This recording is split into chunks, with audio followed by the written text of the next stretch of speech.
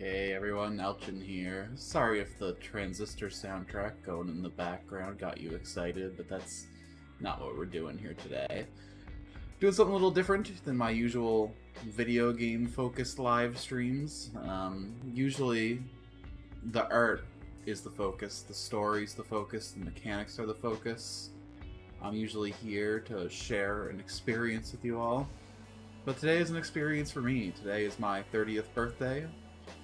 And I want to take a step back and do something focused a little more on the man behind the streams. You know, talk a little bit more about my personal tastes and sensibilities, things I like, things I enjoy, talk about how I'd handle situations in life, just give people a chance to get to know me better. Because there's one day a year that you can make things about yourself, might as well be your birthday. So, thanks for everyone who comes by to check out the games normally.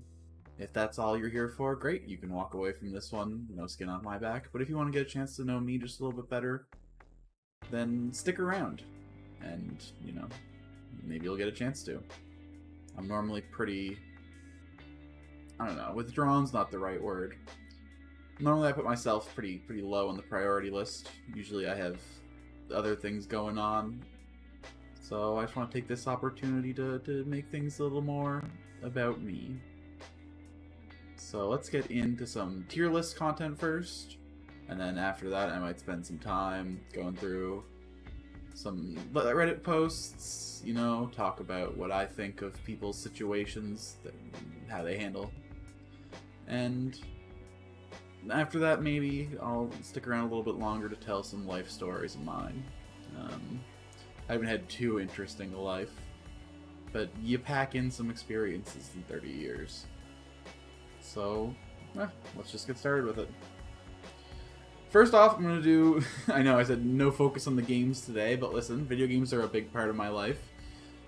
So I'm going to bookend these tier lists with two video game-based tier lists. Some of these images are familiar here. I'm going to first off start by tier listing all the games that I've ever streamed here on the channel.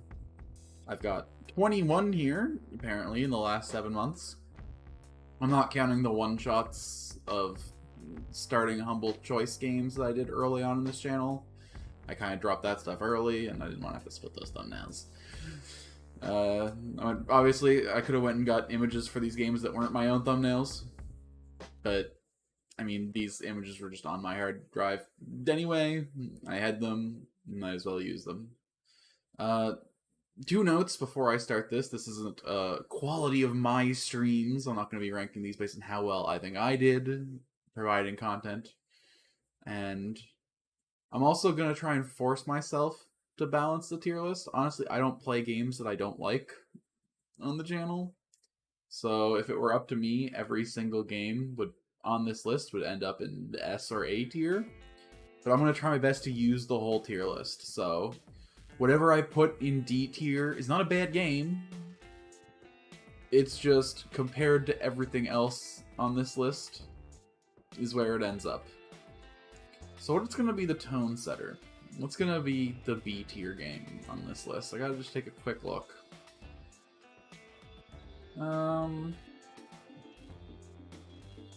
Okay. You guys know that I've been loving playing this. I plan to finish the game on stream. I'm still working on it. I'm still chipping away. But I think the definitive B tier game on this list is Dungeon Drafters. Pretty sick card game. I love card games. They're always a blast. I love deck building. I was a little disappointed with this game because it wasn't what I was expecting. I wanted something a little more Slay the Spire-y, a little more drafty. I ended up with a constructed deck game, which, listen, I know people who go into a game and they'll look at the mechanics and they'll be like, oh, they shouldn't have made it like this. You know, why is this game an extraction shooter? The game would be better for me if I got to keep the loot if I died. If there wasn't a PvP element. But I like to take a game on its own terms. So despite it not being what I wanted it to be, it's still a great game. They still made all sorts of wonderful design decisions. They also made some design decisions that I'm like, okay, why is the main hub town this big? spread things out. It just feels like a little bit of a time waster sometimes. The curio system is a little random. It's hard to target what you're looking for. You have to kind of come in with some knowledge. But the deck building's tight. The dungeons are interesting. It's a very solid game. The definitive is B tier. It does everything it needs to do, despite being a little bit personally disappointing to me. I can't make any complaints, though, that aren't purely in the matter of, you know, my subjective taste. And again, I think within the halls of all gaming, it's an A-tier game. But within the context of games that I've streamed balanced against each other, firmly in the B tier. So from here, we're going to just kind of go through the list in order, with that kind of as our guiding star, our lighthouse in the dark. Being here in Atlanta, Canada, you see a lot of lighthouses. It's kind of the first. And a game that uses lighthouses pretty effectively is To the Moon. I don't know if I've cried on stream before this game. I've definitely cried playing games before this, but that was pre-stream era. Horizon Zero Dawn gutted me. I cried within the first, like, hour and a half of that game. To the Moon, it took until the end, but boy did it make me cry. I'm gonna toss it in the S tier. It's in... Hold on now. Let's pop it down to the A. The problem is the gameplay. The story of To the Moon is probably among the best I've ever seen. They take a very deliberate pace. They do a great job with characterization. The story of our Dr. Neil and his wonderful partner, whose name is escaping me at the moment, is good. They build a very realistic friendship over the course of the game. They really feel like longtime coworkers. They don't take things too seriously, despite having a job that interacts with death and despair on a daily basis. They manage to balance out the seriousness of their position with the dark humor of the job. And the game manages to balance out the sadness and the fun in the same way. A very competently well put together game. But the only major problem being that minute to minute sometimes isn't that fun to play. Games are art. They don't always have to be fun. There's a time and a place for unfun games.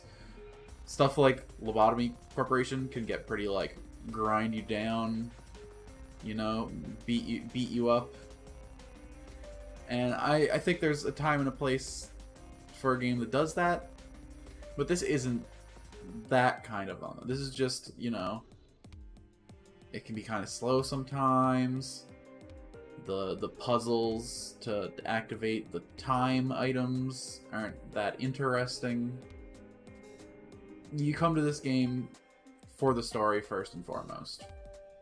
And it's an excellently well-told story. If you're looking for something short that will gut you completely, To the Moon's one of the best of that. But as far as the games that I have streamed, for me personally, A tier. Next up on the list is a game in the same series. I'm not gonna... this is the thumbnail for my triple shot, my To the Moon sides minisodes 1 and 2. As well as A Bird Story, which is what we're actually going to be rating here, because I just tucked these two into the rating for this. Another incredibly well-told story, well-paced. I love that they go out of their way to do it completely devoid of dialogue. It's really touching and sincere. It's a story that anyone can enjoy, no matter their language, because it's done completely without language. It's done just with the visuals. You manage to pick up so much about this child's life without seeing anything. But, than saying anything, you see a lot. And I mean a lot. That said, I'm a dialogue boy. I value very highly... Hold on, speaking of dialogue though, we're gonna skip this lyric song. Spine's an incredible song, but I don't need Ashley Barrett talking under me. No one would ever pay attention to me when her voice is going. No one would ever pay attention to me anyway. C tier. Craft-wise, probably better than Dungeon Drafters. Story-wise, definitely better than Dungeon Drafters. Almost on the tier to the moon. But I prioritize textual writing a lot. I think good dialogue just really gets me, and I get it. And while I appreciate what this game set out to try and do, something's gotta go in the C tier. So sorry, Bird Story, you're a victim of the conceit of this tier list. Amazing game. It's an experience that everyone should have. Incredibly short, incredibly sweet. Very excited to see how it curtails into the next game. But, you know, something's got to be there. And in the sake of making this a balanced list, it is an unfortunate sacrifice. Anode Heart, a indie creature collector game made by a single guy, Stove Powered Gaming. Wow. S tier. I knew this game was for me pretty much immediately. It took inspirations from some of my favorite games. Creature collectors are one of my top genres. And this is a top shelf creature collector. The mechanics are all interesting and detailed. The TP system, as well as the energy system, the CP system, make the combat really strategic and interesting in a way you don't often see in these creature collectors. Way more mechanically fascinating than Pokemon.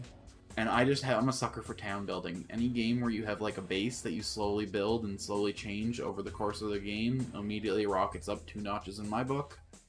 Anode Heart just stole mine right from my chest. I would give my heart for Seek in an instant. I loved all of my creatures. I loved all the people in my town. This game was just pure bliss to play from beginning to end. I know I promised to come back to this game on a future stream, and I definitely will. Yeah, the S tier. No notes. It's taken me a little while to get back to it because, quite frankly, I'm heartbroken that there's only a tiny little bit of content left, and I don't want to rush through that. Content. Speaking of games with a lot of another Crab's Treasure. Boy, my first stream of this game was scuffed, but I'm not gonna hold that against the game. Because you weren't there. I did like an hour-and-a-half stream for another Crab's Treasure without the game showing up on the screen. Just me talking into a bleak black void. Or I suppose a black, blue, and gold void in my background. And then I got there, I was like, oh shit, I've been playing with the visuals this whole time, what am I going to do? And I restarted the whole stream as if I was playing the game for the first time. I tried to go through the motions, you know, have all my favorite bits from the stream. It was a great stream. At least as far as I go, I had lots of great jokes, I had lots of great observations. There was a part where I looked at these crayons and I tried to, like, identify the colors. They were all based on, like, it was like an emotion and a color pairing. It was like aggravating orange, or like radical red, or like, you know. And it took me forever to figure some of them out. And I tried to recreate that moment very sloppily on the redo of the stream. And it didn't quite land as well because I already knew the answer. And yeah, I admitted probably an hour, 2 hours into the redo what had happened when I had finally gotten to some new content and was getting back into the vibe of things. But that's all meta about the streaming experience for the game. What did I think of the game itself? A tier. Incredibly fascinating little treasure of a game here. I was quite crabby when it came to an end. Oh, god damn. That was a fun game. They really did a good job. One of my favorite things in games is world building, and another Crab's Treasure did in spades. It's so fascinating to see like what an ocean life colony that bases its construction and economy and infrastructure on discarded human waste. It was so cool to see what they built things out of. The whiskey bottles in the town being used to make buildings. The trash used to make clothes and headpieces. I love the little crabs with the noodle hats.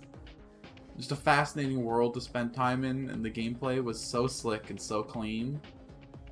It was an absolute delight. I think it's a great all-ages game, but it doesn't hold back the punches. There's sadness, there's bleakness. At the end, you kind of get a sense that, like, things are not gonna be okay. And that's fine. I like a world that doesn't hold back, that doesn't pull the punches. Another Crab's Treasure was a great experience from a gameplay and a story standpoint. I really wish there was more to it. If there was a sequel, if there was DLC, it would be a day one buy for me. Absolutely incredible. Speaking of games that are incredible, in oldie but a goodie, we have Beyond Good and Evil. If I played this game when it first came out, it probably would have been one of my favorite of all time. Incredibly tight experience, that's what I'll say. Lots of twists and turns. You play as a young orphan matron, Jade, as she kind of tries to navigate the dangerous society she's in. Invaders regularly portaling in, and a local military to protect them. But you start to realize that there's a bit of a conspiracy going on, that maybe the military protecting you guys isn't quite so innocent as you think. And it turns into a story of espionage and rebellion. You know, a nice little tale about finding your place in the world. Jade's someone who already had a lot of responsibilities, but she was capable of taking on ever more and ever more. And the game expanded in scope so much as you did that. It really started out as like small town feels, you know? Jade knew absolutely everybody in the world. And then that world started to become bigger and bigger and bigger. And you started to go out and do more things. It was an absolutely wonderful experience. That said, being an older game, there was some like moment-to-moment jank that we kind of had to deal with that made it, you know, kind of a rough experience in a lot of ways. I'm going to put it in the B tier. The main problem being sometimes the combat was a little stiff, sometimes the platforming didn't work quite the way you wanted it to, and despite being like an absolute vibe from beginning to end, it kind of dragged down the experience a tiny little bit. Moving on now to Carrion, and I don't know how to rate this game. Out of all the games I streamed, I got really into it. It was an absolute joy to play. The story, though, was really bare bones. You were just kind of a creature breaking out. Oh me, oh my. I don't really know what to think of that. It was so fun to get into the headspace and roleplay an absolutely destructive predator, just going through slaughtering and ending lives. The gameplay was really smooth. I loved clicking around, shimmying through the vents. Again, absolute blast to stream. But as far as games on this list goes, let's take a look at what else is on the list. I think it's going in C or D tier, unfortunately, because just for the sake of keeping a balanced list, maybe I just get rid of the D tier, though. Because looking, I don't think I could, like, respectfully keep a balanced list.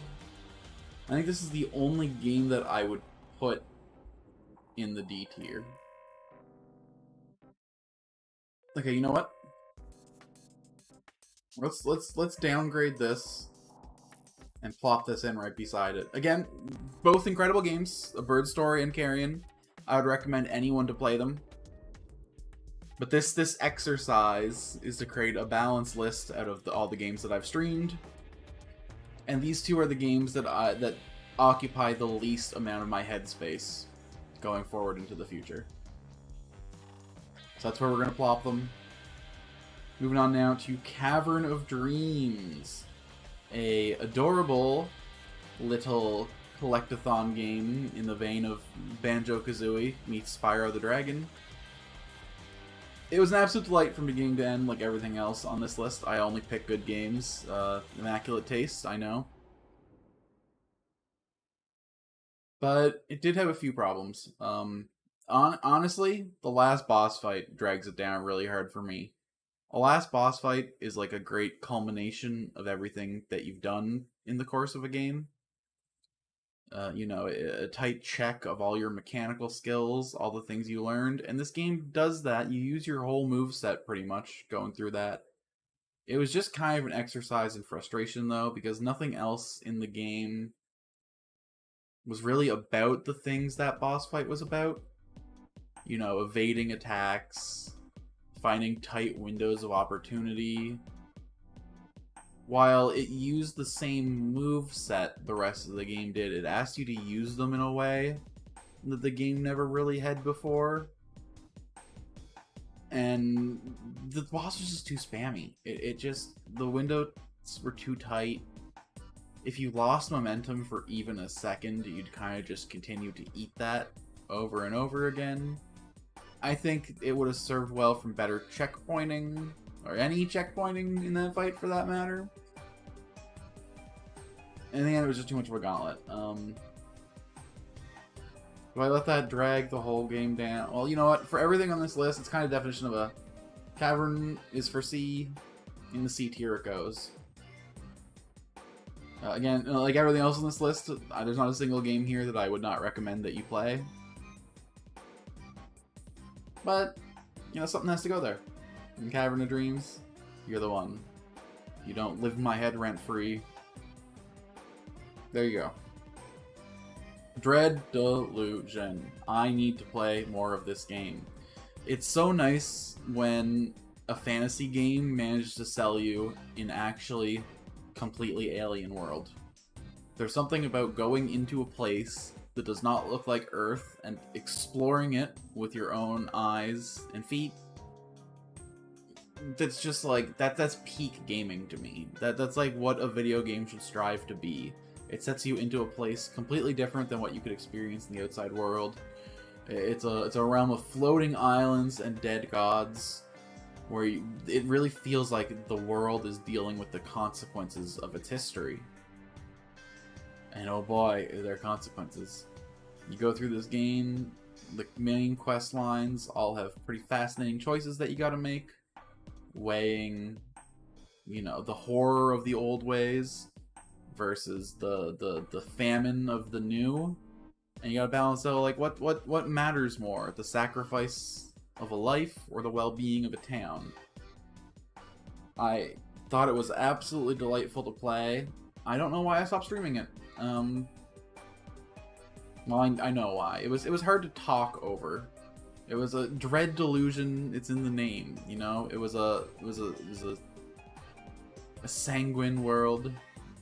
Everything was dark and brutal, despite having like an undercurrent of mirth and excitement. I felt like I was going mad playing it sometimes, and that's pretty rough on stream. I'm not gonna hold it against the game. Within the context of this list, though, B tier. There are some absolute classics in this list, and I don't think Dread Delusion, despite being like a very interesting game with like a very unique vibe, I think at the end of the day, I would have rather be playing Morrowind. The mechanics, I didn't get to like any interesting spells. Maybe I would have found a spell eventually that was like, holy shit, this is my jam. I need to get back and give the game more of a chance. It could crawl up my list. I just didn't spend enough time absorbing this world. And, maybe next time I will take a little more of a chance to fill out that map. Okay, the map keeping mechanics are actually some of the best I've ever seen in a game. Short of like actually drawing a map, it was very cool. You went and you found the landmarks, and the character filled in the map journal. It was like an item that you actually had to go out of your way to get, to find, to pop in. That's really cool. It made it feel like something that you earned, what we consider such a basic feature in a game. I'm talking, A tier. I can't. It just does so much right, and so much unique, and it really went out of its way to like set its own tone and vibe in a way that these like first person action-ish RPGs don't often manage. Although we've only played one other of those on this list that also does a lot of really... Well, I'm getting ahead of myself. Let's move on then to the classic Fallout 1. Incredible game. I'm not going to deny it. Really set the tone for CRPGs in its era. I believe it was 1997 this game came out. So I was 3 when it came out, so I managed to miss out on it. And boy, did it ever create one hell of a series, though. I grew up playing Fallout 3, Fallout New Vegas. I kind of fell out of the series with Fallout 4 a little bit, but I still managed to put a lot of hours into the game before that happened. But where does it fit? I think my biggest problem with Fallout Classic is that the game didn't encourage build diversity in any way. There was like a right way to play it, you know? And the game was difficult enough that if you didn't kind of take it on its terms, it could have stopped your progression pretty quick. Noticing a fly on the wall. I love this song, but it's to go. Probably should have picked a better playlist for this that didn't have... There's gonna be 2 more songs with lyrics, I think, that I'll have to skip. And then probably have to go back to the top again. And we're only, what, 28 minutes into the stream? Yikes. Already? Oh my goodness. I'm on the first tier list? Oh no. Maybe this will be a super stream after all. Fallout 1. The game really wanted you to play it on its terms. And that's, again, I enjoy that. I enjoy playing a game on its terms. But for an RPG, you want more build diversity than this game allowed. So I'm going to docket some points for that and put it in the C tier. The vibe is there, the tone is there. It like created what the Fallout series is today. Oh, nope. Did not mean to do that. Did not mean to do that. That was some real bad lag. Why am I lagging on Opera? I guess it's Chrome that I'm recording this on. Yikes. Really? My computer can't handle this? I dropped 74 frames. What's going on here? Okay, better. Yeah, build diversity wasn't there for a CRPG. That's pretty key. I did try to do like the low intelligence punchy build, and it turned out that you really need agility in the game. If you don't have agility, you don't get any action economy. And in a small party game at this, where like you're basically the only character in your party that matters, that's brutal. Getting completely gutted by action economy. You pretty much can't even handle the rats in the first area. The endgame fights against like Death Claws and super mutants would have been absolutely impossible. And there's no way to know that without poring over stat guides and spreadsheets and figuring out how everything works. So, with my modern gaming sensibilities in mind, I can't put it above the C tier. It paved the way for a lot of great stuff to come, but it steps into so many pitfalls that it's a true waste of its caliber. Speaking of wastes, Final Fantasy 13. I can't believe it took me so long to get into this game. As far as Final Fantasy goes, not my favorite. That's probably 9 or 10. You know, there was no Vivi to lock onto. There was no like central core relationship like Titus and Yuna's to really. Well, Hope's dynamic with Snow was very fascinating. Watching him go from a target of revenge to a brother, and kind of the same with Lightning and Snow. Snow is kind of like the central character of the game in a lot of ways. Lightning is the main character. She's the one on the art. She's the leader of the group. She's the one who has the deepest relationship, or the widest relationship, I should say. Because like every person in the party has like a tie to Lightning. They're all there because of an action of hers, but the core emotional relationships all center around Snow. Snow and Lightning, Hope and Lightning, Snow and Sarah. He's the character that everyone has the strongest feelings towards. So in a way, he's kind of the pivot point of the story. But that kind of puts Fang and Vanille on the edges, and they were core too.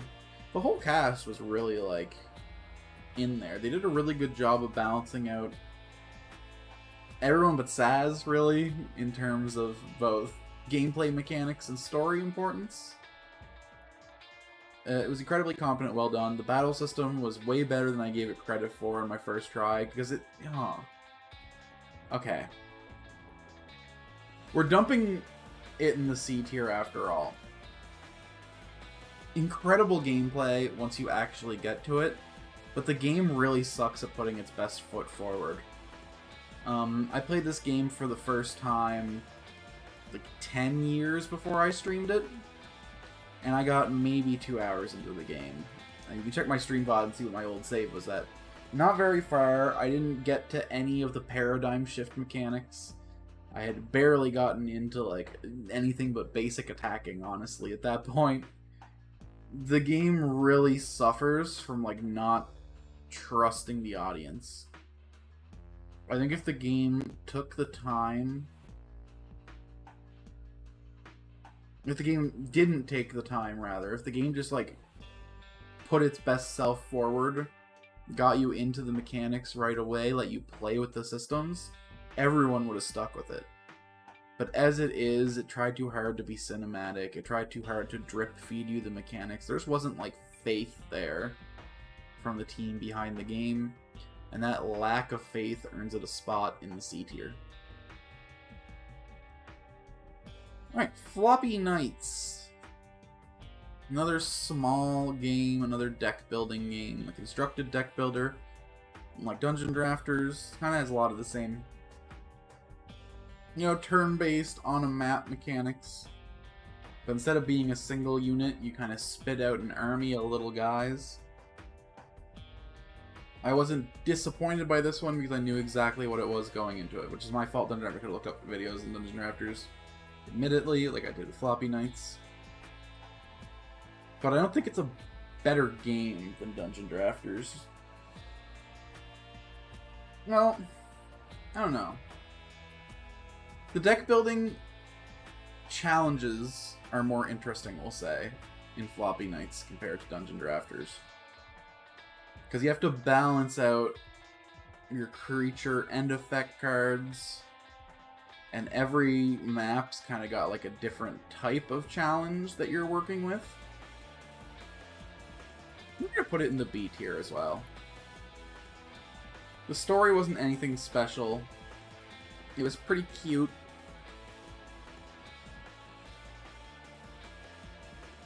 But at the end of the day, it wasn't anything mind-blowing. It was just a balanced experience, you know? You went in, you did your missions, you did the challenge versions of the missions. It was strategically interesting.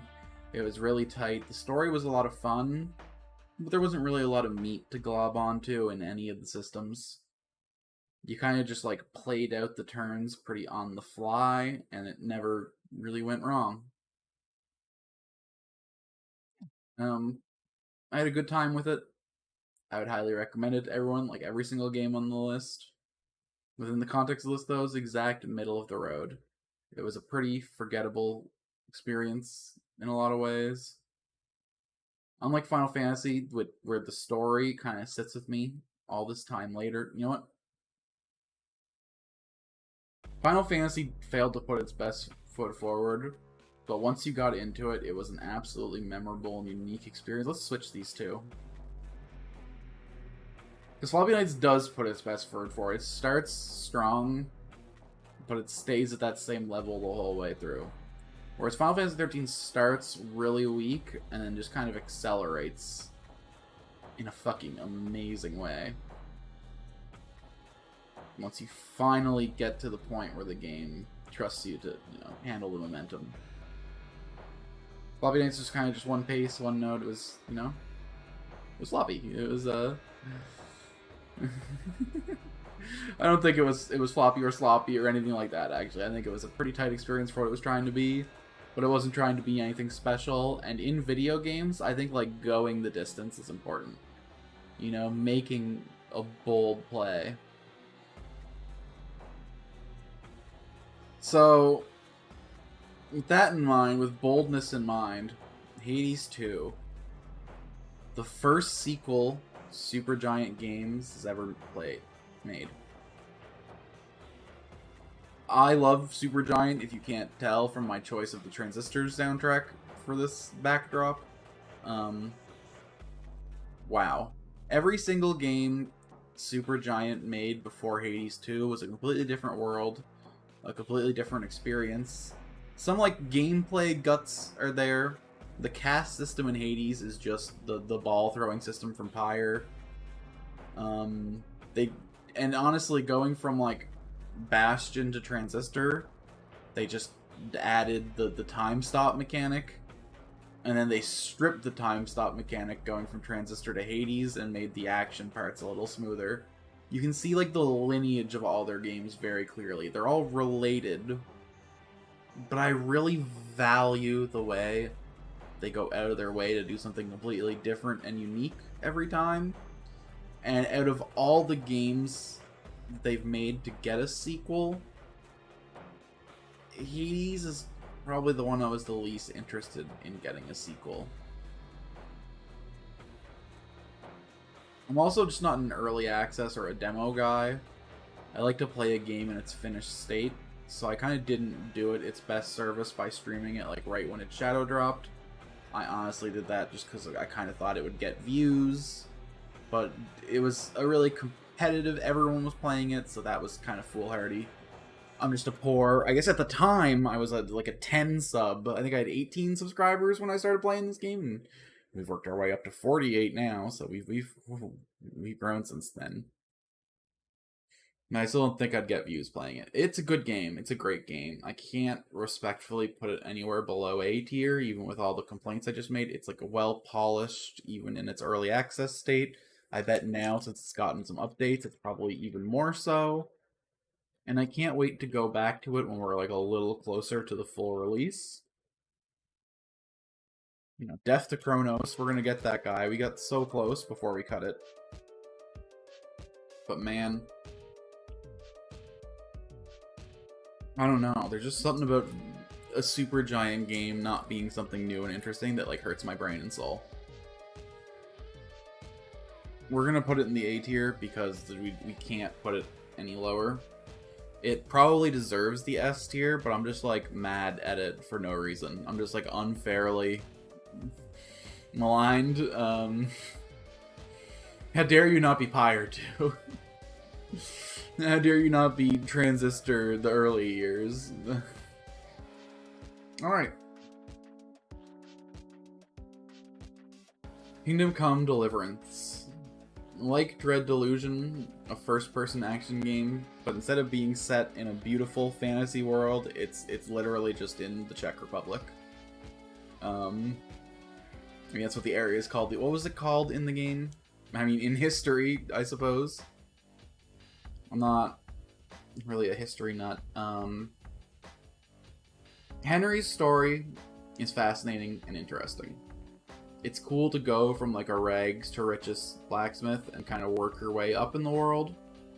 I think I would have loved the game a lot more if I didn't stream it though. The game does like a really good job pacing out the quests.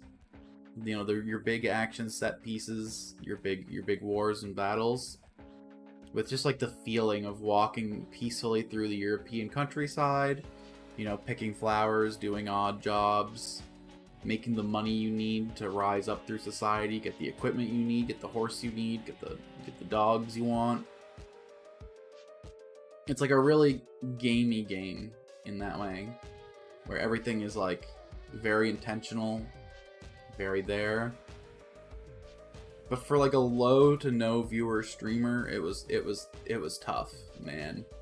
Just going through countryside walks. I'm not a person who's like great at talking unprompted. I kind of need to be inspired. So to just be like standing there looking at nature, everything in my body wanted to just like go silent and like breathe in the smell of flowers and enjoy the breeze through my hair, enter into a meditative state that wasn't conductive to what I'm trying to do on this channel.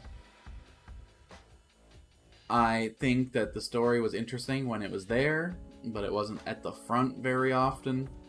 Most of the game is really just that like rise and grind, rags to riches experience, which is something that only games can offer. Only games can give you that feeling of going in and putting in the work. I think the last stream I did ended with us buying our horse, and that was such a huge dopamine hit to like, oh my god, I'm not relying on rented or stolen horses anymore, you know? I have a place to keep my gear, I have a companion who will always be at my side.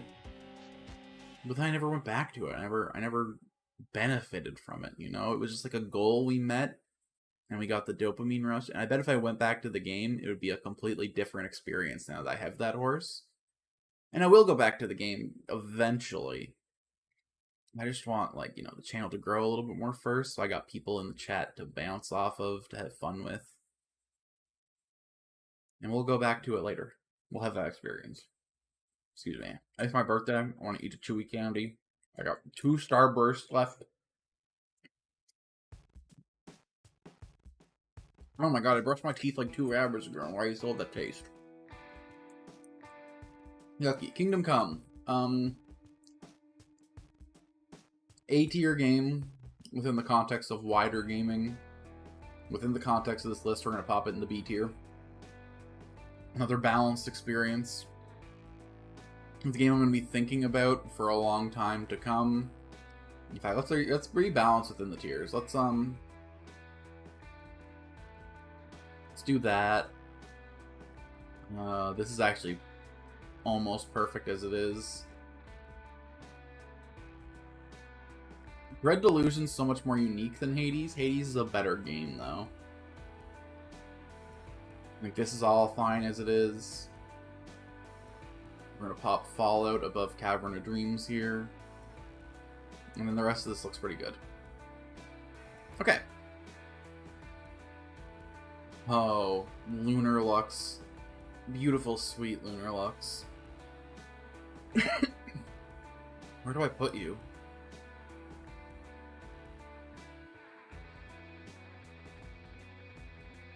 Lunar Lux is an amazing RPG. It's a turn-based RPG with action mechanics, kind of like your Paper Mario, your Bug Fables, your Virgo versus the Zodiac. The art style is incredibly charming. The combat is incredibly fun. It's detailed. There's so many different branching progression systems. For a 20-hour RPG to have like 5 different progression systems, absolutely stunning. Absolutely incredible.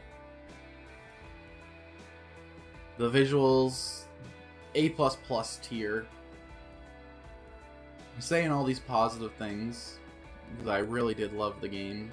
It was a vibe all the way through. But I have a little bit of gripe with the story, in that it's just kind of blatantly unfinished.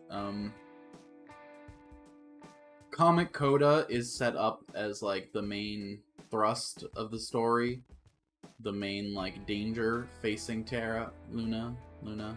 Terra is the planet that was already been destroyed by Comic Coda ages ago.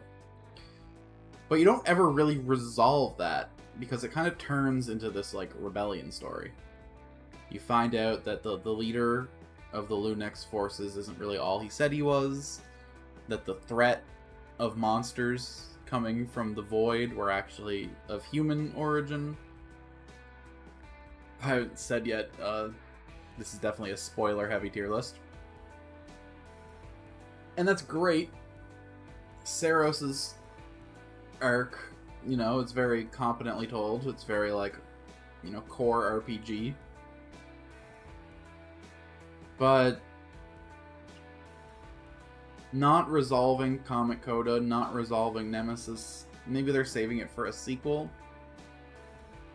And maybe that's why they set up a year-long time frame right from the start, so you knew it wasn't like a pressing issue. But a year's not that long. And by the end of the game, I was still pretty anxious about the future of this world and its people. Which I guess makes it competent sequel bait. But it made it slightly less satisfying than I would like to finish. So we're gonna put it in the A tier, below Another Crab's Treasure, and above Hades 2. Another Crab's Treasure also had an ending that felt like things weren't resolved, but it felt like that was the point. The game was kind of about, like, the bleakness of environmental catastrophe, and how, like, even if you do everything right now, you know, we've already fucked up the planet and we're probably doomed. And you can only kind of just take things a day at a time. Lunar Lux was a lot more like, power of friendship, together we can solve anything, with my soul and your antimatter. But they didn't end up resolving any of their problems. They just kind of, you know, took out their biggest obstacle. And then it was just kind of like, in the future, we'll deal with the actual issue. Hooray! And, like, great. If you make a sequel, that'll probably be like an S tier game for me. But it's kept in A tier just by its refusal to resolve itself, I think. Moonstone Island. You know, probably most of the views in my channel are from this game. I made some tier list content for this game, and one of those got over 1,000 views in the last little bit. Creature Collector farm sim game. Kind of like a combination of Pokemon and Stardew Valley. I love a Sky Island aesthetic. My wife Farah is one of my favorite characters in video game history. Okay. So the main dispensal of, like, lore and story of this game isn't actually tied to the main story at all. The most core heart of this game, in my opinion, are the dates. Basically, you invite the various town folks out in gate dates. There's 3 different date locations for people that you're not in a committed relationship with. And then 1 more date location for people that you do commit to. Each one of those locations has 4 dates associated with it that you can go on with the townsfolk. And each one they'll dispense, like, a little bit of their backstory and their lore. Most of them don't feel like dates, honestly. You could, like, justify them being, like, you know, friendly activities, you know? Things you do with people in the community that you're close with, so there's no stress in dating everyone in the town. Except Quill is, like, weirdly forward and weirdly horny with you. Farah is also, like, she, like, turns the flirt up, but when you flirt back, it's very clear that she can't take it, and she's just, like, masking for something. I don't know. I feel like the Quill dates just felt out of place to me, where everyone else I could justify, like, hey, I'm just out here hanging out with my friend, or having, like, a cute little friend date. And Quill was like, oh man, you're so cute. Oh, I want to smooch you right now. I'm like, buddy, I know we're at the hot spring, but chill. Alright, we're just 2 friends hanging out in a tub. Sorry, personal note for the game there. I don't know what it has to do with me ranking it. I'm just kind of stalling. I don't know if I'm putting it in high A or S tier. The creature collecting mechanics, the card mechanics, it felt more drafty than Dungeon Drafters. Every time you leveled up your creature, you got 3 cards to choose from, and you had to, like, really, like, you know, commit to those choices. You could It took a resource to upgrade them or purge them from the deck that was like limited by the season. You would get as many as you want if you were willing to like perk through the time. But if you want to accomplish everything in the first year, you kind of had like a nice limited scope of resources to do that, and that's interesting. The main story wasn't really anything special. You're really in it for the town mechanics and the card battling mechanics, and all of those were very, very competent. I think we're putting this in the A tier. We're gonna pop it under these two games, but above this. As a game, probably one of the best on the list. As like an art piece, not anything special. And to me, at the end of the day, that's like what a game should try to be, is like a tight, neat, artistic experience. For the sake of keeping the list balanced, we're going to pop Dread Delusion down above Perfect. Perfect. You stay right there. I don't know why I'm getting lag on Tier Maker of all things. Yeah.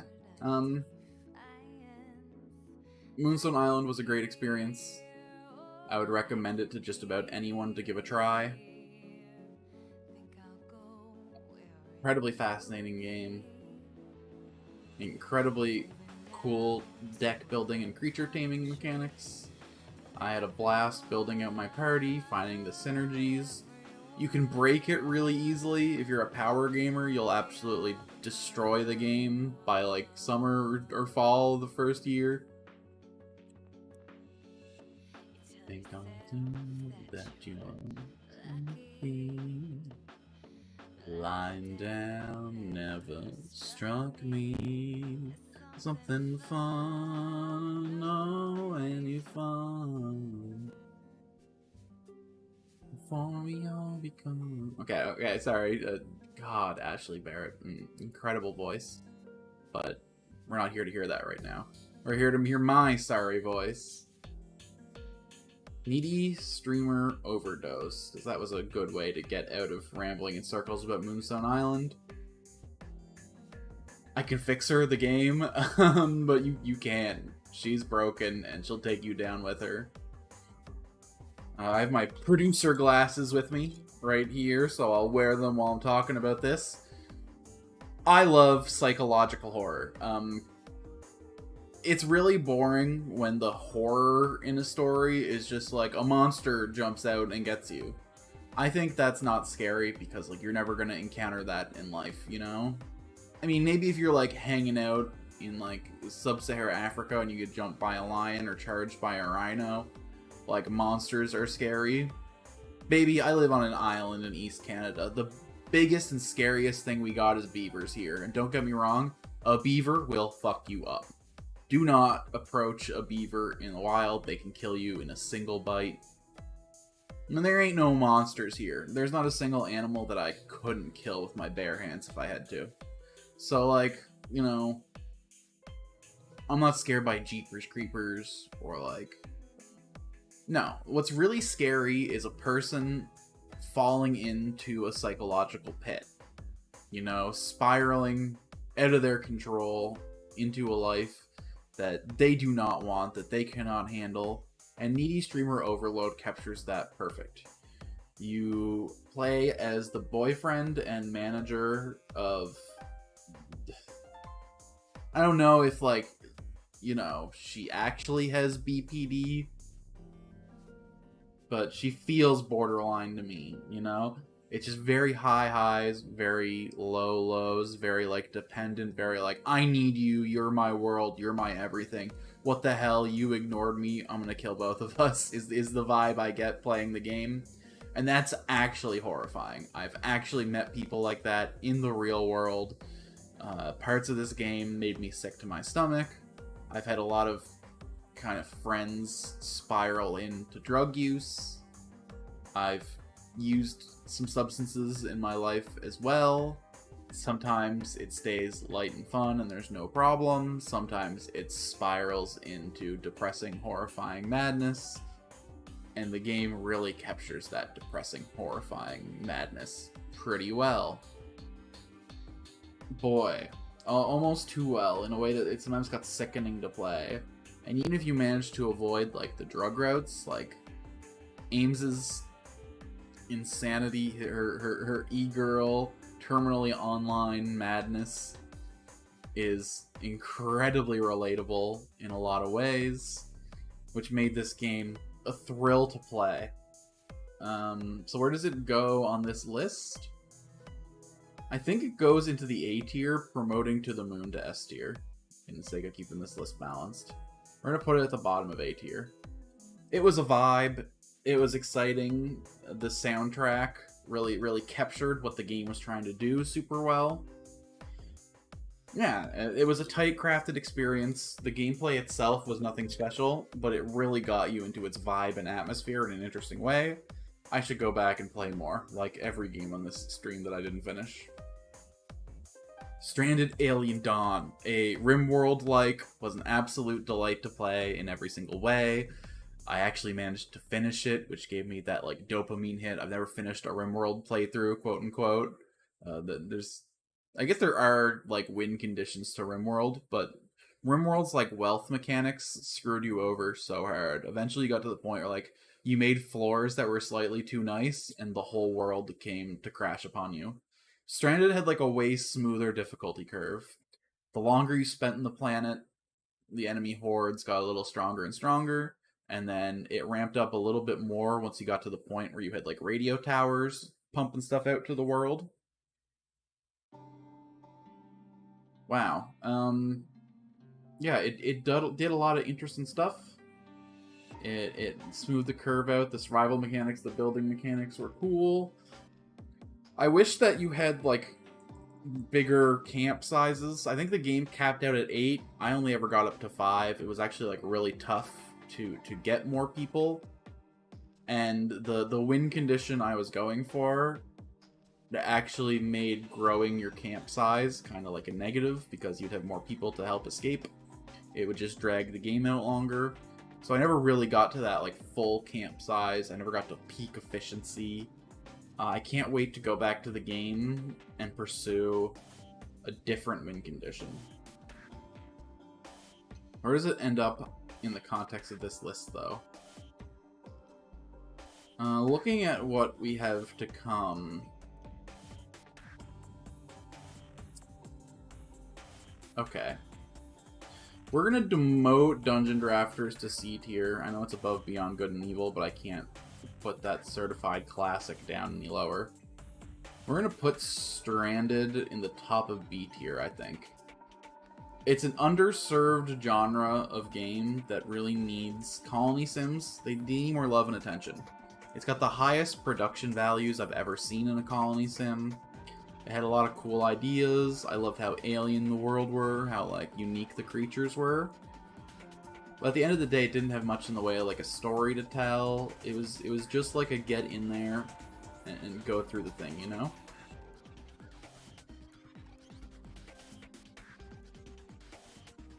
Sorry, We're gonna move this down to D tier.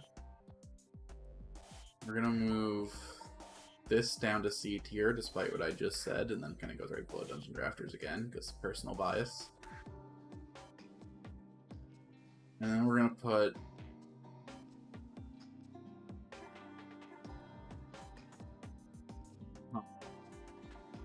Making this list balanced actually hurts my soul. It's Tunic.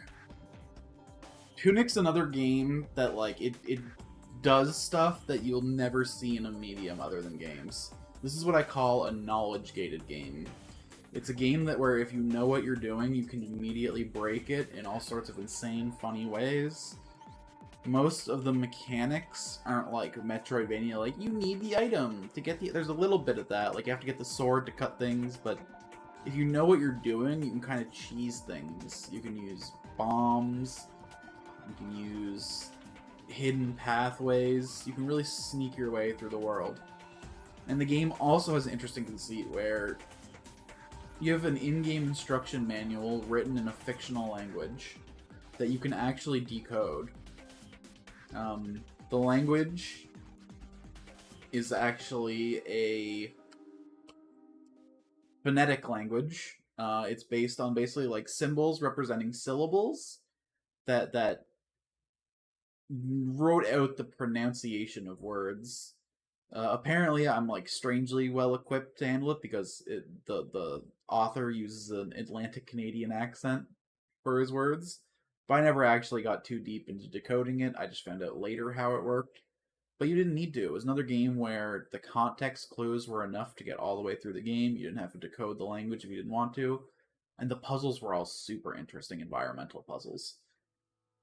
As you went through and got new pages in the mechanic, you'd have these great, like, aha click moments that were, like, incredibly satisfying to parse out. Where does it end up?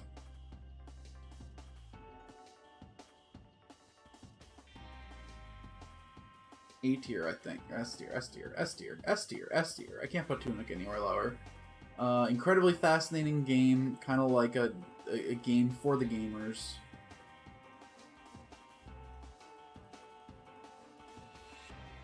I think I'm fine with this. Something else from here has to go down to B tier, though, because... yeah, we're gonna balance this list, baby. Alright. Nothing else to say on Tunic. Very tight, very wild experience. Don't watch my stream for it at all. Just go play the game.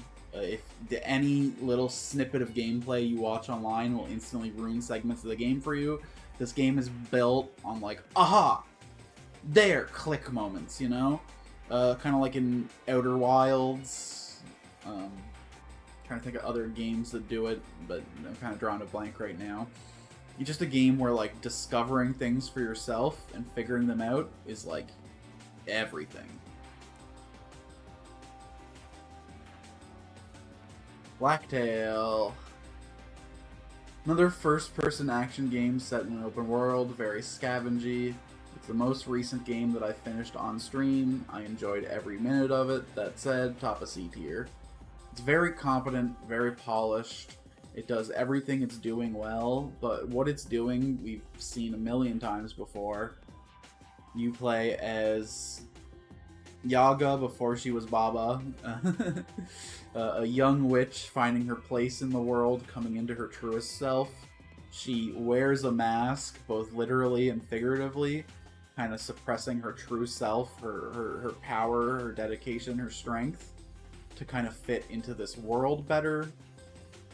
And she does an okay job, and the game does an okay job.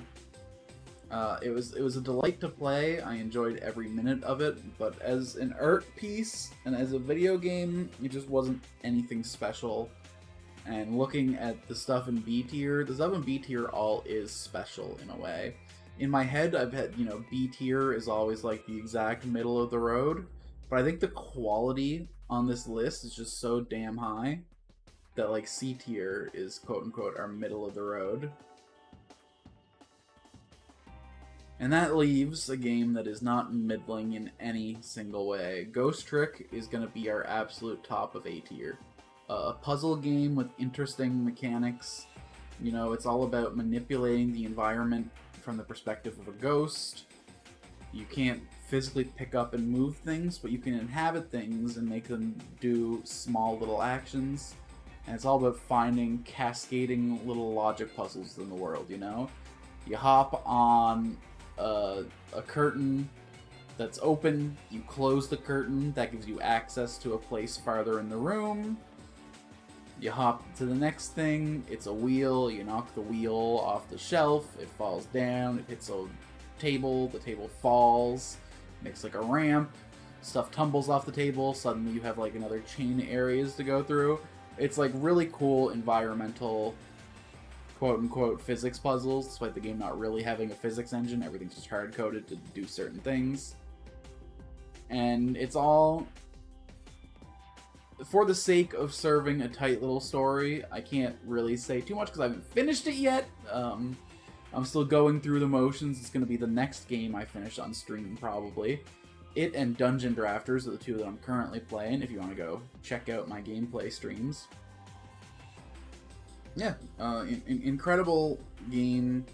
I understand why it was a certified classic when it originally came out on the DS. I wish the PC port supported mouse controls, though. I don't know why. Like, did the original game not have stylus controls for controlling the tricks? Could you not, like, draw your path from object to object? I wish the mouse supported that, because playing with a controller and trying to stick things was a little frustrating sometimes. Especially when you got into parts of the map that were, like, really densely populated. Especially when some of those dense populations were orange nodes that you just kind of lock onto.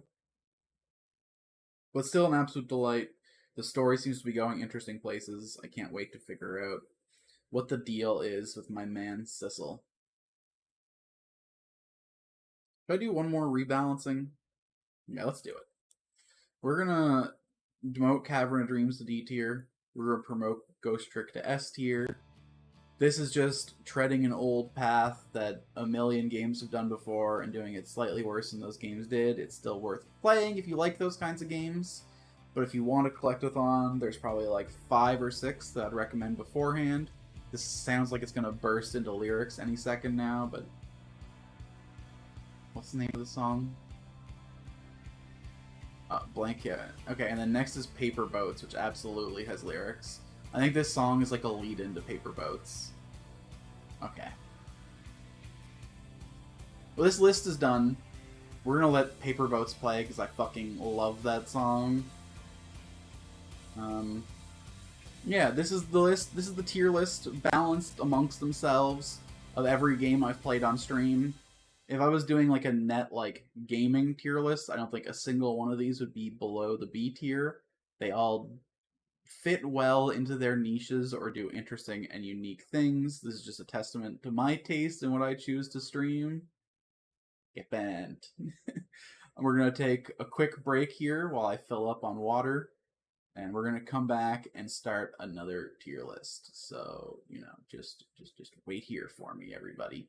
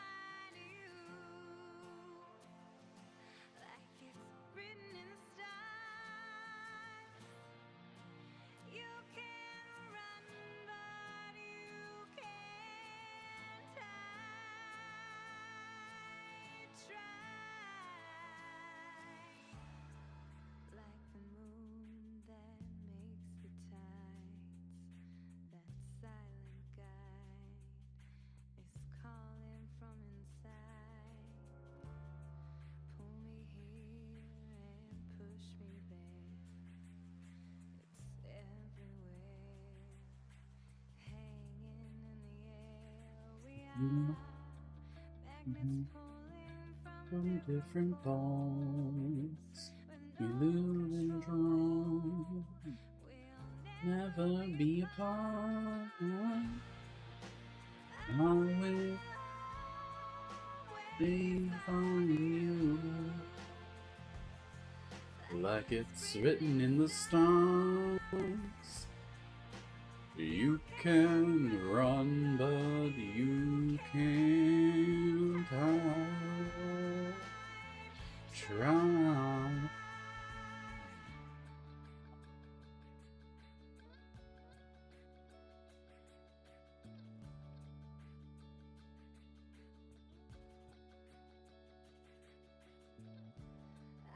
will always, always find you. I will always, I will always, always find you. I will always,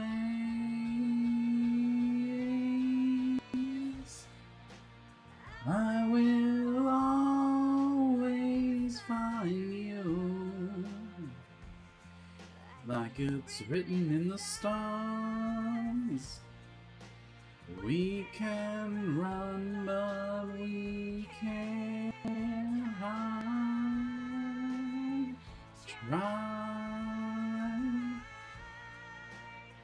This song really pushes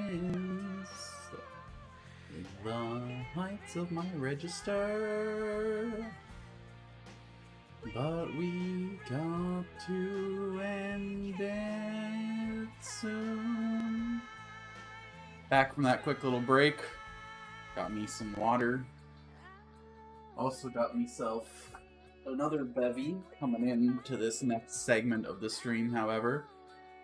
Because the next thing we're doing is a beverage tier list. Specifically, a soda pop tier list.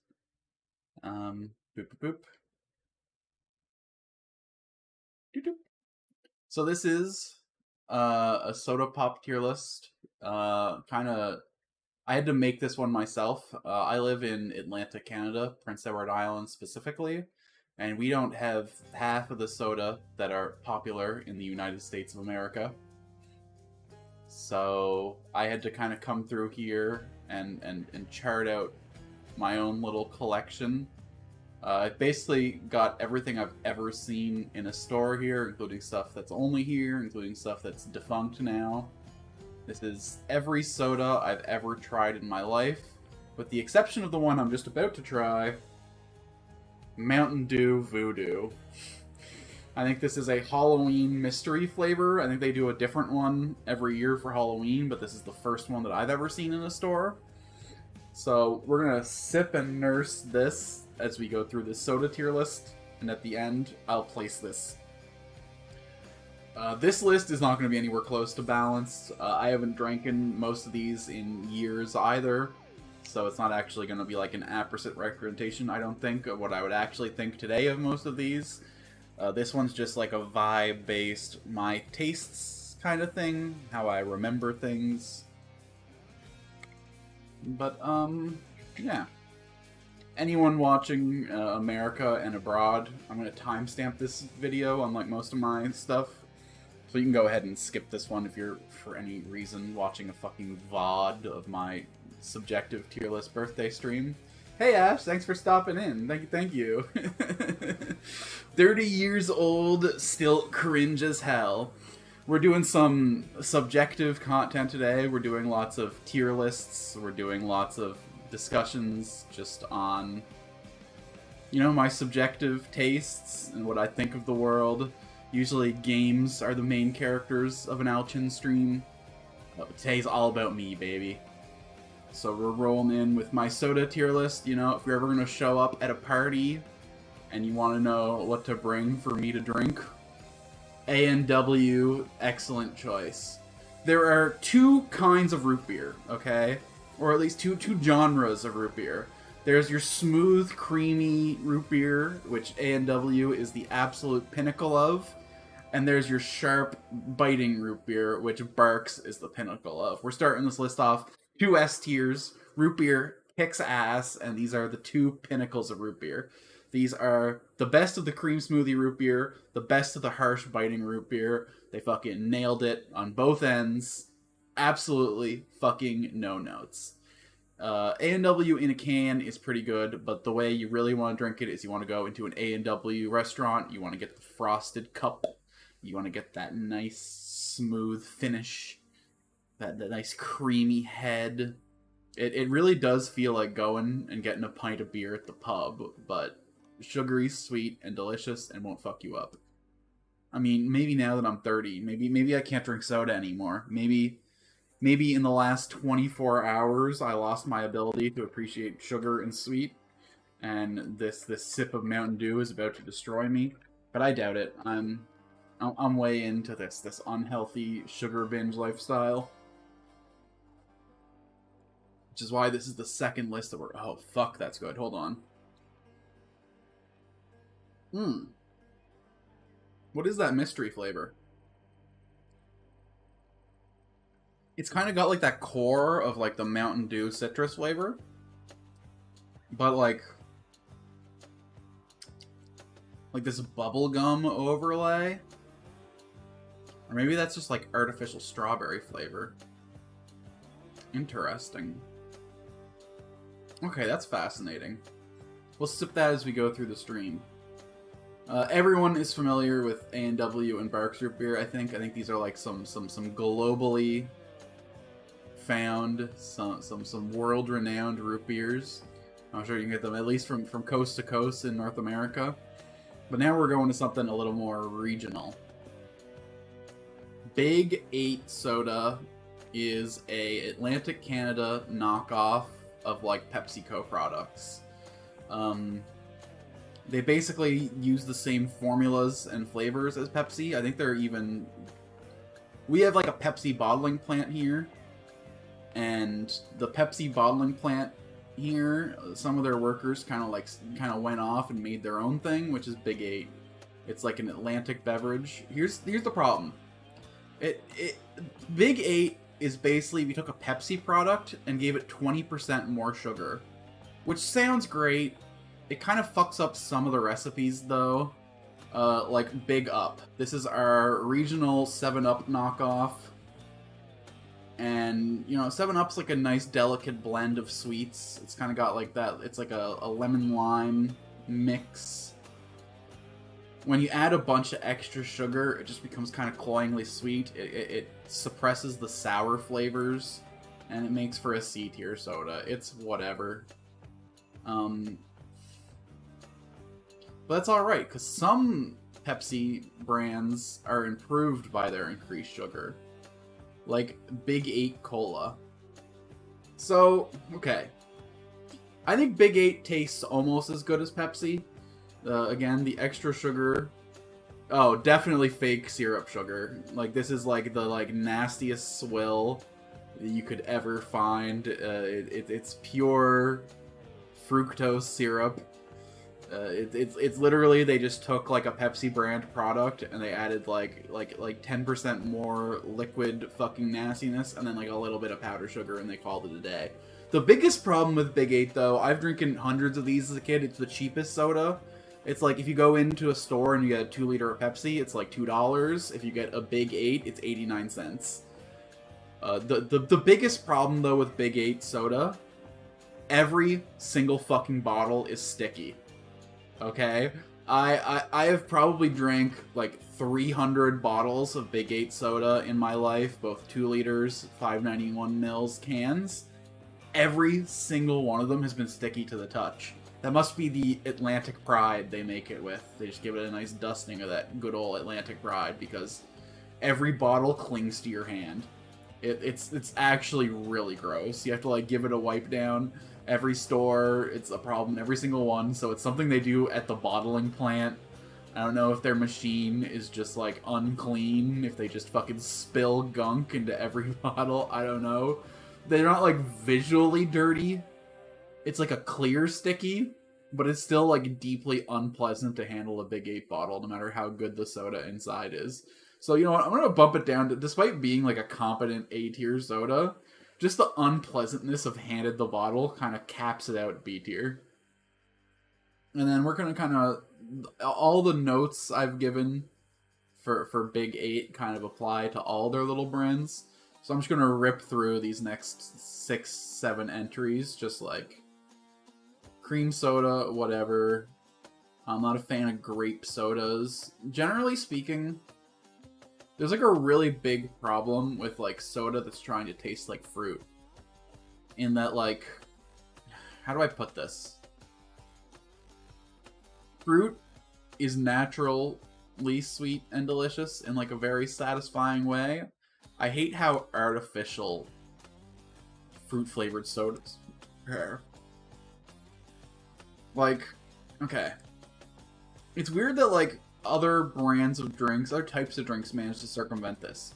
If you drink, like, an orange Gatorade, it kind of feels like the experience of, like, eating an orange a little bit, you know? If you have, like a Sunny D, but orange soda just has this, like, cloying, artificial, like... It almost, even though it's a sugar beverage, it tastes like aspartame does. Speaking of aspartame, hold on. We're gonna upgrade these. Because we're gonna get into some opinions later that are gonna make some enemies. Yeah, all these sodas that are trying to be fruit flavored kind of stumble into the same problem where, like, I'd just rather eat a fruit, man. Like, give me a grape, give me an orange. Cream soda's not really fruit flavored, but, like, just give me a bowl of cream, honestly. Ugh. That said, we fuck with a Big 8 lemonade. Honestly, even with the sticky bottle, we really fuck with a Big 8 lemonade. Lemonade kicks ass. Lemonade's a top tier beverage. We're not going to get into this. Drink is just soda, which I define as a fizzy drink with sugar in it, or some sort of, like, sugar alternative, like aspartame or stevia or something. But we fuck with all kinds of lemonade here. Especially, like, I don't usually like drinks with a fizz, but there's just something about a sparkling lemonade that's, like, the bubbles just add that extra little pop, pop, pop to your mouth. Yeah, we fuck with a Big 8 lemonade. It kind of, like, offsets the acidity of the drink to have that, like, smooth fizz, which is probably how people fuck up their teeth real bad drinking soda. Now that I think about it, is they don't realize just, like, how burny the drink is because the bubbles kind of hide it. And then we got Big 8 lime. We're gonna toss that next to the cola. Generally speaking, citrus flavors stand up better to the soda treatment, because, you know, they don't taste as artificial. There's something about it being like an acid-based drink that makes it harder to make it taste artificial. And then rip through. Big 8 Mountain Burst is their Mountain Dew knockoff. It doesn't have that, like, hard edge Mountain Dew does. It's like a smoother, creamier drink. But it's still got that, like, core, like... With Mountain Dew, it's also artificial, the way, like, an orange soda is. But, like, I like that about it. Is that weird? There's just something about, like, the fakeness of Mountain Dew that kind of rips. It's like it's so fake that it owns it, you know? It's not trying to pretend to be anything else. It's like, yeah, I'm a fucking fake lime rubbed up against a fake orange. Got a little bit of grapefruit rind in there. What are you gonna do about it? I'm Mountain Dew. And Mountain Burst, it has that energy, but doesn't do as good of a job. And then Big 8 root beer, we're gonna pop it down here above the cola, but, like, it's nothing special. It's just a mid root beer. Ginger ale never goes above the D tier for me. I don't like ginger. I like a ginger beef. I like it in, like, a savory dish. But if you're trying to be sweet, don't fucking fuck around with ginger. What are you doing? Oh, are we into the okay. Chubby Cola. I don't know if this exists anywhere else. I don't know if this is a regional thing, unlike Big 8 that I know for sure is a regional thing. Chubby Cola are these little tiny bottles. You get them for, like, fucking 50 cents at a corner store. They're just, like, these tiny little, like... You get through them, and you wish there was twice as much, but that almost makes it better to your little kid head, you know? You go to your local corner store, you grab some Chubby Cola, and it just feels like such a treat. It feels like you're, like, the ritziest person in the world. It's like going to a restaurant, and you get, like, the beef tartare, and it comes in, like, a little puck the size of, like, 2 of your knuckles. And you're like, yes, I feel so fancy. And that's the experience of drinking Chubby Cola as an 8-year-old, is you feel like you just got, like, this fucking premium secret. You know, this ain't your Pepsi. This is Chubby. That said, Blueberry Chubby Cola. Again, falls into the trap of being a fruit-flavored soda. It just kind of caps out here. Chubby actual cola. We're gonna call that like an A tier. It's just the chubby version of your Pepsi. Toss the grape down below the Big 8 grape. Toss the orange. We're gonna put the orange above the grape. Toss the orange right here. We're gonna put these in between the two. I think I'll put this here. Because I like citrus flavors more than I like... Well, orange is a citrus. I love lemon and lime flavors more than I like orange flavors. But, like, the ups, the 7-Up and the Sprite aren't, like, a good representation of the citrus flavors, you know? They're just, like, the idea of the citrus flavor. You take some sparkling water, and you give it the concept of a lemon. The idea of a lime, you know? It's like you just kind of rubbed a lime against the sparkling water. You didn't actually squeeze any of the juice in. And then, Tutti Frutti Chubby, we're gonna put... like top of A tier. I love me a fruit-flavored soda. Sorry, I love a fruit punch. I just talked about how much I don't like fruit flavors. Fruit punch knows it's artificial, okay? It's like 9 different fruit flavors all mixed into like some jungle juice, into some like random sludge, and it just fucking works. It owns it, okay? Like Mountain Dew, it knows what it is, and it doesn't hold back. Coca-Cola, the classic, the man, the myth, the legend. I think I'm a Pepsi guy, but I can't deny the power of Coke. We're gonna put it up here in the S tier. Classic Coca-Cola is legit. I think... Here's my theory. If you're... Let's go down and grab Pepsi, too, while we talk about this. Because the Pepsi's also S tier. I think if you're going to have a situation where you're drinking a cold drink, Pepsi is better than Coke. I think if you're, like, going camping and you're gonna be outside, or you just want like a thing right by your desk and you're gonna drink it warm, Coke is better than Pepsi.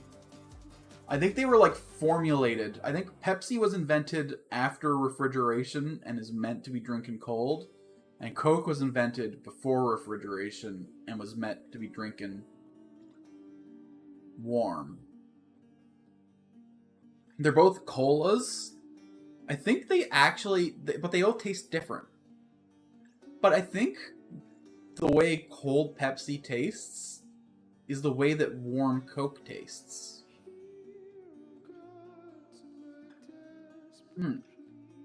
Yeah, I don't know. There's just like something about like the food science of it all. Because cold things have like more muted flavors. It's easier to taste something that's room temperature. You get like a more complicated range of flavors. And like Coke smooths out too much when you chill it. And Pepsi is too much when you let it get warm. So I think Pepsi was formulated just to be like a harsher taste that you smooth out by refrigerating. Does that make sense? I just feel like there's like a greater flavor profile to Pepsi that gets kind of distracting when it gets warm. But if you're gonna have like a chilled, refreshing, I'm gonna put I call myself a Pepsi boy. I think I prefer warm soda over cold soda. I think in general I prefer room temperature foods over like extreme temperature foods. Like it's like satisfying to eat a hot meal sometimes. But, like, I think I just like to bite into a sandwich in, like, 90% of situations the most, you know? Sorry, we're gonna skip Orpheus's beautiful singing here. We're gonna move on to the hand. This is gonna be just a bunch of Supergiant songs. I think for the next list I'll start playing the Pyre soundtrack. Darren Korb is an absolute legend of a composer. Cherry Coke. Sometimes you want a little bit of a difference. Sometimes you want like a little bit of twang to your beverage. But I think it's just kind of inferior to regular Coke. Coke's like a very well formulated taste. They really knew what they were doing in the lab when they went in and they made Coke. And Cherry Coke just kind of shuffles the whole balance of the experience off, you know? It doesn't have that like... It just doesn't rip the way a Coke can does. My favorite thing to do growing up was to... Okay, this is a fucking horrible meal. But sometimes my family would like... fucking come home with lobster. My grandfather was a lobster fisherman. I fucking hated lobster. I think I didn't like the flavor, but more than anything, I didn't like that it was the only food you ate while it fucking stared at you with its beady little eyes. It was like, you did this to me. You chose to kill me. What, so I could become your food? Just eat a fucking carrot, you psychopath. It like pleaded with me and made me guilty, you know? That's a me problem. So, on those days, before I had any money of my own to just, like, go buy a convenience store sandwich or whatever, what I would do for dinner is I would take a cup of Frosted Flakes and a can of Coke. And I wouldn't, like, mix them, because that's like, being a psychopath.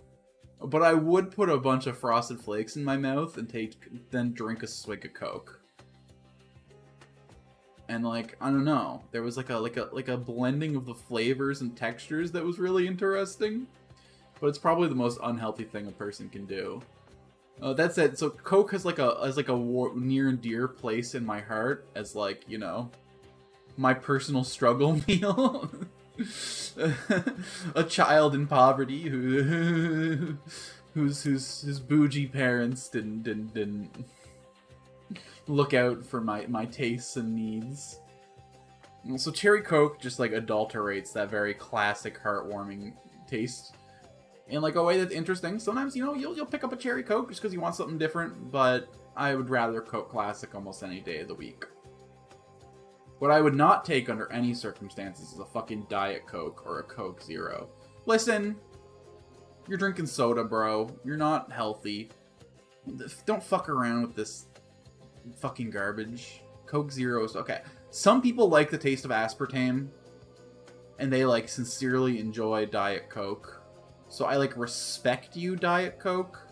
I don't enjoy aspartame, so you go on the D tier. I do not respect a Coke Zero. This is just unadulterated garbage. I have like 2 friends who claim they like it, and like, great. I respect you. I do not respect your beverage of choice. I had Coke Zero exactly once, though. I was at my sister's graduation. We were out of province, and we were having a few drinks with my parents and my brother-in-law, and they brought some whiskey, and my brother-in-law brought Coke Zero for the mix. And I had that first sip of the drink, and I was like, oh my god, whiskey and Coke Zero is the worst combination ever. And then I drank the Coke Zero on its own, and it was worse. So I ended up just straight lining whiskey that day, getting incredibly plastered. Probably the 3rd drunkest my parents have ever seen me. And then going to my sister's graduation. And, oh man, crowds at that place. Yeah, I don't know. Lots of bad memories associated with Coke Zero, which hurts it. If I had an F tier on the list, it would be there. I don't respect you, Coke Zero. You taste bad. You're tied to poor memories. Just stay there. So all the things I said about Cherry Coke, but better. Vanilla is just a better pairing to the Coke flavor than cherry is.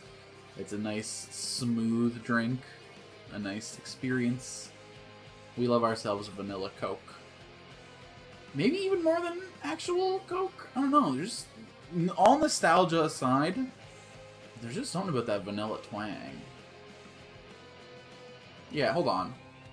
This is the list. Vanilla Coke, Pepsi, Coke. I think I would rather a vanilla Coke than a Pepsi. I think I'd rather a Pepsi than a Coke. It all kind of goes into this little... Boom.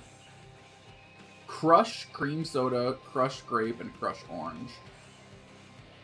Out of all the fake orange sodas, I think Crush does it better than average. Not the best. We'll talk about that later. But we're gonna pop this bad boy here. It doesn't taste as fake as the other orange sodas, is what it comes down to. There's just something about a can of Crush that just hits different than all this swill. I don't know, they formulated it well. This is clearly like their priority. This is the frontliner of the Crush line. They put a lot of thought into its formula, whereas like the Big 8 and the chubby, the orange sodas were after that. They were like, what flavors do people like? Orange, I guess. People who made Crush came in, they're like, okay, I got an idea for a drink. We're gonna crush it with this orange soda. And they did the same thing with cream soda, and then their grape drink was an afterthought, is what it comes down to me. These two, it feels like they had like recipe ideas. They were like, okay, we know what we want to do. We love cream soda. We love orange soda. We're gonna fucking nail it out of the park. And they were like, but we need a third flavor for the 12-pack. You know, we want to do like a mix pack. We want to do 4 of this, and 4 of something else for a party. We're already making an orange soda. Let's buy some grapes and we'll throw together a grape drink. And like, great, if you like grape drink, I'm sure Crush is one of the best. They're like a more premium soda than some of the other stuff on this list. At least as far as manufactured, mass bottled sodas go. But we'll talk about some small batch stuff later. I don't know where this next thing falls in, though. Dad's root beer. Dad's is just kind of... It has a small bottle feel. But I don't know if that's just because, like, the label's all simple primary colors that it just, like, psychologically tricks me into thinking it's small batch. I've seen it all across Canada, so it can't be, like, that indie. It's a decent root beer. We love root beers. I don't think there's any root beer on the list other than the Big 8 root beer that's going to go below an A. Oh, well, hold on. There's one other. But, you know, Dad's is a competent, simple root beer. It's kind of more in the genre of, like, the creamy root beers rather than the harsh root beers. It's just a smooth little drink that you can enjoy in a glass bottle. And there's not many glass bottles on the shelf anymore. Sometimes you want that, like, textural experience. Sometimes you want that, like, crisp glass bottle pop off the top. Dad's root beer brings that experience. It's a good time. What I don't consider a good time, and this is probably gonna fucking make me some enemies, I'm sorry. I don't respect Dr. Pepper. My problem with Dr. Pepper is my same problem with, like, the everything bagel. It's trying to wear too many hats. You know? A cola knows what it is. A root beer knows what it is. A cream soda knows what it is. A fruit soda, it's trying to be something. Dr. Pepper's trying to be everything. It's just like a cacophony of flavors, like, crashing around in your mouth. And I think... No shade. No shade before I say this. I think if you have, like, strong taste buds with, like, a distinctive palate, Dr. Pepper's too much. Dr. Pepper is a soda for people whose mouths are kind of broken and, like, need, like, a cacophony of flavors to feel anything. Because to me, it just tastes like everything. It tastes like it's, like, trying to be spicy, it's trying to be sweet, it's trying to be savory. And I don't respect that. Pick a lane, Dr. Pepper. Stop fucking around. Go find yourself, okay? You have your PhD. But you lost yourself in the sauce, okay? You never, like, became yourself. You focused too much on school. You didn't party enough. Go do some drugs, Dr. Pepper. Go hit a bong. Go drop some acid. Fucking find yourself, man. Because you have the paper, but you don't have the life. Fanta, fuck pineapple Fanta, strawberry Fanta, whatever, orange Fanta, you're alright. This is another, like, soda where, like, the main line is the orange, and they were like, oh fuck, what do we do? What's another fruit? Strawberry? Strawberry's a fruit. People like strawberries. Yeah, it's not a great flavor for a soda, dog. And then pineapple. Nobody. Somebody likes pineapple, I guess. I have a fruit tier list up, so we'll talk about pineapple later. I don't respect pineapple, and pineapple doesn't respect us. But we'll save that conversation for the fruit tier list. I lost 2 viewers on that take. Faygo Arctic Sun. It's kind of like a lemon lime soda. It's better than fucking Big 8's version, but not by much. We'll pop it here. Yeah. Faygo's interesting. I haven't had Faygo until, like... Faygo was a meme for me until 2 months ago. When I walked to a corner store and found a selection of Faygo, and I bought every single thing I saw on the shelf. Because as far as I was concerned, before then, Faygo was invented by ICP and Andrew Hussey to sell songs and or Homestuck comics. The wicked elixir, the fuel of the dark carnival, the juggalos. Yeah, as far as meme sodas go, I mean, it turned out pretty... It's not a meme soda. It was a real soda before it was a meme. I know. The soda predates all the things I'm talking about, but as far as I'm concerned, they invented it, damn it. I bought it completely for the meme. I was disappointed by the Arctic Sun. The blueberry one was pretty good. The fruit punch one was worse than chubby. Let's put it below the... Yeah, we'll put it above the Mountain Burst. I like the Mountain Dew flavor profile better, but other drinks do it... We'll talk about some fucking kick-ass fruit punch sodas later. Faygo Grape is a grape drink. I've already talked about. I think it's worse than Crush. But, like, I'll take it over a Big 8 soda. We fuck with the Moon Mist over the Mountain Burst, but not by much. Probably the worst orange soda I've ever drinking in my life. The most fake and artificial. It's better than ginger ale, though. I would... anything below... Okay, no, hold on. If I was at a party and someone offered me Faygo Orange, I would drink it.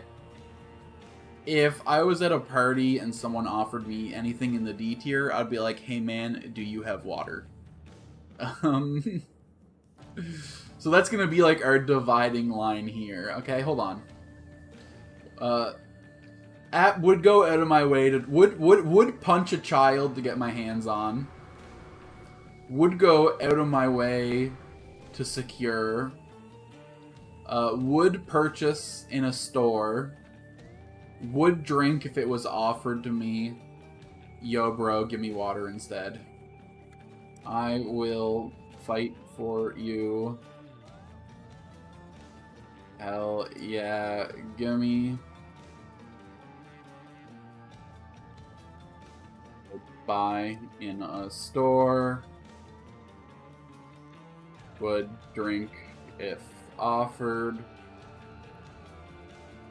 Do you have water? Yeah,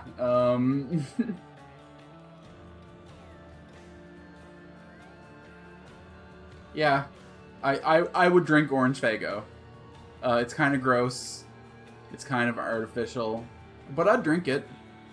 And then Faygo Peach is the best Faygo. There's not enough peach sodas. There's not enough peach drinks out there. I love me a peach juice more, but this is a soda tier list. There you go. Great Value is like the Walmart Coke knockoffs. I appear to only have 2 of them on this list. That's kind of an oversight. Just worse than Big 8 equivalents. They're just slightly worse than Big 8s. They got the same amount of sugar as like the Coke or Pepsi product, but they didn't steal the formula directly. They don't have the Krabby Patty secret formula. They went to a lab and they were like, shit. Mug root beer kicks ass. What can we do to be Mug root beer? And they didn't do a great job, but it was competent. Like they clearly had food scientists at work. Inca Cola. I've not seen in like a regular store. I've only bought it in import stores, but I've had it. It's okay. I would buy it in a store. Probably above Big 8, but yeah, probably above Big 8. I don't know. It doesn't like. It says cola in the name, but it's not a cola. It's kind of just like a bubblegum drink, is how I would describe the flavor. It's fine. I've bought it in import stores. I would buy it again. I think it's a South American soda. I think it's like a... I don't want to like specify the country because I don't actually know. It doesn't like... It's not like what a Western... I guess, you know, South America's Western. It's not what a Northwestern Hemispherian would expect from a soda.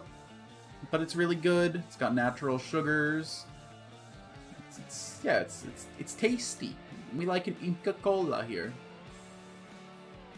Moving on to another, I guess it's North American still, some Mexican sodas, some Burritos. Pretty much only ever see these in taco shops here. If I'm at like Mucho Burrito or Taco Boys, I'll get myself a Burrito soda.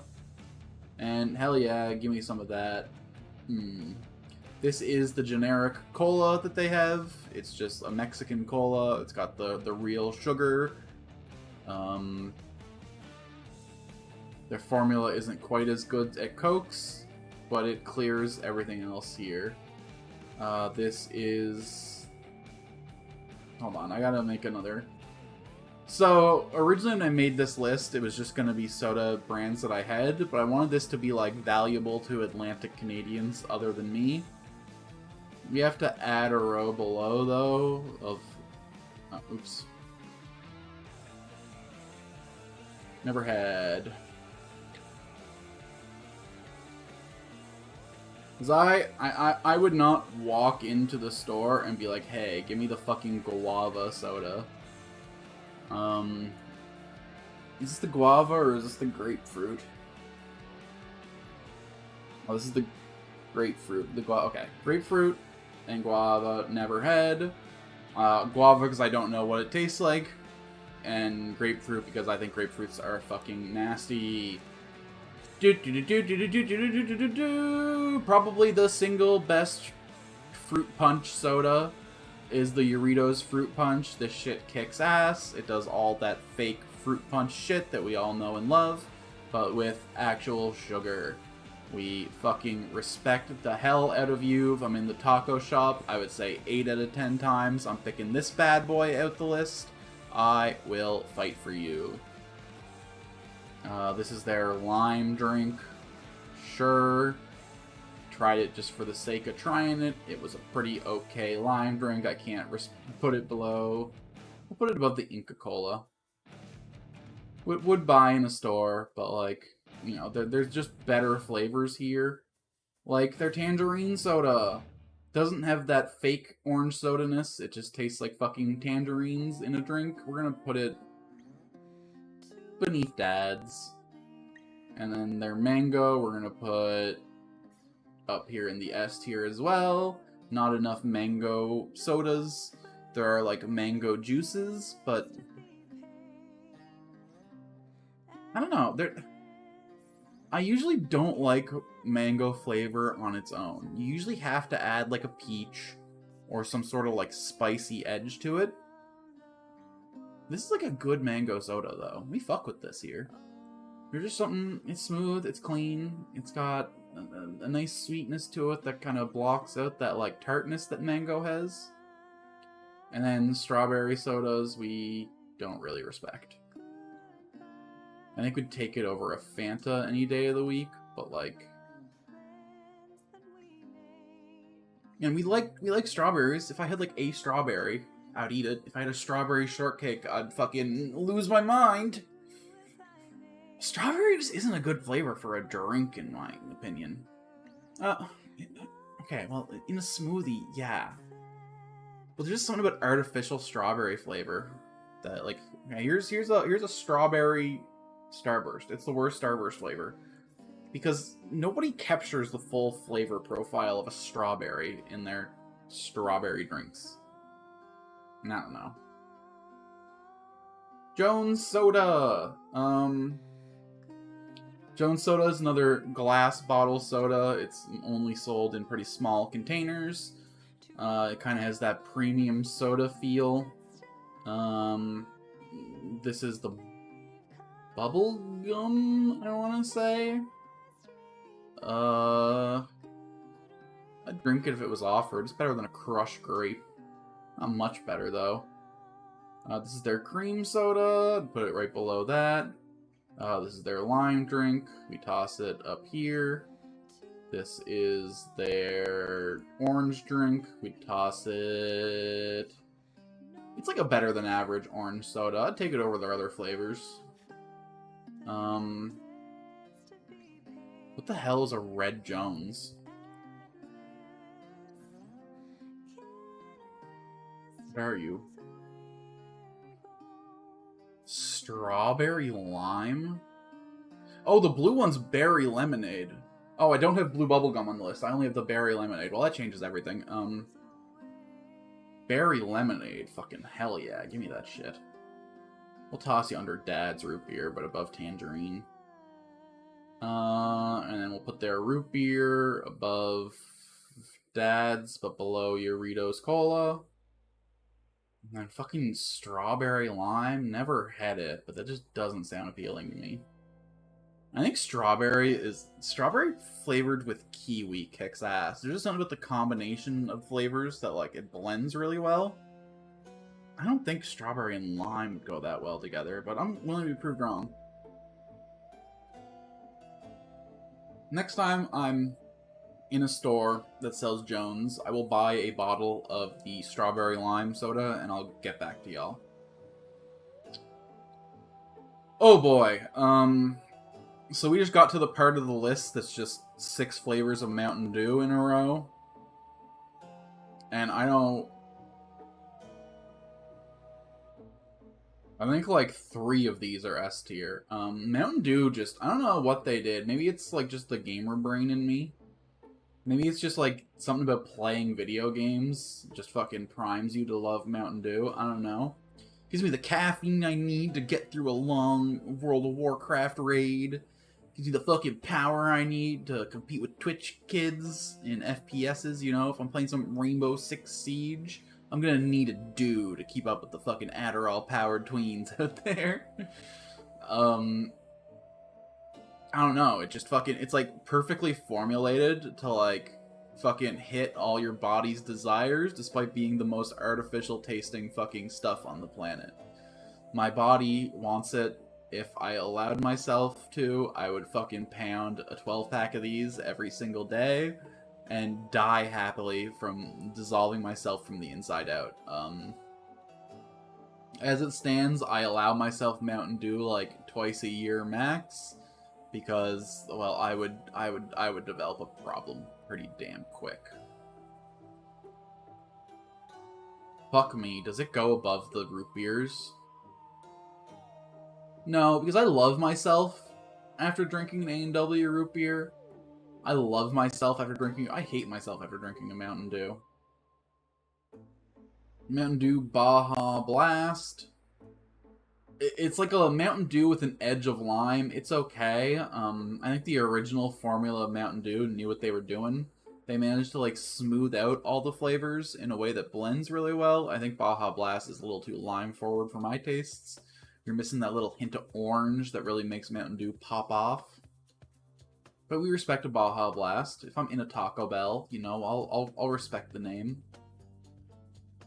I don't think I'd drink a Mountain Dew Code Red though. It's, I don't know. From what I understand, it's supposed to be a cherry flavored Mountain Dew, but it doesn't taste like any cherry I've ever had. It tastes like if you described a cherry to like a sweaty gamer kid and he tried to formulate it in a lab, you know? Like, he's got a STEM degree and he like looked up the molecular composition of a cherry and it's like 98% accurate to the chemical structure. But it doesn't have the soul and spirit of a cherry. It just tastes like the idea of a cherry. It's like if Elon Musk tried to build a cherry. This is what Mountain Dew Code Red is. You know, he tried to reinvent it from the ground up. He didn't just fucking plant a tree. He thought he could do it better than God, and no, he really fucking can't, man. Mountain Dew Frostbite, I think it's like a melon-flavored Mountain Dew. Got a shark on the bottle. I think it would taste like the ocean.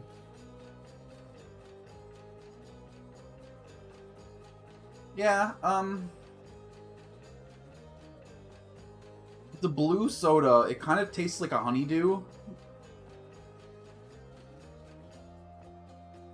Put it up in the S tier. Probably like... I think I'd take a Coke over it. This is something I only ever see in import stores as well. We don't get in our normal box stores, so every time I see it in a store, I buy it. Because I'm in a special place. But I don't think that makes it better than the old classics. It just makes it more interesting. We're gonna pop it here. It's really good. It's like, you know what? No, I like it slightly less than Mountain Dew. And I like Livewire slightly more than regular Mountain Dew. Livewire is Mountain Dew, pretty much the exact same formula, but they just tweaked the orange knob up a little higher. And, like, you can't really taste the orange in Mountain Dew. It gets kind of buried beneath the lemon and the lime flavor. So I think Livewire actually, like, puts it where it's supposed to be. It blends those three flavors into, like, a nice, smooth experience. Yeah, I never see it in stores, not even the import store where I buy Frostbite. If anyone knows where I can regularly get Livewire, like, hook me up, please. We love you, Livewire. We don't like LimeWire, but you're Orangewire, so you're fine. And then Mountain Dew Major Watermelon. If you offered it to me, I would drink it. I would prefer it over pretty much anything else in the would drink category, but I don't know, the watermelon flavor's too strong, and also, I think this is just a childhood trauma of mine. I was out at a chess tournament in Alberta when I was in the 8th grade, so I would have been 2008, I would have been 14 years old? 13 probably, because it's probably before my birthday. I got really bad food poisoning, I think, from eating egg sandwiches at the chess tournament. Most people really suck at identifying what gave them food poisoning. Generally speaking, you get food poisoning like 30 to 40 hours after eating whatever made you sick. People will, like, eat something and get food poisoning, like, 2 hours later and be like, oh, it's that fucking Arby's I just ate. And, like, no, dog, that's not how food poisoning works. Like, it takes a while for shit to get through your system and make you sick. Unless you eat something, like, actually, like, rancid, that, like, the taste makes you throw up. Food poisoning's, like, a long, slow burn. So doing the math and, like, you know, the logic of, like, this is a shitty egg sandwich left out at a chess event for a 14-year-old, I almost definitely got the food poisoning from the egg sandwiches. But when it kicked in, I had just eaten the most tasty and delicious Red Robin burger of my life, and I had drank, like, a little bottle of watermelon sparkling water. And I could still fuck up a Red Robin burger to this day. If I even smell watermelon sparkling water, I'd throw up. My body is just like, no, the sparkling water did it, even though we know it was the egg sandwiches. And now when I drink, like, a watermelon flavored soda, I get, like, a flashback to that experience. So, like, some personal bias here. I would still drink it if offered, you know, when I see it in a store, which is very rarely, I go like, okay. But I've only done that twice. And I have seen it since. So it goes not quite in the would buy in a store brand, because I choose not to pretty much all the time. Mug root beer. It's doing the smooth root beer thing that A&W does, but not quite as good. We're gonna pop it above the Baja Blast.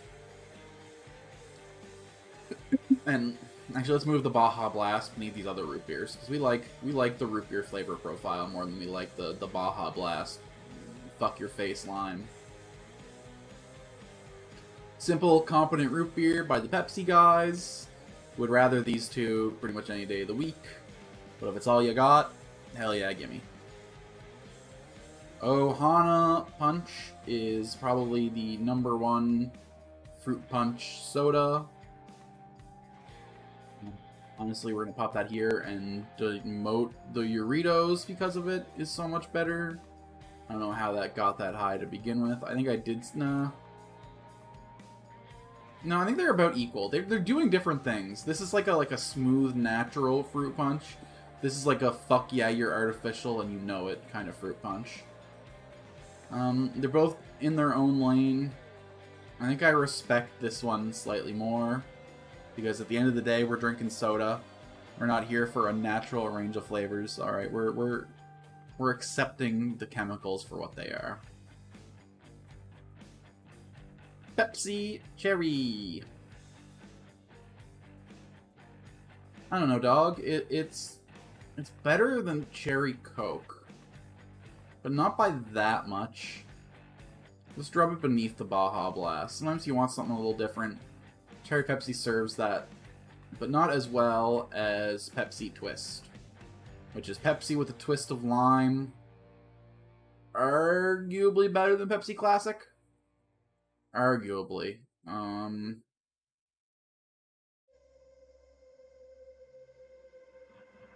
I've drank more Pepsi in my life. I never see Pepsi. If I saw Pepsi Twist in the store more often.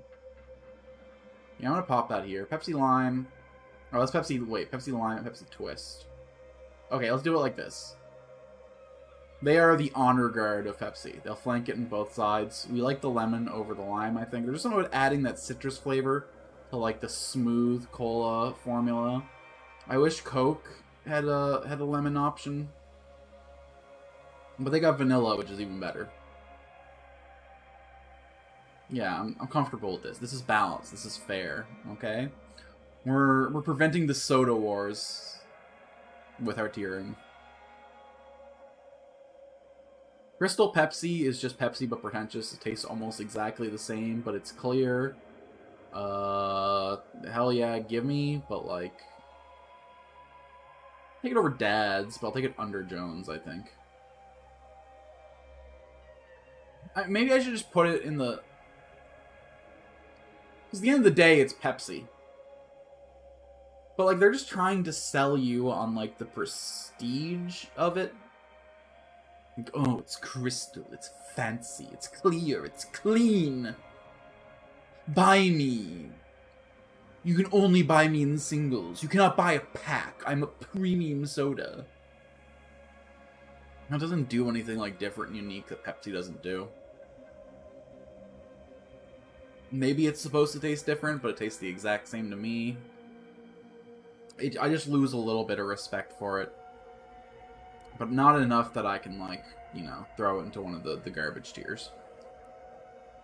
Unlike this trash. Fuck you, Diet Pepsi. I don't respect you. But... I think I'd rather a Diet Pepsi. Because I'd drink it cold and taste it less. Pepsi Max, fuck you. And then Pepsi Next is just like Pepsi but with slightly less sugar. Would drink if offered, I guess. I can't put it in Do You Have Water tier, like, respectfully, because it still tastes good, but, like, I'm not gonna fucking buy Pepsi Next, you psychopath. And, like, okay, over Faygo Orange, over Fanta, over this, over this, over this, over this, over this, over this.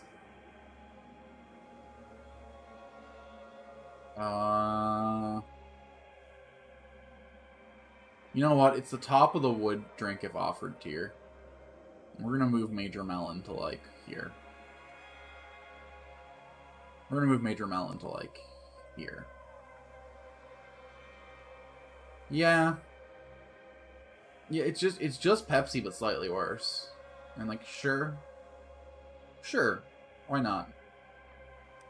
President's Choice Cola. If you go to Atlantic Superstore, this is what they have instead of the Big 8 stuff. It's just, this is like the Walmart Great Value. It's just, yeah, whatever. All the same stuff we said about Great Value Cola. I think Walmart does it slightly better than the President. Like not by like a notable amount. We don't respect diet drinks here. We don't respect ginger ale here. Diet ginger ale we respect the least. Cream soda, sure. Cranberry ginger ale, fucking vomit factory. I fucking hate cranberries. Bitter fruit, what are you doing? Probably the worst orange soda. Probably the worst grape soda, rather. Probably the worst orange soda. Fucking spritz up. I think I'd just take water. It's like better than Mountain Dew Code Red, but not by much. Root beer, all the same things I said before. Okay, this is a little too local pilled. This is like identifying the exact province I live in. Anna Green Gables Raspberry Cordial. You can only get this on Prince Edward Island. It's a raspberry flavored soda. I had it for the first time like 3 months ago, despite it being bottled here for fucking a decade or two. It's an incredibly fancy, touristy soda made in small batches by artisans. It's pretty okay. Would buy, again, in a store. Probably, like, let's adjust this a little bit. I think it's the top of would buy in a store tier. I'm not, like, excited to see it anywhere. Because it's mostly for tourists. If you're coming to Prince Edward Island and you want the tourist experience, you go to Cows and you get some chocolate-coated potato chips, and then you go next door and you get the raspberry cordial. And like, yeah, they're okay. You'll have a fine meal there. A fine snack, I should say. It's not a meal. What do you want from me? You should probably just go get ice cream at Cows instead, but I mean, fuck, who am I to judge? It's a solid drink. I'm sorry to the locals that it's not the greatest thing in the world, like some of y'all claim it is. It's a competently well-made soda drink. What more do you want from me? Pepsi Ginger Ale, we respect it even less than Canada Dry. Okay. This hurts. This fucking hurts. So, before the Pepsi bottling plant came here, we had our own local brand of soda called Siemens. Siemens just kind of made small batch soda in glass bottles. For the longest time, plastic bottles and cans were actually illegal here. Like, I want to say until, like, the late aughts. Hold on.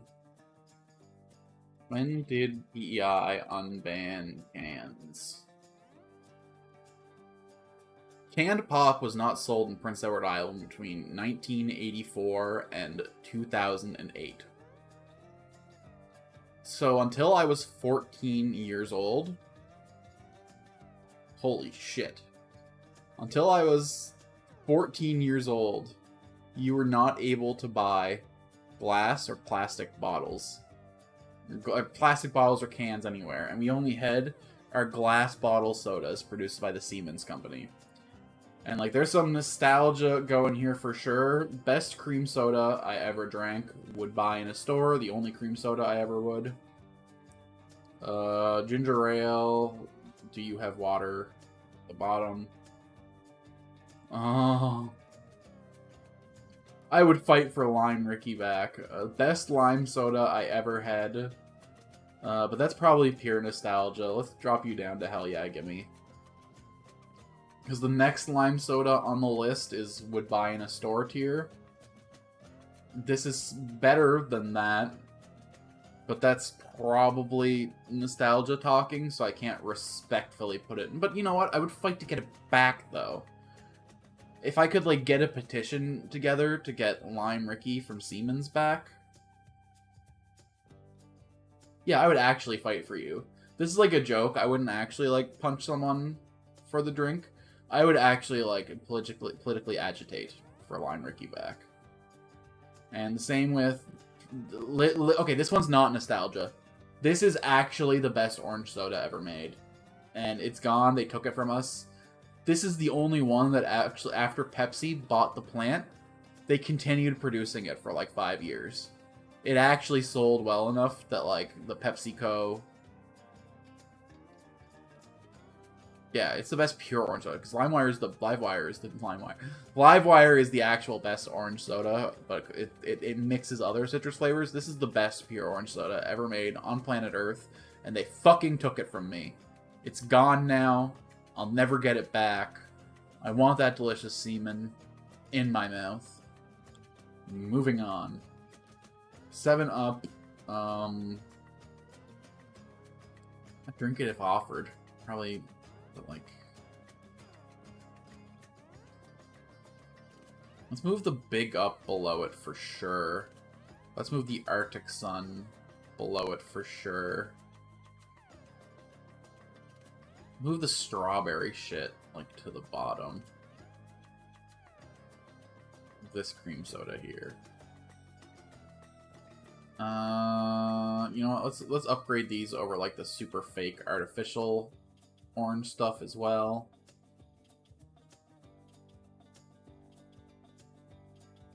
Yeah. Yeah, this is where it all comes out. Sprite, same thing. I used to love it. Okay. Here's the use case for Bright and 7-Up. If you add grenadine and make a Shirley Temple, these jump up to Will Fight For You tier. But on their own, I'd drink them if they were at a party and it's all you had. I wouldn't, like, slight you by saying, do you have water? I don't think I'd be happy about it. I think, like, here up, I'm happy if you have it at the party. And from here down, I'm like, oh, really? I mean, yeah, thank you. But really? You didn't respect your guests enough to buy a Coke, bro? And that leaves us with Stewart's. Stewart's is another glass bottle going for the premium brand. I don't think they do it quite as well as the other glass bottle brands. It definitely tastes more mass-marketed than a Jones. I think I'd take it over a Dad's and over a Crystal Pepsi. Why is Crystal Pepsi above Dad's? Get out of here. Yeah. This is just like the trifecta of, like, we're trying to be fancy root beer. I'm like, no, you're still made in a factory, bro. You just put yourself in a glass bottle and thought that got you respect. But you're still a root beer, bro, so...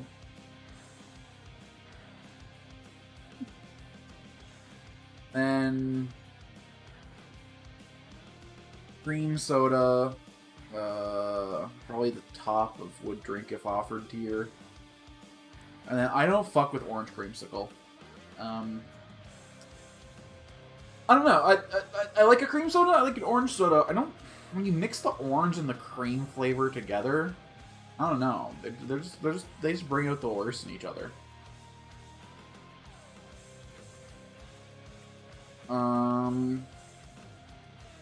Probably the top of I mean, what's the point of distinguishing within Do You Have Water tier? I wouldn't drink it. I'd be like, no, dog. Keep your fucking orange creamsicle. Like, get out of it. Like, maybe get, like, the actual ice cream. You can talk about it, but, like, nah. Nah, dog. Not today. Well, I gotta get it in frames of the whole... Perfect. This is our soda tier list. If you're ever inviting me out for a beverage, if you're ever throwing a party for me, provide something in the top row, please. But if you can't find it, this row's fine. This row's fine. I'll still be excited to come to your party. I'll still be, hell yeah, some cherry Pepsi, dog. You know me. You got me. And then here I'd be like, all right, thank you. I'm excited. And here I'd be like, all right, you tried.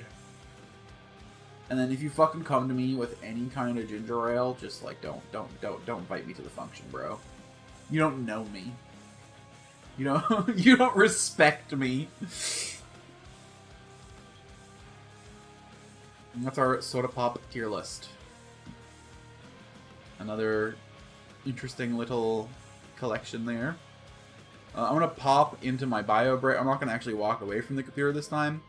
I'm just gonna pop in here real quick so that when I'm timestamping this video, I got a nice clean break point to look at. We're gonna let this go on for about 10 seconds while I queue up the next video. The next list.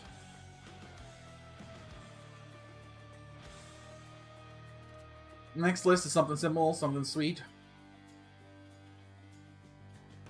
This is chain restaurants available in Atlantic Canada. Pretty simple. This is just like, I didn't include any like super local one-of restaurants because that would identify my city pretty much immediately, you know? Well, this is stuff that exists in Prince Edward Island, Nova Scotia, and New Brunswick with at least 3 locations between it all. I mean, I'm firmly in Prince Edward Island. I go to Charlottetown all the time. I'm on the eastern half of the island. We'll narrow it down to that much. So if you're ever in the Charlottetown area and you want to meet up at any of these restaurants, here's the one that you bring me to. Okay, I gotta kind of just take a brief look through this and kind of come to some decisions. I made this list like 2 hours ago, and I don't know what one of these is. So I'm gonna have to very quickly. Oh, fucking Mary Brown's. Okay. This is chain restaurants in Atlantic Canada. Honestly, I'm sure this will fit anywhere if you're ever in the region. If you're ever in Halifax, you can probably find one of these bad boys. They probably have more options here. I'm just thinking about stuff that I've seen in my journeys around the Maritimes. A&W is a restaurant chain you can find just about anywhere in Canada, and for good reason. They are kick-ass in Canada. They're better than they are in America. They use, like, real ingredients. They have, you know, top-shelf root beer. They got great burgers. I could fuck up a matzo burger any day of the week. Okay, this is my little act of rebellion. My grandma loved A&W, and it made my mom hate A&W. My mom grew up, like, pretty poor where she came from, and she didn't get to come to the city very often. And when they did, her mom always wanted to get A&W, and that turned her against A&W. So I never got to get it growing up. But when I became an adult and I had that fucking A&W for the first time, it blew my mind. They got the root beer, they got the premium meat burgers, and they got the sweet potato fries with that little bit of the chipotle aioli dip. I can't put it anywhere but S tier. Fucking pinnacle of fast food. I will fight on this ground. Every fast food restaurant should have sweet potato fries. I don't know what the rest of them are doing. They're just better. Especially with that sweet and spicy aioli dip. Amazing stuff. And the root beer with the frosted cup, if you got the time to eat in, is almost worth it. I'll still get drive-thru basically every time because I don't got time for that shit. But if I'm meeting up with family and I can trick them into eating A&W, if I got some friends in Uptown, wanna pop into an A&Dubs, yeah. Hell yeah. Alexandra's Pizza. I should have thought about the order of this list better than just doing it alphabetically.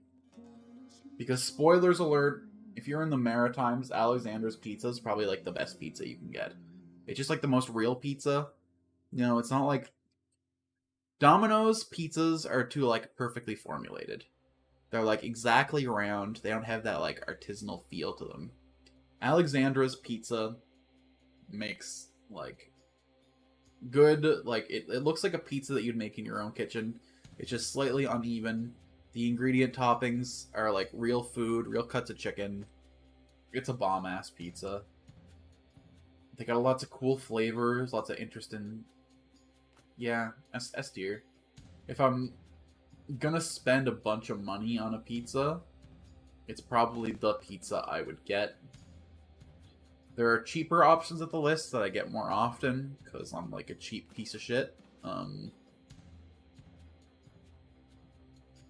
But when I have a special occasion, a special event where I want to treat myself, I'll go to Alexander's Pizza and have an amazing time every time.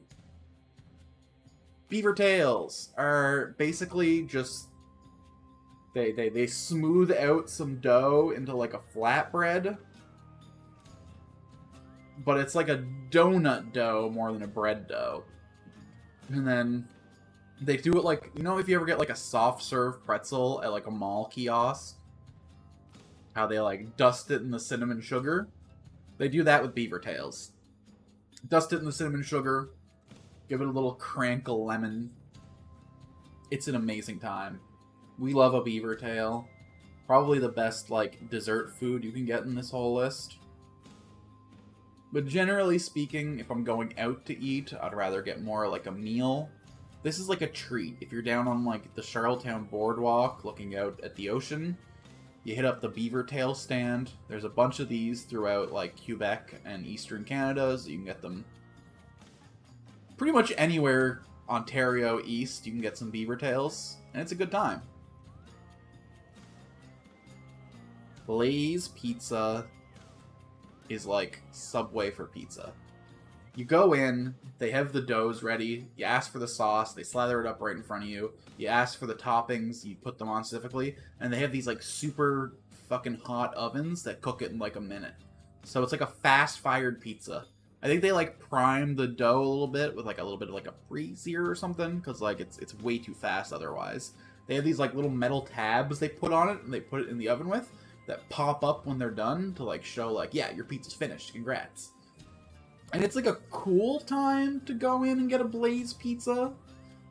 And like it's nice that you can go in and like customize the pizza to your heart's content. But maybe I just suck at designing pizzas. I think the pizzas, like the ingredients and the toppings, end up being pretty... But they have like a range of options you wouldn't see at another pizza place. You can get the pesto, you can get the arugula, you know, you can really get in there and customize your pizza. Let's put it in the A tier. At the end of the day, the time you have at Blaze Pizza is like totally in your own hands. You pick the toppings, you pick the ingredients, you can look and see what looks the freshest, what looks the best. They make it right in front of you, so you got no complaints about how it turns out. Good time. It's a handcrafted experience. I like customization restaurants. We're gonna listen. We'll talk about that later. Let's talk about it now. Most people in the modern area malign Subway in a way that I don't understand. If you're gonna go out to a restaurant and get a meal, Subway's a little expensive, but it just has like an it factor that I can't describe. Like I was gonna say that it feels more real than like other fast, but not really. But Subway's like artificial in a way that's like really tightly well crafted and designed. There's just something about that Subway bread that just fucking turns me up. It just fucking gets me hype. You get that, like, fucking... What's it called? It's not garlic parm, but it's like... Hold on. I can't believe I'm fucking... I probably get Subway once a month. It's probably the restaurant here that I eat the... No. Italian herb and cheese. Jesus Christ. Okay, so the three restaurants on this list I eat the most of are Burger King and McDonald's and Dairy Queen, but only because they're open late and I work nights. So if I'm like going near the city, I go like, oh shit, McDonald's is open. But I'll actually drive like 30 to 40 minutes out of my way to go to a Subway pretty regularly. And like everyone says it's too expensive, which it is for what you get.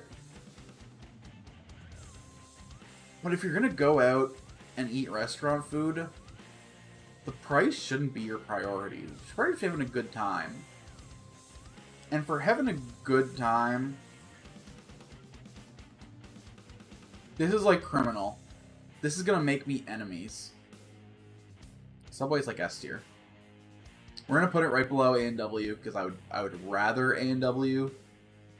I would drive like slightly further out of my way to hit up the A&W than the Subway. But if you're like in the north side of Charlottetown for any reason, they're like really close to each other. If I'm in the south side of Charlottetown for any reason, I'll just hit up the Subway downtown. But if I'm in the north side of the city, I hit the A&W every single time. So in that regard, Subway goes right below. But put more respect on the Subway, man. You go in, you make your Subway. If you have a bad time at Subway, just like a Blaze Pizza, it's your fault. You pick the wrong... You go in, you get the rotisserie chicken, you get the sweet and spicy honey mustard, you get a little bit of the garlic aioli, you pop on a few vegetables, you don't get lettuce. Okay.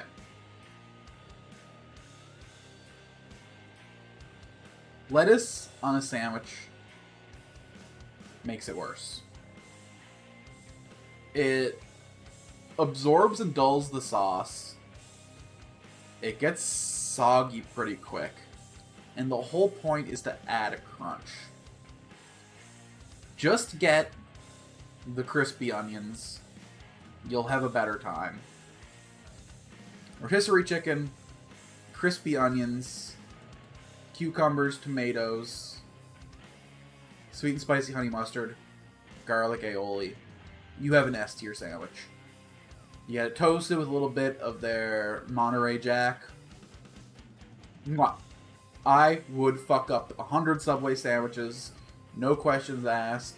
Give me the footlong, give me the cookies, I'll take one oatmeal raisin and one white chip macadamia nut, and I'll have the best time of my life. I'm not going to put it above A&W. My heart and soul reaches out to me just because Subway is so maligned. I've heard so many people talk shit about Subway. It deserves better.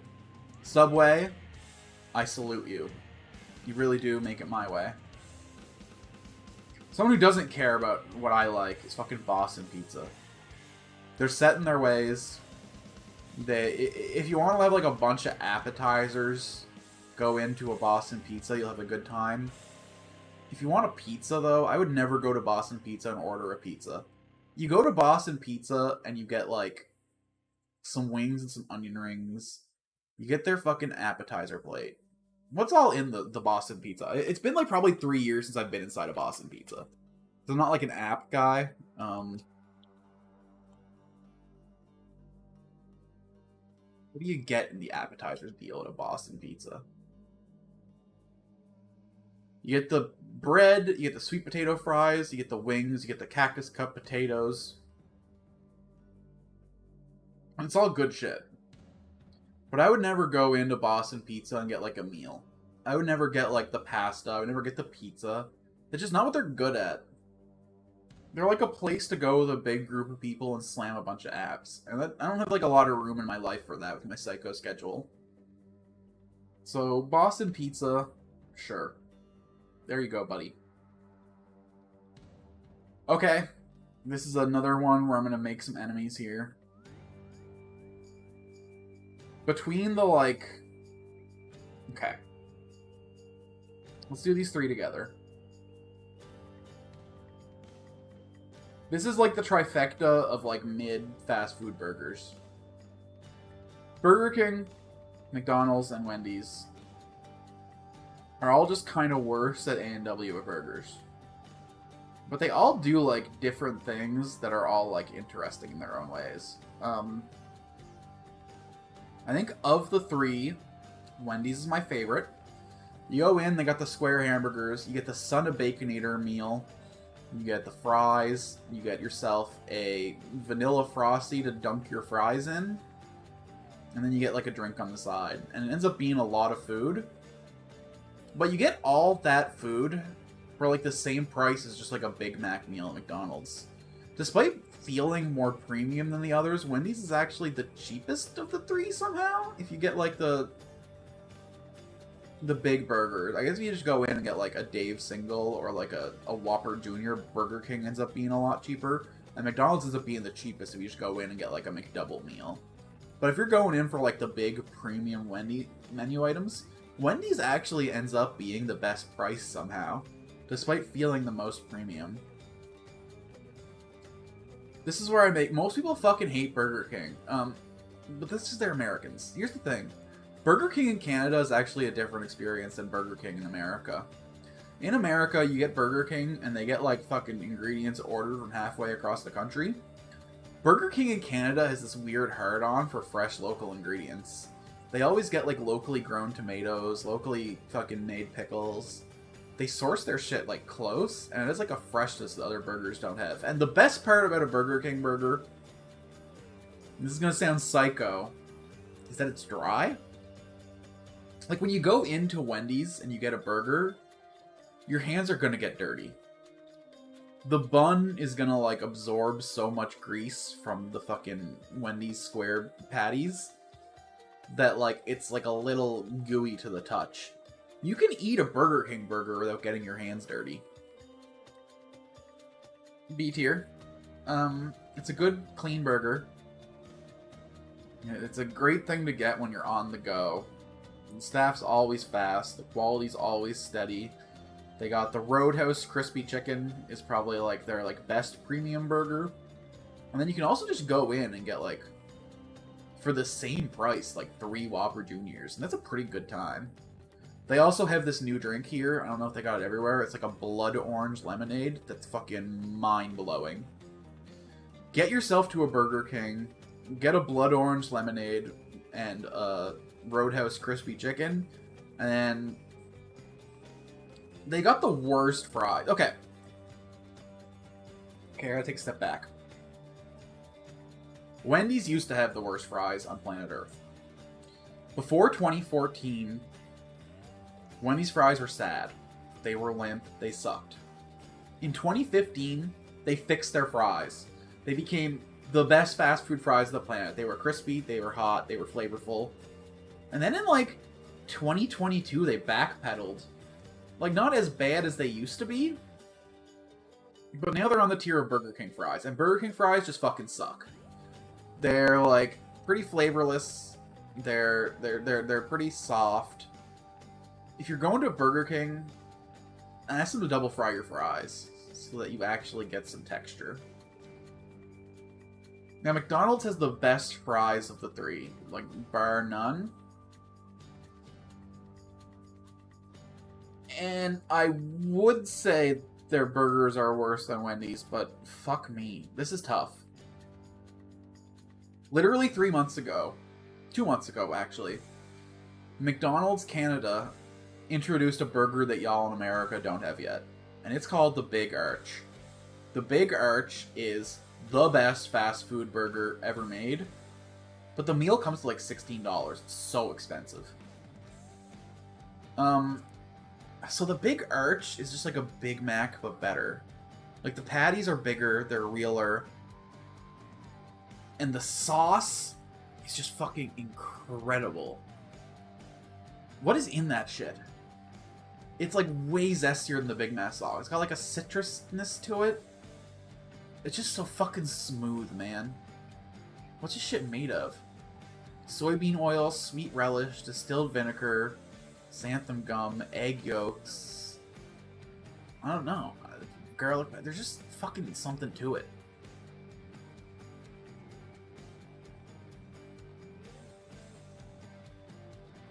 Okay, hold on. According to the McDonald's website, the Big Arch is a sauce-based tomato concentrate, while the Big Mac utilizes sweet relish. Oh, I was reading the Big Mac sauce out before. That makes sense. I don't know.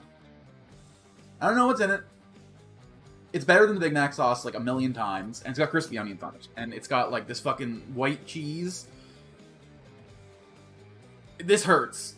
I would have put before August, McDonald's would have been like here. With the introduction of the big arch, McDonald's is like here. Get yourself to a McDonald's, get yourself a big arch. I know you want your chicken nuggies with the sweet and sour sauce. It's pretty good. It's pretty good. It's pretty good. Pretty good. Pretty good. I all the time. I'm not a hater on the big McDonald's, you know, the nuggies. I'm a burger guy, and the Big Arch is the best fast food burger ever made. I will fight anyone on this hill. It's messy as fuck, so like don't go on a date and don't eat it in your car. If you get the Big Arch, you want to go home with it and like hide in the corner of your kitchen like a fucking diseased little monster. You're gonna be like Smeagol in the corner like, my precious. You're gonna wear 90% of the burger on your shirt, and then you know what? You're gonna fucking lick it off your shirt. Like the little fucking animal you are. Because the Big Arch is the best fast food burger ever made. There's nothing that comes even close. You're not going to want a single drip of that's all the fucking lettuce and shit's going to be in the bottom of the container. You're going to go like... And you're going to feel like a disgusting little monster and don't let anyone see you do it. Then you lick the shit out of that container. You just do it, and...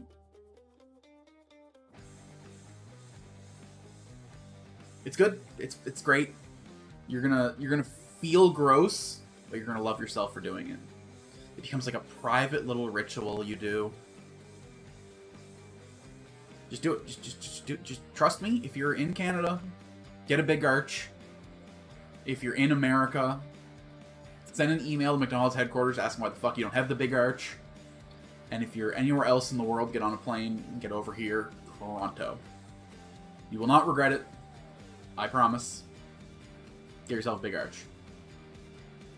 Well, you brought... Okay, well, no, don't buy like a $600 plane ticket to go get a McDonald's burger. That's psychotic. Okay, look up when PEI Burger Love is. Come to Prince Edward Island for Burger Love and go on a burger tour. We have this thing we do once a year where like the local cow farmers want to make some extra money. So they sponsor this event called PEI Burger Love, where restaurants just make up and invent all these psychotic burgers. So make a burger tour event. Come to Prince Edward Island, eat like 10 Burger Love burgers, and then one day when you're tired of eating like handmade, locally sourced, go get yourself some fucking delicious McDonald's slop.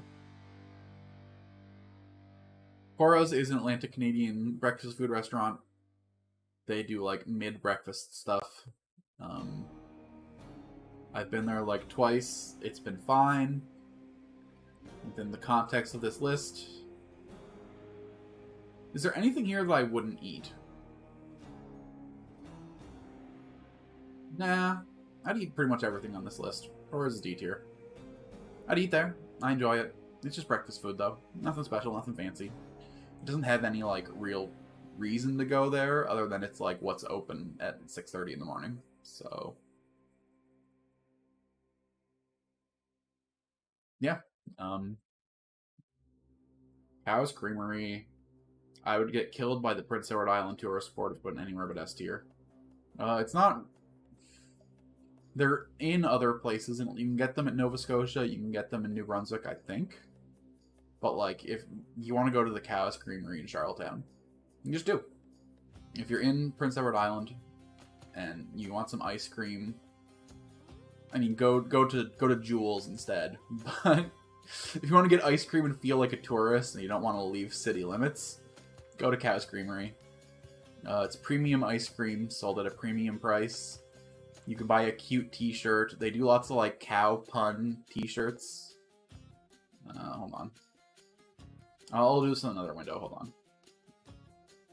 Where was the tier list I'm working with here? Oops. Spoilers for future. Okay. Cows t-shirts. They do like pop culture t-shirt stuff. They do like Star Wars but with cows. They do like Bob Ross but with cows. Okay. Yeah.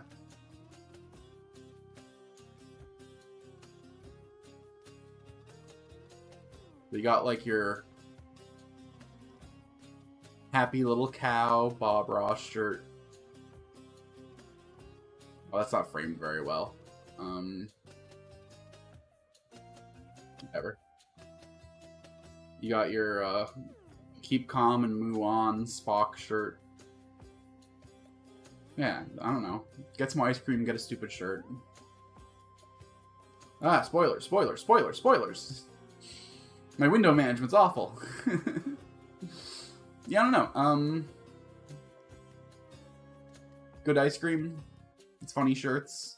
You like ice cream here? You know what though? Sorry, PEI Tourist Board. We can't put it in the S tier. Because there's local ice cream shops that do it better. This is just the best chain ice cream you can get. You know? So I can't put that in S tier. And it's way overpriced. It's like, you'll pay like $4 for a scoop of ice cream. And that was the price like 5 years ago. So it's probably like psychotic. It's probably like $6 for a scoop now. You could buy a tub for like $2 more. Oh, they got such good waffle cones. But their toppings suck. Just A tier ice cream. Honestly, don't go to Cows and buy a shirt, and then drive 20 minutes outside the city to go get ice cream at Jewel's instead, and you'll have a better time. Can I really put it in the A tier for a restaurant? Yeah, because it's the only ice cream place on the list, and that's what we're doing here. Okay. Dairy Queen. Well, it's not the only ice cream place on the list, in fact. I fuck with a Blizzard. Especially, it's October now. We got that pumpkin spice Blizzard. I'm a basic bitch. I see pumpkin spice Blizzard. I go, hell yeah, give me that. If I let myself, I'd probably go to Dairy Queen like 4 times a week. As it is, I go like every 2 weeks. And fun fact, the Dairy Queen in Charlottetown is literally the busiest Dairy Queen on planet Earth. It says in their Wikipedia page, they tell you in the training, that information's probably way out of date. But I've gone there and seen cars, like, literally lined up down the street. And not even just, like, to the drive-thru, but they'd, like, go down Eaton Street next door to it. And some of them would even be on Queen Street sometimes. It'll be, like, 2-3 corners of cars lined up to get into the Dairy Queen drive-thru. That said,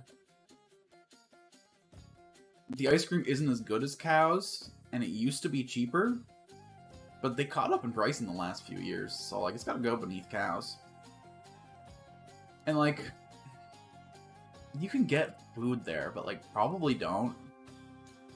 They have the worst fast food cheeseburger ever. You go in and get their regular cheeseburger, it's sad, it's flavorless.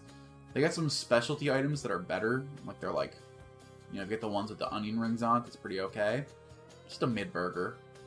Honestly, if you go to Dairy Queen, get yourself a chicken strip basket. They do like a honey garlic tossed chicken strip basket. That's pretty bomb. And they used to do a scallop basket, which, like, fast food scallops actually go fucking hard. But I haven't seen that in there in a long time. So, like, if you go to Dairy Queen, it's for the ice cream. If you want to get actual food, it's beneath McDonald's. Probably beneath Burger King for actually food, honestly. But just on the power of, like, the Blizzard and, like, the Blizzard ice cream cake, holy fuck. If I had the money, I'd be devouring a Blizzard ice cream cake right now. Please save me from my poverty, streamer. Oh, man. It's like $30 for a cake, and it's the best cake you'll ever eat in your life. Honestly, yeah, fuck it. The Blizzard ice cream cake puts it into the top of A tier. Dino's Pizza. I think there's, like, literally exactly 3 of these. One in Charlottetown, one in Summerside, and one in Nova Scotia. So it just barely fit the quality for this list. That said, though, Alexandra's Pizza is better than Dino's. But Dino's has other menu items.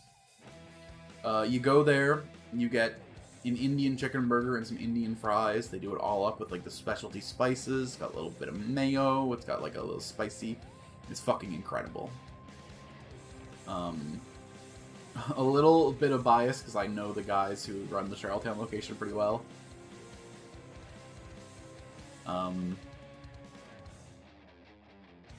That's not factoring into this list at all, in fact. And I'd eat in Summerside, I'd eat in Nova Scotia. It's just good. You go there, you can get some donairs, you can get oven subs. Their pizza is pretty mid. They got great garlic fingers. Okay. If you are not in Atlanta, Canada, you have not had garlic fingers. I'm sorry, you just haven't. Because you go into like an Ontario pizza shop and you get garlic fingers, they give you some fucking like marinara sauce. Like, bro, just put that shit on. You're just eating a pizza. But we have something in Atlanta, Canada called donair sauce. It's basically just like sweetened condensed milk, a dickload of sugar, and a bunch of garlic powder. And it's the fucking best dip you could ever get for garlic fingers. It's like the only thing our region really has culinarily going on, except for like really good seafood. If you find yourself in the eastern half of Canada, get yourself some garlic fingers, get yourself some donair sauce, get yourself a donair. It's basically just doner, or like a gyro, but with this special donair sauce. So like Europeans know what to expect. It's like a pita, it's like some shredded spiced lamb, it's like some tomatoes and diced onions. It's something about that donair sauce that just pops off. So if you're in Atlanta, Canada, stop by Dino's, get a donair and some Indian fries. You'll spend like $15. And it'll be probably the best meal you have in the whole trip.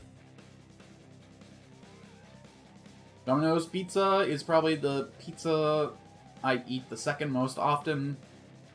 I don't like their regular pizza. I like only their crispy thin crust, but their crispy thin crust is like a top tier pizza. You go in, you get the barbecue sauce, you get the chicken. It's a B tier pizza. It's pretty bomb. If you never buy it at full price, wait till like a Tuesday 50% off, or like wait for like some specials to go on. But like when I was a student, I probably fucked up like, you know, a Domino's pizza every month. Not, mind you, my student years didn't last very long. I dropped out like a year and a half into the science degree that would have gotten me to med school. But boy, I'm glad I didn't go that route. That would have been a horrible doctor. Absolutely no bedside manner. Late nights with Domino's helped me drop out of school. Thank you, Domino's. I haven't been to an East Side Mario's in 10 years. They took ours away. It's gone now. I think they still exist elsewhere in Atlanta, Canada, though. My A tier is too stacked.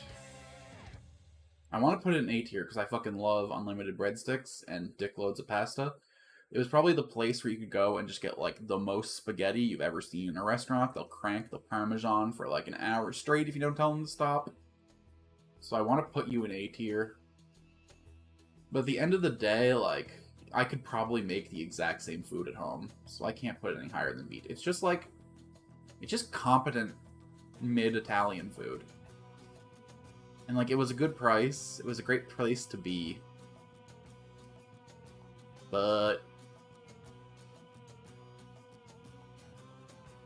I don't know, dog. That's where it goes. Don't know what to tell you. Great Canadian Bagel is just Tim Hortons, but worse. We'll talk about Tim Hortons later. D tier. Well, hold on. Don't go in to the Great Canadian Bagel and eat. Because, like, they just do mid-breakfast in. But they do handmade bagels on location. If you treat it like a grocery store and just go buy their bagels, they're like A-tier bagels. So I think we're going to even out as a restaurant. We're going to put them in the C tier. Like, their eggs suck. Their bacon sucks. They just use fucking regular cream cheese. They don't have anything special going on. But, like, their bagels kick ass. They just ruin their bagels when they try to serve other ingredients on them. So go in, buy half a dozen bagels, have a good time. Oh, fuck me, Greco. Oh, man. Okay. Greasy pizza. If you like greasy pizza that kind of like soaks through the fucking... Greco is good at that. If you need a big square party pizza to feed like 100 kids, like 20. If you have a birthday party and you're in Atlanta, Canada, get a Greco party pizza. A year ago, I would have said, if you're a single person who wants a personal pizza, go to Greco. They used to have free flavored crust for personal pizzas. You can get the garlic parm. You can get the pretzel pizza. Those were the best personal pizzas you could get in Atlanta, Canada, and they fucking took it away from us. They do not do the pretzel crust anymore. They do not do the garlic parm crust. Fuck you, Greco. C tier. Their commercial jingle lives in my head rent-free to this day. 310, 30, 30, Greco, 310, 30, 30. If you live in New Brunswick, PEI, or Nova Scotia, you have heard that song on the radio 3,000 times. If you're having a party, go to Greco. If you want a personal pizza, none of these restaurants actually do like personal pizzas other than Greco, though.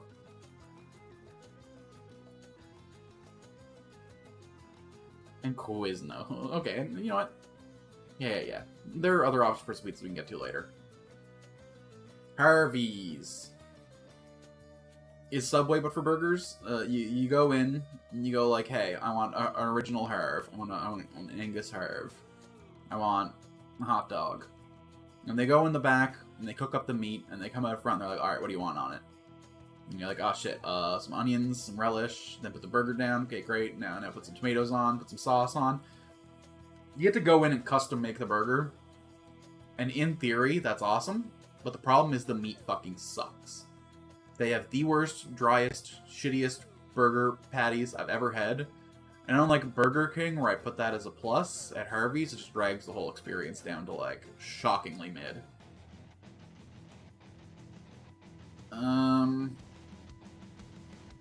I'd rather Harvey's than Boston Pizza, is where I'm falling in. It's cool to go in and customize your burger, but they're just not working with the best ingredients they could be.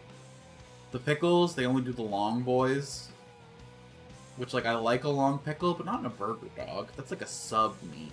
You don't want my pickles spilling off the edge. I don't want to bite into my burger and pull the whole thing apart when I go for the pickle, you know? I want those little round boys. I don't know. Mid-meat. Pickles are too long. You have to, like, specifically tell them to put ingredients under the burger, which, like, should be a basic. Like, okay.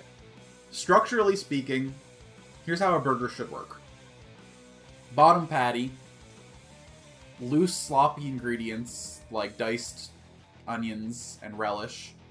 And then you put the patty on. And then the weight of the patty pushes down the, like, relish and the onions and stuff and, like, locks them in place.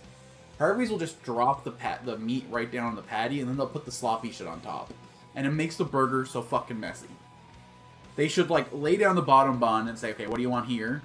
And then they should lay down the meat, and then we start talking about toppings. And I'd like to have, like, a little bit of sauce on both ends, you know, to, like, lubricate the whole thing. I don't know. There's, like, a science to a good sandwich. You need to balance the ingredients in, like, synergistic layers that, like, just fucking blend everything together in, like, a perfect little pa-pa! Oh, so I gotta check my Discord messages real quick. Alright. Just some birthday wishes. KFC is another unfairly maligned restaurant, in my opinion. That said, in the last 5 years, the quality has gone downhill. You used to be able to go in and get a family bucket, and it would have been like a top 5 meal. Now the spice blend's still good, but like the serving size is kind of poor, it's kind of dry. The only thing to really get at a KFC is, like, their boneless box meal. You get the chicken tenders, which are still, like, a top-tier chicken tender. You get the popcorn chicken, which is a little bland, but, like, it's munchable. And then they have some kick-ass sandwiches now. The original chicken sandwich they got with a little bit of that zesty fire sauce It's pretty solid. We're gonna put KFC in the B tier. I think like 8 years ago, it would have been like a high A, bottom of S tier. But like, you know, in the time since the Colonel's passing, they've fallen off, man. Sanders would be turning in his grave if they saw the state of the modern KFC. So, rest in peace, Colonel. Your legacy has been hurt. Little Caesars! I had one of these bad boys last night. And I've been eating it all night, so last night for me is when I woke up. So I would have, when I go to bed, that box is getting thrown out. I got their Quattro pizza, it was like $9. It was like a shockingly mid pizza. But it's a cheap mid pizza, and that puts it above Domino's, and that puts it above Blaze Pizza. There's something about the price of Little Caesars that, like, you go in at like 4 p.m., you go like, shit, one of those, and they have it pre-made in the oven, it's done, it's $5, fuck yeah. We respect the hustle of Little Caesars more than the actual food itself. They pump out mid-food so fast and so cheap that you can't help but respect it, you know? If you have to feed a family of like 4, and the budget's a little tight, you could probably get Little Caesars cheaper than making pizza yourself. No, maybe not, because you can make so much pizza dough with a bag of flour and some yeast. That's probably an insane take. But if you don't have time to cook pizzas, and you want to feed a bunch of kids, and like, you know, yeah, go Little Caesars. Everyone in the family will be happy. It's like a whatever. Perfectly fine. We love it. Mary Brown's Chicken is just... It's a Newfoundland brand. They've only come here recently. It's probably good if you're in Newfoundland. But...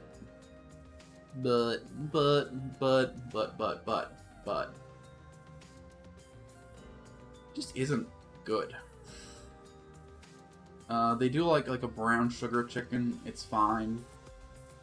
The one in our city though was like really poorly run. The shit was like moldy a lot of the time. So I don't think I've had a proper Mary Brown's experience. I can't properly rate it. Sorry. Bottom of D tier, but not like a bottom of D tier you're bad, but bottom of D tier like I can't properly rate you. I shouldn't have even put it on the list, honestly. I made this one as well. But it's like available in Atlantic Canada, and I want this list to be like available for Atlantic Canadians, and maybe they've had better experiences with Mary Brown's than me. Montana's Barbecue and Bar, baby. This is just, you go in, you get big slabs of meat, pretty cheap. And you get yourself some tasty ribs, get yourself a big old steak, get yourself some apps. Don't get the chicken and waffles, it's pretty mid. But if you go there and get ribs, you're going to have a good time. Little on the expense. I'm going to put it... The food is better than Wendy's. The food is better than Blaze Pizza. The food is better than Little Caesars. But it's too expensive. It's going to go on the top of B tier. If you invite me out to Montana, I'm going to go. I'm going to have a good time. But then the bill's going to come and I'm going to be like, you know? So, like, I don't mind paying for my own food if you invite me out. That's totally fair. But if you're going to invite me out and you're not going to pay for the food, just bring me somewhere else. We'll have a better time. I need to adjust this a little. Wendy's is definitely above Little Caesars. I don't think it clears Beaver Tails. I don't think it clears... Okay. Can I allow one sandwich to warp the tier list this much? Yeah, I can. Mr. Sub is just Subway, but slightly worse, but slightly cheaper, so it comes out in the wash.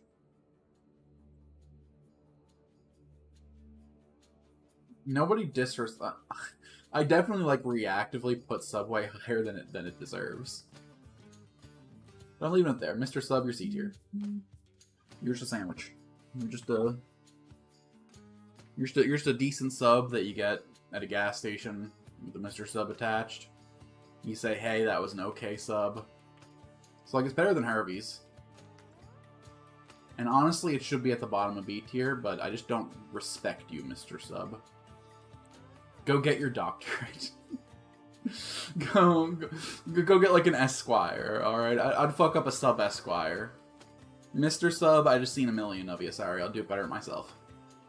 Mucho Burrito is a burrito place. They make huge fucking burritos dirt cheap. We respect the hell out of them. Top of B tier. You know what? No, I go out of my way to... When I'm awake during the day, I'll go out of my way to... I can't put fucking... Blaze Pizza. Okay. Yeah. Better than Wendy's. Worse than Beaver Tails. Why is Dairy Queen this high? What the fuck am I thinking?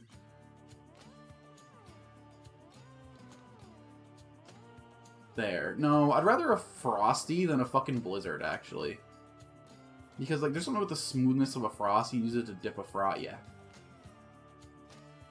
Papa John's. Mid pizza's way too expensive. Better or worse than Domino's? Better ingredients, worse price. No crispy thin crust. There you go. Pita Pit is Subway, but for pitas. You go in, they make you a little pita pocket, they fill it with all the ingredients you want, they sauce it up, they grill it for a sec, and you can get some bomb-ass smoothies with it. Oh, fuck me. Where does this go?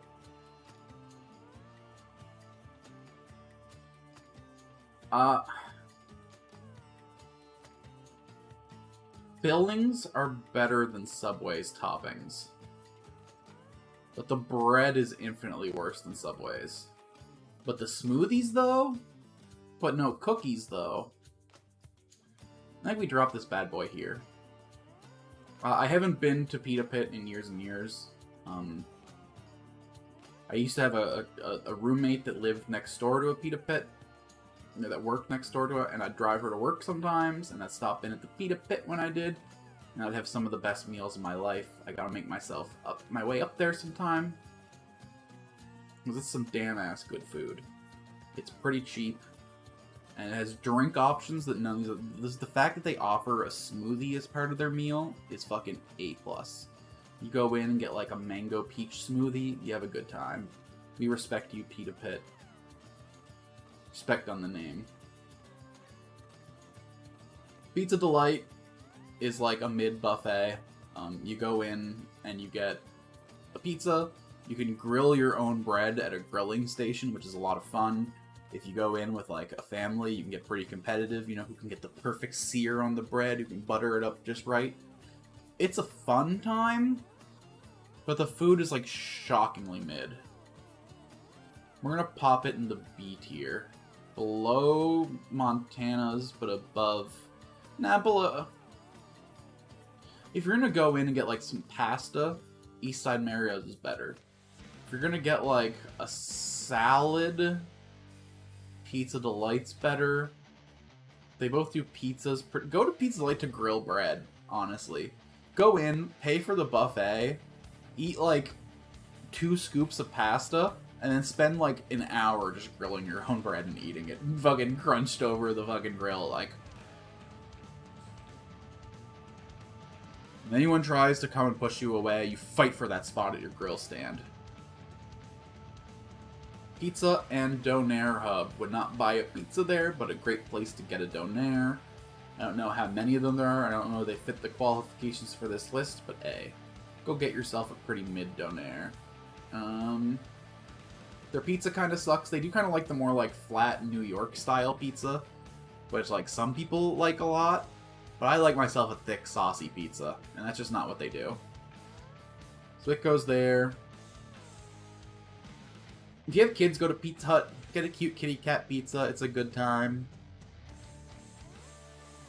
I don't think the stuff is that great, though. I think it's better than Pizza Delight, because you can go in and get like a meal, like a pizza, and it'll be a good time. For appetizers, kind of suck, though. You get... Nah. Pizza Delight clears just on the power to grill your own bread, dog. Pizza pisses me off. Not because it's, like, bad. It's like the most shockingly mid pizza on the planet, and they have some good dipping sauces. My problem with pizza is the meta conversation around pizza, alright? You look at, like, content creators from West Canada, and they go like, Pizza is the only Canadian pizza chain, and fuck you. That's Greco erasure. Don't you fucking spit on my Atlantic Canadian culture, okay? Pizza's below Greco, just on the culture. And I'm unfairly maligning Greco. Greco is B tier. Honestly, Greco's probably A tier, but I'm still mad enough to put it in B tier. If you like a greasy pizza, Greco is like the best greasy pizza you can get. Pizza is also a greasy pizza, but it's like flatter. And it's like wide pizza slices, and like, I just don't respect it. And like, fuck you. Pokemon. Don't say Pizza is the only Canadian pizza chain. Don't you fucking erase Greco. Don't you fucking erase Alexandra's. Don't you fucking erase Pizza and Donair Hub. Canada fucking pops off with pizza, and people from Ontario and West need to put some fucking respect on New Brunswick, Nova Scotia, and PEI. Alright, we do pizza way better than you idiots. Donair sauce clears whatever dip that you got. Get fucked. Go away. Don't talk for my country. Quiznos is like literally Subway, but they also have pizza. The subs are worse, but having the option for pizza is pretty good. There was a Quiznos in my university, and I ate it like every other day, but that wasn't because it was great, that's because it was there. I'd say like once every 2 years I make my way to a Quiznos, and I have a decent time, but like, fuck off. Red Robin. Okay. How do I rate this?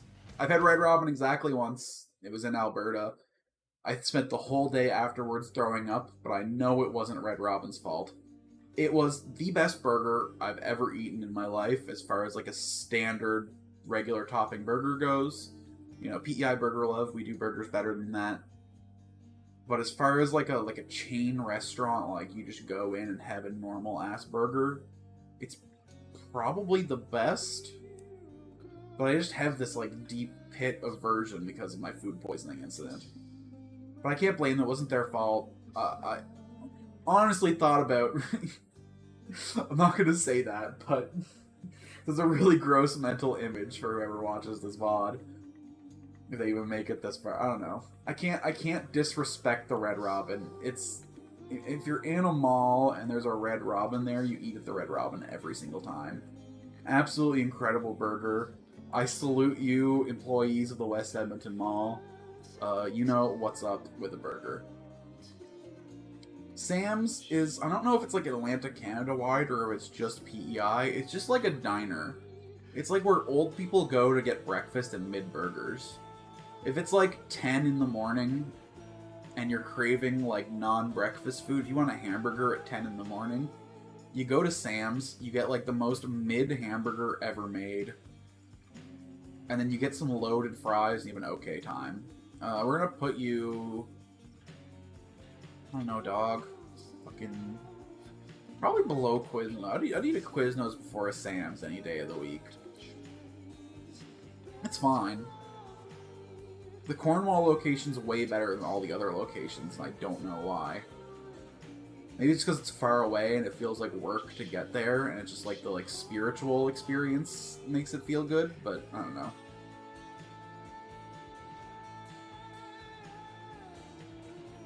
Smitty's does breakfast food, pretty cheap. They do decent lunches. And if you're in Canada and you have to take your grandma somewhere, go to Smitty's. You can sit in the corner with all the old people. She'll probably see her bingo buddies across the hall. She'll have a good time, and you'll get some bomb-ass pancakes for the arrangement. This is basically just like Canadian IHOP. Except you can also go at lunchtime and get a pretty bomb club sandwich. I don't know, dog. Above Eastside Mario's, below Montana's. But if you invite me to Smitty's, I'm actually happy to pay for my own food. So you know what? It's gotta go above Montana's. They got the price right exactly for the quality of their food. They know they're mid and they price it like they're mid. unlike these assholes, fuck Starbucks. I don't drink coffee. Even if I did, they just fucking make it a milkshake, basically. They just load it up with sugar and the extra caffeine to get you addicted. No respect on Starbucks. The only reason I'd ever go to Starbucks is to get a cake pop. But it's like $4 for like a Timbit, basically. So like, no respect on the Starbucks name. Get out of here. We don't care about you. You're fucking awful. You have a really cool mascot, I'll admit. You're like well designed and you're well marketed. I understand why you trick teenagers and dumb adults into going and buying your fucking overpriced garbage. But like, respect yourself and go get a McDonald's coffee instead. Like, it's just, at least in Canada, McDonald's is actually, like, from what I hear, again, not a coffee drinker, from what my coffee drinking friends say, ever since Tim Hortons switched their coffee, McDonald's has been, like, the pinnacle. And it's cheap, most importantly. They're not gonna charge you fucking $9 for a large coffee, alright? You're gonna go in and spend, like, $2.50 and get the same amount of coffee, and it's gonna be better. So, Chalet. Okay. I'll admit, this one's gonna be pure childhood bias. This one's gonna be, like... Swiss Chalet is the most mid-Canadian restaurant. If you're, like, a poor family living in the country, and you want to go get, like, a fancy meal, you go to Swiss Chalet, you go in, and you go, like, holy shit, I can get a quarter chicken and a third of rack of ribs for, like, $18? We're fucking rich, boys. We're such a fancy family. We're gonna get up in our church clothes. We're gonna hit up the Swiss Chalet. We're gonna get the quarter chicken, third rack of ribs with that fucking sauce. Swiss Chalet dipping sauce is the greatest chicken sauce ever made. Nothing comes remotely close. I don't know how to describe the flavor profile. I think you can get it in America sold in packets. It's not as good. In the restaurant, they get it in these big fucking drums, man. And they fucking lather that shit into a bowl. And you fucking dip your chicken in it. You dip your roll in it. You dip your fries in it. 90% of your... everything but the ribs gets dipped in the sauce. And it fucking elevates the meal to the next level. They do a seasoned fries that kick ass on their own, but you don't care because it's sauce. It's fucking so good. You ignore the seasoning on the fries, and they got that perfect bit of garlic, that perfect bit of onion.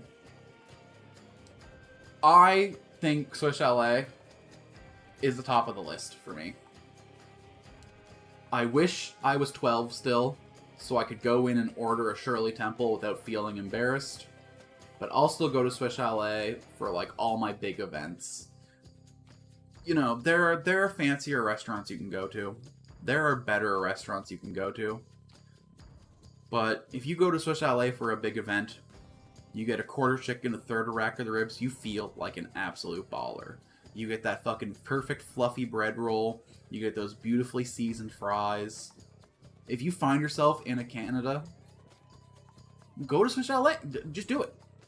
You're gonna be like, it's just basically an Olive Garden. It's just basically a TGI Fridays. Yeah, it basically is that quality, but that specialty with the rotisserie chicken and that like fucking delicious rib sauce and that fucking chicken sauce. Just honestly, you can skip the Swiss Chalet and just go to a grocery store and buy the packet of chicken sauce and get basically the same experience. But just go for the vibe. Alright? Get yourself a Shirley Temple. Get yourself a quarter chicken dinner. Dark meat. Listen. I don't care if you prefer light meat. Get the dark meat. It's more flavorful. It blends with the sauce really well. It's going to be a good time. Taco Bell. This is another one where some like implicit bias is going to come in. There is not a Taco Bell in Prince Edward Island. We've been trying to get one for like a decade, 2 decades now. Every once in a while, someone will come out with the rumor like, hey, DP Murphy's going to open up a Taco Bell, boys. And like, where? When? It never happens. We'll never have one. But when you cross the Confederation Bridge and you drive into New Brunswick, you better believe the very first stop on that road trip is a motherfucking Taco Bell. You go in, you get the Crunchwrap Supreme, you get the Mountain Dew Baja Blast. You don't even care how mid their fries are, because that's not what you're there for. You're there for, like, just a slab of cheap Mexican food. It's a fucking awesome time. We respect the name of the Taco Bell here. I'd rather a Mucho Burrito, though. And, like, I think, like, I would rather a Taco Bell because I never see them. But I think I have to respect that Wendy's food is better than Taco Bell. I don't think I can let the bias take me that far as to put Wendy's below Taco Bell. That's just disrespectful to the name, you know? But, yeah, if I'm on a road trip, I hit the Taco Bell every single time, and I'm happy every single time. But, if I'm local, if I'm in the city, I know that there's a place that does tacos better.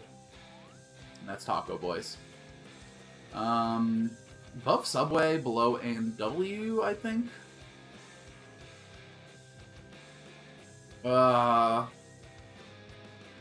Churros. So Taco Boys is like a local-ish taco place. There's only like 3 of them, I think, ever.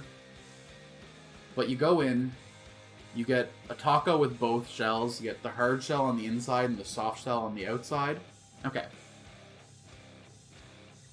Soft shell tacos suck. Because they have nothing to give them form. They fall apart immediately. They spill all their ingredients. Hard shell tacos suck because they hold their form, but they're brittle. You bite them, they shatter, they spill all their ingredients. What you do is you double shell it. Soft shell on the outside to hold things together.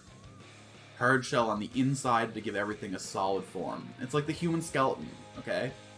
You need the skin and you need the skeleton. Without the skeleton, your meat just falls everywhere. Without your skins, it all just spills out. You need both.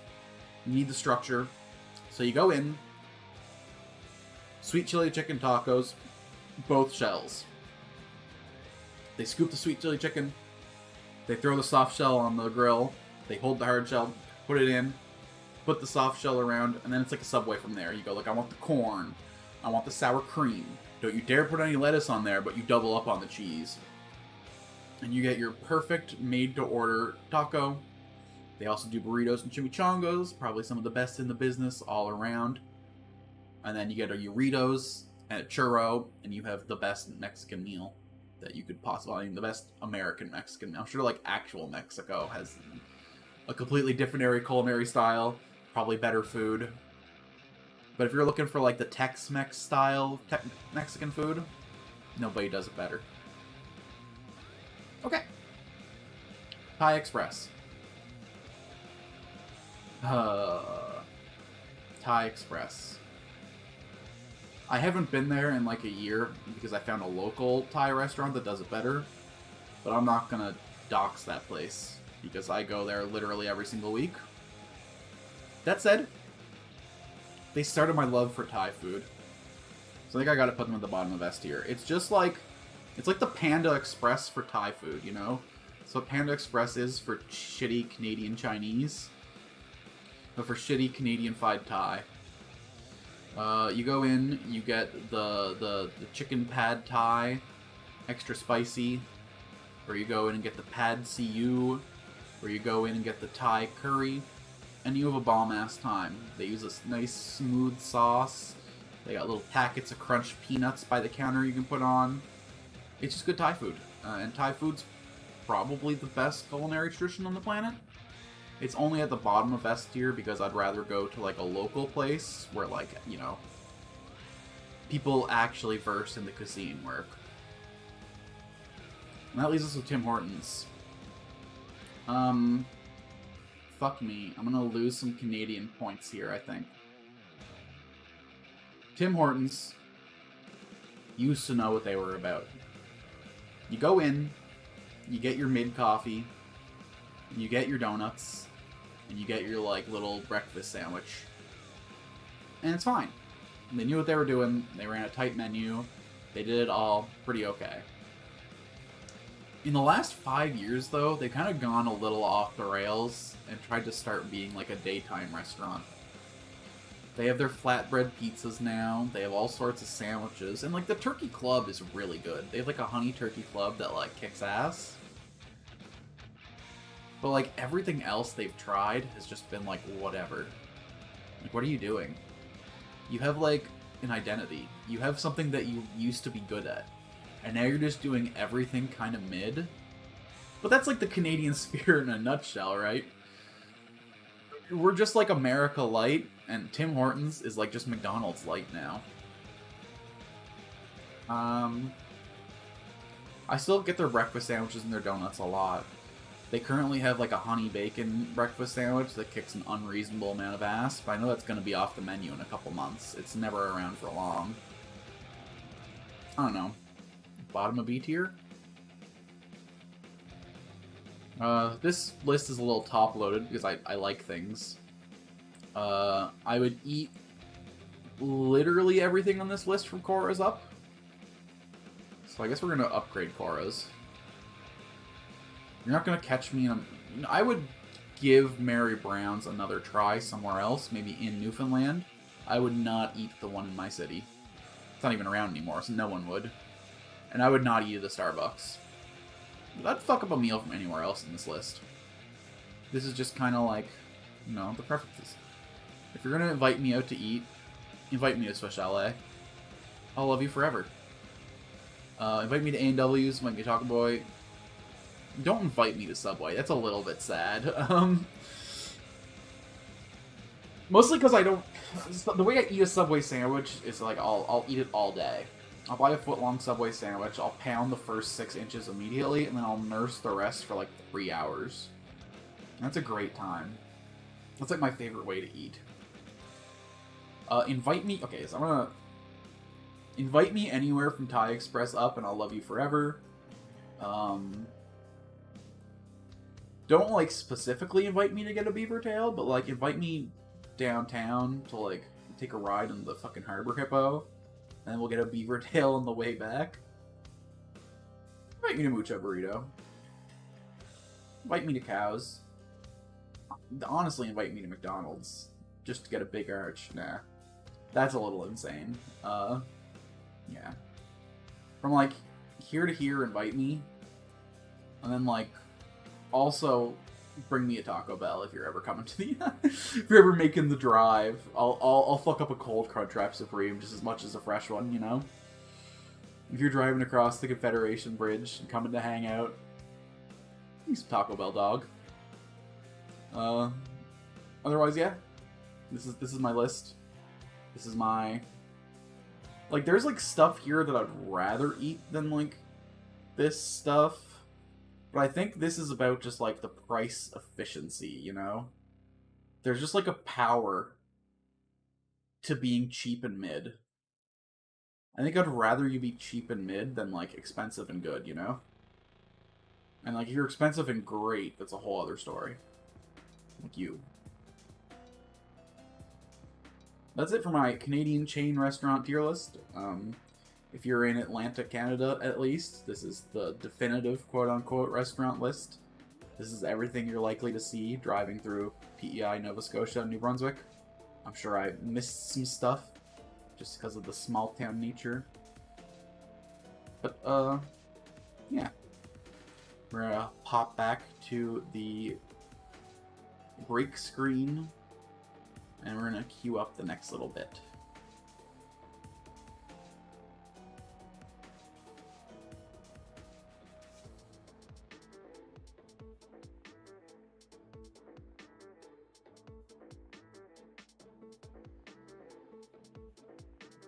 Friend posted a video meme in the chat.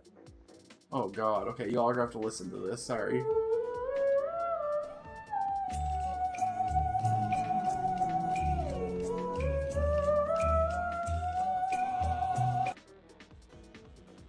It was a video of a gorilla at a Subway. Amazing.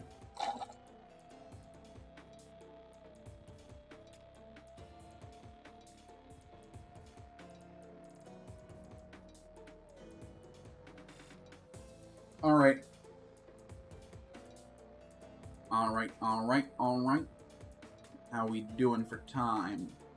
Now, this might be a super... I didn't think each of these tier lists is going to take a fucking hour. I guess I have a lot to say about food. And I guess that means I have a lot to say about chips. Welcome to the Canadian chip flavor tier list. I didn't make this one. Unlike the last few you saw, this is just one I grabbed off Tier Maker. This is the best one I could find, honestly, because they have more than one sun chip flavor at least. Let's get into it. They really started off with the most Canadian thing they could, huh? Ooh. Way too many tiers. Hold on. Fucking E tier. I don't respect an E tier. And I don't think there's a need for a D and an F. I like things. I don't think I've ever eaten a chip and been like, oh, that's awful, get it away from me. So there's no need for an F tier. Like, have some self-respect. That said, I don't respect the all-dressed chip. Again, same thing as the Dr. Pepper and the everything bagel. Just stop trying to be everything. If you were just an onion chip, fuck yeah. If you were a tomato chip, hell yeah. If you were a vinegar chip, like, okay, I get it. But, like, don't try and be everything. Don't try and be sweet and salty and tangy and spicy. Like, just stop. Slow down. Pick a flavor profile. This is, like, the most Canadian thing that we have. This is, like, the chip everyone thinks about when they come to Canada. You know what? No, there's better all-dressed chip than Lay's. Lay's they just tried to copy everyone else. This is the original. This is the OG. Ruffles is the best all-dressed chip. If you're gonna get an all-dressed chip, if you're gonna come and do, like, the Canadian thing, get yourself a bag of Ruffles. It's a crinkle-cut chip. It's a thicker bite. It's still trying to be too much, but, like, don't get the flat Lay's and Old Dutch. Old Dutch is just Lay's, but they make their stuff stale on purpose, is my theory. They're just like a harder Lay's chip, despite being the exact same thickness. I think they literally just leave them out for a while. They're Old Dutch. They're aged. That makes sense. Ariba is like the Doritos Old Dutch ripoff. This is their Cool Ranch equivalent. I do need one more row, actually.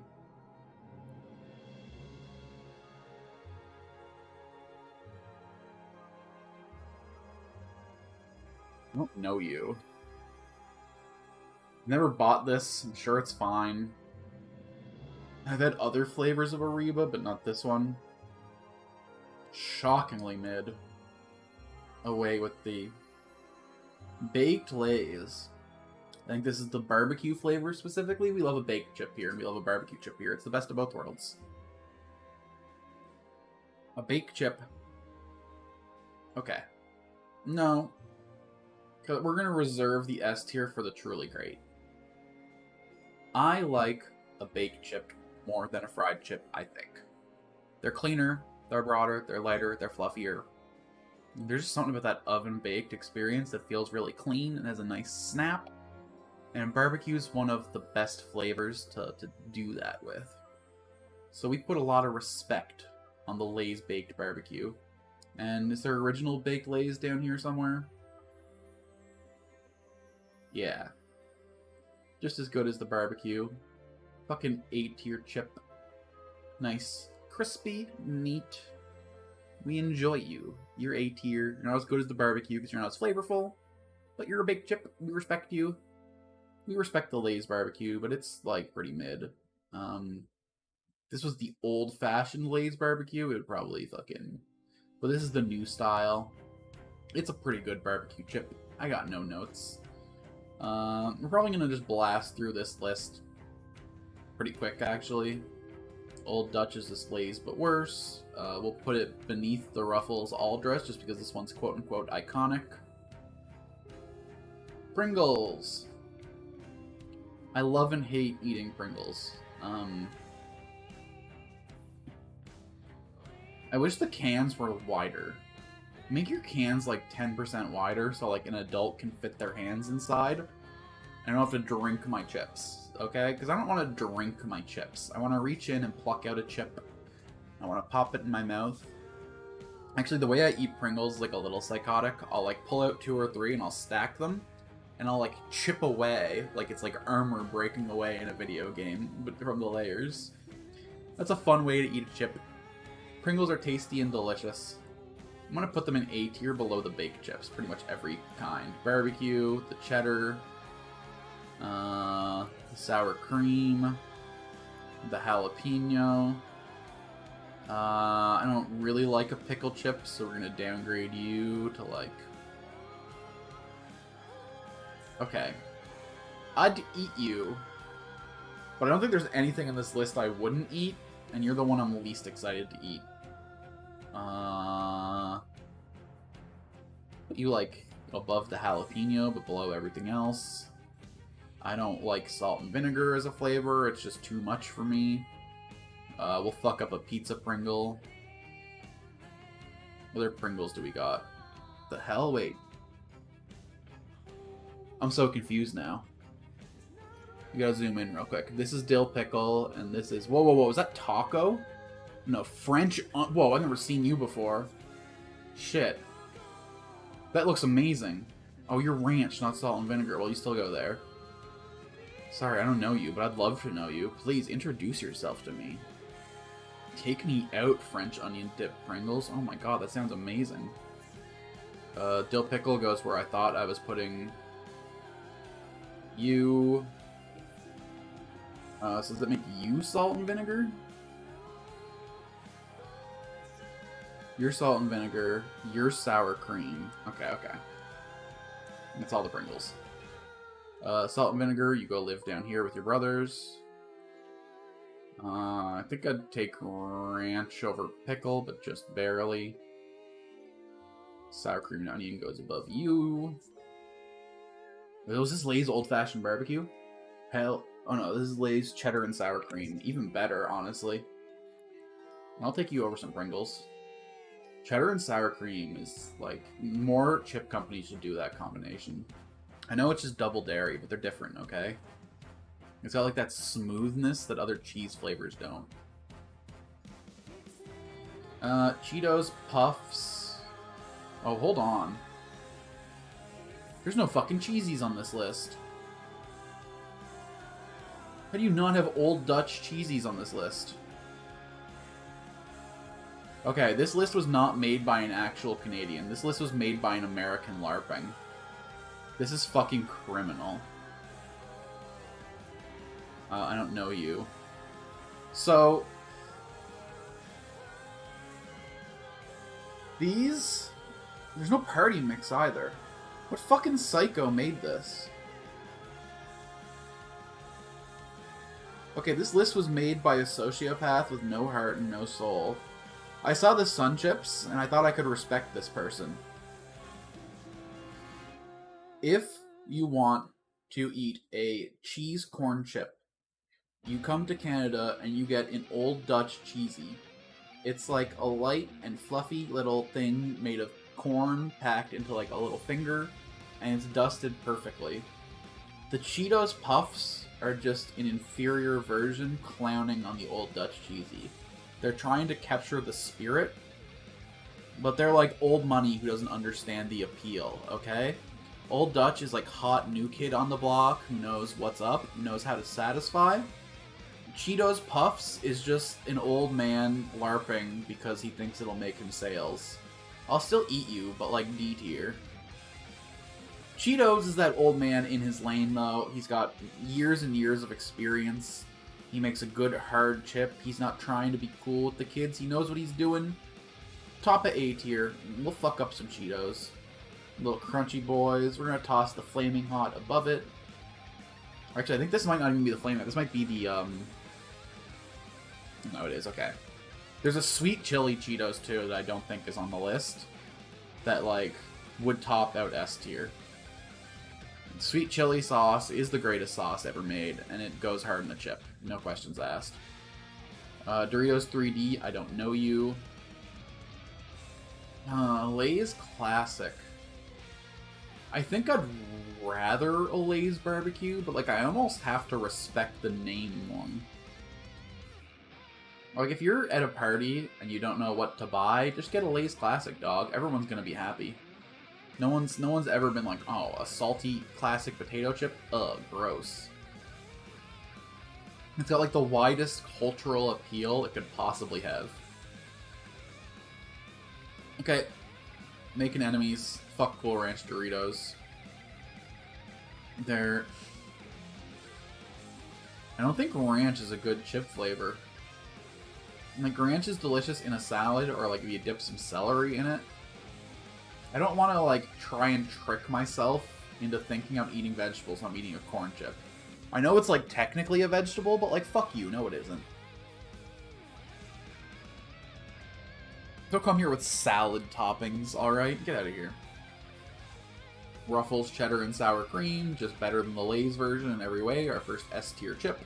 I love me a crinkle cut chip. I have like this theory that like the wrinkles increase the surface area, so like your tongue interacts with it more, so therefore the flavor is stronger. Is that psychotic? Yes. Am I psycho? Absolutely. But I will defend this take to the end. Crinkle cut chips are just better. Lay's dill pickle, you're competent, but I don't like you. I like pickles, but like not in a chip, dog. Is this also Old Dutch dill pickle? Okay. Old Dutch is just Lay's but stale. We've been over this, so it just goes here. I actually like stale food a lot of the times, but like, eh.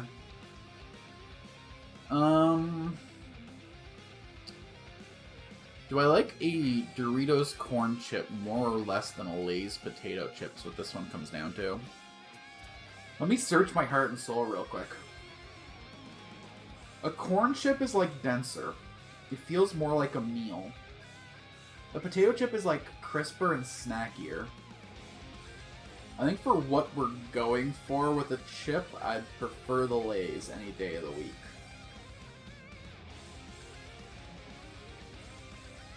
Yeah. Nacho Doritos, certified classic. Some zesty Mordaunt Doritos, as Ricky would say. Fucking clears. Let's put you below the... Let's be really psycho and like put it right in the middle of the Pringles. Like right here. Because, like, give me a fucking cheddar Pringle, man. Give me a barbecue Pringle. Give me a pizza Pringle. But, like, if you offer me either classic Pringles or a zesty cheese, take the zesty. Finally, a kettle-cooked chip makes the list. And basically, every kettle-cooked chip with a flavor I like ends up in S tier. This is just the classic original Dutch Crutch. So it's Old Dutch's kettle cook brand, and like Old Dutch is just stale Lay's, but that works with the kettle cook chip. You want it to be as crunchy and hard as possible. I like the way they fold up. I think they're cute. I think they're tasty. Yeah. I think there'll be kettle cooked chips. Kettle cook's my favorite style of chip. But I can't respectfully put a plain kettle-cooked chip above the Ruffles cheddar and sour cream. That's psychotic. Flaming Hot Cheetos are better than regular Cheetos. Flaming Hot Doritos are worse than regular Doritos. I don't know why.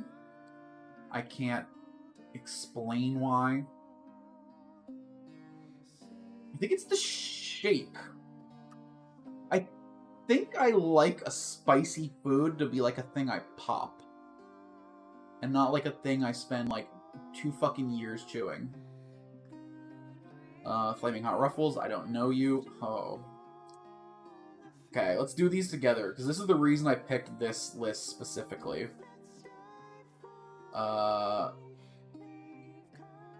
French Onion and Harvest Cheddar Sun Chips are the 2 greatest chips on the planet. Buying and eating Sun Chips used to fucking suck. They had the loudest, most annoying, most shitheel bag in the world. If you touched the bag, everyone within 6 miles would know you are eating a Sun Chip. But like 3 years ago, they finally fixed their bags. And now I can honestly say, I will hide in the corner and eat a whole bag of Sun Chips in one sitting. I will fucking devour these clowns. I don't know who like wins. They both do very different things. This is like a smooth, tasty, pounded down flavor. This is like a nice, sharp, appreciate the bite flavor.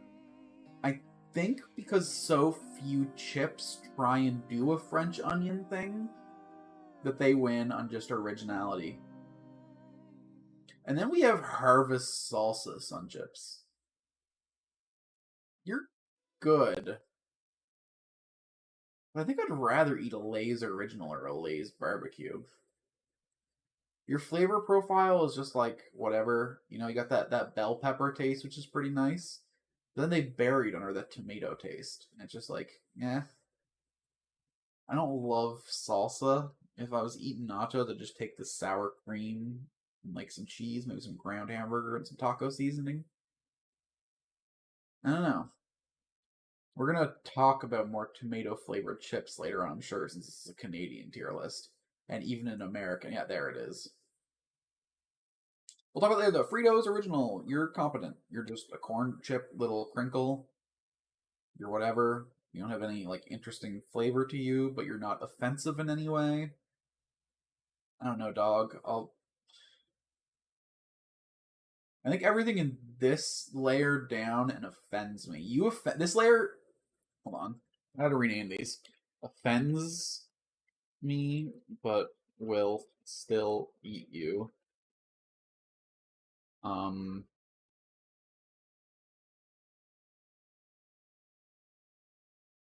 Essentially, it will still buy you. Offends me, but will still eat you. Certified classic. Hell yeah. Don't get between me and this. Yeah. I think this is how we're dividing the list. This is all like classic stuff that's like I'm happy to eat, you know. If someone brought it to the party, I'd be like respect. This is like fuck yeah, I'm actively excited. This I will push you over to get to the snack table. This is like whatever, but like sometimes I get a craving, I'll buy you. This is like I'll never buy you, but like if someone brings it to the party, I'll give them a look and then still eat a handful. And this is stuff I've never tried. And there's I don't think there's literally a thing on this list I won't eat. Yeah. What the fuck? Who the fuck are you? What do you mean Sun Chips are original? Are you like what they put in the fucking what's it called? It's not Party Mix. It's like someone's rip off of Party Mix. Um hold on. Party Mix rip off.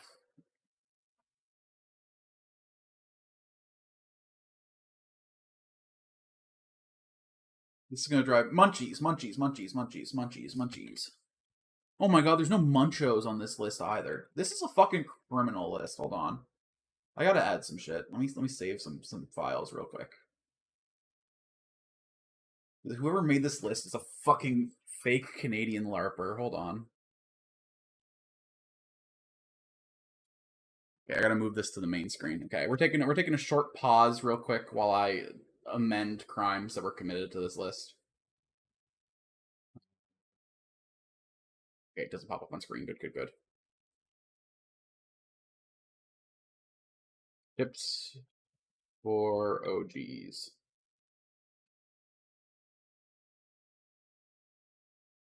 OGs.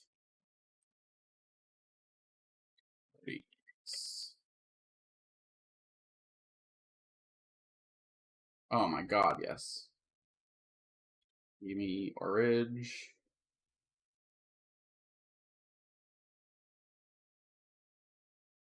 Yeah. All dressed.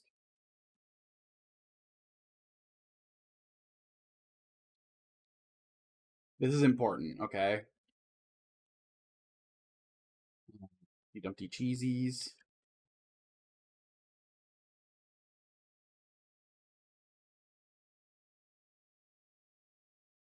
Oh, they're called cheat. That's funny.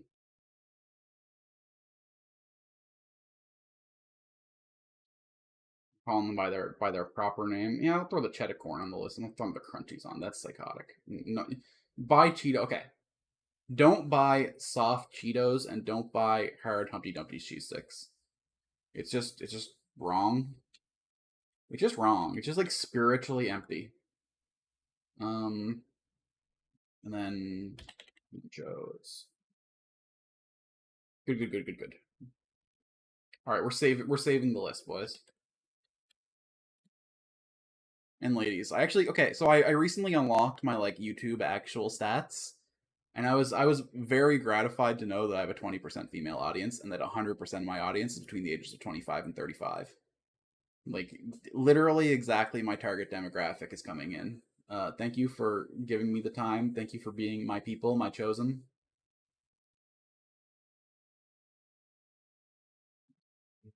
Add love to the homies. Okay.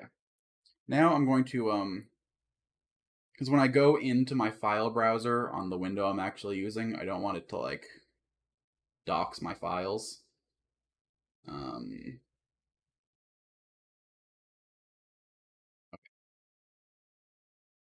Save pictures, strips for OGs. We're gonna add 7 of our absolute favorites to the list, and I mean, if you can't tell, that means they're going right to the top. But and which means I might as well just get them up there now. Okay. Humpty Dumpty Cheesies are just the better version of those Cheetos cheese sticks. They belong in the S tier. They're just simple, clean. You just fucking. There's no. Well, they're not clean. Your hands are going to be coated for like literally days with fucking cheese powders. Don't eat them if you're like gaming. But if you're at like a child softball game in the audience, fuck up a bag of these.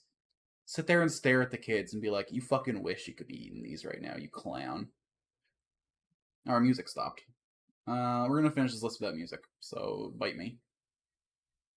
Yeah, the absolute classic. Humpty Dumpty knows what's up. They got the cheese balance just right. They got the texture just right. These are the best cheese sticks that you can possibly get, bar none. Cheddar corn is the same thing but broader and like a slightly less interesting textural experience. They have the exact same flavor, but like texture is like big in a snackable potato chip. We're gonna put you in the hell yeah tier, but at like the very bottom. I would probably rather the jalapeno Pringles actually. Would I? Yeah, hell yeah. Um, Munchies is probably those are probably it's just like pretzels, original Sun Chips, Doritos, and cheese sticks. It's kind of like Party Mix's little brother. It's a certified classic. It's like a good mix. It's like the best certified classic on this list. And then all of these bad boys are going into hell yeah, except for the cheese kind, which is going to like here. So Party Mix is just like Ringolos, Cheeto sticks, pretzels, and then depending on the blend, one other thing. This adds cheddar corn. This adds uh couldn't tell you actually, and this adds like a just like an onion ring. This is the only all dress chip I respect because the too many flavors thing kind of works in a mix pack. You know what I'm saying? I don't know. Anyway, Fritos original. You're a certified classic, but I don't care about you. Hell yeah, Funyuns. I don't get them very often. They're an interesting texture though. They're like a hard corn ring. They have some nice structure to them. Fuck up a bag of Funyuns any day of the week. Um, they're like weirdly clean compared to all the other potato chips. You don't end up with like a lot of residue on your fingies, and like that's big mad respect. Hell yeah. Um, okay, this is a Miss Vicky kettle cook of some kind, but what kind are you? Honey Dijon. Sorry, bro. You're a kettle cook chip. You're probably amazing. I don't know you. I've never seen your face before. Jalapeno, cheddar, Doritos. Hell yeah. Jalapeno, Miss Vicky's. Probably the lowest ranking. I like a jalapeno chip, but I need you to add something, you know? I need you to, like, put a little bit of cheddar on the name. I need to add a little bit of sweet, something. We're gonna put you right below the baked chips. And we're gonna put the baked chips above the Cheetos. And Dutch Crunch, I think this is a jalapeno cheddar. Kettle cooked chip, jalapeno cheddar. It goes here. Better than the Ruffles, but I'll take the cheddar party mix any day of the week. Oh, okay. Okay, maybe this person is a real Canadian. Let's do all. Well, let's do both the smart foods together. Do they have the classic smart food as well? The like butter? Nah, but this is fine. Smart food is like a flavor dusted popcorn. It's just classic regular popcorn, but just absolutely coated with some kind of cheesy dust. White cheddar and jalapeno cheddar. Definitely don't get between me and this. This is the only thing on the list that comes even close to competing with the Sun Chip, but I don't think they clear it. I think the exact order is this.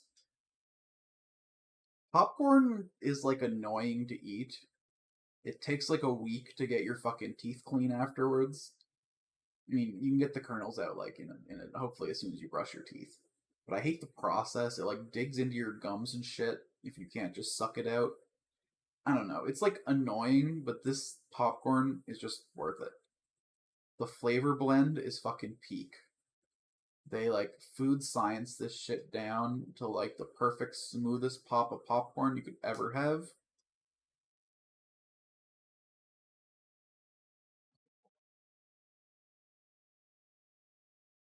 Put this below the kettle cooked chips.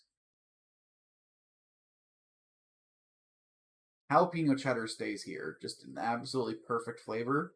But from like a convenience of eatability point of view, don't get me wrong, I'll fucking push you over to get to this bag still. I'll kick you into the stand at this children's softball game. You'll go down like 3 rows of people, give 2 of them concussions and break your hip, and I won't have a single second of regret for what I've done. Your suffering is worth it for me to get this fucking chip into my mouth. I'm sorry to have to tell you, but it's just the truth. What the fuck are you? Oh, you're baked Lay's ketchup. Let's do these both together. Let's do all 3 of these together. I don't respect the ketchup chip. I'm sorry, it's like the most Canadian thing, even more than dressed all over. This is like the thing everyone hears about when they talk about Canadian snack foods, and they shouldn't. It's just like aggressively mid. The ketchup flavor's too strong. It like sits in your mouth for like an hour after you eat it. The snackability is just so low. You know what? No. I'm sorry, but no.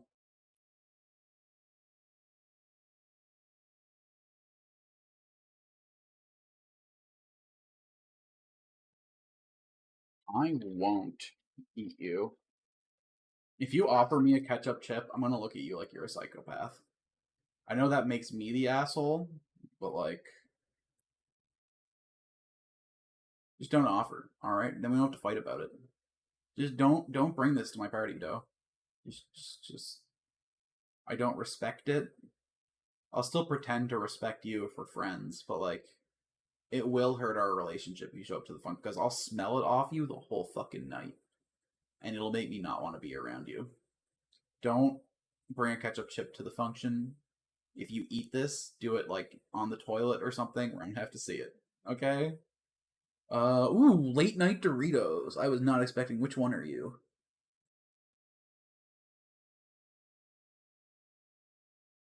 Uh, oh, Buffalo. Is the only late night Dorito on here really the worst flavor? Okay, look. We're gonna pretend this isn't Buffalo. we're gonna but I want people to see the finished list and think, okay, no. There's a cheeseburger flavored late night Dorito that like is the fucking bomb. It actually tastes like eating a hamburger, and it's probably like here. Yeah. It clears like everything. Food science has gone too far because you can taste the meat, the cheese, and the pickles separately when you eat a late night cheeseburger chip. Like it actually each chew, you taste the distinct parts of the hamburger, and like how the fuck did they do that? There was some mad science going on in the lab that day. I will not eat a buffalo chip. I think look, look, look, look, fight me in the comments. I don't give a single flying fuck. Buffalo flavor doesn't taste like anything but hot. It's a bad flavor. I love spicy food. I love jalapeno. I love sweet chili. I love Thai food. I love Indian food. The hotter the better, honestly. I'll fucking guzzle down ghost pepper hot sauce. Alright? But those things have like depth and flavor and complexity. Buffalo flavor is spicy food for children. It's just hot.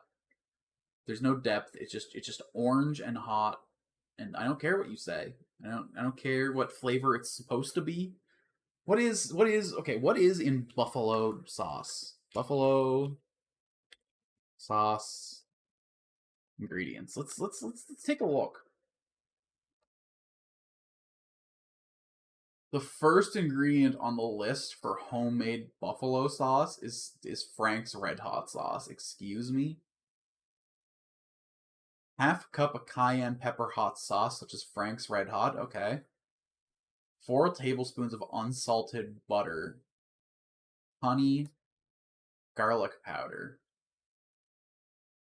This sounds like I should love it. Everything in here is like and paprika. Everything in this ingredient list is like something that I love. I love adding butter to a sauce. It makes it smooth and rich. I love honey. It's the perfect way to make something sweet without being unnatural. I love garlic for that umami. Paprika has like a deep, complex, earthy flavor. Why is it so mid when you mix it all together? I don't get it. What happens there? What cancels what out? Because like garlic and honey and butter together is just like that sounds amazing. Hot sauce, great. Fuck me up with some cayenne peppers. Maybe I've just had bad buffalo sauces, but I feel like it just like everything just deletes each other. I don't know. Lightly salted Lay's.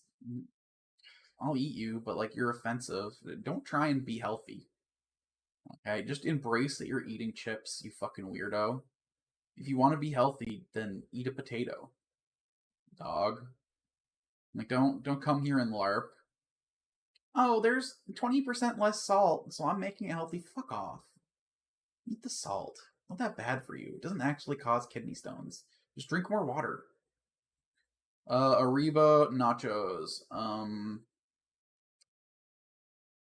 I don't know. I'll eat you. Don't try and be Doritos, dog. Eagles are a certified classic. Probably.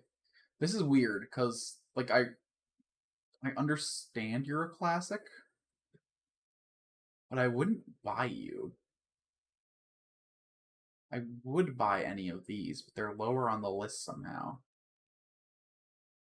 There needs to be like a certified classic, but also that goes right here. That would just have like U3 in it. Whatever. This is fine as it is. Just understand that there's like a weird secret tier starting here. And anything to the right of the flaming hot Cheetos is going to be in that weird secret tier. Miss Vicky's original. Miss Vicky makes the best kettle cooked chip. Dutch Crunch can't even consider. But you know, flavor over no flavor any day of the week. Okay, hold on. I gotta, yes. Pyre soundtrack starting up now. The silence is getting to me. Mostly because I can hear my landlord pounding a hammer behind me somewhere. Old Dutch Original is just Lay's but worst.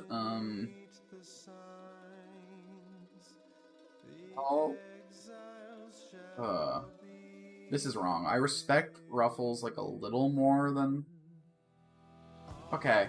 No, this is going in that weird secret tier. Because, like, I gotta put respect on the name of the all. It's the best all-dress chip, and that makes it a certified Canadian classic. This goes... This is where the secret tier starts. No, it's better than Doritos.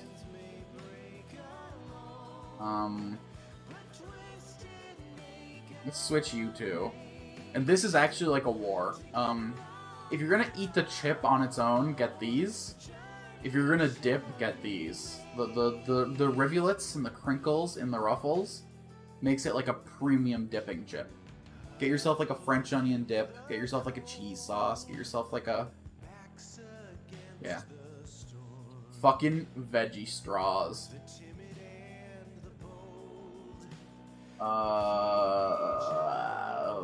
Are these just the regular plain veggie straws, or are these the cheesy ones? Just the plain. I mean, hell yeah. We love some veggie straws. This is like food that's trying to be healthy and failing, but it still tastes good, so who cares? Yeah. Respect on the name. We love some veggie straws. Don't get between me and a bag of Ruffles oven-baked cheddar and sour cream. I think it goes... I said that crinkle cuts are... I think I actually like baked chips more than crinkle cuts, as long as they're flavored right. Yeah, let's move these two down to hell yeah. Beneath the baked chips. And we're gonna move the baked chips. Have some respect on the baked chips. They belong in the top tier. There we go. There. This is more spiritually fulfilling. Rolled gold pretzels, certified classic. Okay. This is what holds the line between the real certified classic and the secret tier that goes below Will Buy You. Because I'm not gonna buy anything from here over. I might, once every 5 years, be like, sure, let's get some rolled gold pretzels. Why not? I'll get halfway through the bag and be like, why did I do this? But then I'll do it again in 5 years. Salt and vinegar.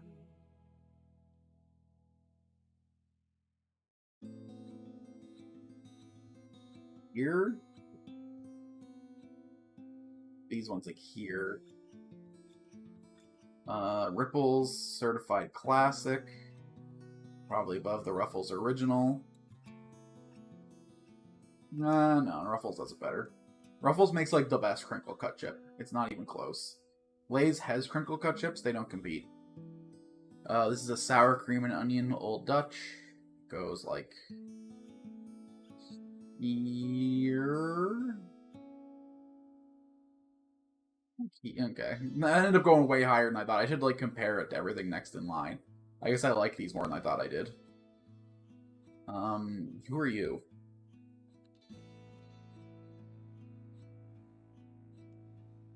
Oh, Lay's salt and vinegar. Dog.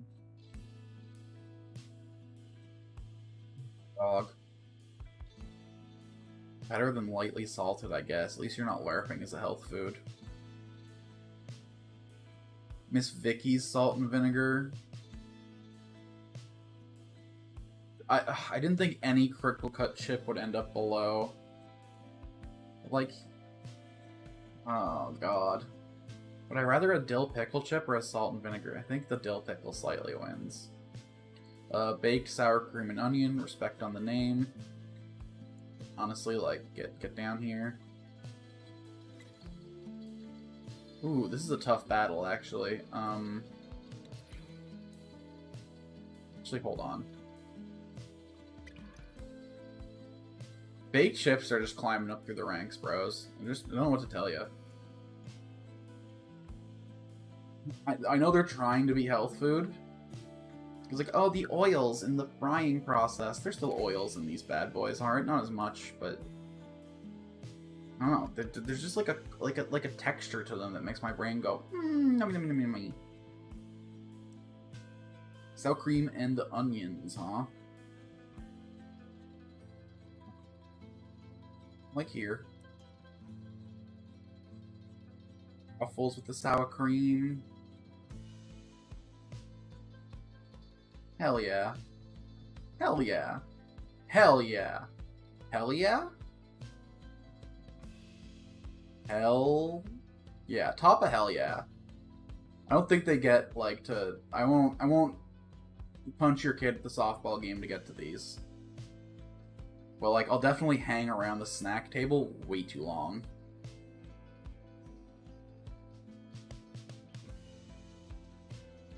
Fucking spicy dill pickle. Okay. I'll buy these bad boys.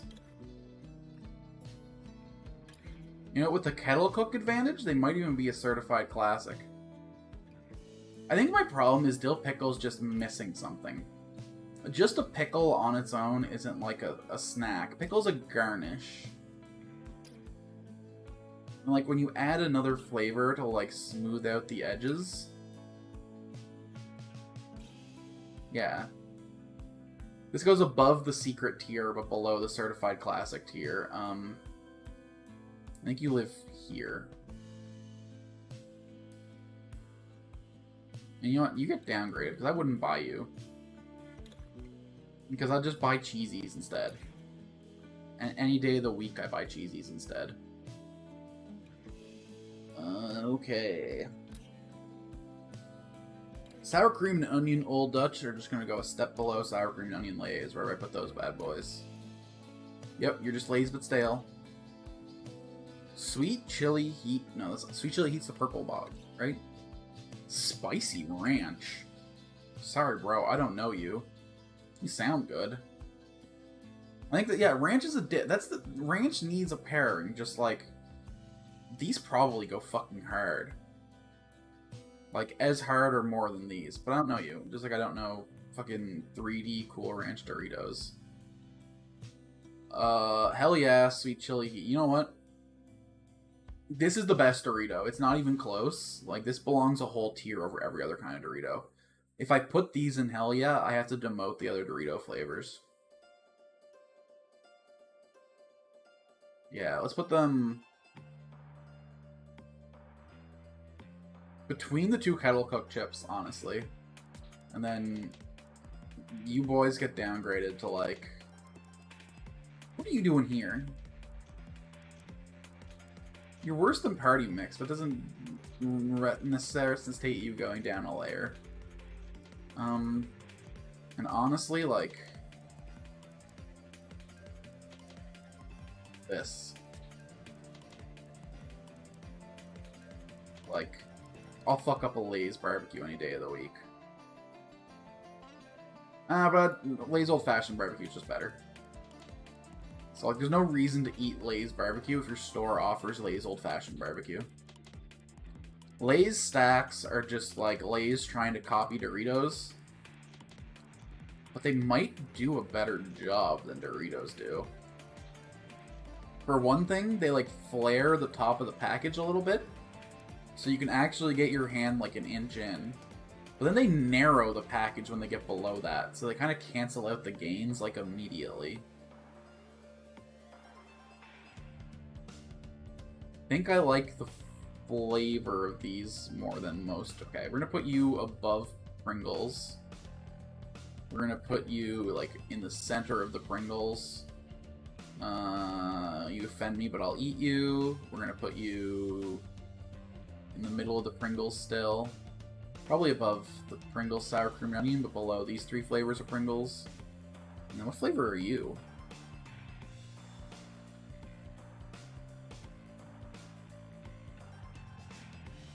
We get Enhance. You appear to... What the fuck are you? You're like a Kappa. You're not Canadian. You're like some imported turtle chip. Anyway. Flaming Hot Lay's stacks.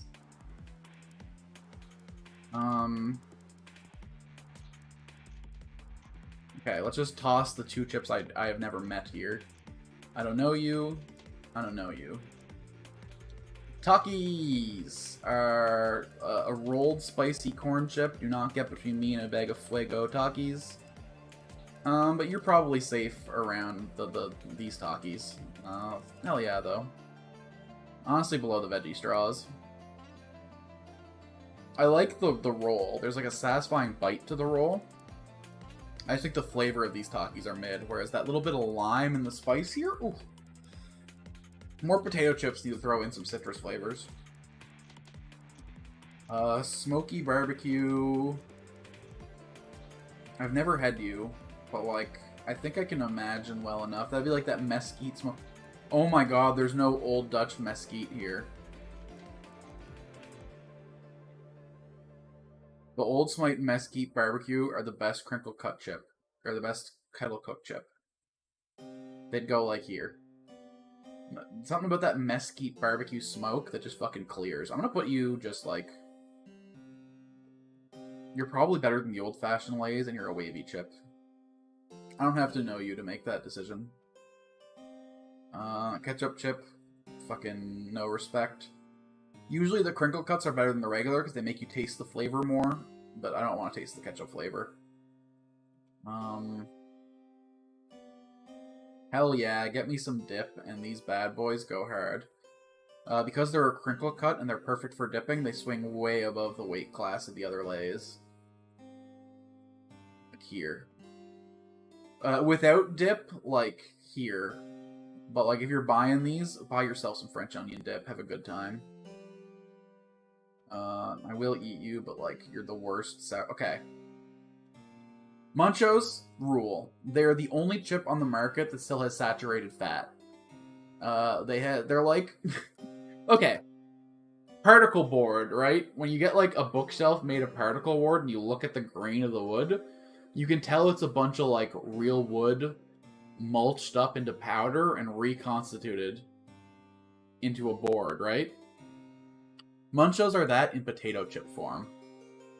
They're like chipped flakes of potatoes reconstituted into like a real chip. And like, that's cool as hell. They got saturated fat. They're the single most oily thing you could possibly eat. My lizard brain just tells me they're not tasty. They're not good. They just taste like salt. My lizard brain loves them. I will throw you off a balcony if you're between me and these chips. So like, for safety's sake, if there's a bag of Munchos at the function, we need clean lanes through the party. Because like, my addictive animal side of me is like, oil, salt, trans fats. And yeah. We can't resist our inner lizard. This is the Altune chip tier list. Let's zoom out and get the whole boy. Yeah. If you're buying chips for my party, take a look. This is what I like. And honestly, anything certified classic and higher. Well, okay. Know the secret tier, starting at the rolled gold pretzels. Don't bring any of these to the function, please. But like, from here up, hell yeah. I'll high-five you. We could talk about the complexities of bite force on a chip. What chips are good for chewing, what good chips for soaking. A+. Alright, once again, for the sake of time stamping this video, we're gonna go into our quick break screen. Let me check my body status and see if this is a piss and break.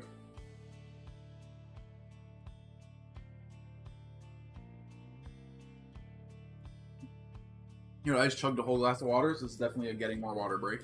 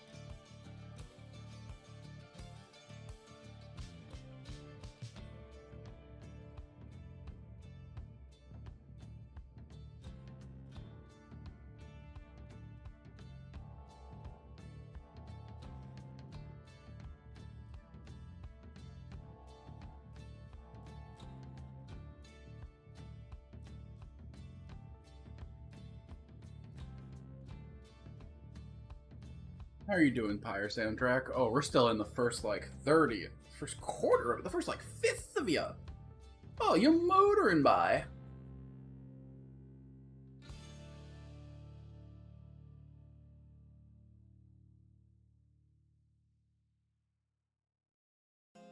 Sick shit, okay. All right, then. We're moving on now to a couple of hopefully quick ones that we're going to blast through in one unit, I think. Because this is a mixture of two different tier lists. We got the candy tier list coming up.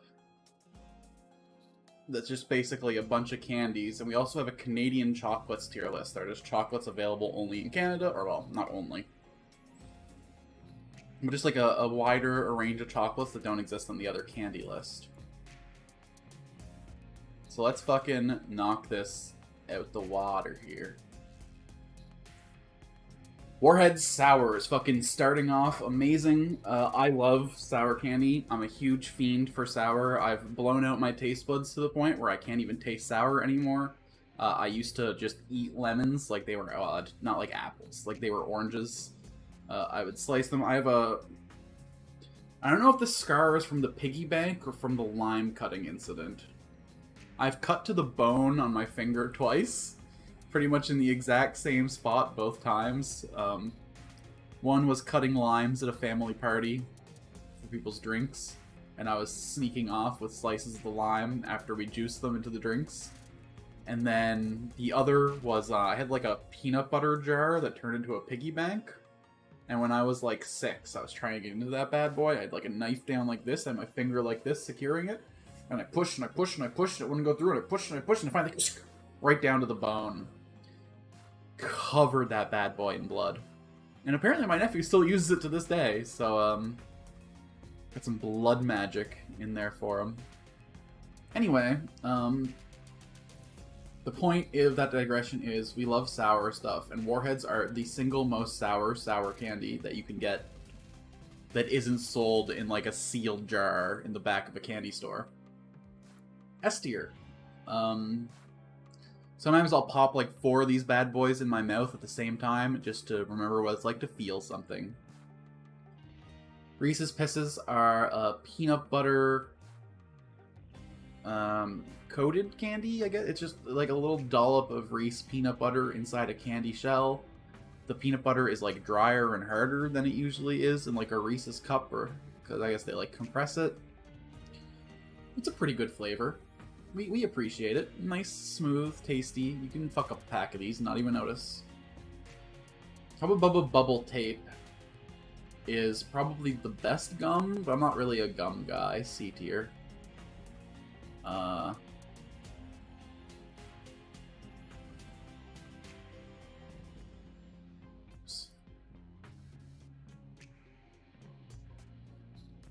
This is just stuff I don't know the tier. No idea what 10 grannies are. No idea what bazookas is. Gobstoppers. Probably the longest lasting like jawbreaker candy you can get from like a flavor standpoint. They're smaller than most other jawbreakers, but that kind of works in their favor. I'll suck on these all day long, S tier. I've never had Sour Patch Chewy candy. I don't know about you. We like a spicy candy. Not like a lot, but like it's pretty good. Hold on. Would not eat. Would not buy, but if you offer an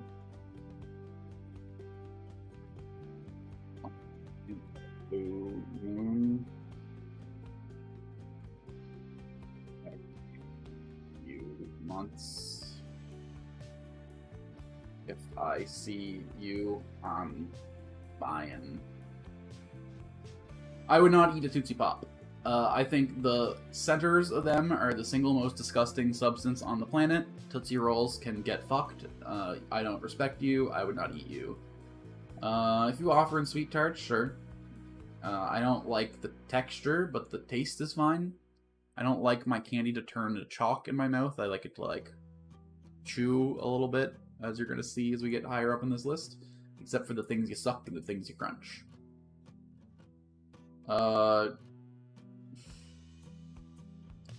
Orange slices. These are like gummy orange slices, right? Eh.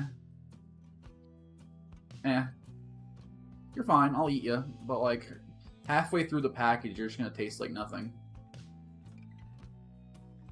Oh, Fun Dip is interesting. I don't think, as an adult, I would ever buy Fun Dip. But if someone offered it to me, I would pog off and, like, lose my mind.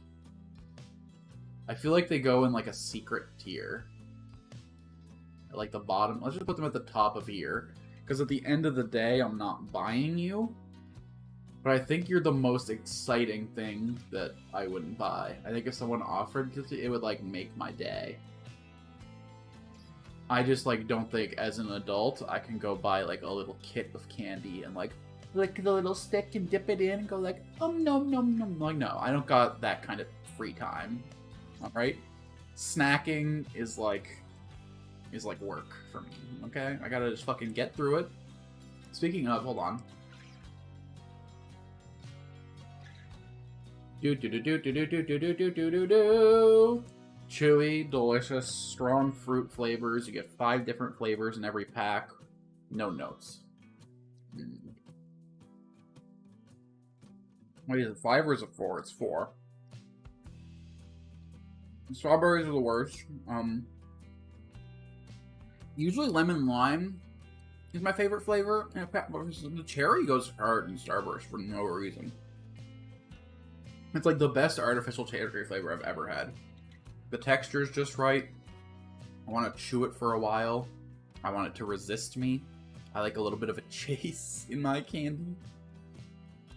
The exact opposite of how I like my relationships to be. I like the one being pursued in my relationship, but for candy, I like doing the pursuing. I have almost died eating these like 100 times. Jawbreakers are dangerous. We should not sell them. That said, even like 5 near-death experiences in, I'm still tempted to buy them if I see them. Tempted, but I don't. Okay. This is where like my tierings kind of fall apart. Because I probably buy these once every like 3 years. But like I lose my mind when I do.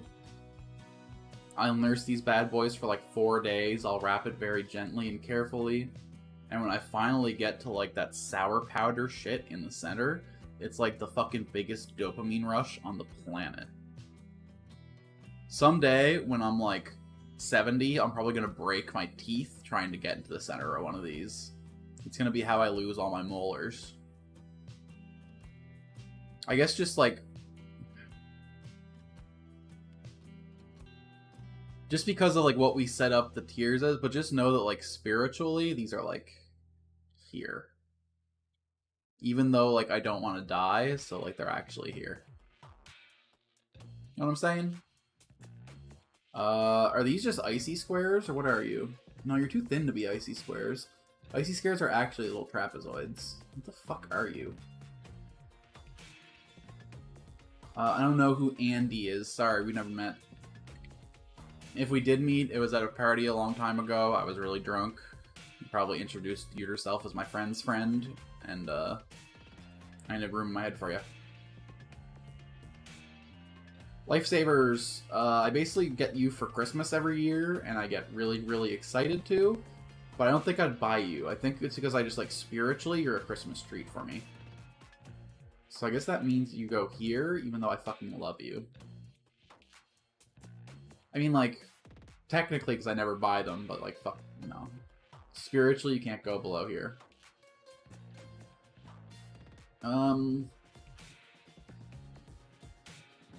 Okay, this is another... everything's falling apart. Because, like, I'm a grown-ass man. I can't be buying ring pops. Okay, hold on. Love you. You're so good. I love you, ring pops. You're cute. I love you, giant jawbreakers. I have to retake, because, like, there's not a world where I put ring pops below lifesavers, even though I'm like, you're not going to catch me dead buying a ring pop. Like, sorry, dog. I'm not going to look the cashier in the eye and be like, hey, I need to wear my candy. Because, like, it's unhygienic and it's gross. But it's so good. Three Musketeers. You're offering. It's like a pretty mid-chocolate bar. And I would never see you at the checkout and be like, hell yeah, a Three Musketeer. There's just, like, so many that do it better. Strawberry do we have any other kinds of Twizzlers here? No, you just gotta fill in. Okay, I think nibs are way better than the strawberry twists. But these are the strawberry twists. I'll eat you, but, like... You're probably right next to some super nibs on the shelf, or like some of like the lemon-filled Twizzlers, which both just absolutely clear you by a mile, so I'm not buying you. Jolly Ranchers. Probably the best hard candy that's ever existed.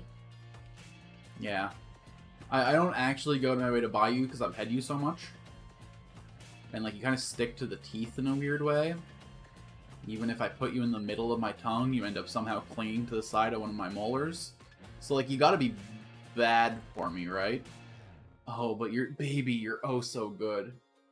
If you ever want to blow some minds at a party, here's what you do. You take a bottle of vodka, and you pour it into, like, 4 separate containers, and you sort out all the flavors of Jolly Rancher, and you drop them into the vodka bottles and let them melt overnight. And it turns into, like, candy vodka of the flavor of those Jolly Ranchers. And you can make some sick mixed cocktails out of those bad boys. I'm convinced that's what sourpuss actually is. Swedish fish are, like, mid, but I'll buy them sometimes. So I'll put them at the bottom of You So Good. I'm not convinced that the different colors of Swedish fish are actually different flavors. I know I, like, bragged up my taste buds in the last tier list, but I'm, like, 85% sure that every Swedish fish tastes exactly the same. Which is just, like, vaguely sugary. Would not eat. Your existence offends me. If you give these out on Halloween, you're a psychopath and nobody loves you. Great. Haven't met you. No, I'm not eating a fucking candy bracelet. I'm not 7. They're just chalky, they're gross, they have no flavor. It's just... you're a gimmick. And, like, when you're a kid, a gimmick candy is great, but... don't know what you are. You look amazing, though. I'm sorry. I love your voice, Ashley, but you'll distract the hell out of me. I'm gonna start singing. Let's go to the 8 scribes. A crunch bar. This is just a plain chocolate bar full of like Reese's, or not Reese's, Rice Krispies. That's the word.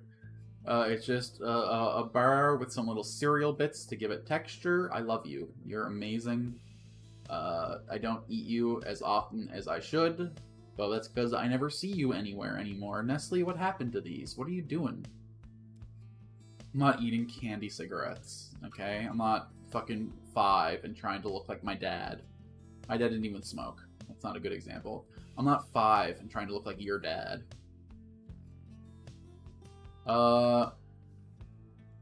When's the last time I've eaten a full-size Kit Kat bar?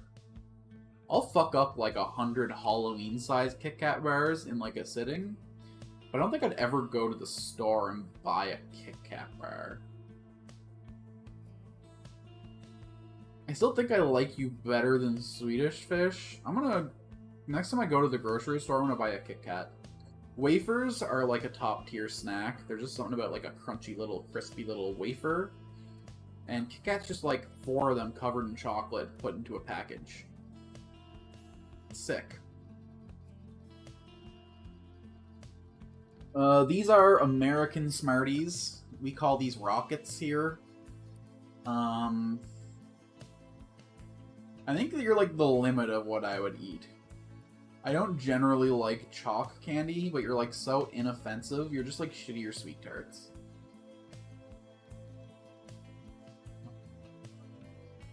Probably above orange slices, but below Fun Dip. Okay, this is... Okay, you know what? This is really weird. It's like, I would buy you if you were the only Twizzlers in the store while I was craving Twizzlers. So maybe you just go up here below the Swedish Fish. Because, like, these are still, like, the most exciting things here. Like, I think... Because there's not many mint chocolate candies. You have, like, a cool novelty factor to you. Man, I never see dots in this. This is, like, peak, like, you're in a gas station at 4 in the morning. You just hit the blunt. You walk to the gas station, of course, to get snacks specifically because of the blunt you hit. Please don't smoke and drive. It's insanely dangerous. But if you're in a gas station after hitting the blunt, if you're like riding in the back of your friend's car and he has to pull over and get some gas, you know you're running in and getting some motherfucking dots. But like no grocery store around here sells them. I'd have to be in a gas station or in like a co-op out in the country. But if I see you, I'm buying you. Someone tell me somewhere on Prince Edward Island where I can buy some of the fucking dots. You belong in the pits of hell. I don't know who the fuck eats marshmallow peeps, but they're not human. Like, they don't taste like marshmallows. They taste like sugar in the worst way possible. They taste like sugar, brackets, derogatory end brackets. You're just the most artificial thing on the planet. I don't usually go like, if you want to see how evil this is, microwave it. Because, like, I'll fuck up a processed cheese slice any day of the week. But, like, microwave a peep. That's not right. They shouldn't balloon to 90 fucking 100 times their size like that. Oh my god, cookie dough bites. I haven't seen one of you. This is another, like, peak gas station food. I'm a pay at the pump kind of guy, so I never see y'all.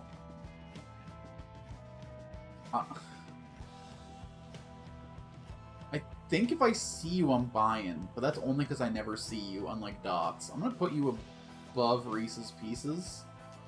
Someone tell me where I can get these bad boys too, will ya? Cause like, damn. Actual cookie dough is like a top tier snack. Even with egg yolk, I don't care. I know you're not supposed to eat cookie dough raw with egg yolk, but fuck you, I will. Start inoculating your chickens, Canada and America. The Brits don't have this problem. Top of I love you. I don't buy you every single time I see you, unlike some of the stuff up here. I'm gonna be a little more honest with ourselves. This is what it looks like. Fucking perfect. The ratio of chocolate to peanut butter is absolutely perfect. The giant cup Reese cups are like a step down from the original formula because they got like the ratios just like scientifically crafted to exactly melt into the perfect mush in your mouth, and oh my god, I can't stop fucking thinking about it. Fruit gushers, huh? I wouldn't...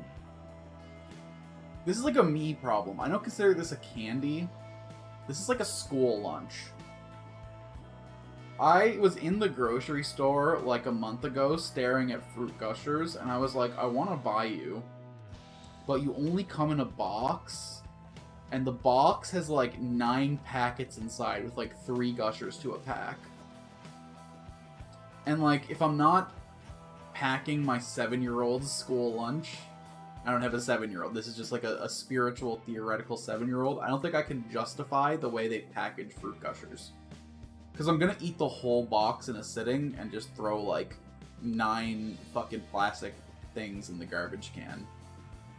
I'm like, I'm willing to do that for a Starburst, but I'm not willing to do that for a Gusher.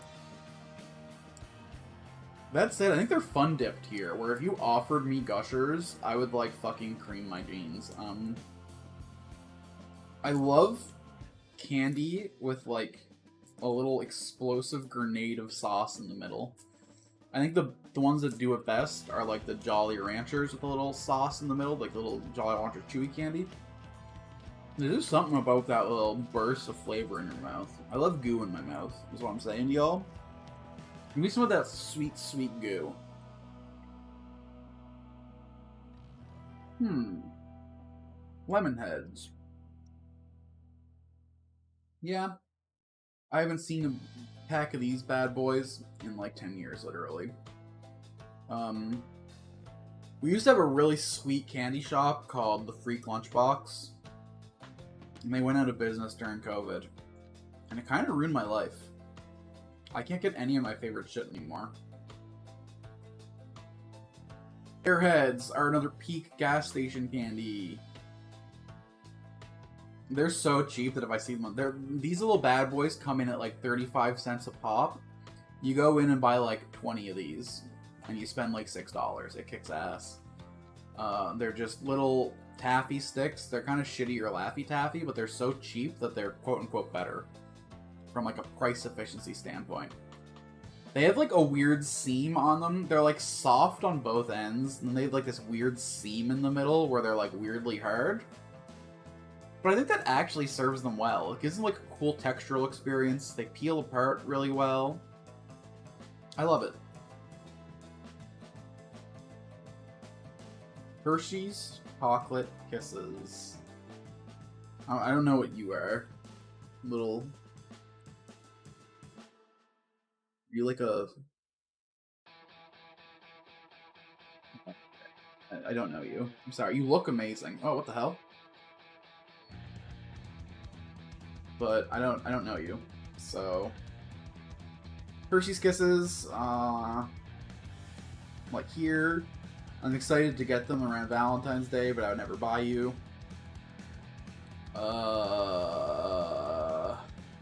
Okay, this is where this tier falls apart, because I see Sour Patch Kids at the grocery store every day, and I don't buy them. But they're probably my favorite candy. This tier, these 4 basically like get by on like rarity. I only see them in like a gas station like twice a year, so I buy them on site. Except you, who are actually literally my favorite candy. You're my second favorite candy in history, but you're just so common that... Oh, these are Sour Patch Watermelons. Where's like OG Sour Patch Kids? They're not even on the list? Okay.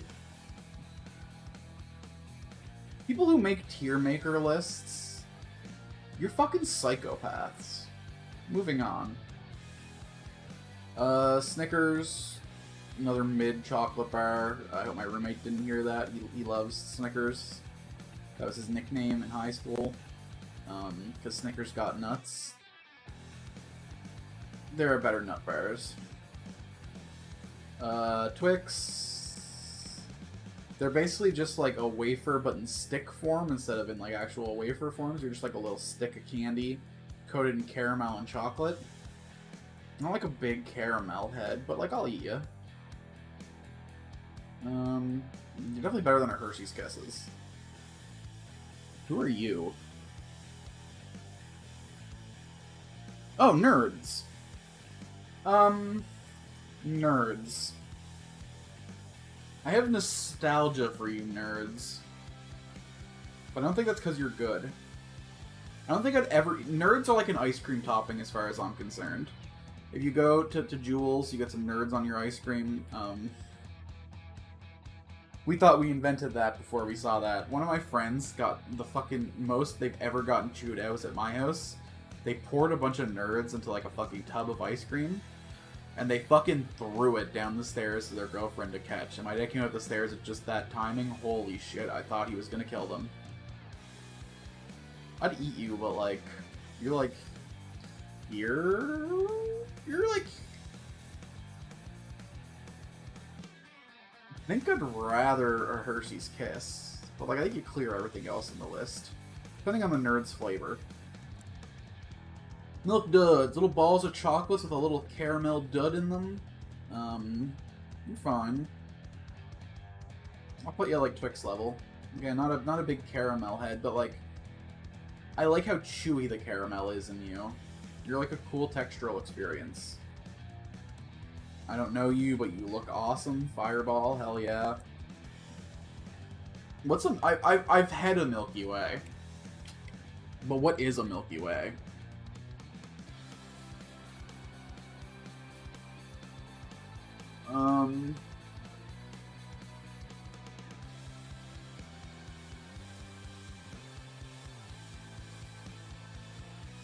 There are two varieties, the US Milky Way bar, which is sold as the Mars bar worldwide, including Canada, and the Global Milky Way bar, which is sold as Three Musketeers in Canada and the US. What the fuck are you talking about?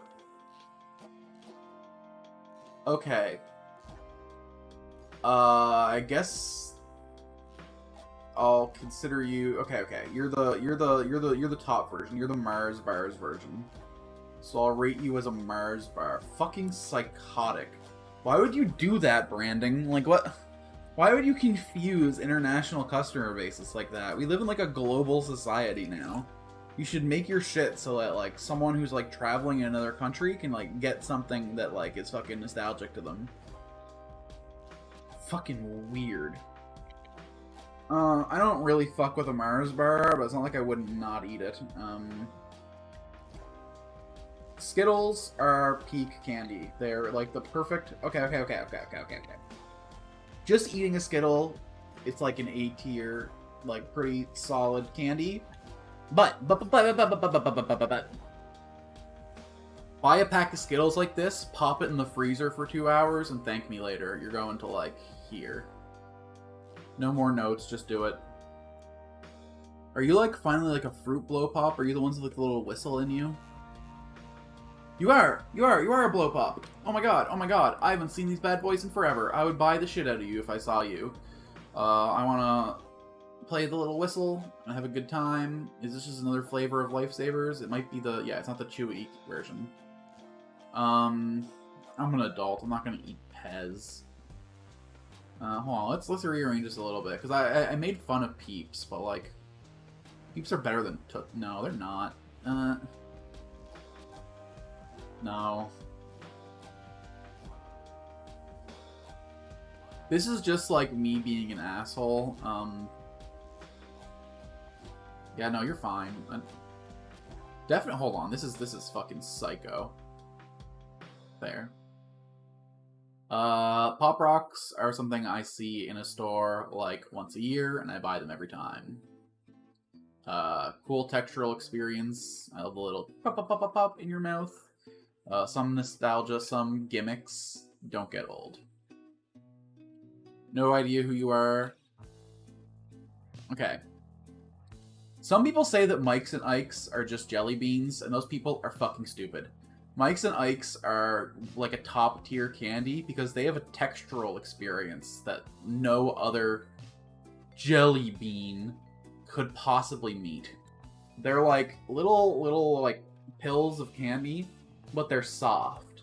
You can take both ends and squish them, and instead of breaking and having the shell pop off like jelly beans, they'll just smush and compress into a little pellet.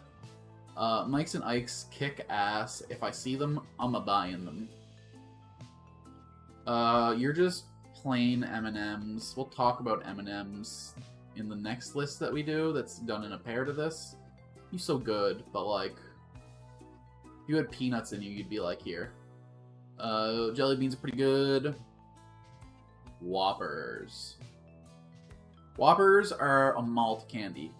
They're basically like a milk product congealed into a crunchy little ball. I'm not gonna eat them now. I have Whoppers right beside me here. They're not quite on the tier that like if I see them, I'll buy them. But like on a special occasion, if I'm like going to the movies or I have like a birthday, I'll splurge and get some Whoppers. They're not like more expensive than other candy. It's just like the size of the package that makes it feel like look how big that is. That hides my whole face. And that's like touching my face. It's literally on my face touching right now, and look how big it is. They're light. It's only 113 grams of that package because when you puff up the milk into a malt candy, it gets really like airy and the density's really low. But it just feels like a lot to eat, even though it all dissolves in your mouth into like a tiny little mush. Whoppers, I love you. Just, yeah. Whoppers, you're perfect.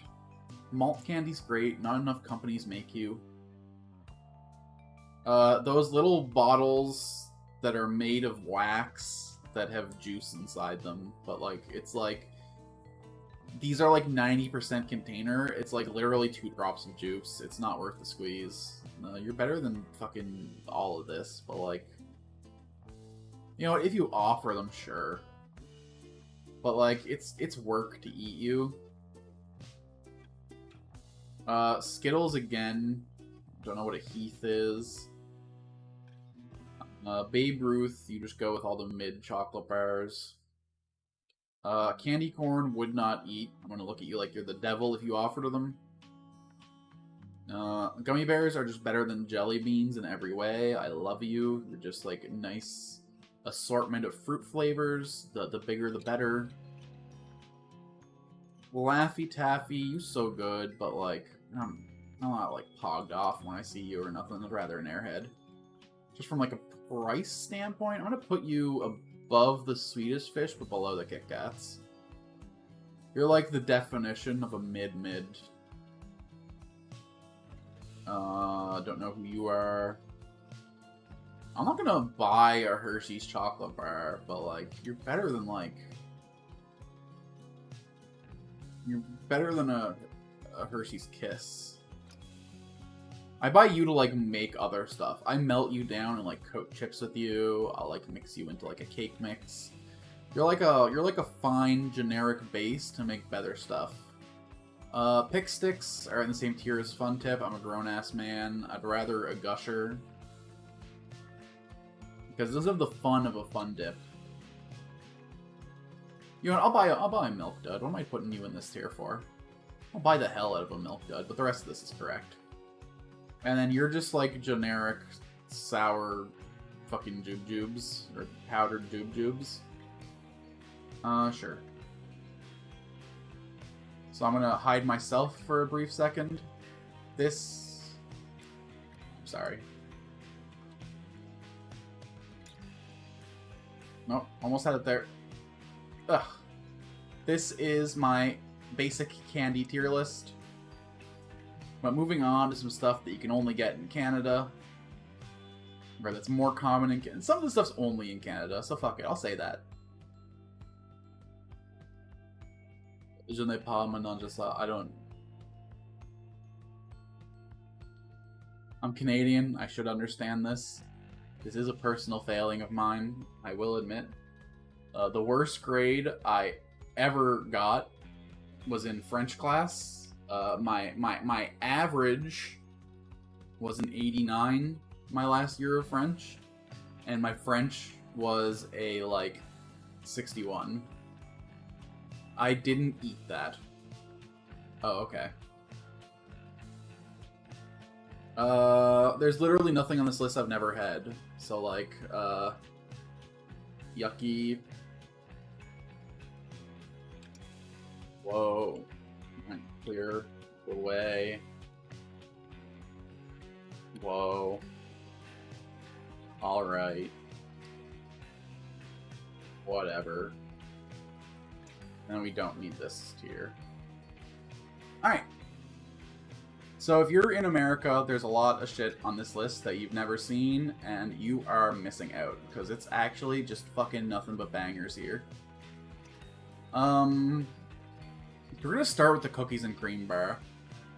This is the most, like, iconically Canadian... Oh. Me! This is probably one of the most iconic Canadian bars. It's literally just, like, the filling of an Oreo, but in chocolate form. It's just like a white cream hard bar with like little bits of crushed up Oreo cookie in it. Fucking incredible. Clear the way. I will suplex you into a drainage ditch if you get between me and a cookies and cream bar. Now, when we were talking about peanut bars, when we were shitting on Snickers, it was because of the existence of the Mr. Big. The Mr. Big is like a bar full of nougat and caramel, coated in peanuts, and then wrapped in chocolate. It's the most interesting textural experience you can have in a chocolate bar. It's got a perfect crunch. It's silky smooth. We're big on the Mr. Big. Clear the way. I will fight you for a Mr. Big bar. Continuing the habit of bars I will fight you for is the Toblerone. If you don't know what a Toblerone is, it's like a straight bar of like a whole bunch of little pyramids made of chocolate. And then there's like crushed up almonds and honey nougat in it. I pretty much only get them around Christmas time, so maybe not clear the way. But like, don't deny me my Toblerone. If that's in my Christmas stocking and you took it, we're going to war. I will find you. This will be my taken. Okay? This is my... What's-his-face's dog. You know, the Keanu Reeves... John Wick. This will be the start of my John Wick. Do not touch my Toblerone. Whatever. Plain M&Ms. You're just a little... You're Smarties, but worse. Peanut M&Ms, though, clear the way. These are, like, top shelf. You just throw a peanut in the center or something, and it just, like, adds 100 degrees of flavor. Don't know what to tell you. No, you know what? In the context of other stuff on this list, it's purely woe tier. Because we're going in to the big kahunas. The top of the list. Now, there's like a perception of Ferrero Rocher in Canada as being like fancy. This is like the Christmas chocolate, the Valentine's chocolate. It's not that fancy. They just have a gold wrapper. They're tricking you. But hazelnut is the best filling. It's got that crunchy little bit in the center. It's got that smooth cream. It's got the crushed hazelnuts. Everything about the Ferrero Rocher is just perfect. There is another better chocolate from... This is not even a chocolate. Raffaellos are better than Ferrero Rochers. If Raffaellos were on this list, they'd clear this by like a whole tier. They need their whole other tier. If you check out my Throne list, they're on there. You can send me some of my perfect white crack, and I'll love you forever. Because, oh my god, there's something with that smooth coconut creaminess. But they're not on this list. I just had to mention them because they're a brother to Ferrero Rochers. You can usually buy like a 3-pack with Ferrero Rochers, dark chocolate Ferrero Rochers, and Raffaellos. I forget what the dark chocolate... They're called Ferrero something. It's like the best 3-pack you could ever buy, man. Fuck yeah. Butterfingers kick ass. It's not like quite peanut brittle, because it's not like hard, but it's like a flaky peanut butter bar. I don't know how else to describe it. It's pretty whoa. And M&M's get boosted to alright. Nah. Smarty. Okay, yeah. Butterfingers rule. The texture's neat. They kind of like break in your mouth, like a little hard snap. But then as you chew them, it starts to like flake off. I don't know how to describe it. If you've never eaten a Butterfinger bar and you're not allergic to peanuts, just go fuck one up. You'll understand. Caramel's alright. It's just a little bunch of bubbles of chocolate filled with caramel in a bar. Not a big caramel guy, but if I was gonna sit down and eat something with caramel, this would be my favorite one. Crunchy bars are like a honeycomb toffee. Yeah, it's like it's like hard when you bite it, but it's full of little like bubbles and cones, so it like starts to turn into mush pretty quick. It's an interesting textural experience. They taste pretty good. Apparently pretty dangerous. My mom chipped a tooth on one of these. Which, like, that shit they're not that hard. I don't know how she managed that one. Worth the risk. Put it at the bottom, whoa. These are AITA. Fix or whatever. Dairy milk bar. I wish they had more varieties of dairy milk. The ones with fruit and nuts go hard. The ones with hazelnuts go hard. Just a plain dairy milk, though, is just like a better Hershey's bar. Woe to Reese. Clear the way for some O. Henry's. This is just like Mr. Big's baby brother. It doesn't have that like pop that Mr. Big has, because like the nougat and the wafer in the center of Mr. Big gives it like a bang. That's really exciting. The O. Henry bar is less exciting from a texture standpoint, but it's got pretty good flavor. Lindor chocolates. If they were priced like a regular chocolate, they'd be alright, but they're way too expensive. Fuck you. You're not a premium chocolate, you're LARPing. Okay. Okay. I'm gonna fucking cry looking at a Kinder Surprise.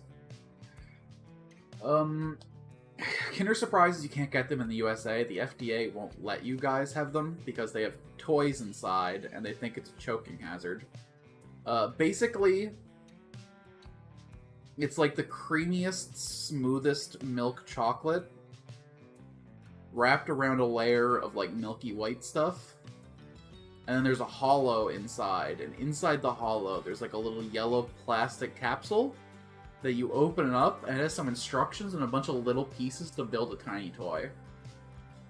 In my parents' secret room under the stairs, there's 2 big, like, Tupperware buckets full of my old Kinder Surprise toys. Like, thousands of them. This is my favorite treat as a kid. At my grandma's house, before she died, she kept a drawer that would have, like, 5 Kinder Surprises in it at all times. And every time I went to her house, I'd just open the drawer and take 1 Kinder Surprise out for myself, and go have a sit on her living room floor and build myself the little toy. My parents bought me them, my grandma bought me them, my cousins and uncles everyone knew that I fucking loved Kinder Surprises. Because it was such like a fun little surprise inside every time. You got to build, like, you got a little activity out of it. The chocolate was really high quality. I want to put it at the very top of the tier list. But it's probably been like 10 years since I've had one. No, that's not quite true. I still get like a giant Kinder Surprise every Christmas. And I buy like one a year myself of the little ones. We'll put them like right under the Ferrero Rochers. You occupy like such a big and special place in my heart. But I don't want to buy you for myself. You know what I mean? This is something that like means a lot to me as like a gift. Aero bars are just a chocolate bar full of tiny little air bubbles. They're pretty good. Something about the air bubbles gives them like a... Again, I think like increasing the surface area of something does something to its taste. Because it tastes like more chocolatey than these other basic bitch chocolate bars in the list. So they're going to go right beneath the caramel bars.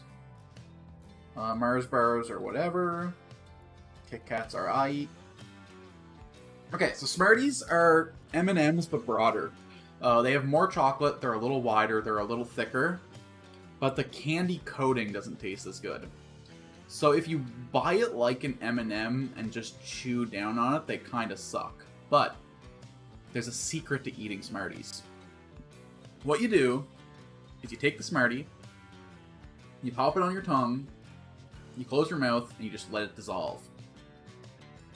And like something about the formulation of the candy coating, the like seams on the edges are like thinner than the rest. So they'll like dissolve in the middle and split into 2 layers. And there's just something about the feeling and the taste of it melting on your mouth that makes it taste 100 times better. Whenever you guys are in the US talking about Smarties, you don't know what you're missing out on. These are just like superior M&Ms in every way. But I don't think they make into the woe tier. They're just aight. Crispy Crunch is a Butterfinger, but better. This is another like weird food science thing. I don't know how they did it. Literally, you bite it and it's crispy, and then you bite it again and it's crunchy, and it's like 2 different textures that literally alternate in your mouth. I don't know what they did in the fucking lab to get it to do this, but it literally transforms in your mouth between every bite.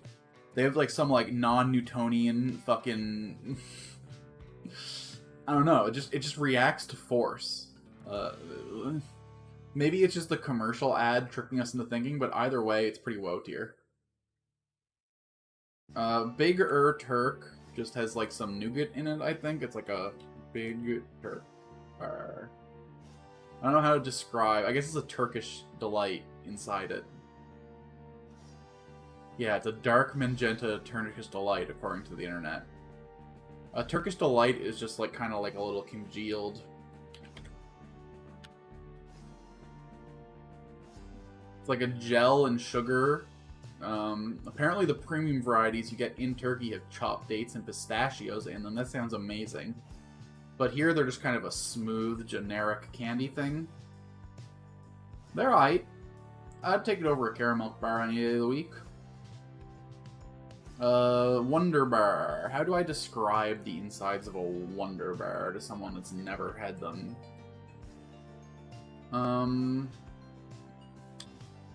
Wunderbar is a German word.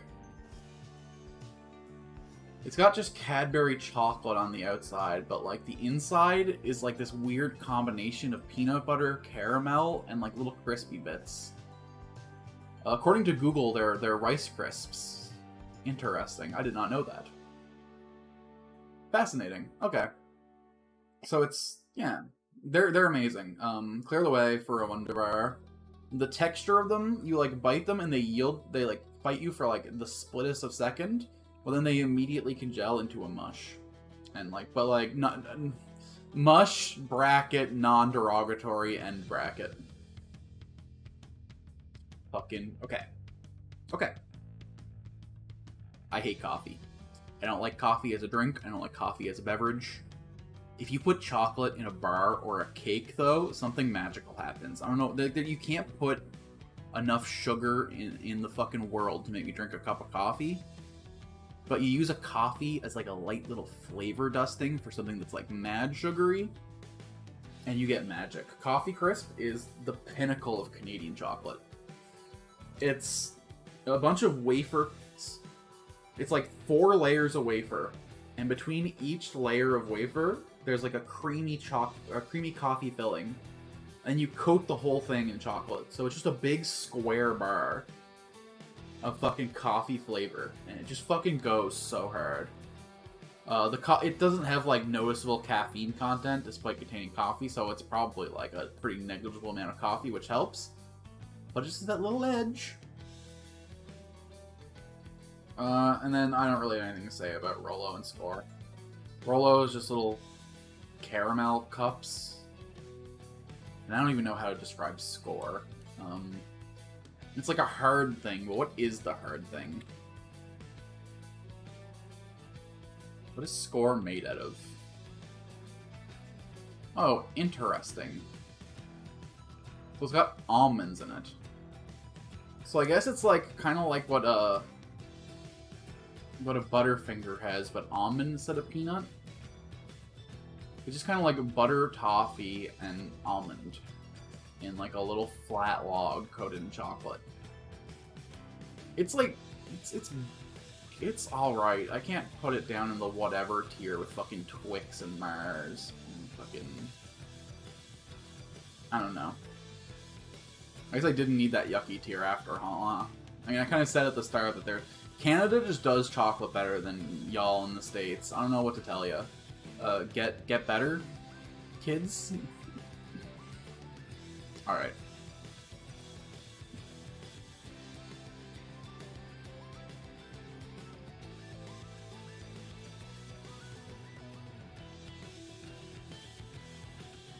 Oh my god. I still have 3 tier lists left, and we're 5 hours into the stream. Jesus Christ.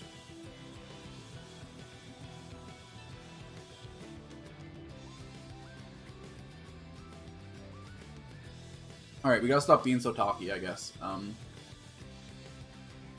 Okay, we're gonna drop the animals tier list.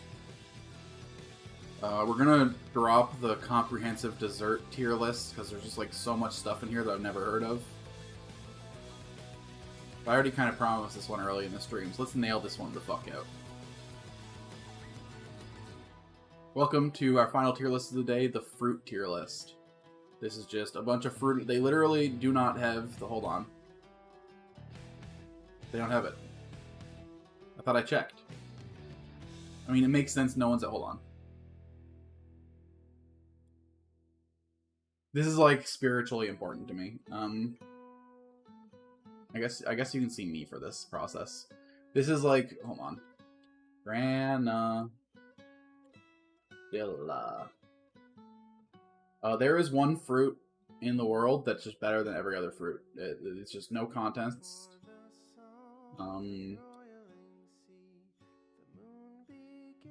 Save as. No, I don't want to save a web page. Are you fucking psychotic? Images. I mean, I'm kind of outing already its position on the tier list, but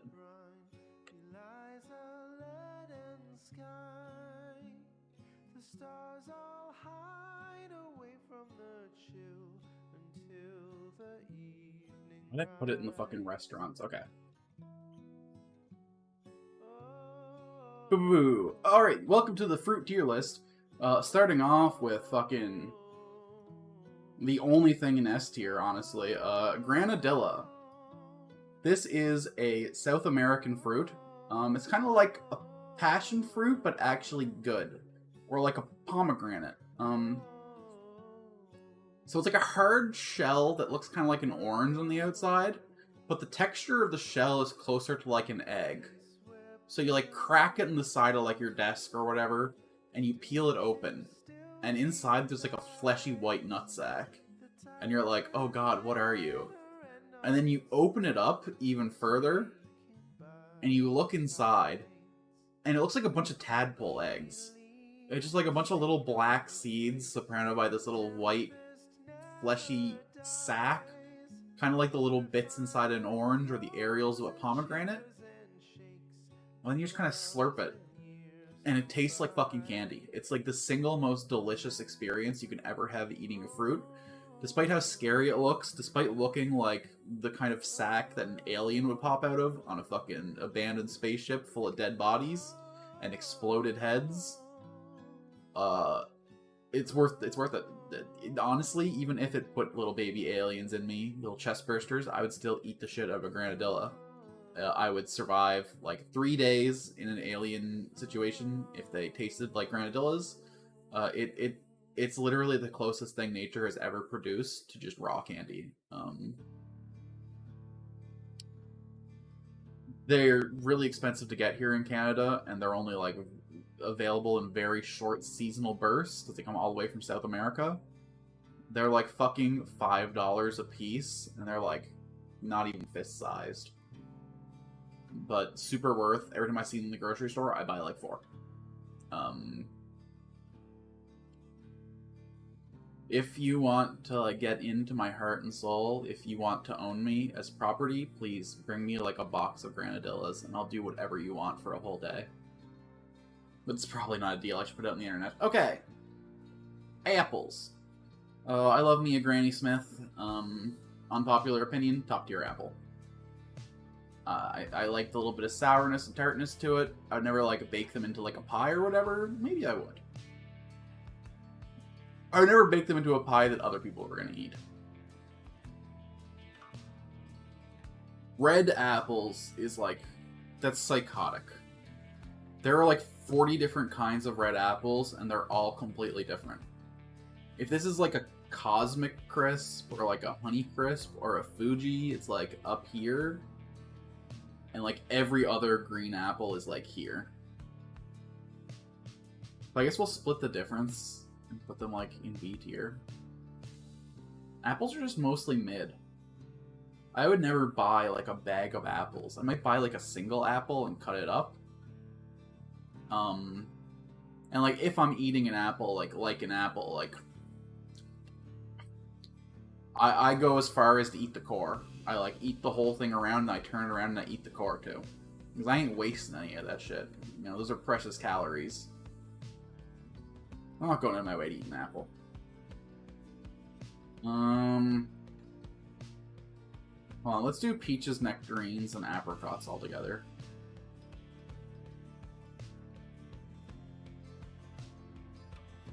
So out of all the stone fruit, I think I like apricots the best. They're smaller. They're firmer. They just have like a cool texture, and they're just fun to eat. I could eat dried apricots by like the dozen. S tier, A tier, also A tier. These basically taste the exact same, which is whether it's fuzzy or not fuzzy. I think I'd prefer... If I'm eating them raw, I'd prefer a nectarine. Peaches grill really well, though, and go into, like, pies and stuff really well. If I'm going to eat them on their own, I'll take an apricot any day of the week. If I'm baking, I'll take a peach, and if peaches aren't available, I'll take a nectarine. I don't respect the avocado. I'm sorry to any Californians, Texasans, Floridians hanging out here. I'm sorry for any South American or Mexican people hanging out in the chat. I don't like guacamole. I don't respect the avocado. It's a lot of work for a pretty mid. I don't even want to call it a fruit. It's like vegetable coated as far as I'm concerned. I've never had a durian. I've never had a gooseberry, although I've seen them in the store and they look really good. Sorry, I'm just avoiding. Everyone loves bananas and pogs off for bananas. I can't stand the texture. Bananas in bread or bananas in a smoothie, sure. Banana candy that tastes like the Jor Michelle banana, sure. I don't like the flavor or the texture of a Cavendish. All the good bananas went extinct years ago. Fun fact. Well, I mean, maybe not yours. Maybe your... All my viewers are 25 to 35. Your grandpa used to have fucking kick-ass bananas. The Jor Michelle was fucking awesome. It was the most popular banana in all the stores. Everyone grew it. But bananas are all clones. They're all genetically identical. So if there's a disease that will take out one strain of banana, it'll take out every single banana in that strain. So Panama root rot took out like 99.9% of all commercially available bananas when your grandpa was a kid, and those bananas disappeared from the market completely, and we got this garbage as a replacement. Nature did us dirty. Blackberries are A tier, as well as raspberries. Raspberries taste better. Blackberries have a more pleasant texture. Never had a blackcurrant. Blueberries are mid as hell, no notes. Okay. I like melons. I cannot be asked to buy a melon. There is such like a wide range of quality when you buy a melon that makes it not worth the work at all. Pretty much all cantaloupes are mid. A good honeydew is like here, and a bad honeydew is here. So it works out to here. And then like, I'm kind of a psycho when it comes to watermelon. I don't like the bright red watermelons that are really popular with everyone. I like the pink, like, fleshy watermelons. The ones that kind of, like, have the texture of meat. I don't know how else to describe it. I find the red watermelons, they turn into grit when you chew them. And they taste good and they taste sweet. But I like a fruit that's a little less yielding. So I'm going to put the average watermelon in A tier, and just know that like a good watermelon's here and like a bad watermelon's like here. And like when a watermelon goes bad, it turns into fucking wine inside. Cutting open a rotten watermelon makes me want to fucking bomb. So select well at the store. You want it to be like a little spongy, but not like soft, you know what I mean? Coconut. I would never eat a coconut on its own, but the things you can do with a coconut are magical. Drain the water, shave that white shit, put it into like an ice cream, put it into a cake, put it into a pie. Fucking S tier fruit. You can do magic with a coconut. Once again, I guess it is a fruit, but it's like vegetable coated for me. It's like spiritually a vegetable, as far as I'm concerned. Cherries are good in stuff. I would never eat cherries on their own. It's kind of how I feel about a blueberry. Like a blueberry pie, or like a blueberry Danish, or like a blueberry donut, hell yeah. A cherry pie, or like a cherry dessert. I think cherry above blueberry.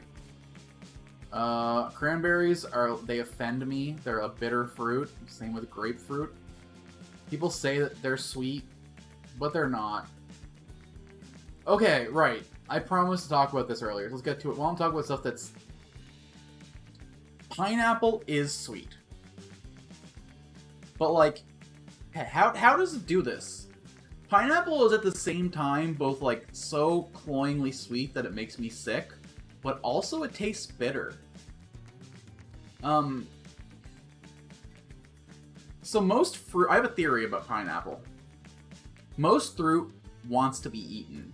It's like their reproductive strategy is like a bird comes up, it eats it, it swallows the seeds, it flies away, it shits the seeds out, more of the plant grows. Pineapples don't want to be eaten. They grow on the top of these fucking like bushes, these big tall like fucking half trees, and they're covered in spikes and spines and fucking blades. Like wild pineapples have like fucking knives for leaves. And, like, we've bred them to be a little softer, but they're still pointy and sharp at the end. I think pineapples hate us and don't want us to eat them. And they even, like, burn and digest our mouth back while we eat them. Pineapples hate us and don't want to be eaten. And we should, like, respect that. Pretty much every other fruit on this list consents to be eaten. It's, like, their reproductive strategy. They want to be eaten. They have a vor fetish. Every fruit is a vor fetishist that wants mommy to swallow them whole. Except pineapples. Pineapples do not consent. Do not bring your fetish to pineapples. Leave them the fuck alone.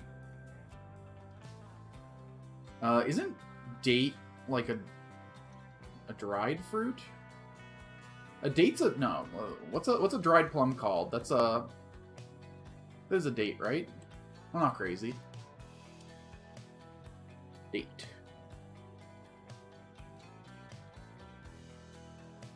Not the date today, thank you. Oh no, dates are their own thing. A date palm. Okay. All this work to just say they're kind of mid. I'd rather them than an avocado. Same with the fig. I don't love that they're full of dead wasps, but I'm sure most things I eat are full of dead wasps. I'm sure all sorts of chicken has eaten all sorts of Dragon fruit are actively awful. They're tough to get into, and they're not worth it. They're kind of like just like a super shitty passion fruit, and passion fruit's already like whatever. Rather you than a grapefruit and a cranberry. Red grapes, S tier. White grapes, top of A tier, I'd say. There's not much to say about grapes. They're tasty, they're delicious, they're sweet, there's a big range. I prefer sour grapes over sweet grapes most of the time. There's a big wide range, and even within these color codes, there's like 10 different species of grapes, so these could honestly go either way. That's what the most than that, just because like the pure variety of phenotypes available in a grape makes it really hard to judge just by the color.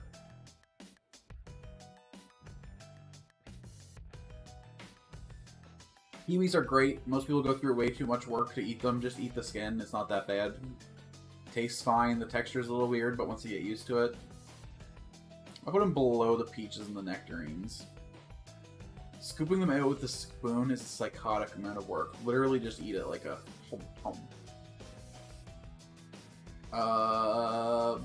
boop. Boop.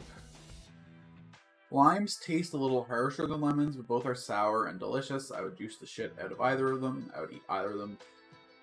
If I didn't want to take care of my teeth no more, I would literally just eat these like oranges, but I have to be a little more respectful of my teeth now. I'm starting to get thinning in the shells of my teeth. I can start to see like transparency at the ends. And so for the sake of safety, I've stopped eating these like I used to, but I also put them in all kinds of food. Never had you... Let's just grab all the stuff that I've never had real quick. I bought a pomelo once and I let it go bad in the counter. Starfruit's kind of gross. I don't really want to talk about it. Never had a guava. Never had a ground cherry. Never had a kumquat. Never had a mulberry. Never had a mangosteen. Never had a rambutan. Never had a white currant. I think I've had a jackfruit, but I don't remember it. I've had, like, jackfruit as, like, a meal replacement, like, in, like, a mix, but I don't treat that like eating the fruits. I'm just gonna put that here. Don't really have much to say about passion fruits. Don't have a lot of flavor. They're mid as hell. A good mango is, like, here, and the average mango is, like, here, so we're gonna split the difference and put them in the middle of B tier. They're great for making smoothies and shit out of, but they're just too unreliable to have them on their own. Papayas are pretty good, but they're like this pretty good. I fucked with an orange. Oh, hold on. Oranges are top of A tier. Blood oranges are bottom of S tier. And tangerines are like middle of S tier. Just kind of boring and tough to eat. Easier to eat and lots of juicy flavor. Really, really powerful flavor, but tough to get your hands on. Persimmons are scary. If you eat them when they're underripe, they'll like block up your intestines, like completely. You'll have to get like surgery to get it out. So make sure you know what you're doing when you buy a persimmon.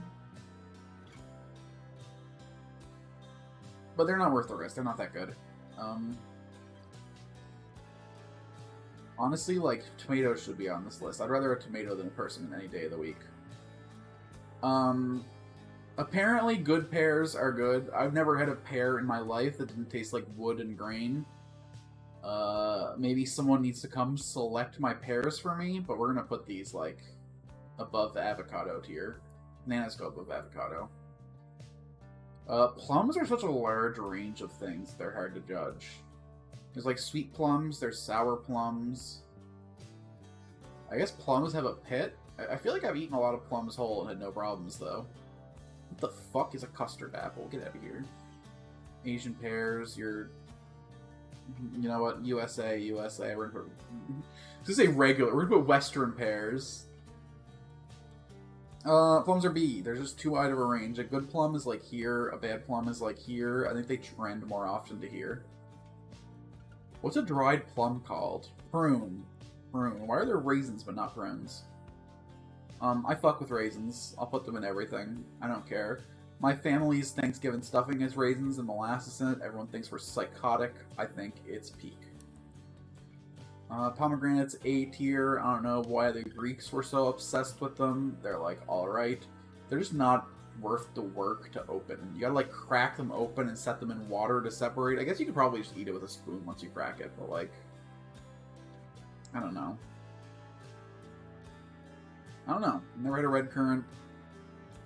Sour cherries clear, non-sour cherries any day of the week. And then strawberries are bottom of A tier. If you have fresh strawberries, they're some of the best shit ever. If you have bad old strawberries, they're like here. But we in the West have kind of mastered the strawberry. And that's it. That is my fruit tier list. Not as excited for the fruit as I was for some of these other categories, being honest, except for a granadilla. I would take a granadilla over any candy. I would take a granadilla over any meal. If you have a line on where I can get consistent cheap granadillas, hook me the fuck up.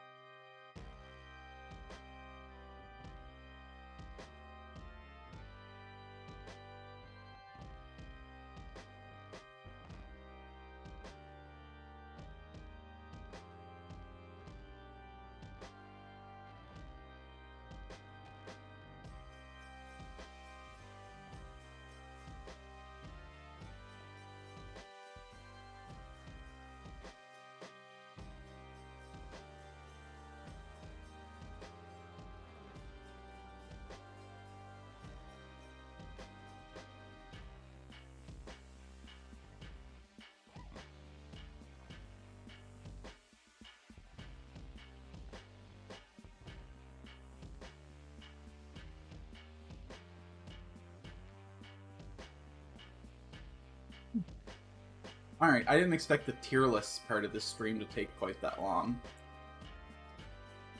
But we're here, 5 hours and 27 minutes into the stream. I should probably end within the next hour and a half at least, so I get a decent amount of sleep tonight. I still haven't eaten since breakfast at like, I don't know, 6 a.m. That's gonna be a problem. That's a problem for me to deal with in the near future. But now, we're going to spend a little bit of time on Am I the Asshole Filtered. I think it's valuable for anyone who, you know, tends to be an audience member of mine to kind of understand how I think. I think I got like a little bit of like a superfluous version of that in the tier list. Well, let's like go into some like personal issues and kind of talk through them and see if, you know, your values align with mine. See if you agree with the way I think situations should be handled, and, you know, if not, you can go down in the comments, tell me what a weirdo I am. I'm going to Am I the Asshole Filtered, which is supposed to be the best of Am I the Asshole. I'm not seeing a lot of interesting stuff. Like, Am I the Asshole for asking my boyfriend not to wear Crocs on dates? Like, I don't... Probably? They're fucking shoes, man. Grow up. Telling a woman, sure. You know what?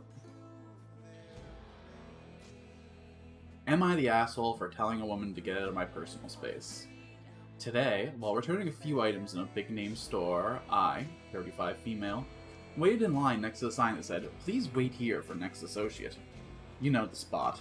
It's there so others have space while taking care of business at the register. At my turn, I noticed a woman behind me, older, I guess mid-60s, followed me to the register and stood next to me about a foot away. I looked calmly at her and said, "It'd be nice to have personal space while I'm here taking care of my business." She caught an attitude and mumbled something about not being in my personal space. I looked her dead in the eye and said, "Get out of my ass."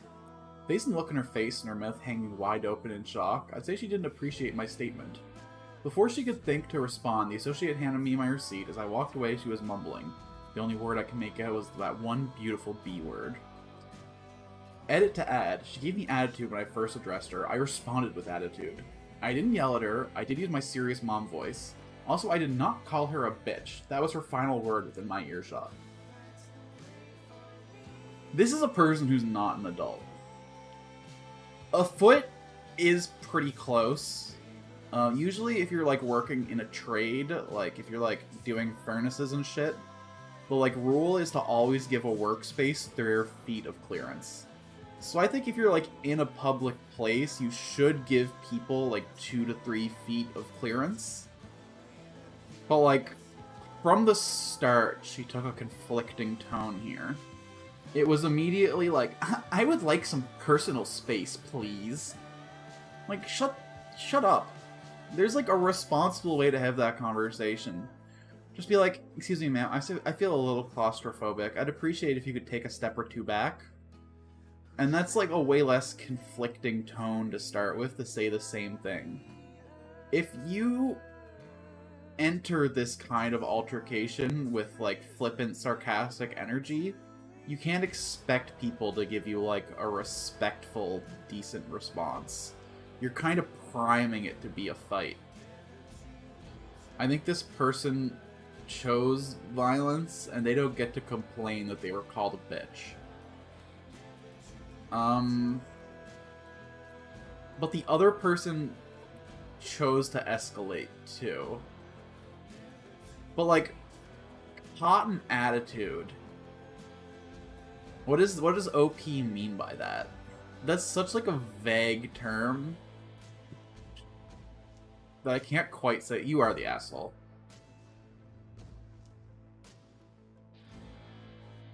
But apparently, according to Reddit, the final verdict is not the asshole by 66%. You're the asshole 18%. Everyone sucks here by 14%. Interesting. Do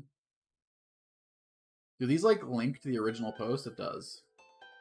Is there like more information in the comments down here? Not the asshole. You told her you needed space and she didn't. Said you didn't. God saves people who are clear in the wrong and try to turn it around us.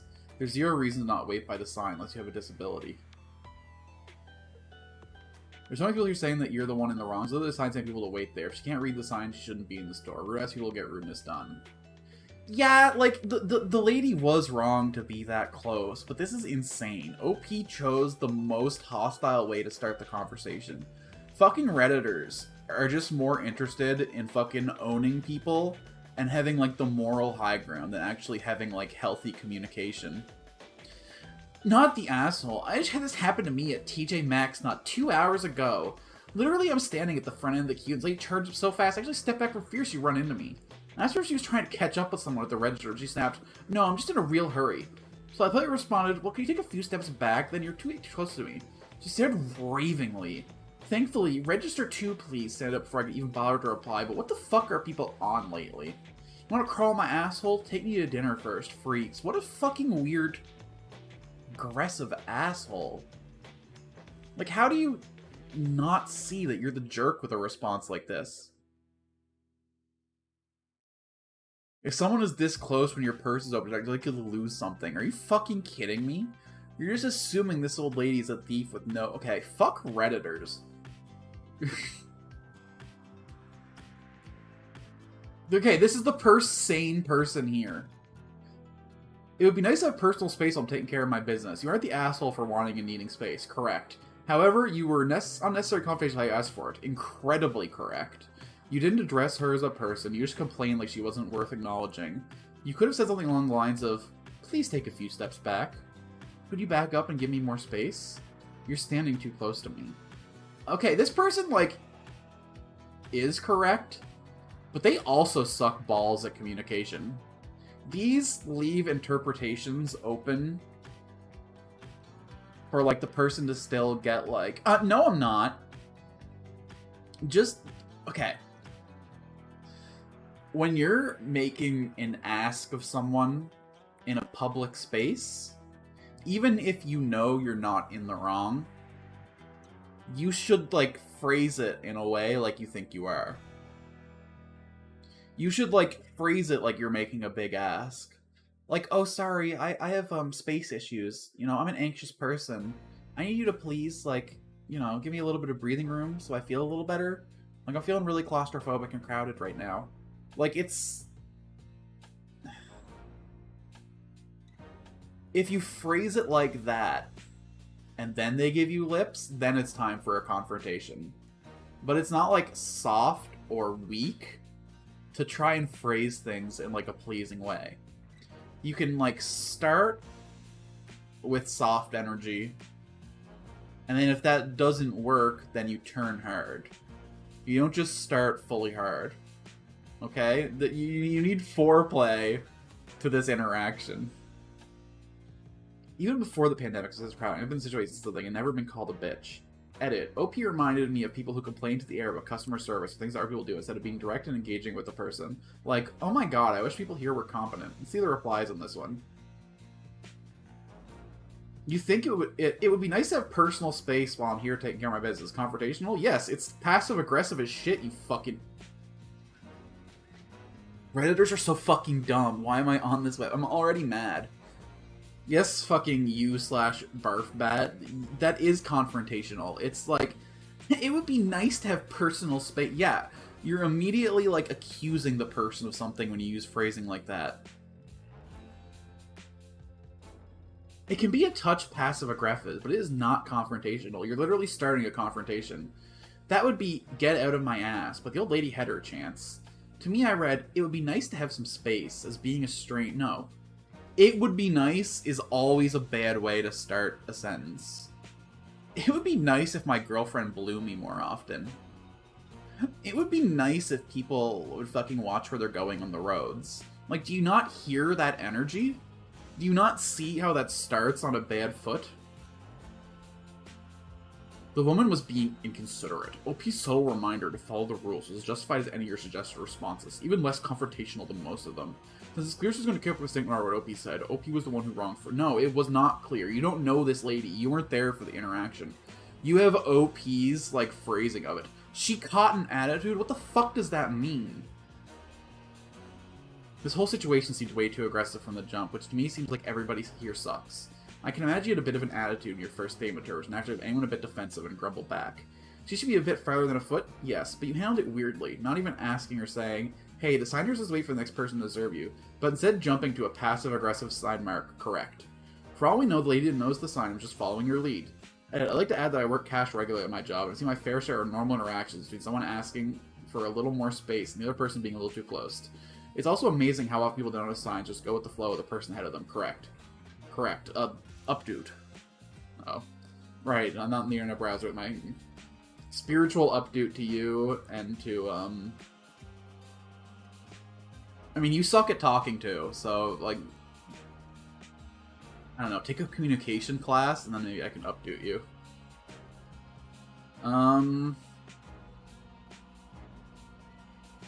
Yeah. Redditors are just fucking socially incompetent. Like, I'm not a social person. I don't have, like, a social drive. But I know how to handle myself in a public space. Like, you guys should, like, spend, like, a week outside once a year, at least. Jesus Christ. Okay, I didn't expect that to have as much to it as I did, so maybe I should, you know what, sure. We're just gonna take them as we come, fuck it. And if it ends up being boring and I don't care, then whatever. Am I the asshole for asking my boyfriend not to wear Crocs on dates? Basically the title. My boyfriend, 23M, and I, 22 female, are medium/long distance. About 2, that's not long distance, buddy. 2 hours, please. And only see each other on the weekends. That's a lot. We've been going out to nicer restaurants and bars for dinners and on cute dates. When we went apple picking, I asked him not to wear Crocs because it's muddy, slippery, etc. It started a mini argument, but eventually he switched to boots. When we all went to dinner that night, he wore the Crocs again. We were planning our Halloween costumes. The next time we see each other, I asked him if he would wear shoes other than Crocs. More than just the functionality part, they really aren't rare when going to bars or eating in nice restaurants. He even admitted to not wearing Crocs to school often, PhD, as he dresses nicer for school. I think it's fun picking out cute outfits. I know he likes doing my makeup when I get to see him. I guess he likes me doing my makeup when I get to see him. When I asked if he doesn't like dressing up when we see each other, he said that it shouldn't matter what you wear. Like, yes, there's also a reason why people don't wear Crocs to weddings or job interviews. He feels like I'm controlling him by not asking him to wear Crocs. And I guess I am, but I feel like I'm going crazy trying to explain to him my Crocs aren't a shoe for every single occasion. Not trying to throw it as Crocs or anything, but I really like when he dresses a little nicer and doesn't wear sweatpants and Crocs out. He thinks that it's superficial to care about what you look like, and he doesn't think I look prettier when I pick out an outfit and do makeup. I love him and think he's cute no matter what, but I really do love when I know he puts a little effort in. Am I the asshole for asking my boyfriends to wear Crocs at basically went out to dinner or for drinks?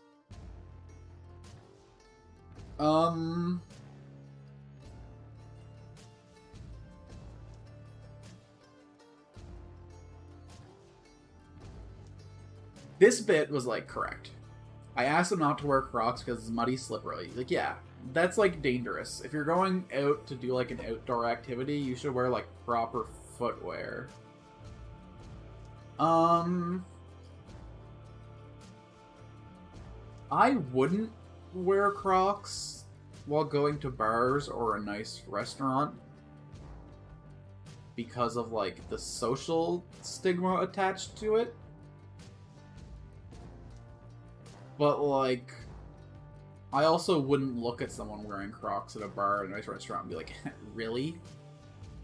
Like, if that's what he's comfortable in. But he is willing to dress up nice for school and not for his girlfriend. So I think OP, like, is justified in feeling like he's not putting effort in for her.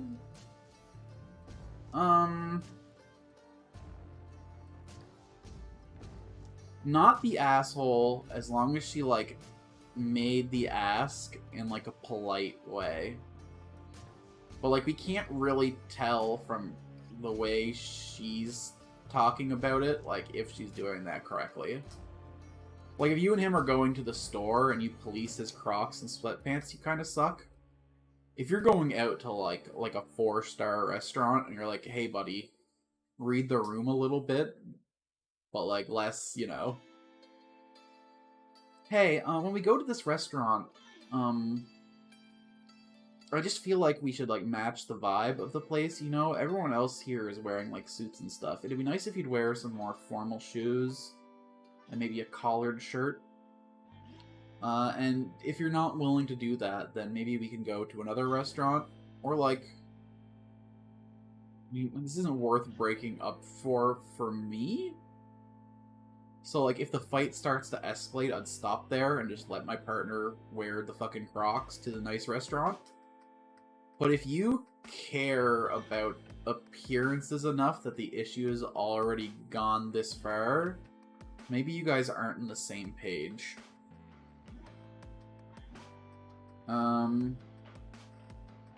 Not the asshole, 58%. You're the asshole, 28%. No assholes here, 7%. Everybody sucks here. Info, 1%. Respectable. I think I'm in the no assholes here, like I said. I think you two just have, like, different priorities, and that's okay. Are there any comments worth going into?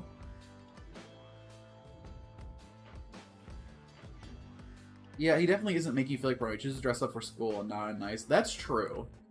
Like I said, the guy is, like, clearly cares more for his job than he does for his girlfriend's feeling.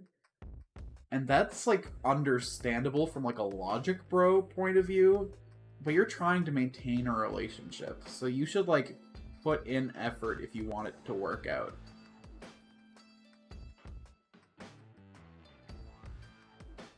I don't know.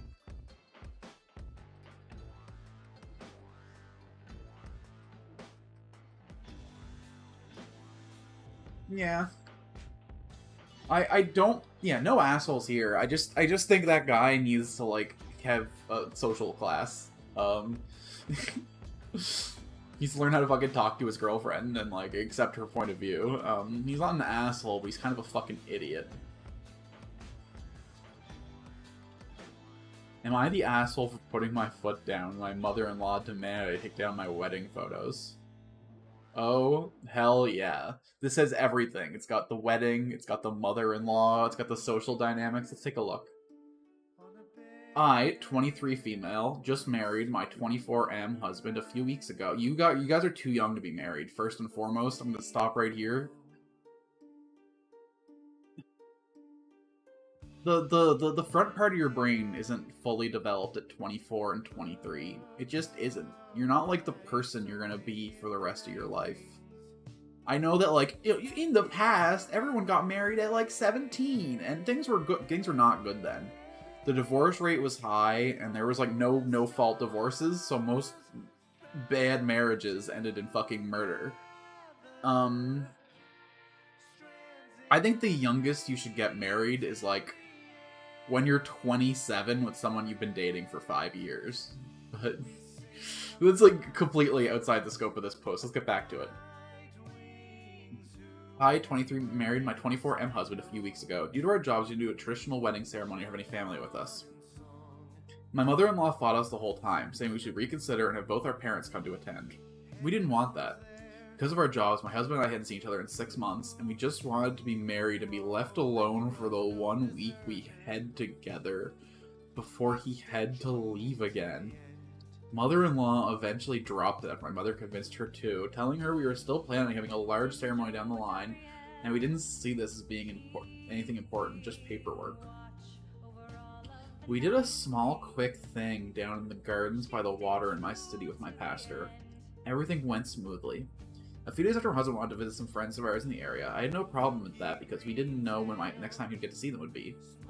We asked our friends if they wouldn't mind doing a backyard wedding shoot for us, since they were the ones who did our engagement photos. They said absolutely, so we went. My little nephew demanded he be in some photos, and we did a good time together. Our friend said once he finished the editing, he would send us the pictures. They all came out great. When I received them, I posted with the caption, sharing some photos of our itty-bitty wedding shoot. P.S. Not our kid, but our nephew. He demanded being in some of the photos. Who could say no to the little guy? And I thought nothing else as the congratulations came flooding in. Here's where I may be the a-hole the following day. As I was getting off work, my husband called and asked if I had posted the photos. I said yes, he asked about my nephew, and I said yes, and my husband said okay and hung up.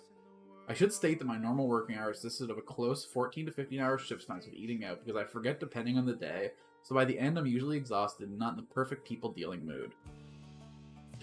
I had called my husband back to find out what was wrong. He said my MLA is depending I take the photos down immediately, saying now it did look like we had a wedding with some family, but not others because of my caption. I lost it. I told him I would do no such thing. I was tired of her trying to dictate our lives, and I was putting my foot down. I am not removing the photos for any reason. He apologized to me and understood where I was coming from, but he could also see how his mom could be hurt too. I said I didn't care, it wasn't my problem, she needed to get over it. He said okay, hung up with me to call his mom back. I then called my mom crying because I was so tired and frustrated and hungry and needed her opinion that I was wrong for snapping. She told me no, and that I needed to have a discussion with my husband about setting boundaries for mother-in-law when it comes to our decisions. So am I the asshole? Update. Some people are confused on the nephew part. He's the son of the friends who took the photos. We had been side by side with them since the kid was born, and at one point we all lived in the same little apartment. He is nephew by friends, not by blood. Update 2. Both families are fully aware of what we were doing. Both families are having some kind of photos now since we were going to do everything traditional in a few years. Update 3. Because my husband and I have been so close to these friends for so long, both of our family were aware of our relationship to the child, as well as the post previously calling him nephew. Update 4. All photos were sent to both immediately families prior to the post being created. Update 5. Both families live several states away from both my husband and I. We felt trying to have everyone travel and set schedules to our extremely limited time was more of a hassle than we truly wanted to have. Prior to coming to me, my husband went and spent time with his family before the wedding. Oh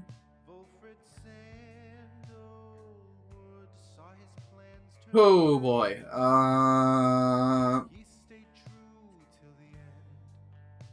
I understand the feeling of the mother-in-law, but it's the bride and the groom's choice, however they want to do their wedding, and... Okay. Family by connection is more important to me personally than family by blood. So, I understand why OP chose to do the wedding photos this way. And it's not like the friends and the quote-unquote nephew were actually at the real wedding. It was just the visual perception. So mother-in-law's concern seems to be more about, like, how it looks to the extended family, more than, like, actually being slighted about not being at the event. Well, I didn't see my husband for 6 months prior to our wedding is fucking psychotic. 6 months away from your partner, they could be a completely different person in that time. They could have had like so many life experiences, especially at this age, where like you don't really know the man you're marrying. Like, let alone the ages already making that an iffy proposition. You just had 6 months of like change and development in your life without fucking seeing each other. Like, why are you getting married just for the sake of being married?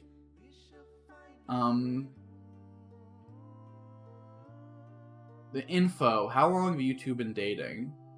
Info. Have you guys ever lived together? You guys did live in the same apartment building for a while with your friends. So at one point you did live together. And maybe still on paper he's living with you, but like 6 months away means that you've kind of like given up occupancy of that. What the fuck is this guy's job? Like, even if you had to travel for like works and conferences and stuff, like, what are you doing away for 6 months at a time? If your job requires that much traveling, you should be making enough money to fly back regularly. And like 14 to 15-hour shifts. Is she like a fucking ER person? Does she I need info. Uh Not the asshole, you're the asshole. Interestingly high, actually. Everyone sucks here. Info, please, yes. Fucking I don't know. This is not a life that I could ever imagine having. I don't think I would be in a rush to just get the wedding over with. I think I'd want to be like in a stable place where me and my partner are like consistently living together before I'd ever want to get married. Um but like the mother-in-law doesn't get to, that's like all completely outside the issue. I think that's just like a core issue with like her really. Mother-in-law definitely needed to step the back off. OP like deserves to do her wedding however she wants. It's okay for mother-in-law to feel slighted, but to make demands of the photos isn't fair. She should just be like quietly resentful. I mean, like, not quietly. You should air out your grievances always, but you shouldn't be like publicly kipping up a fuss or making demands. Um, you can ask like, hey, it kind of feels weird and looks weird for the family for those pictures to be up. Maybe you have like a private social media account you could put them on. You working long hours and not eating is your problem. It's not sustainable at all. You can't blame your husband for not looking after yourself. You should apologize for snapping. That's true. OP is like upset because her life is insane. She lives a stressful life. She's young. She never sees her husband. She's definitely not in like an emotionally stable place to be like having these interactions. Everyone sucks here. You knew your mother-in-law was upset about the wedding and not being present. There stands with plenty of photos, but like that doesn't make OP an asshole. It makes her an idiot. That's different. She's living like an unhealthy, unsustainable life, and like while she's setting boundaries with her mother-in-law, she should probably set boundaries with her work because like she's like on the grind too hard. She's gonna fucking nail herself to the bone.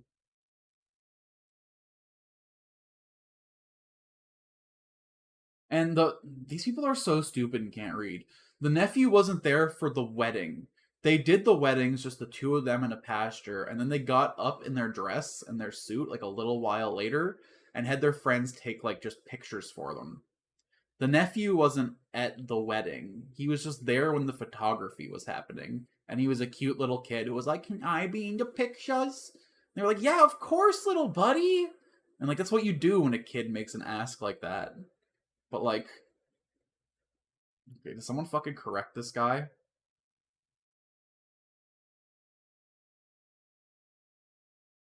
I mean, this guy kind of Redditors just can't. Despite being on like a text-based site, why can these people not read?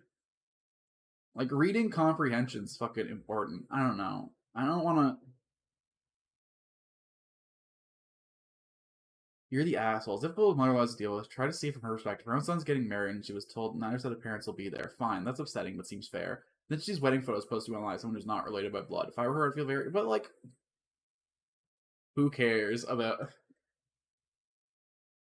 It's okay for your family to feel upset if you're not prioritizing your family connections. But if you're the kind of person who values your chosen relations over your blood relations, that usually speaks to family dynamics of some sort being off. Usually that means like you weren't in a position where you felt heard or like you felt like you could trust your close family. And it usually comes from a place of trying to like distance yourself for safety's sake. Um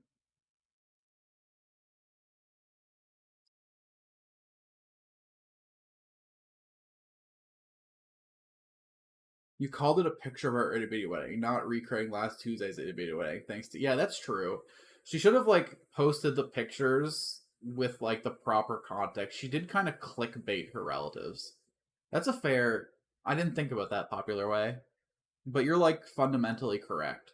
The way she posted the pictures was kind of designed to be hurtful.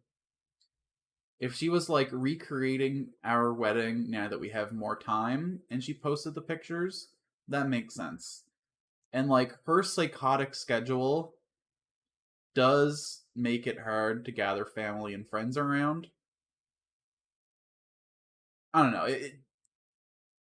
I think OP and husband need to like fucking take a look at their lives and see if what they're doing is sustainable. Um, everybody slash nobody sucks here. OP is living dangerous. The friends don't respect. The family don't respect it properly. Am I the asshole for refusing to have my sister's no kids family gathering because I'm the only one with children? I mean, no. Like, if you have to take care of your kids, is there any like meat to this post?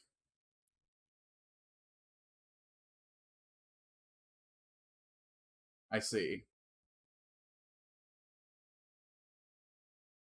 Um, Judging by just the title, no assholes here. It's okay for your family to want to see you. It's okay for you to not want to go because you can't get a sitter or to be too expensive and not worth it to you. I don't know. Oh, this one looks good. Am I the asshole for ditching my friend because he was talking to someone for 1.5 hours? Let's fucking go. My friend and I plan on going to the gym together. It takes about 15 minutes for him to get there via bus or 10 minutes of biking. It takes me 15 minutes of driving to get there. Okay, so you're way farther away than him. I always gave him rides from his home to the gym and back. Last week, after we were done our session, he notices a woman he knows and they talk together. I assumed it was just a 15-minute conversation, but it was standing there waiting for them to be done with for over 1.5 hours. Yes, I started the timer, so probably closer to 2 hours. At some point, I felt like a total dweeb waiting for this guy to be done. I didn't want to seem like a desperate loser, so instead of telling him to end it, I just left on my own. Since when does like stopping and having healthy emotional communication make you seem like a loser? I didn't leave the parking lot immediately, though. I waited in my car for 15 minutes for him to come out, but he didn't show up. So I just left, just as I pulled out of my driveway. He texted me, "Yo, dude, where are you?" I told him I'd already left and I'm at home. He responds, "What the fuck? Come pick me up. Why did you leave?" I told him he's been fucking talking to that woman for over an hour and a half and I have shit to do. He responds with, "Why didn't you just tell me, fucking dumbass? Come pick me up." I responded with, "Nah, I'm already home. You can take the bus. It's 15 minutes. It's literally faster than waiting for me for 15 minutes." He goes, "It's fucking cold out. I didn't bring my jacket. Just fucking come." I said no, and he responds with, "I'm never going to the gym with you." Such a fucking dumbass. Could have just told me earlier. I just left him on red and blocked him. Edit. I told him earlier before I left the gym that I had midterm exams tomorrow. Everyone sucks here. You guys both suck. You shouldn't be friends. Shouldn't have friends. What the fuck do you mean? I felt like a total dweeb waiting for the guy to be done and didn't want to seem like a desk. Just talk to your friend, man. Just be like, "Hey, man, I know you're in the middle of like a conversation right now, but I can't wait around today." You should have either joined the conversation or gone and shut it down. Like, you shouldn't just leave silently. That's loser behavior. You just don't have any respect for your friend or yourself if you're not willing to have a conversation when someone's inconveniencing you. Like, yeah, you have places to be. That's fine. You live a full life. You have midterm exam tomorrow. Yeah, you need to be home. Communicate that. Your buddy's not going to get mad because you have stuff to do. And then he gets to make the decision of either finding his own way home or leaving with you then. It's not just like a surprise. I mean, he sucks also for leaving you that long, don't get me wrong. That's why everybody sucks here except for the woman. But let's see what fucking Redditors have to say. Well, let me check the meta text. Everybody sucks here 40%, correct. Reddit, no, not the asshole, 30%. You're the asshole, 26, info, 1%. This should be like 95% everyone sucks here. Reddit's so okay. I wouldn't have waited 20 minutes personally. I'd have waited maybe 5-10 minutes, told him I'm going to the car. I might have waited another 10 minutes into the car, enough time for him to end the convo and exchange details, but I'm calling or texting and say I'm leaving. That's on him to decide whether he wants to lift or not. I'm gonna say you're the asshole. Why wait around 2 hours just to leave without telling him? He's the asshole for his expectation afterwards and how he spoke to you. 2 hours of bottling it up. I understand why he left. He's still an ass, but I think it's everyone sucks here. No one owes the other guy time, and repeatedly calling your friend a dumbass is shitty. Yeah, from here on is correct, but this is like you should have never bottled it up for 2 hours. That's totally like a self fucking own. Everybody sucks here. You because you left without telling him. There's no problem to approach him. Tell him politely you'll be leaving in X minutes. If he wants to join, please be at the car at that time. He because he made you wait that long and demeaning that you Uber him. Demanding. I would not have waited more than 10 minutes. You wait close to 2 hours, 9% more than most people out there. That's true. If he was adult enough to use communication, there wouldn't have been an issue. All you do is say, hey, dude, I gotta go. You comment, and all this could have been avoided. Probably not have waited for 1.5 hours. So you end up looking like a total dweeb anyway. Yeah. Very weird decisions all around here. I don't speak to someone for over an hour without checking in with the person who's giving me a lift. But OP, why on earth did you wait so long before leaving? Why didn't you just approach him for 10 minutes like, hey man, I got stuff to do. I need to leave in 5. Just letting you know in case you still want a lift. I have to say, everybody sucks here. Your friend's an asshole. You're an idiot and an asshole. Yeah, no other notes. Just fucking talk to people. You could avoid 99% of personal issues by just, like, being an adult.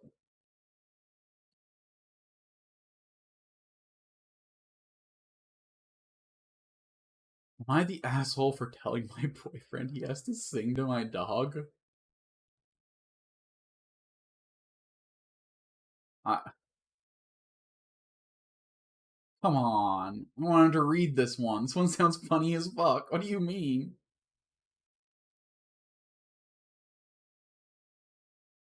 Oh my god, did she like train the dog to respond to singing? I don't think you're an asshole. I'm sorry about how the Pavlovian training you instilled was like unknowing there's actually a real set. This is actually really set as a pet owner. It might come back to haunt you in the long run. As a fellow pet owner, I was just finding ways to lessen the amount that he's needed, like weaning a child from bottles to solid foods. That way, Lucky doesn't feel any confusion on when he's supposed to eat. You're the assholes. If your dog was really willing to starve himself, if you don't jump through the hoops, you're clearly trained him pretty badly. This dog needs to learn to be less dependent on you. This is not healthy.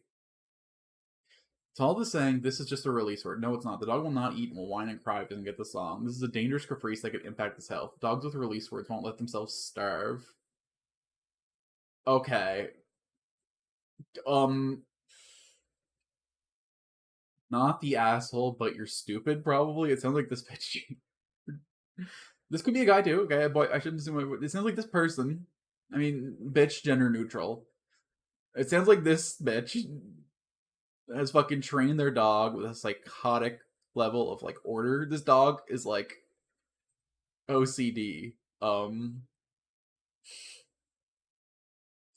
I the asshole preventing Wi-Fi access when my roommates refuse to pay their portion of the electricity? Oh, okay.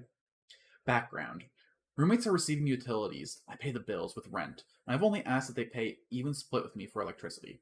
I believe it's only fair that if we all use electricity individually, it should be paid evenly by everyone.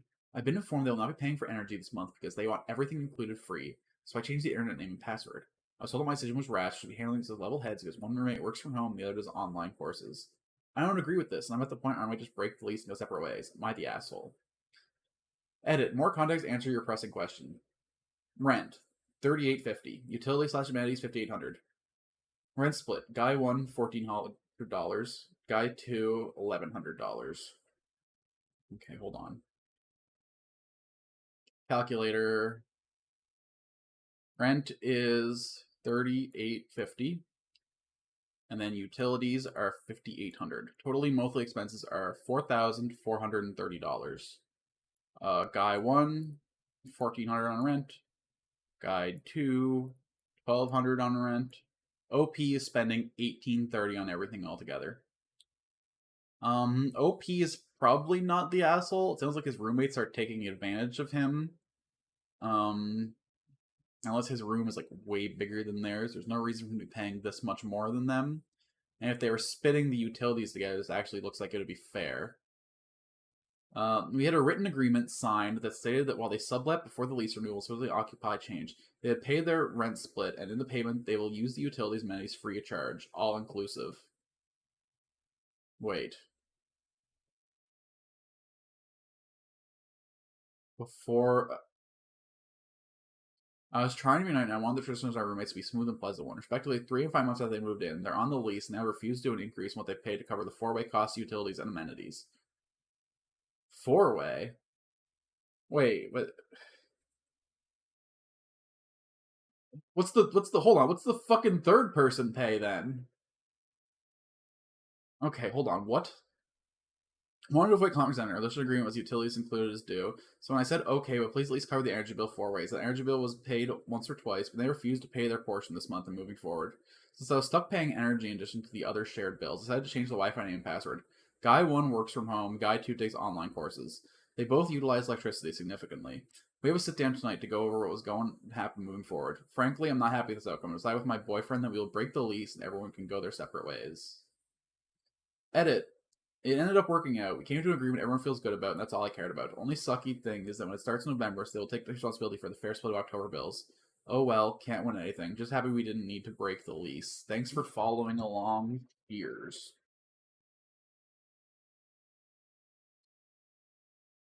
Um. Okay, so with you and your partner splitting the bills, this actually sounds like a pretty fair split. Like, I know you guys only get the one bedroom, but then you guys also both take probably like a greater share of electricity and the water utility bills when you factor in the two of you. And the original agreement they signed said they didn't have to split. So you guys should have like negotiated before they got onto the lease what was going to happen going forward. There should have been a new agreement signed at that point. If someone isn't paying their fair share and you have to like police them somehow, this is a good way to police them. But you're also fucking up their lives pretty significantly by doing so. So you're holding them hostage. Is this a situation where it's okay to hold them hostage? Maybe?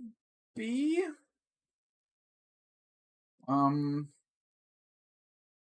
not the asshole 64%. You're the asshole 20 info, yeah. But okay, I wanna superhero feels evenly. No one pays, no one plays. Yeah. Also, based on working on the taking online courses, there's a real chance they use more electricity OP anyway, so they're already getting a good deal. I don't know. A computer doesn't really take. I mean, if you're like running games and using like high detail graphics, yeah, but like a computer at like an idle load doesn't use that much power. Okay, info. What exactly is in the rental contract? So utilities include, but then they're excluding electricity, and then you're cutting off their access to the internet. Electricity and internet are the same utility. Both are utilities, which you said included in their rent. I'd like to know exactly what the contract says about rent and utilities. Because the contract doesn't make the exceptions of electricity being paid separately, you can't ask to pay separately because it's included in the rent. If it is specifically mentioned, you still can't cut out their access to the internet out of spite. Aside from the info, and this might be unpopular, you're the asshole. There was a reason we make contracts a way to solve conflicts to do with said contracts. Cutting off utilities without rhyme or legal reasons is not something you're allowed to do. Well, it sounds like the contract doesn't cover where they are now, though, because the contract specifically said before the lease kicked in, and now they're on the lease. So, like, before OP let them on the lease, there should have been a new contract made. I think this is another like just OP's fucking stupid. Come on, did OP respond to any of these? What changed the arrangement? I've written this a bunch. I read it or something. We see otherwise. However, we had an agreement that last till they are officially on the lease list. Our written agreement says their rent during the time so as rent split. They include these amenities. It also stated that when they documented change, they would pay just would adjust in case of rent increase and would include a fair split. Okay. So it did specify the flare. So it sounds like the people are just reneging on the contract. In which case, OP is not the asshole. Um, I don't think contracts and law are like the be all end all, but it sounds like this is like an agreement that everyone kind of came in on, and then the people tried to weasel out of. Um, and you can't cut off their electricity access. So I guess cutting the internet access was the best they could do in this situation. I don't know.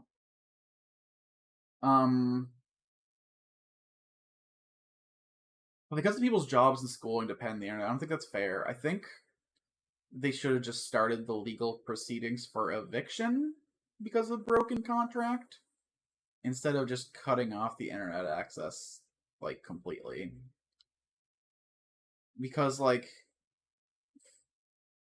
you have a legal right as their landlord to like push them out when they violate the agreement they signed to, but you don't have like the moral authority to fuck up their jobs and their education. That just has like far-reaching consequences into their life, and they can't really like fairly negotiate with you if you're holding that hostage. So like you were right to do something, but you didn't do the right thing. Um, Not the asshole, but kind of stupid. I feel like that's been my answer for every one of these. Am I the asshole for going off on someone after they refuse to move their car, blocking my driveway? Basically, I noticed this person sitting in their car in front of my driveway, blocking it. Since they were in their car and the car was turned on, I gave them some time. About 5 minutes go by and I get a package delivery. I go there to grab my package, and the person in question looks at me, continues to go back to texting on their phone. At this point, I thought for sure they would leave, but they don't. I wait a few more minutes, and I get there and say, "Hey, can you move your car, please? You're blocking my driveway." Immediately, they come back with the attitude, "Do you need to go somewhere? I ain't bothering you." She's like, "Oh, no, there's plenty of street parking available. It's legal to block a driveway." She like starts yelling at me like, "I ain't bothering you, bitch," and swearing at me. At this point, I'm pissed. She doubled down. She did the wrong. I was polite at first. Quite honestly, I'm not in the mood for BS today. So I came back hard and yelled right back. Called her a bitch too and told her I was going to call the cops. She drove away with I faked to call the cops, called my fiance, said, and I flipped her off. Realistically, I guess I am mainly feeling guilty. No, you're not the asshole. This person sucks. They started the conflict. They were the ones. You made like a reasonable ask. Hey, that's my driveway. It's illegal to block it. Like, please move further down the street. Totally reasonable ask. And the person just lost their mind at you for no reason. They could have just moved like 10 feet up the road. You're not the asshole. What the fuck, Reddit? What do you mean 23% said you're the asshole? What? Can you excuse me? Hold on. I gotta find the first fucking. That is like if someone knows where you live, you shouldn't like start a fight for literally no reason. Um. Okay, so nobody actually seems to be saying you're the asshole here. I think OP should take a picture of their license plate, and if they ever see the person like outside planning revenge, then they have like information. Um, you're not the asshole, but you're living dangerous. Oh my god, am I the asshole for not showering before the gym? I don't know gym etiquette. I'm not stepping in. Probably like, but you're gonna sweat at the gym, but you don't want to like stink up the gym. But I do. I'm trying to get back in the gym routine for stopping during college. Since I stopped, I gained a pretty big beer gut, so I want to get rid of it. So I'm going every morning. I'm only showering after because it feels like twice would be a waste to shower twice every morning. The other day during workout, someone straight up told me I stink bad and thought this was gross. I hadn't showered when he asked. I do sweat more since I gained weight, and I'm pretty hairy, but I think it's inevitable I'm going to smell a bit during exercise. I think it's unreasonable for you to say, I don't know, man. Um, I think if you're like a night sleeper, this is okay to do.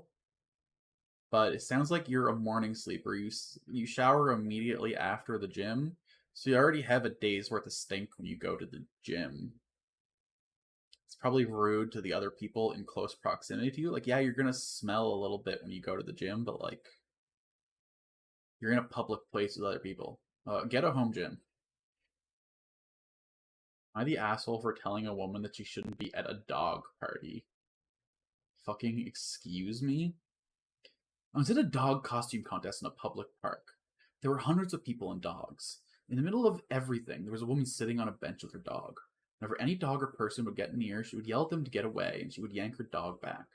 The dog kept trying to make friends and would stare longingly at the other dogs, who were playing with each other, and she would keep aggressively tugging him and scolding people. After a while, I said, there's kind of a big dog party going on. If you don't want your dog around people or dogs, perhaps this is not the right place for you. So I don't know what you want from me. I have a right to be here. I wasn't questioning her rights, just her judgment. Am I the asshole? It was not an official park sponsored party. She'd get angry at people dogs were simply in the vicinity of her dog, not necessarily even interacting.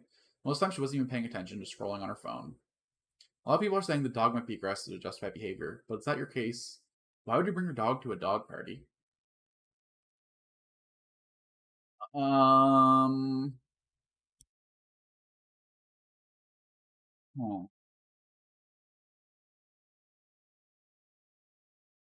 Uh. She has a right to be there. It's a public park. She has the right to choose how people interact with her dogs. I feel like she could have found like a better place at the park though than right in the middle of the big crowd. I mean, I think the OP was like a little bit of a snarky prick. There's kind of a big dog, like she can see that. But like OP's right. You can be right and still the asshole though, right?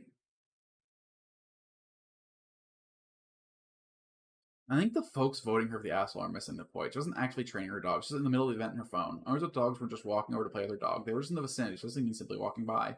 Could they have been too close? Sure, but it was a park-sponsored event, which likely means it was busy and there's only so much walking space during events. OP even said there were hundreds of people and dogs. If anything, she's an asshole to bring her dog if she was attempting to train the dog to be around other dogs. Why be at a big event? Why not choose a less busy dog park to let your dog get used to one or two dogs at a time instead of a park full of them? Plus, training involves the owner to actually be interacting with their own dog, which he wasn't doing. Not the asshole. Huh. I mean, again, she has the right to be at this park. If this is like the closest park to her house, and she doesn't want to go out of her way, that's fair. But the fact that she was just hanging out in her phone's a little weird. But like, maybe she had important. I don't know. If she's like actually like snapping and getting angry at people, she kind of sucks. But like, everyone has the right to be there.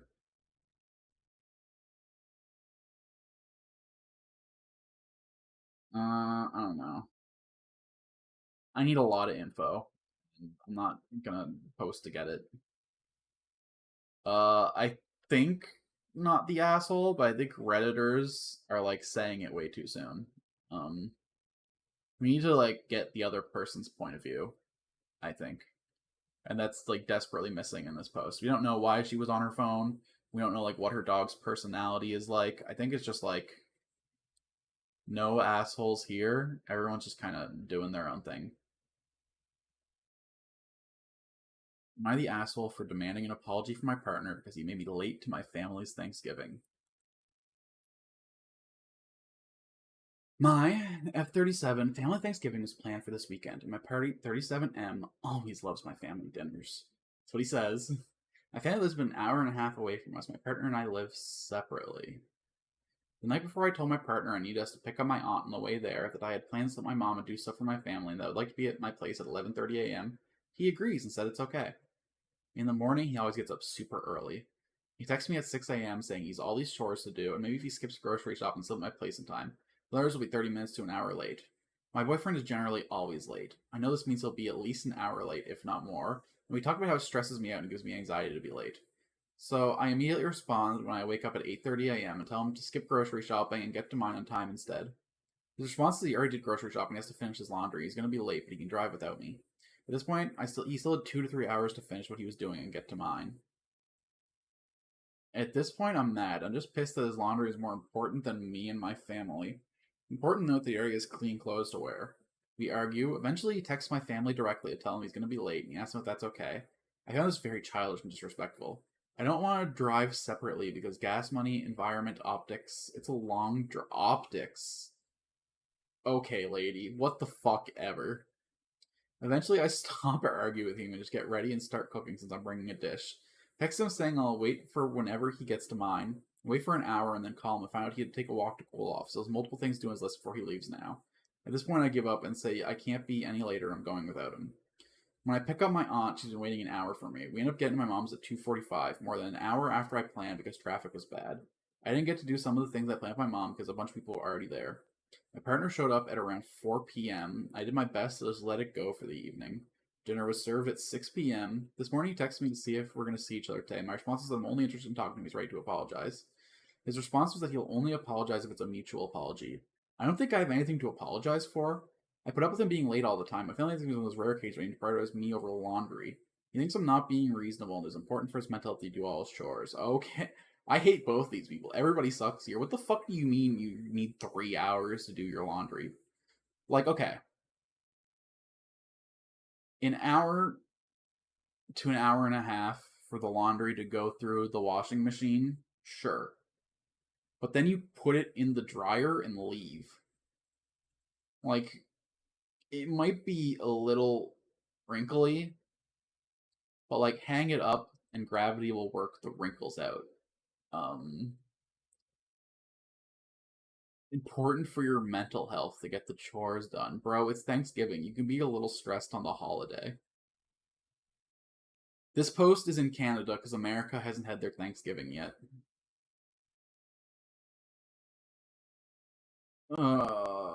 But I really don't like OP either. Optics. He's gonna look so bad if we show up separately. People are gonna think you already live separately. That's totally normal.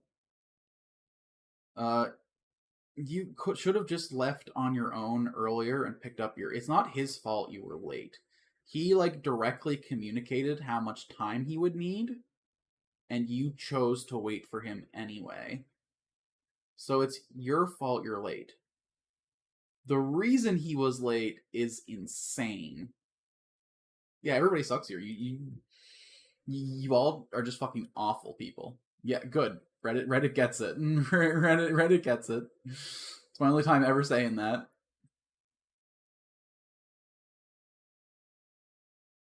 Everybody sucks. Him way more than you. Feels like he was calculating disrespectful. Then again, you in turn chose to leave Aunt waiting for an hour. I mean, you're angry with him for something you ended up doing to her. The moment you learned he was going to go out of his way, not show up in time, is the moment you should have written him out of your traveling plans. Personally, I'd have disinvited him for acting like this, but that's just me. He showed you what he was doing was more important than respecting you or what's important to you. His laundry and his chores come before you do. Is that really the kind of person anyone wants in their life? A demanded apology is worthless. It means nothing else he's feeling in the wrong, which he clearly doesn't.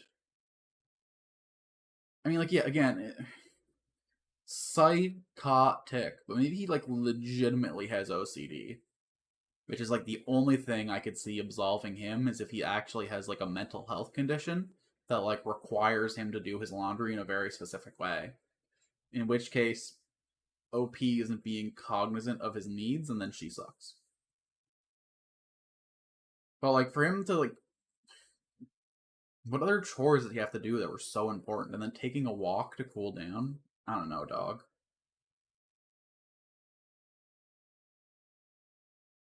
He was at goes out and she chose for weird reason optics. Who the fuck cares? Yeah, no.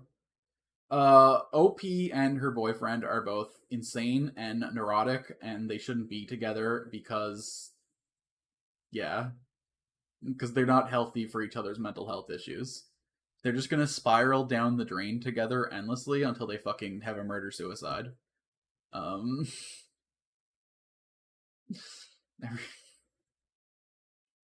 am I the asshole for asking my girlfriend to pay me back $5 for her food?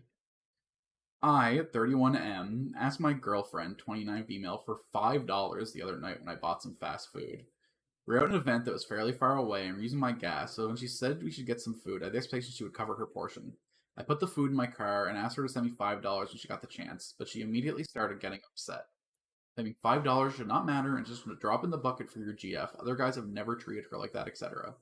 I could maybe see her point. However, I pay for things a lot for her. I had treated her to a nice dinner earlier in the week. I used my gas to drive us and everything. I had plans to take her out again this weekend and usually put up 70% in greater costs for trial plan slash date night. She owes me thousands of dollars helping put her through school. She has a job that makes good money, but she does not work 5 days per week by choice.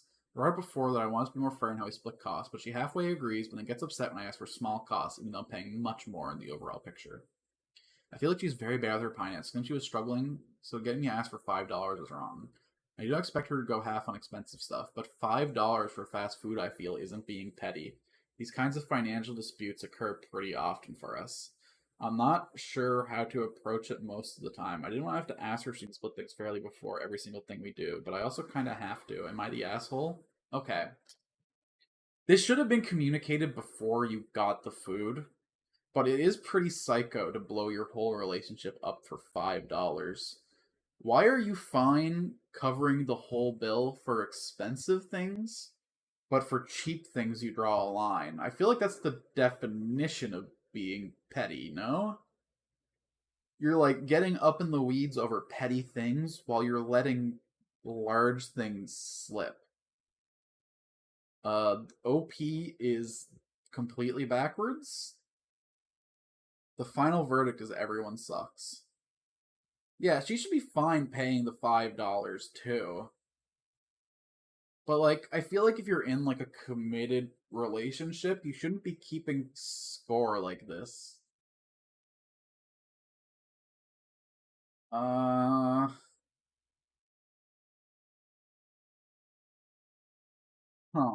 let's see if people in the comments are like getting anything I missed.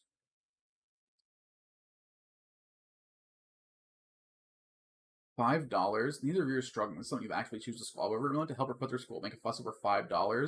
Doesn't sound like you're very willing to help after all, and are now regretful, but showing it in a really tedious manner. Yeah, that's true. The fact that he brought up putting her through school and the thousands of dollars means that he wasn't really coming from like a good place when he helped her. It's just like he wants to like lord it over her. Um,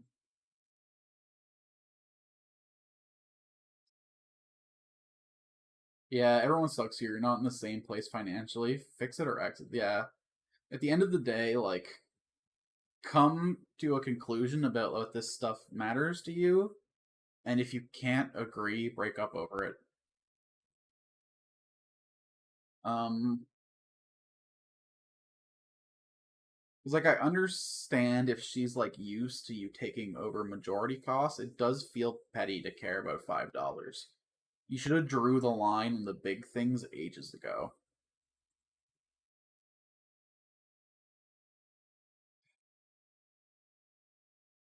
He sucks more than you, but everyone here is bad at communication and should not be in a relationship. Am I the asshole for eating more than my half of the groceries? What's all this fucking petty financial? This is gonna sound pretty petty. I agree that it is, but my girlfriend was getting annoyed slash angry about it. We live together and split rent and bills 50-50. When we go grocery shopping, we will also split that 50-50. There's some things we get that my girlfriend doesn't eat slash drink and vice versa. When it comes to things like snacks, we try to split them evenly. When things are individually wrapped, that makes it easy, but some chocolate and biscuits are not wrapped individually. I'll admit that I do end up eating more of these. So it's not groceries, it's snacks. It's different. Meanwhile, because my girlfriend rarely has them, whenever we run out of something, it all me ends up replacing it. Last night, my girlfriend went for a biscuit and there was only two left. She got annoyed and said she only had one of them and the packet was nearly empty. I told her to grab some when I'm next at a shop, but she just said I shouldn't be eating more than half. I asked her what the problem was since I was the one replacing them. She said it's not fair on her since she is buying half the groceries. I again repeated she pays half in the grocery shop, but not half the entire groceries, as I'm the one regularly replacing things as we run out. She said again that I'm wrong for eating more than half, I should be more considerate of her. I asked her what the problem was when the food is getting replaced. She says I shouldn't be doing it. Am I the asshole for eating more than half of the groceries? I understand her being angry when she goes to have a snack and there isn't like a satisfying amount left to eat. But if you're going out regularly to replace stuff, it's weird to get angry about eating more than half. No two people are ever gonna like equally eat an amount of food. If you weigh like 40 or 50 pounds more than your partner, you need bigger portion sizes if you want to maintain your weight. You have like a larger caloric load, so it's totally normal for one person in a relationship to eat more than the other. But that's for like meals. That's for like your meat, your potatoes, your vegetables, your soup, your like sustaining food. Snacks are different because you don't need snacks. They're just like empty calories with no nutritional value, and I think snacks should probably be split 50-50. But if you're replacing them, it's weird for you to wait for her to eat the whole portion that she's gonna eat before you eat. So, yeah. I think it's okay for you to eat more than half of the snacks, but you should leave like one full portion before you go to replace them.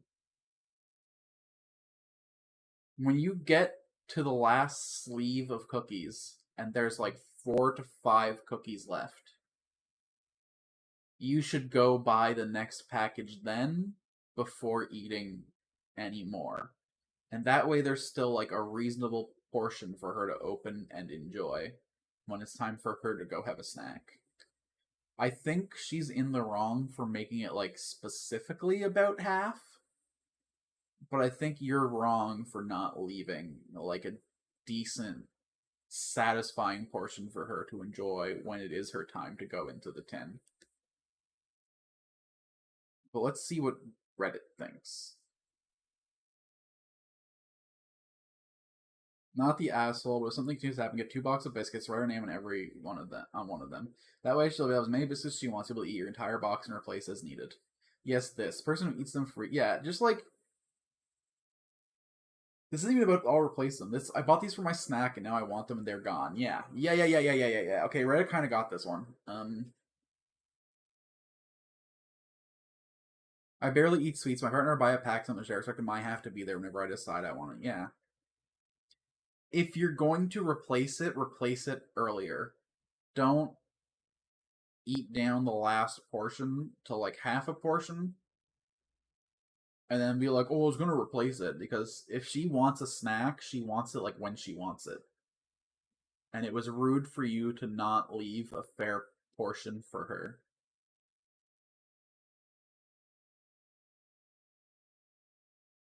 Oh, yeah. Soft, you're the asshole.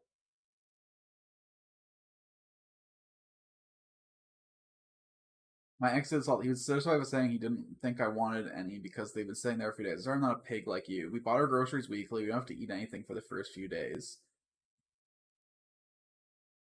Yeah, I think because hold on, the post said conclusion was not yet. Oh, okay. The conclusion was I'm so confused by the Reddit bot. The final verdict is not the asshole. Judgment, you're the asshole. 60%. What are you talking about? Um, yeah, OP's an asshole. You want a snack when you want the snack, and like to not have the portion there when you want it sucks. I think the girlfriend was like a little stupid in her phrasing of the complaint. Instead of making it like about exactly half, and the OP would be like, "Well, I replaced them, so what's that really matter?" The OP's justification was fine for what the girlfriend phrased the problem to be. The girlfriend just didn't properly explain what her issue was. And OP's excuse would not fly if she actually adequately understood the issue she has. She doesn't understand. If the girlfriend had better communication skills, I think OP would understand why he's the asshole. Does that make sense? Huh. Alright. Am I the asshole for asking my neighbor not to park in front of my house? It's gonna be some homeowners association bullshit, isn't it? I, 29 female, have lived in my suburban neighborhood for 3 years. Lately, my neighbor Jake, mid-30s male, has been parking his car in front of my house almost every day. even though he has a driveway and space in front of his own place. At first I didn't mind, but it's become frustrating when I have friends and family over and they can't park nearby because Jake's car is always there. I asked him politely, info, what did you say? If he could park in front of his own house, especially when I'm expecting guests. How was I supposed to know that? Jake got defensive, saying, "It's a public street, I can park where I want." While I know he's technically right, it still feels inconsiderate. Now he's cold towards me, and the situation hasn't changed. Some friends think I'm being petty, while others say I had every right to ask. You have the right to ask, and he has the right to be there. I think if there is adequate street parking when he parks, you're right. But I don't know what the road looks like when he parks his car. Maybe there isn't any room in front of his house because of other people using their legal right to park there.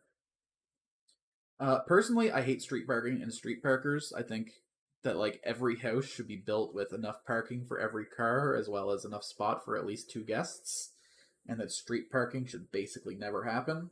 I think it's dangerous. It narrows down the roads, it slows traffic, it makes it hard for like first responders to get where they need to be.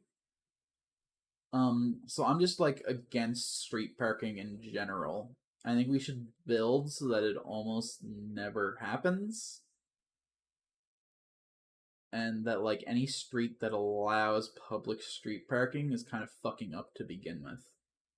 But within the confines of the situation, everyone is in their right, but Jake kind of sucks if there's open park. Again, I need to see the street at the time of day that Jake parks to actually know who sucks here.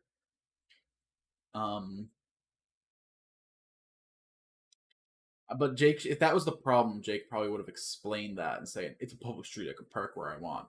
If that's literally all he said, then he's the asshole. Is there anyone asking for info? Can we get more data? Judgment is tricky, but start parking your car in front of his house, even Steven, and your guests too. That's my thought also. I had neighbors like this. Their guests will also park in front of my house instead in front of my neighbor's house. It's always irritated me. It's no big deal. A couple spots in front of the neighbor's house are taken since, of course, it's a public street.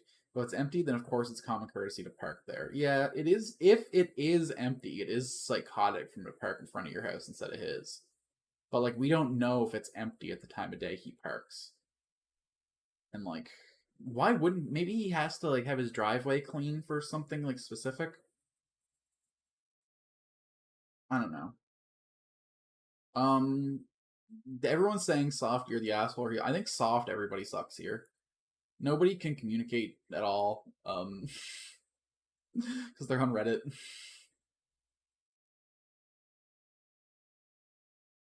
Huh? Am I the asshole? My sister bought my 2-year-old daughter new shoes if I told her to start buying her things. I was out with my daughter, stepdaughter, partner, brother, sister, and dad at a local shopping center when someone in the group needed to use the toilet. They went and everyone else went into a shop to look around while we were waiting. My 2-year-old was with my sister. I saw them leave the shop that everyone else was in, and I asked what they were going. My sister said another shop. I decided to wait in place for my stepdaughter to return from the toilets. We then can't find my sister. After searching all the shops, we eventually find her to my daughter a new pair of Nike trainers. A few weeks ago, my sister turned up at her house with a brand new scooter for my daughter. She has the habit of buying her something new every time she sees her. At that time, I bit my tongue, but called her after and said I would like her to stop. My daughter has a lot of toys and does not go without, and she's only 2 and become entitled and spoiled if we keep doing this. In addition, Christmas is around the corner and her birthday is shortly after. I don't want her receiving any more gifts before then because it'll make Christmas and birthday extra special. At the moment, my partner isn't working and money's a little tight. I also took my daughter out this morning and treated her to some glow-in-the-dark pajamas. After I said to my sister, should really saved for Christmas, they were cheap and she deserves a little treat. My sister also turned up with a magazine for her. So after I told my sister that I thought we spoke about this and I don't want her buying things anymore, she immediately put on a guilt trip and saying that she wants to, and my daughter decided to show me. I said I love them and made a fuss to not upset my daughter. My sister then said she doesn't get why I'm annoyed. I wasn't going to buy those exact trainers for Christmas. She doesn't care if my daughter expects presents. She'll keep buying them. Okay. She kept asking me why she can't just buy her things. I said to her, you don't understand that you've crossed a boundary and should not be apologizing or justifying the explanation. Or asking for an explanation. I'm her mother and she answers to me, not the other way around. Anyway, my sister got really upset with me and left immediately. Am I the asshole? No, you do need to be like pretty firm with kids if you don't want them to get spoiled. But I also think it's kind of the aunt and uncle's place to spoil their nephews a little bit. Um, niece, I don't know. I think my biggest concern is like, is she just getting stuff for your daughter and nothing for your stepdaughter? It feels like she's like favoring the blood relation more when like the other child is still your kid. So why isn't she having like a slightly more equal treatment to both children? It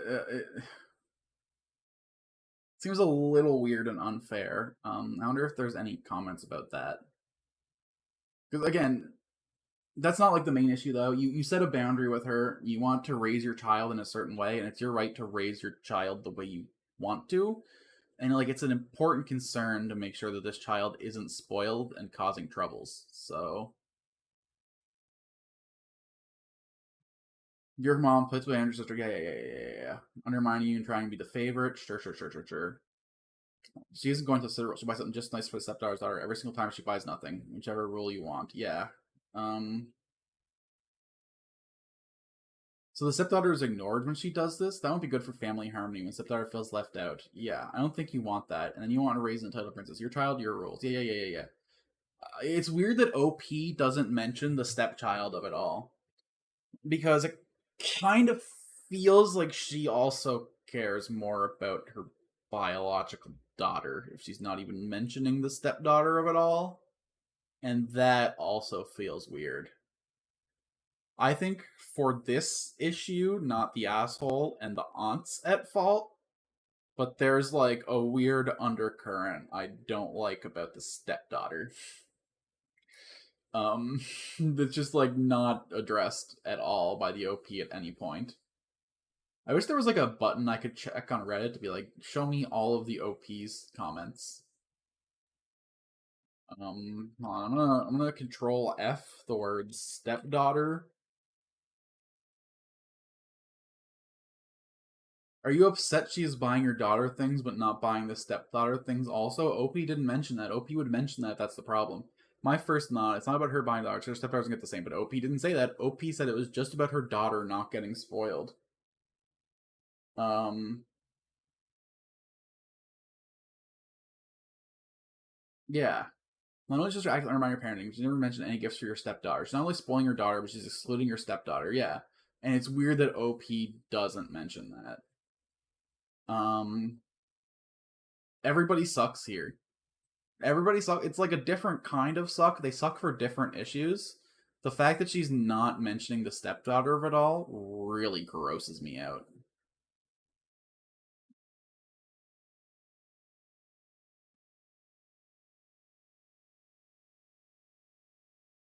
Oh, interesting.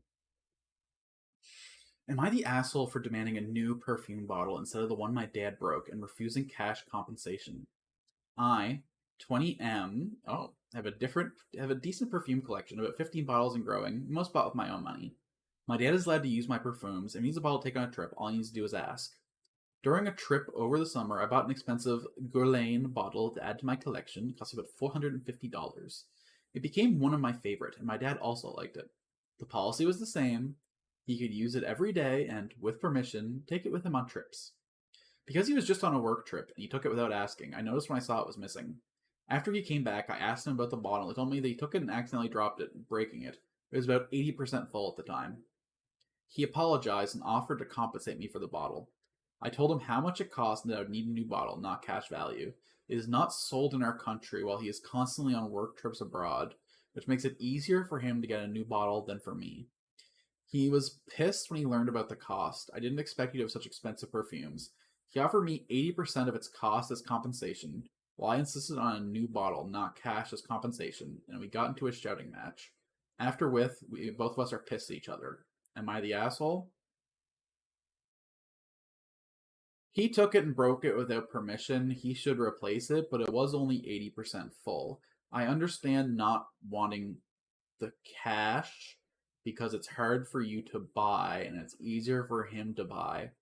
So I think what you should have done is given him 20% of the value and then asked him to buy a new bottle next time he was gone. I know it feels kind of counterintuitive to pay him for breaking it, but he's still absorbing the lion's share of the cost in that arrangement, and he did only lose 80% of it. So he's really only on the line for 80% of the value. But he's your fucking dad, and he travels for work. He should have the money to. I think, yeah, no. But I think the fair thing is for you to he should have stepped up and bought the whole bottle, but he didn't expect it to be that expensive. That's a shock for him. He offered you 80% of the value, so your counter offer should have been to give him 20% of the value and then have him buy a new bottle. Final verdict: everyone sucks. Let's see what Redditors have to say. You're spending $450 per person who travels internationally for work. Someone to go out in the world's most solid limb, and sounds like neither of you are hard up. I'd say everyone sucks here, as you will seem to be in a competition for who can be the most mercenary. More him because he's dad and seems to have quite the fancy job. Buy your son another bottle, man. Yet you're both digging your heels in here. If you're both really nodded about it, then you can buy a new bottle and siphon off 20% of it for himself. I've learned my lesson over here. Next time he wants to travel on my fragrances, I'll prep a decant for him instead of letting him travel with the full decant. How is this all everyone sucks here? Dad took something that belonged to OP, something OP paid for and broke it. OP wants an exact replacement of what Dad broke. That's not mercenary, that's just common sense and fairness. OP is not the asshole. I know, right? And the dad is well off, then what's the issue? If he's traveling internationally, likely get it at the airport duty free. There may not have been one in every, but if he's traveling a lot, he'll come across it. I mean, major savings were to OP up and get it shipped via proxy, paying whatever tax in the home country plus any imports. A good compromise might be the dad paying for a duty free and OP giving 20% of the cost, correct? Which end up being cheaper for both the dad when he brings it back, or the decant idea, if you posted. Okay. It didn't take that long to find like a Redditor that was like intelligent. Good job, Reddit.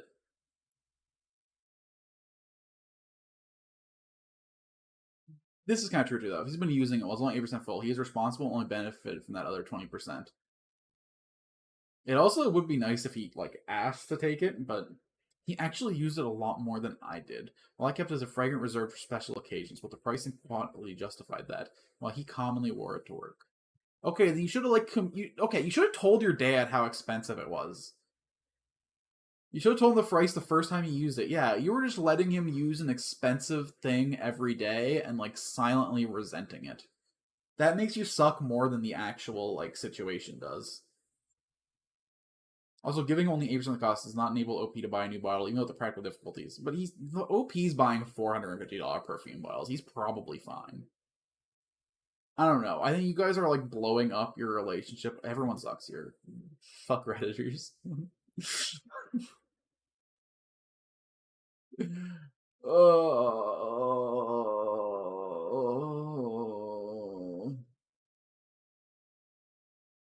Am I the asshole for asking an acquaintance where she's from? Is this like she's like ethnically Indian but grew up in like Miramichi and you're like, okay.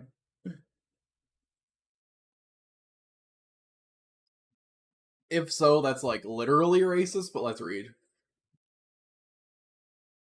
Oh yeah, I want to read the update first. I've sent an apology to the woman in question. I'm not her back, but I need to turn off notifications. This has taken more of my time and mental capacity than I was prepared for. Again, thank you. Those have been civil, engaging. Oh, this is part of the. Why did you fucking block the update into two different blocks of text without like signaling somehow with like brackets? You should like put them into one paragraph with the. My teenage daughter has been dance school for 7 to 8 years. My husband, 51, and I, 51 female, have become friends with several of the parents. We don't get to socialize often.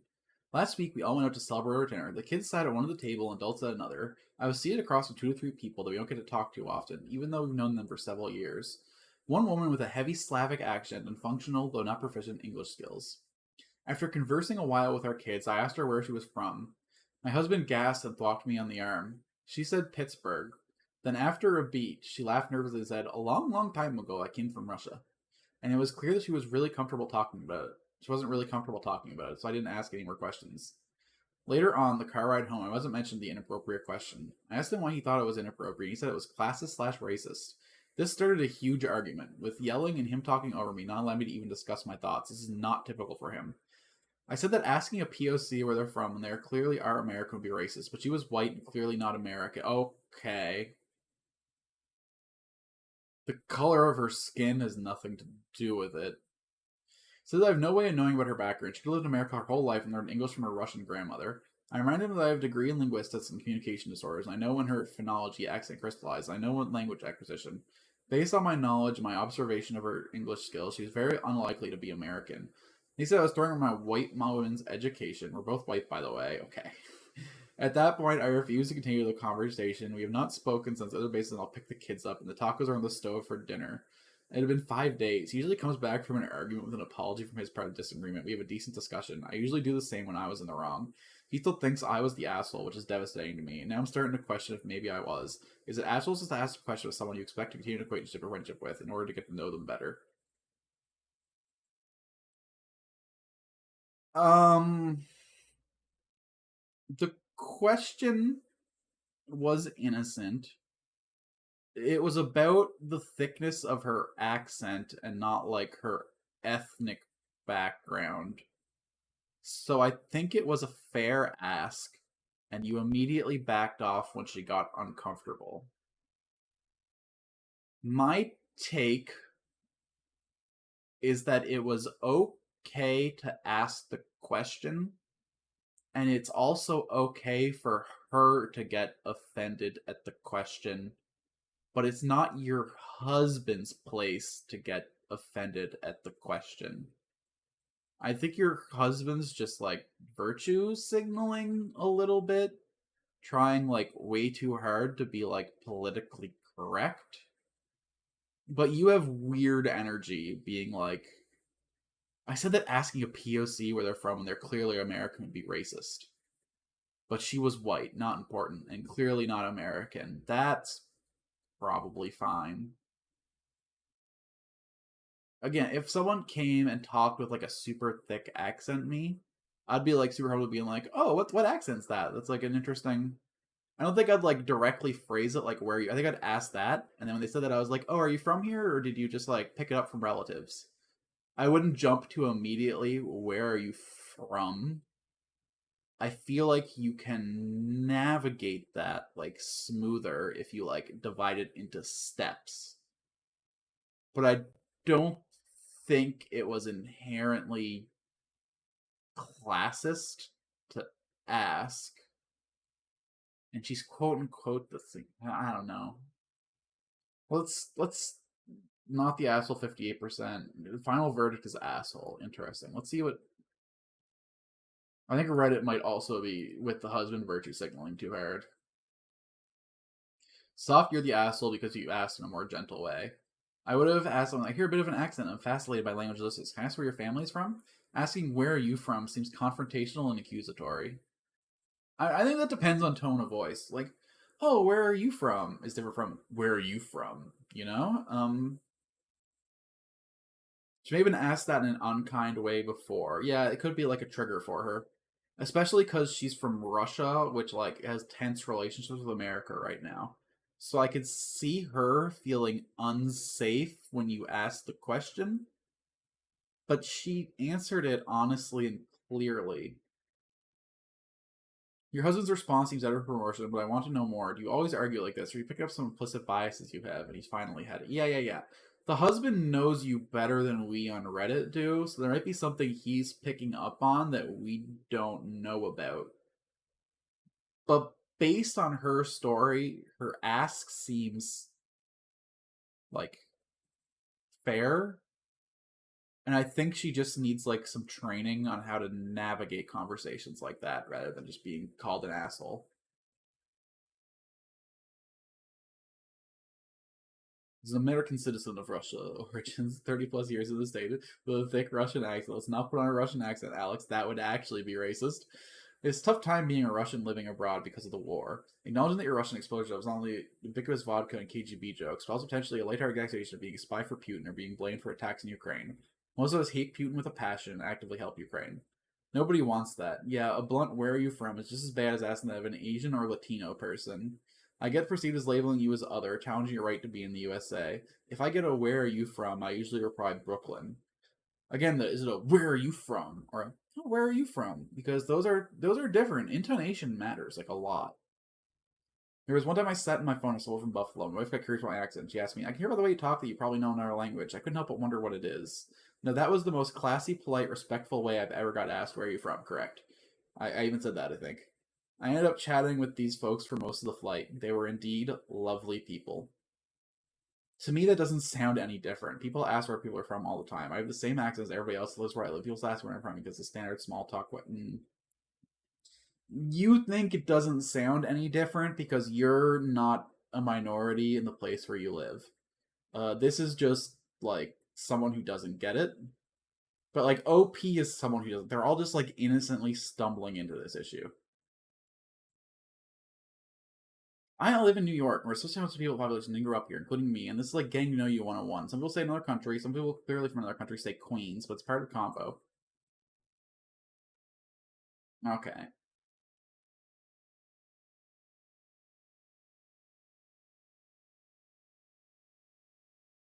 Not the asshole, completely normal question. Perhaps because I live in San Francisco Bay Area, where almost everyone comes from somewhere else. It's a common question when getting to know someone. Usually the answer is somewhere else in the US, but it's more interesting when it's somewhere international. Someone's left with the question right now, did you grow up around here? That's a better phrasing. This is yeah.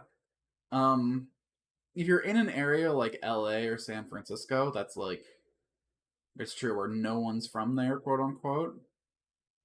But like I understand why again, the husband was like completely out of line.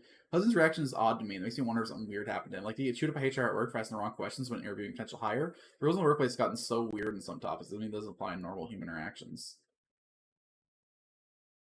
Sometimes I said, "Did you grow up in the city?" But it's a really normal. Again, I think these people just don't understand subtext, and they're like not cognizant of the proper ways to like interact with others.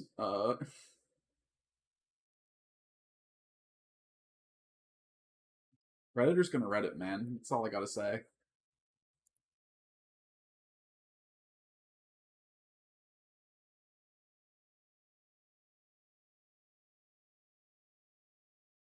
Am I the asshole for not making my wife apologize to my sister in law in order to end a decade long feud?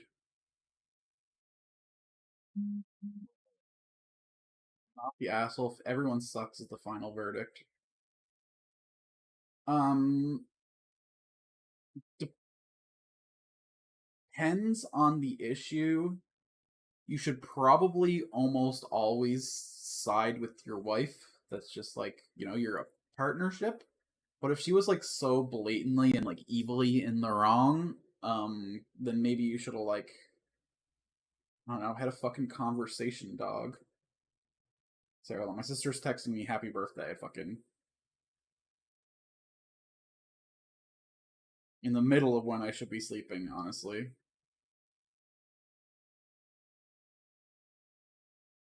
I gotta, do the obligatory, oh, thank you. Thank you. I don't think I texted her on her birthday, so but making the thanks is very important. Okay. Okay. Sorry, just had to keep things peaceful in the family. Like this guy should learn to probably. Uh, if they're paying for themselves, probably. What do you mean by their? Hold on. Am I the asshole for not allowing my spouse to bring their siblings on a family's trip to Disney? I've been wanting to take my kids, mainly my oldest, to Disney like any family would. My spouse initially asked if their mother could join, and I agreed so we have a toddler slash baby who would need to be watched if they needed a nap while we went on rides. I even think it was unneeded because I even think that was unneeded because I don't think we'll be going that hard on the rides. But I don't want to argue, so I said yes. But then they asked if their siblings could join. I said no, and now they're mad. We don't live near the siblings, but they have a good relationship with my kids. They visit for birthdays when able and send gifts. That is respectful, and I still don't think it requires me needing to invite them on this family trip. I could imagine if their parents were hosting the trip, but it's really just us and my idea. Why didn't they think to go on some other people anytime prior and not hijack this? More people, more issues. The siblings are some 20-year-olds. I honestly feel like we're pulling everyone to going out each day and not fool around. Then my spouse would act like nothing is going wrong because, hey, it's family. Clarification update. On prior small outings, my spouse and I need to drag back people, including them, along to stay on course. So don't see why this won't happen again. Nor do I not want my kids wondering why everyone isn't doing everything together.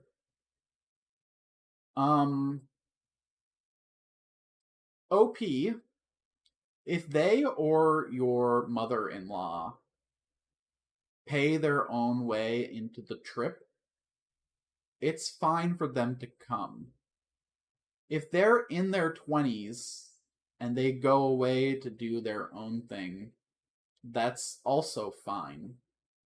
The only explanation you need to give their kids is that they wanted to do something different than what you guys wanted to do, so they went off on their own.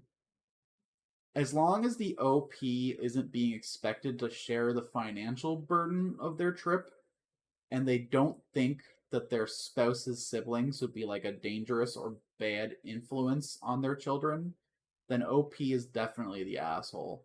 Because, like, what's the cost to them for, like, a larger family being on the trip? And, like, it's a chance for the siblings who already have a close relationship to your kids to foster a stronger relationship. It's more eyes to watch out for the kids in case something goes wrong. I can't think of an actually good reason to exclude them from the trip as long as you're not being expected to shoulder the financial burden of it. Just to clarify, they would be arranging their own transportation, staying in their own hotel room. Do you have a lot of concern that 20-year-olds aren't going to want to go do their own thing? Let's be real, more people means catering to more views, demands, preferences, accommodations, etc. I think that anybody's entitled to say, I just want a trip for my spouse and kids. Not everyone has to become an extended family trip. All your questions are exactly what the OP doesn't need to deal with. Okay. And guess who is footing the bill for meals for the siblings are invited? Not the asshole. Let the married couple with kids pay because my girls are still just out of college. Okay, but you don't know that. You guys are just all like adding details that aren't in the story.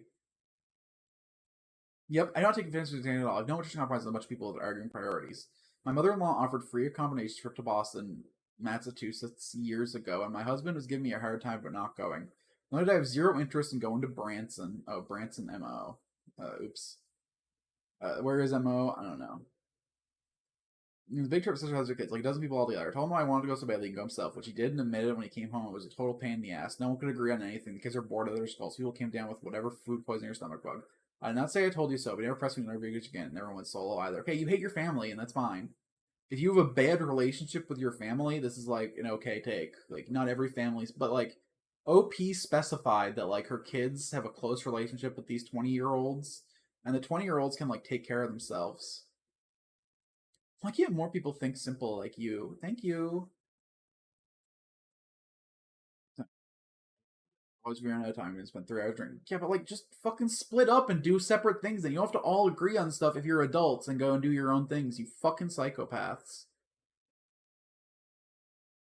You're the asshole. You just explained how your mother-in-law joining is fine because you can use her. Then you proceed to tell us that his siblings are respectful and do pretty well at showing up for family events like birthday parties despite not living near you and your family. And then you gave a diatribe and stereotypes and irrelevant facts to say they can't come.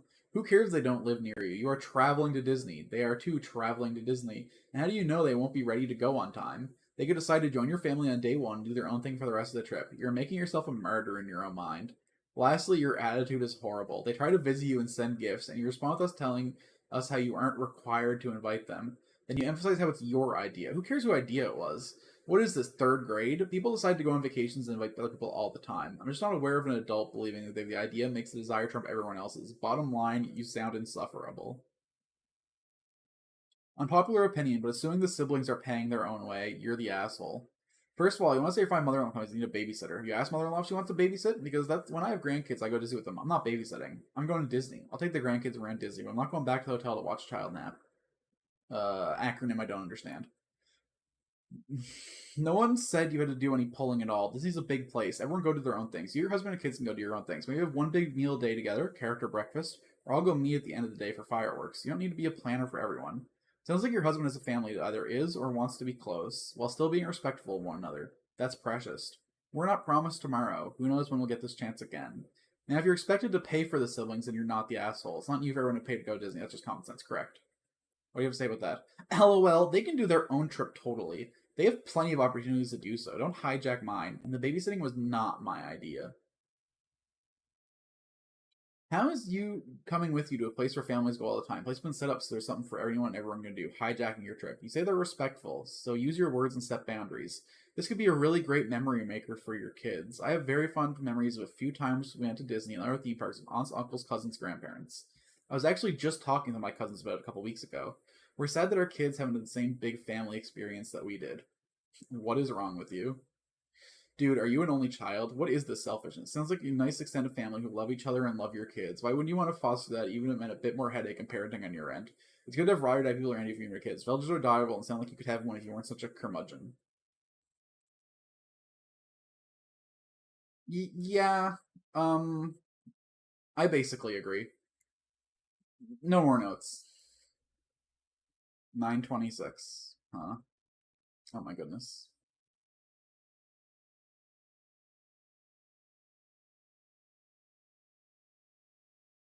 Am I the asshole for ripping a shirt in front of my mom that she just bought for me?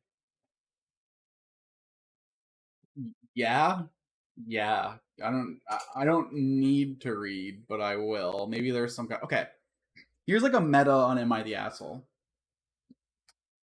The more reasonable the OP's post seems, trying to look at the screen. The more reasonable the OP's post seems, the higher chance is that they're an asshole. I find that if I like look at this subreddit and I see a post that like, "Am I asshole for punching a dog to death?" You read the description and it's like, "This dog was mauling my child and I tried to pull its mouth apart. I couldn't get its jaw, so I had to punch it to death to save my child." And then if you see a post where the title is like, "Am I the asshole for trying to help my daughter?" and it ends up being that you like murdered their best friend and buried them in the backyard. So the post sounds psychotic. So going by like the "Am I the asshole" meta, maybe the text is gonna resolve it. I, 16M, love my mom, 46F. She's a very nice, sweet lady, and she goes out of her way for me and my brother. However, she takes it a bit too far. One of the things she does is buy me clothes.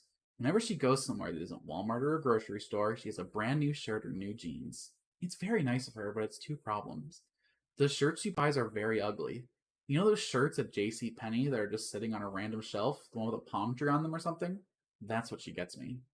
She's been doing this for years. I'm up to my asshole in new clothes. I have like 12 shirts I wear regularly. The rest still have tags on them.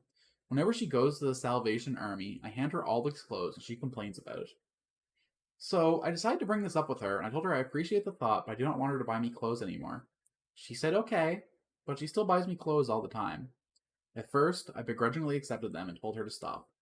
Then, I began to refuse the shirts and told her to return them. She returns them, but still buys clothes. She has even started to complain about how much she has to return shirts now.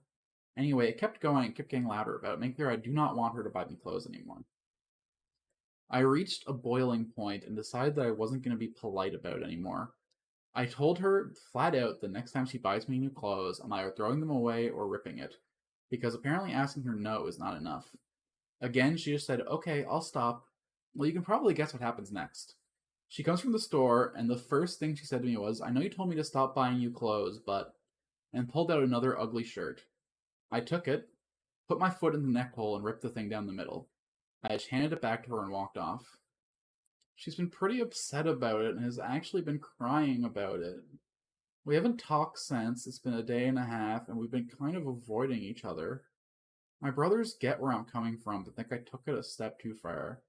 My dad is on the fence about it. I talked to him about it before, and he agrees with me, but I also don't think he wants to take my side in the subject she's just distraught about. I feel rotten about it, but at the same time, I've asked her for months to stop. I was just patient about it until 3 weeks ago, and I don't know what else to do. Don't twist this.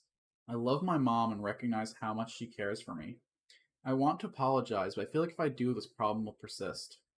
I know it's a nice gesture, but she also knows how much it annoys me, and still she does it. Am I the asshole? This is just sad. This is just like. He set clear boundaries and started off with healthy communication. But this is also like her love language. This is also like something that she likes to do to feel like she's providing for her son. So to just like rip it in front of her, even though you told her that's what was gonna happen, is like a lot. She's even been crying about that's so upsetting. Um oh, fuck me. I'm gonna cry.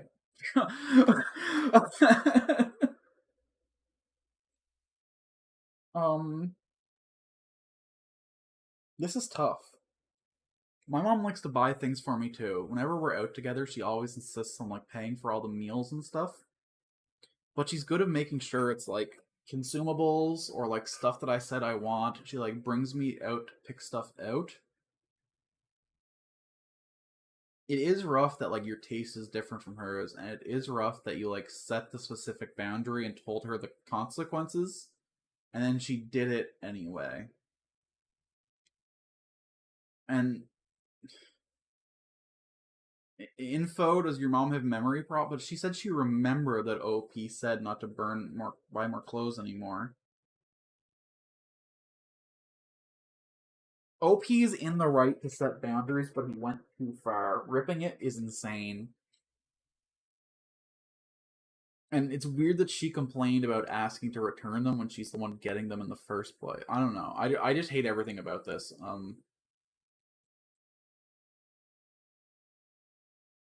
Apparently not the asshole.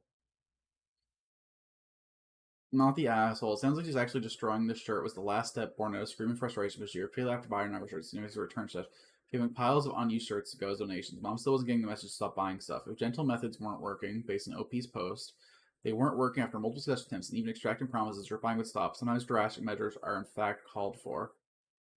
The advice I always see on this sub is communicate better. This is a million times. The open conversation, I know you told me not to. Then effective communication goes completely out the window. Have you ever asked your mom why she buys you clothes? Try asking on an alarm card when just the two of you, and then please come back here and tell us. I really want to know. It sounds like she has a shopping addiction and justify it by buying things for some. Okay, Reddit, calm the fuck down. You don't know anything about this woman. That's the vibe I got too. My mother is like this. My mom has the exact same thing. Okay, these people are talking from like personal history, but that's just like a psychotic assumption. Or a control issue. Mommy buys clothes for her little man, but he isn't little anymore and exerting independence.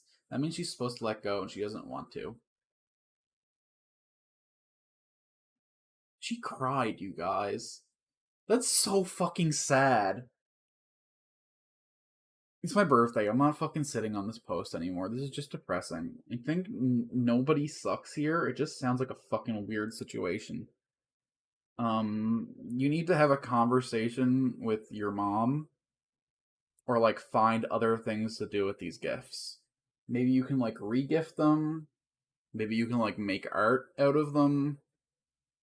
You can repurpose these in some sort of way. A gift is not a gift unless it was wanted by the receiver.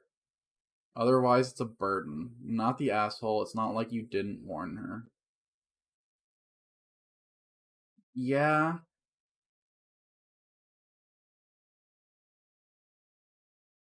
everyone sucks here. I don't blame you for getting frustrated. Even unwanted clothes you're forced to wear is a small thing to me personally. It wouldn't be enough for me to take an axe and make my mother cry, at least.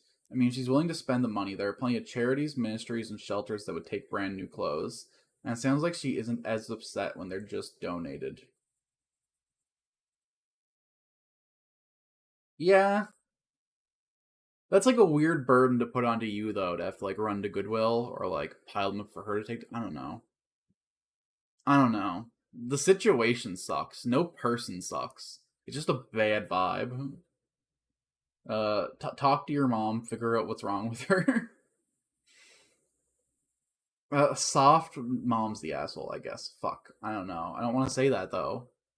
And it sounds like a sweet lady who just doesn't know how to like bond with her kid except for buying him stuff. Mom needs therapy. Is the conclusion there? Okay. Am I the asshole for letting my daughter out of the car at a stop sign? My daughter's middle school starts at 7:30 when it's still dark outside.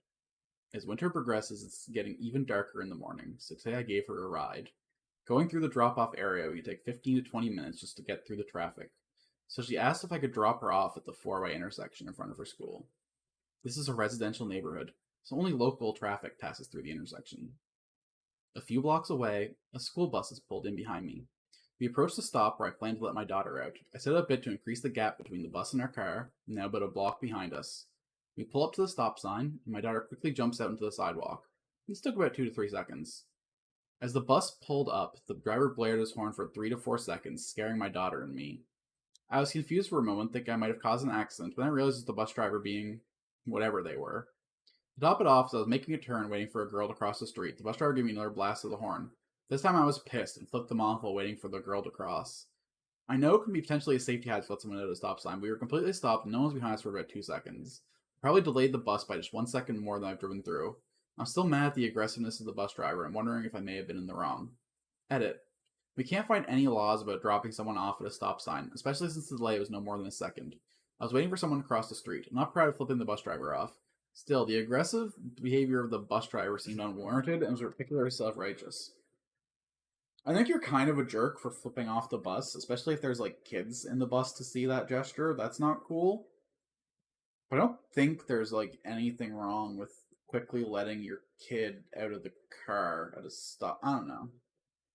No, people probably shouldn't leave the vehicle unless you're like properly parked.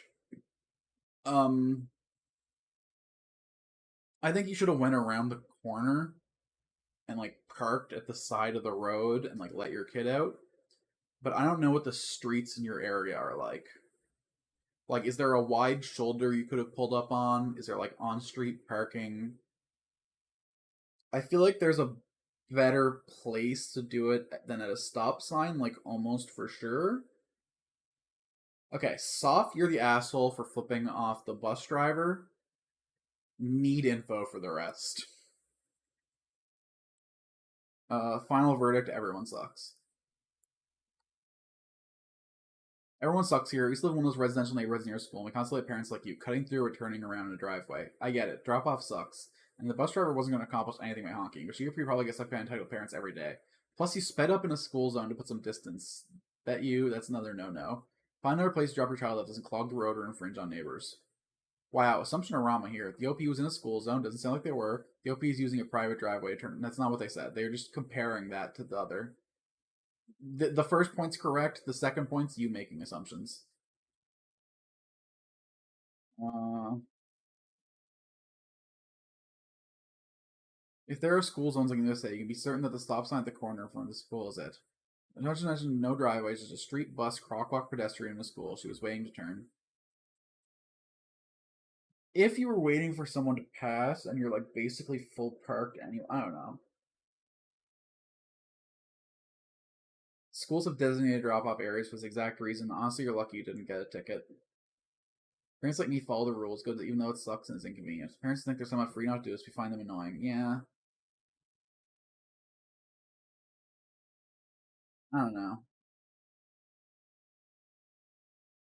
Soft, everybody sucks here, but I need to see the street to say for sure.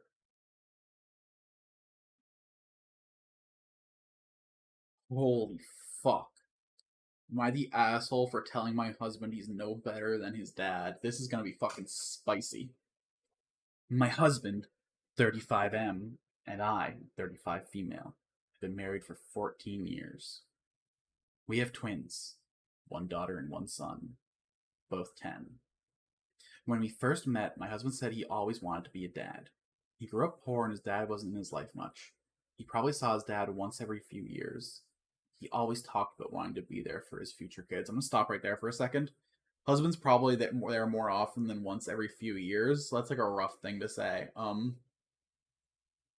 I think being told that I'm just like my dad is the worst thing someone could say to me. That's like emotionally destructive to a degree that like nothing else I can think of would be. As they got older, he became less and less involved. He would work, come home, say hey to the kids, ask how school went. have a quick 5-minute conversation, and that would be it. Every week, he gives them money to get whatever they want. If they ask him to buy anything, he just does it. Never anything deeper. Never spend any time with them. When suggested, he would say no. He believes he's doing a great job with them as they are taken care of. I tried to explain to him that giving them money and buying them nice things is only part of taking care for them. I've tried hard to explain that you need to interact with them more, or they would see you as a piggy bank and not a dad who they could talk to. This all came to a head when I was taking the kids out to eat, but he didn't want to go. Told me he wasn't spending time with them since they were babies. Led to an argument we both got mad. And ended up being told that he's not acting any different than his own dad. I've never seen him look and sound anger in my life. That was all yesterday. Am I the yeah. Everyone sucks here.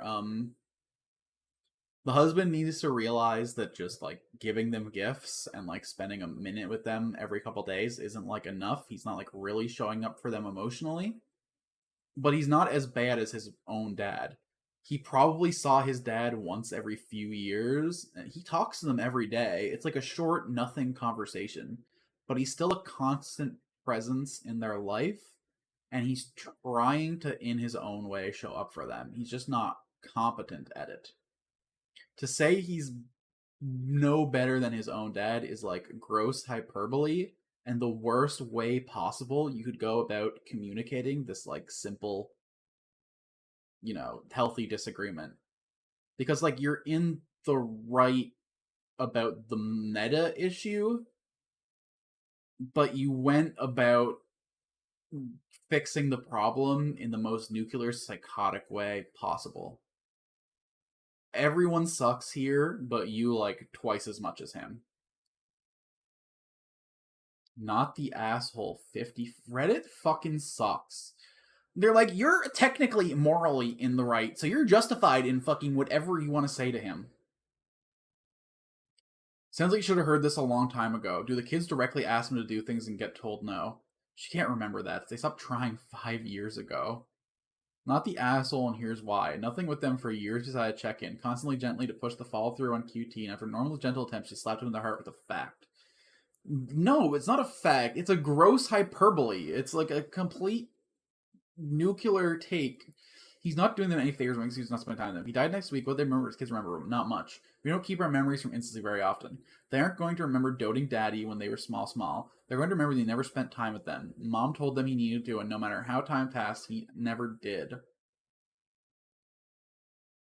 Mick, sounds like he did better than his own flight. Perhaps not good enough. Perhaps it would have been better to say he's going down the same route and try to get him to change. Yes. When you directly attack someone, they get defensive and rarely does the. Yes! Wow! A socially intelligent Redditor! Look, boys, it's the only one. Agreed. I feel like bringing his father into the convo made him fall on deaf ears with everything else that he said. For sure, going nuclear is never the way to encourage change. Yes. OP's husband never had a real father-son relationship with that. Maybe he just doesn't know how to do it, and he needs to be taught how to interact. It doesn't come naturally to everyone, especially if they have a difficult relationship. He needs to want to learn, though. Maybe he's scared about it in ways he can't articulate. Yeah. It sounds like he had a fraught relationship. He didn't have, like, healthy examples in his life. He didn't have anyone to, like, show him how to do it. So he's trying in his own way and throwing money around, but that doesn't solve, like, the emotional problems in the kid's life. But you're not going to convince him to change and do better by, like, immediately going full nuclear. That's psychotic. Alright. Everyone sucks. The wife more than the husband, because he's, like, irresponsible and kind of dumb. She's, like, actively mean. And while she, like, is technically correct, she needs to fucking find a better way to phrase it or she's gonna lose her husband. Am I the asshole for calling the city inspector on my neighbor's sketchy deck? I, 28 female, live in a small, close-knit neighborhood where everyone's pretty friendly. We do the whole wave at each other thing. Sometimes you can chat over the fence. It's peaceful, which is one of the reasons I love it here. Anyway, my next-door neighbor Tom, mid-40s, said a few months ago he wanted to build a deck in his backyard. Cool, right? At first I thought it was a great idea. He seemed excited about it. Always talked about how he was going to host barbecues once it's done. But then the construction started, things got messy. Literally and figuratively. Tom and his buddies would be out there late into the night, hammering, sawing, making a ton of noise, even past 10 p.m. It wasn't just the noise, though. I'm no expert, but from the looks of it, the deck was wobbly. I mean, you can see the slant from my yard, and I started to imagine it collapsing during one of his parties. I don't want to be dramatic, but it generally looked unsafe. One weekend, I tried to bring it up in the most casual way possible, both outside, something like, "That's coming along fast. Have you double checked the measurements? It just looks a bit off." Tom just laughed it off like I was being overly cautious and saying, "Nah, it's fine. I've built things before. Don't worry about it." So I left it at that for a while. But the deck construction kept going, and it was loud and lopsided. Okay. I'm going to stop right there for a second. The issue you're claiming to have is a safety concern, but you keep bringing up how, like, mad you are about it being loud. So, like, it's already starting to feel like you just called for revenge. But also, if the city inspector did take a look at it and, like, made him tear it down, which we haven't found out yet, then you were clearly in the right about being unsafe. Even if the city inspector doesn't, the fact that he built it himself, I think calling the city inspector was the correct thing to do, but it sounds like OP is doing it for the wrong reason. Finally, after another sleepless night of the constructions, I made the decision. Oh, that kept going, and it was happening lopsided. The more I thought about it, the more anxious I became. What if someone got hurt? What if a kid was on the deck when it gave out? I didn't want to be the nosy neighbor, but I couldn't shake the bad feeling. Finally, after another sleepless night of construction noise, I made the decision to anonymously call the city inspector. I figured if everything was fine, then nothing would come out of it. No harm done, right? Well, the inspector showed up a few days later. Tom wasn't home when they did the inspection, but when he got back, he was furious. Turns out he didn't have the right permits, and they flagged a bunch of safety issues. Now he has to make a ton of changes before he can finish it, and the project is basically on hold. Tom has been complaining to anyone who will listen, calling me, though not directly to my face, a nosy neighbor. He thinks it was totally unnecessary and should have just minded my own business. I've heard him vented to other neighbors. Now I feel awkward anytime I'm outside. A couple of others said I overreacted and should have trusted Tom to handle it. Now I'm feeling conflicted. I don't mean to stir up drama, but I also didn't want to ignore something that felt unsafe. Am I the asshole for reporting Tom's DIY project to the city? No. These laws are in place for, like, a good reason, and if he plans to, like, have parties and host people on it, then you can't just take, like, the libertarian, like, well, it's only gonna harm him, so, like, what's the problem? Like, no. His deck might put other people in danger, and you did the right thing reporting it. I think you kind of suck for the way you phrased the post, though, trying to get us all on your side by, like, flagging all these little annoyances the whole way through, and it makes the whole thing feel, like, kind of petty. Final verdict, not the asshole. Oh my god. What the fuck? Okay. Not the asshole or everyone sucks here are, like, the only 45% you're the asshole is psychotic. Because, like, Tom is building an illegal deck. And, like, sure, it's his house or whatever the fuck, but he plans to have other people on it. Like, someone could seriously get hurt. Okay, I gotta see the fucking Redditors in the comments on this one. Not the asshole, but depending on the political swing of your neighborhood. No one else is required to see it that way. I'm sorry, so if the neighborhood are all a bunch of dumb libertarian shitheads, that doesn't matter. I don't care if they're required to see it that way. They should see it that way. Let's go with the easy answer first. The deck is an eyesore, a nuisance, and a safety issue. They are each a valid reason alone to call the inspector. Tom's deck affects your property value. Okay, shut the fuck up. This guy's a libertarian. And the safety of it affects your safety. It falls over a property line, that's your safety, and it's just like a different flavor of libertarian. He's like the freedom is fine as long as it doesn't affect me. It's your safety, and as it falls to the property line, it's your safety and your property on the line, not just Tom's. You made the right call. There's a tiny space of gray in the timing of your call. Once you have a bad feeling about it, you should have made the call then. This is mildly a-hole-ish. Tom has done more and generated more costs related to the construction and takedown since you delayed calling. But it's so minor, it's negligible compared to Tom's a-holery. Tom's a-holery is unlikely to stop, and this is the real issue. He's going to badmouth you around the neighborhood. Your only recourse is going to be the safety and property value lines above. No one's going to care about noise or timing of construction. The more conservative your neighborhood, the more you argue about how it would affect property values. The more liberal, the okay, this guy got me in the end. Yes. Yeah. No, this is correct. if you're in a conservative neighborhood, you got to talk about like how it affects my property values. Not in my backyard. And if you got liberal neighbors, you go like, think of the children. He's gonna be hosting party on this. Okay, okay, okay, okay. You pulled me back, rockology, Adam. Yeah, you understand people. Sufficient way to differentiate two parties. Well done. I also think it's sad commentary. On one side, it's more concerned about money than safety, but damn, you nailed it. Something like, honestly, it's Sophie's mistake. If he didn't say anything directly, Thomas made an anonymous report. Tom wouldn't know how much noisy neighbor report, would know which of his noisy neighbors reported him. She still has like plausible deniability, but like, yeah, no, but okay. But listen though. While it's true that like from like a strategic mercenary point of view, it's better to just like call the city inspector. I think like airing your concerns to the neighbor is like the morally correct thing to do. I think if you're like concerned about like being the best person possible, you want to take steps before the nuclear option. You want to be like, "Hey, buddy, that's looking dangerous. You got permits for that?" I think you should like aspire to be the kind of person who discusses things first. But when Tom brushed off the complaints, then you were absolutely in the right to call the city inspectors. Uh, this was dangerous. We can't just allow people to do shoddy constructions onto their own home. If they're like in the middle of the country and it's their own house, only like them and people that are like aware, only them and like their wife basically are going to be on the deck.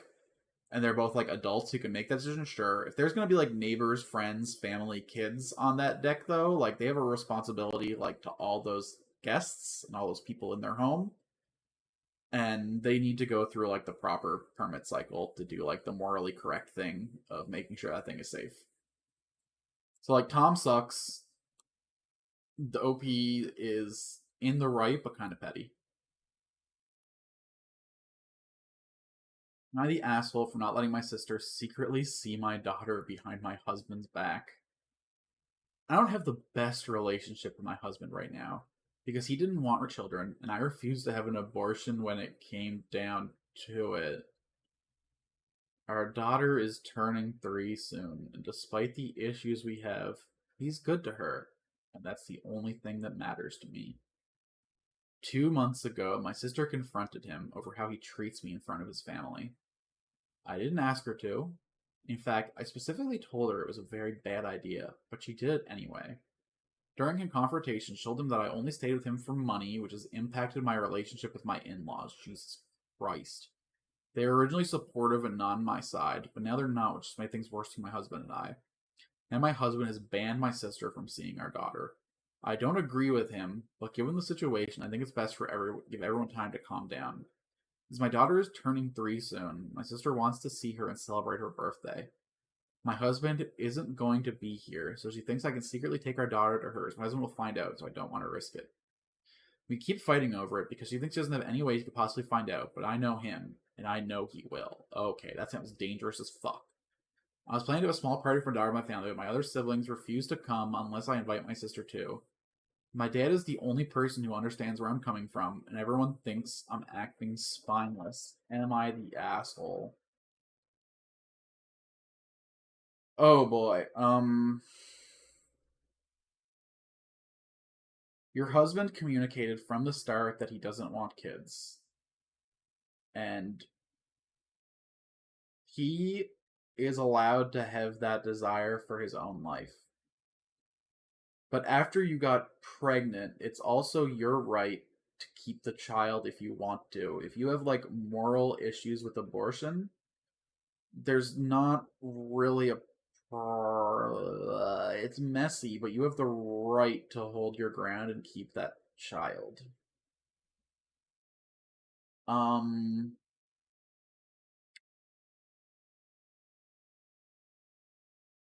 Shit. Now he's actively being a father, but I don't think that gives him the right to unilaterally refuse to let your sister see him. You get a say in that decision too. So just letting him control that sucks. So that is a little bit spineless. I think you two need to divorce and you need to sue for full custody. It sounds like the relationship's actively hostile now, and he didn't want to be a dad anyway. So, like, I think you two should break up. Maybe he becomes a weekend dad and you become the primary parent. And then you don't have to worry about how he feels about your daughter and your sister having a relationship. I don't think there's actually any other solution. The husband sounds like he's not gonna bend. It sounds like he could get dangerous. Maybe not. I'm not seeing any like evidence that he's like actively abusive. But it's kind of manipulative to be like, you're banned from seeing your fucking aunt.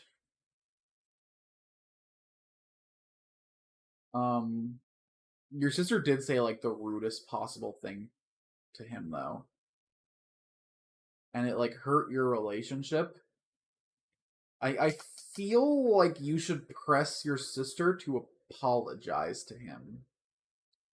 I feel like there's like a way you could make peace here, but you're not holding the sister responsible for the cruel thing she said. And it's gonna be hard for the husband to forgive that unless she like comes with an act of contrition. You either need to broker peace between these two people or break up. Um, you don't suck. You're just kind of spineless, but that doesn't make you an asshole. Your sister and your husband are assholes. But let's. What? I don't know. Because your husband like communicated that he doesn't want kids, and then you just had the kids. But he chose to stay in the relationship. I don't know. This is so messy. This is so. So your daughter is 3 years old, and you and your husband are still in a bad place because you kept your child. That's what you need to focus on, not your sister. Get yourself into therapy to unravel why you're in this situation, how you can get out. If your husband is verbally abusive and or neglectful, that's for the two of you to work through.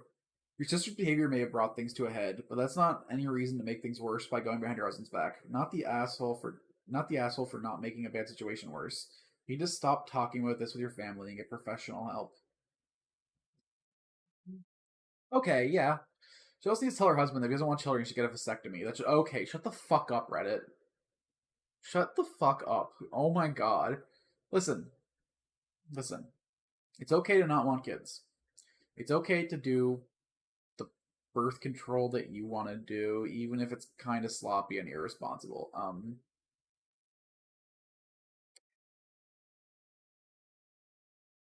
People in like the medical field say that like getting a vasectomy doesn't like affect your like sex drive and your life afterwards, but I've like met enough people who've gotten vasectomies where I don't think that's true. um I don't know if these people had like pregnancy kinks and like the risk was a big factor for them, but it really does seem like their sex drives all fell off a cliff when they got snipped. And like that's like a pretty scary thought that like something like that could completely change your. And also I have like logistical thoughts of, because like okay, most of your adrenaline I think is produced in your testes, right? So if you get the snips, the tubes snipped, and the sperm can't get through, does that not also cut off the supply of?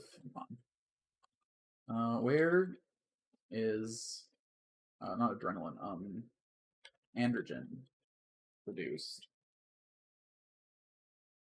Yeah, the testicles in the male reproductive system and the ovaries in the female reproductive system make androgens.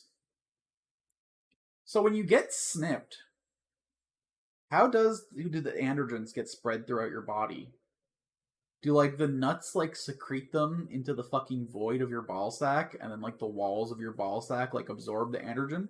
Or like were the tubes not important for like conducting them into your bloodstream and the other parts of your body? Uh how does body this is like completely outside, but that redditor triggered me. Androgen from the testicles.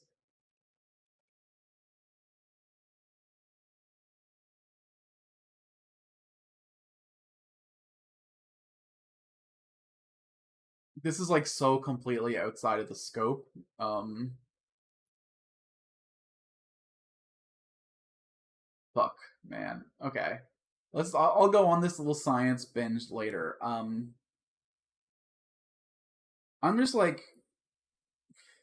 this is personal experience and not scientific. Just get a vasectomy isn't like something I like seeing. It feels a little propagandist to me personally, just because I've seen a lot of people get side effects from their vasectomy that I think get minimized culturally because we want to put, because like, okay, this is tough. I think we should, as a society, maybe not go birth rate negative, but like slow the fuck down on our expansion. Because like we're multiplying and we have like these big expectations for quality of life that like aren't sustainable for a growing population. So we need to start like offloading some of our productivity to like machines and then like slow down demand by like slowing our population growth until we can like stabilize with our environment and find like a safe rate of growth. Because like societies, our whole monetary system is literally based on infinite growth. Like the richest people in our society, they live off of loans. They loans aren't taxed. So what rich people do is they take all their income as like stocks and property and then they borrow against that property to get loans. They use the property as collateral. And then they live on these loans and they use these interest and tax free, well, not interest, they use these tax free loans to like buy the stuff they want in their life, to buy their boats, to buy their planes, to like cover their costs of living. And then when it comes time to pay those loans, they just take a bigger loan. I don't know. This is all beside the point. This is just a psychotic take. Hey Nico, oh my god, thanks for coming in. Sorry, I'm getting deep into the weeds on Am I the Asshole? This is like completely unrelated to this. I'm mind locked in this one. I'm getting the hell out of this post. Communicate with your husband or break up. Thank you for the birthday wishes. I was wondering if you were gonna stop in. I haven't heard from you all day. I got so many happy birthdays. It's been a good birthday. I had a lot of fun doing tier lists and like am I the asshole? I'm like weirdly good at this. Okay? I'm not usually like a very like self-driven conversation person. So this is really good for like getting me way off the weeds. I'm probably going to clip the shit out of this into like its own separate videos. I already planned to timestamp this stream, so oh, a swim meet. Were you helping out kids again? Were you like helping your friend coach the team again? Or were you competing in an adult swim meet?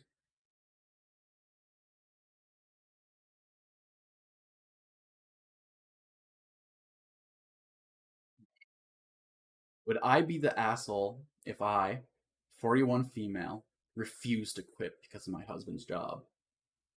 I am 41 female, my husband is 49 male. We've been married for 15 years. We both work at the same place, which is a large university. He applied for a promotion and received it. The problem is that if he takes the job, he'd be responsible for overseeing the department where I work. He wouldn't be direct supervisor, but a couple levels up. I wouldn't be working for him directly. Nice. Anyone pushing records again? I know the kids did really well last time. When he applied, he told me this wouldn't be a problem. Apparently, he was told I could keep my job, but just reporting to someone else on a direct chain of command. But after he got the job, we were told that this isn't possible, and he can't take the job until I quit. Apparently, isn't a rule in the employee handbook. Government universities, there are a lot of rules. Hasn't really been enforced that well until recently. For context, I currently make about 45K a year. In his current position, he makes 125K, and the new position would be 145K. Says I don't have to work anymore because we don't need that much money. We're in the LCOL area, house paid off and no kids. But to me, it's not about the money. I attended this university and worked hard in the department part-time when I was a student, and then started full-time as soon as I graduated. I've just been working with some coworkers longer than I've known my husband. I just don't want to give it all up so he can get a promotion, and I'd probably be bored sitting at home. He did mention that I can easily get another similar job in a different department on campus. Our university is expanding, and these type of jobs are a dime a dozen. But again, I don't want to make such a big change. There's no guarantee I'd get along with my new coworkers and enjoy my work like I currently do. Would I be the asshole if I refused to submit my registration? Ooh, nice day all out in the... Oh, it must have been hot, though. I guess it's October, so it's probably, like, better than being out in the sun all day in July. Still, you tanning up? Alright, so the wife doesn't have any, like, moral obligation to, like, quit the job so her husband can get a promotion. But it's still worth, like, having the conversation. And the husband does have, like, a little bit of a right to feel, like, kind of, yeah. I think nobody sucks here. I think that the husband should have backed down when she refused to quit the job. But I think he had the right to ask. He just doesn't have the right to demand after making the ask. Nobody sucks here originally, and the husband is kind of a soft asshole for pushing it. There's no guarantee she'll be happy in another department, and if she doesn't want to take that risk, she doesn't have to. It's fine for the husband to ask, but as soon as she said no, it's not fine for him to continue to push it. Because like if she likes her job and she wants to stay at it, great. The husband doesn't know he's gonna like the job. He just thinks it's a promotion. He could go there and end up blowing up her own spot for a job he fucking hates. I think he should look for the promotion somewhere else. He should start applying in other departments. He should start applying at other companies if he's that desperate to get a promotion. But like I think they both make enough money that he doesn't need the promotion. And it's kind of like an ego thing to go for the promotion. So don't like, it's fine to have an ego and to want to pursue promotions, but don't like blow up your wife's whole spot for it, dude. But let's see what Redditors think, because Redditors I've learned while doing this segment have no social skills and immediately jump to one side without considering half of the fucking factors. Final verdict, not the asshole. Let's see what Redditors have to say. Who told him initially the situation wouldn't be a problem? I don't think that him turning down the promotion should affect future promotions because he was given incorrect information. And if he had correct information, he might not even applied, or at the very least, conversation you could have happened earlier. The fault for the situation lies either with the person who gave him the wrong info, if it's someone who was in the position to make the call, or for your husband for not getting the report chain thing properly confirmed and making his application conditional on that being the case. But you're not the asshole for wanting to keep your job. It's not about the money. The job is more than just money to you. It was HR who told him it wouldn't be a problem. To be fair, they'd say probably wouldn't be a problem. Okay, HR sucks, yeah. Seek more information from the university. See what they can do to help you both out. You guys sound like the ideal employees, and they should want to retain you both. Yeah. How they respond make you feel better about the lateral transfer, or leave them entirely. Best wishes and good luck. Approach this as a team. This, OP and the husband should be working the same org long to sort this type of problem without any long-term effort. Yeah. I think it's like, okay. I understand why from like a power dynamic situation, you don't want someone who's like high up in the company to date their subordinates. But if they've been married for years and then they end up working at the same department, I understand how that could seem like unfair to the other employees. Like maybe he'd put her up for promotion instead of other people. But I feel like there isn't like inherently a moral problem there. I just think there's room for things to get greasy. I understand why the school has those rules there. Yeah, I think just nobody sucks, but the husband needs to back down. And if he wants the promotion, he can apply somewhere else. If this is like a deal breaker for him, he just can't push his wife out of the position she loves. That's psychotic. Aw, am I the asshole for telling my husband's friend they can't come over as often? Okay, again, the more reasonable the title is, the more scared I get. If the husband's friends are like causing trouble for like the kids or for your relationship, I think that's an okay ask. But let's see what the actual text of the situation is. Am I the asshole, 24 female, to my husband's 25 male friends, 26 and 27 male that can't come over as often? Okay. First things first. I know that for like years and years and years, people have been getting married really young. I don't think 24 and 25 is old enough to be married. You're not like locked in on who you are as a person yet, as far as I'm concerned. Alex at 24 and Alex at 30 are entirely different people. You're making a lifetime commitment to someone who you don't like really know who they're gonna be. I, I guess life is like always changing, and you're like hopefully always growing and changing as a person. But like literally medically and scientifically, like your brain is just locked in at 24. So like the last like X years of the relationship, you've basically been with a completely different person than who you're with now. So maybe like hit the brakes a little bit. Wait till you're like 28 to get. I don't know. Maybe I'm just being arbitrary. I don't know these people and how like mature and healthy they are. Let's find out through the text. Edit for more context. These two guys have been my friends for 8+ years. They regularly communicate with me outside of my husband. These aren't random people I don't really know. Text thread for context. My text to husband and two friends. Avi can't have people over every day. It's just disrupting my peace. We will host a boys' night once a week. I'll provide pizza and drinks. Other than that, if you're all going to hang out, it's not going to be here. Husband's friend leaves the conversation. I add my husband's friend back to the conversation. My text to husband and two friends. That's disrespectful as fuck. Now you're not coming over here at all. My husband's friends text to me. On my dead, racially explicit. I don't give a fuck. What the fuck?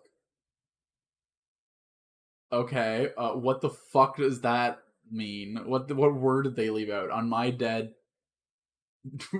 uh, are they like referring to their own race, or are they saying they have a dead person? I'm confused. This person sucks at writing. I'm noticing a lot of text mistakes. Stop talking to me like a little ass boy. I don't know who you think you are. You're not Avi's wife, not my fucking mom. I've been over there 3 times out of 5 months. You talking about coming over every day. You're also not talking to me because I never came over there every day to talk to someone else like a kid. Now that I have the context out of the way, my husband's friends have been coming over most day for the past month and a half. When I say most days, I don't mean 15 out of 30. I mean close to 25 out of 30. They eat my food, leave trash out after I've cleaned, let my dogs run away multiple times, leave trash in my yard, smoke weed in my car, mess with my workstation setup when work from home to play on my Xbox, and ignore me when I speak to them. My husband did not respond positively to the feedback that I gave regarding having his friends come over less, or picking another place to hang out. I decided to take it upon myself to send a message to him and his friends, setting a boundary for my home. We have a 5-year-old daughter, and they're often over late into the night and school nights. Okay. My husband did not defend me when his friends spoke to me that way. Instead, he reacted with an iMessage, haha, to the text. He then proceeded to text them separately to ignore me and leave the chat. Am I the asshole, or are his friends disrespecting me and my boundaries in my home? Alright, edit for text by his friends, leave the group chat.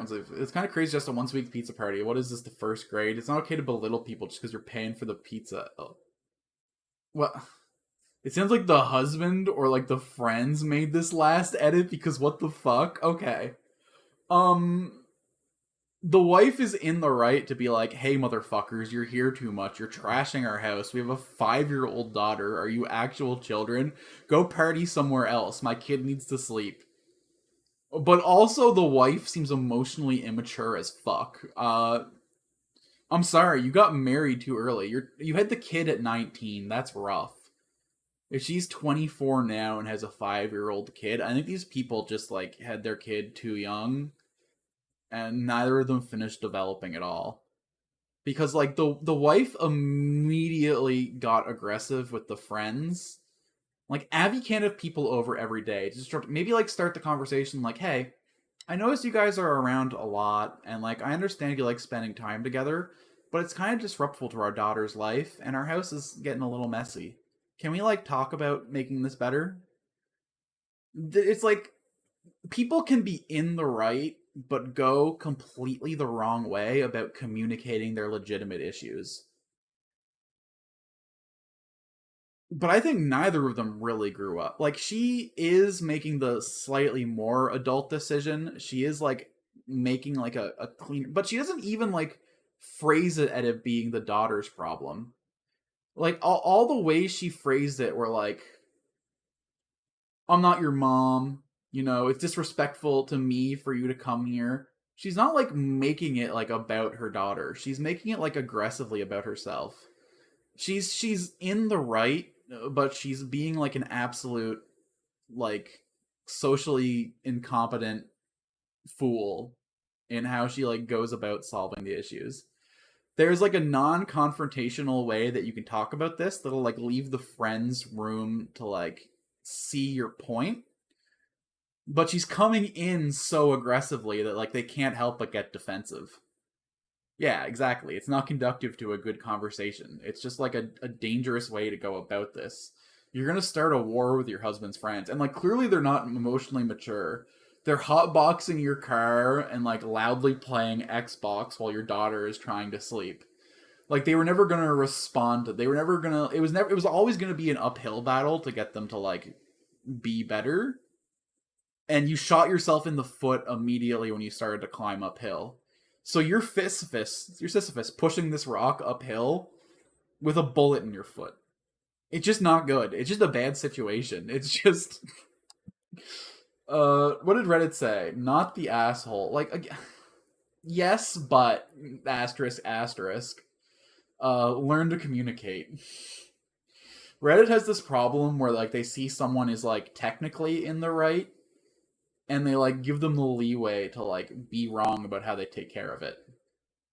Like look at text the group. We aren't in high school anymore. Avi is now married with a child and responsibilities. We have responsibilities and cannot host friends more than once or twice a week.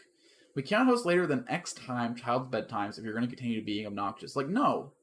This is a bad text. This is not good communication. Because you're like immediately starting at a place where you're like inviting them to be defensive.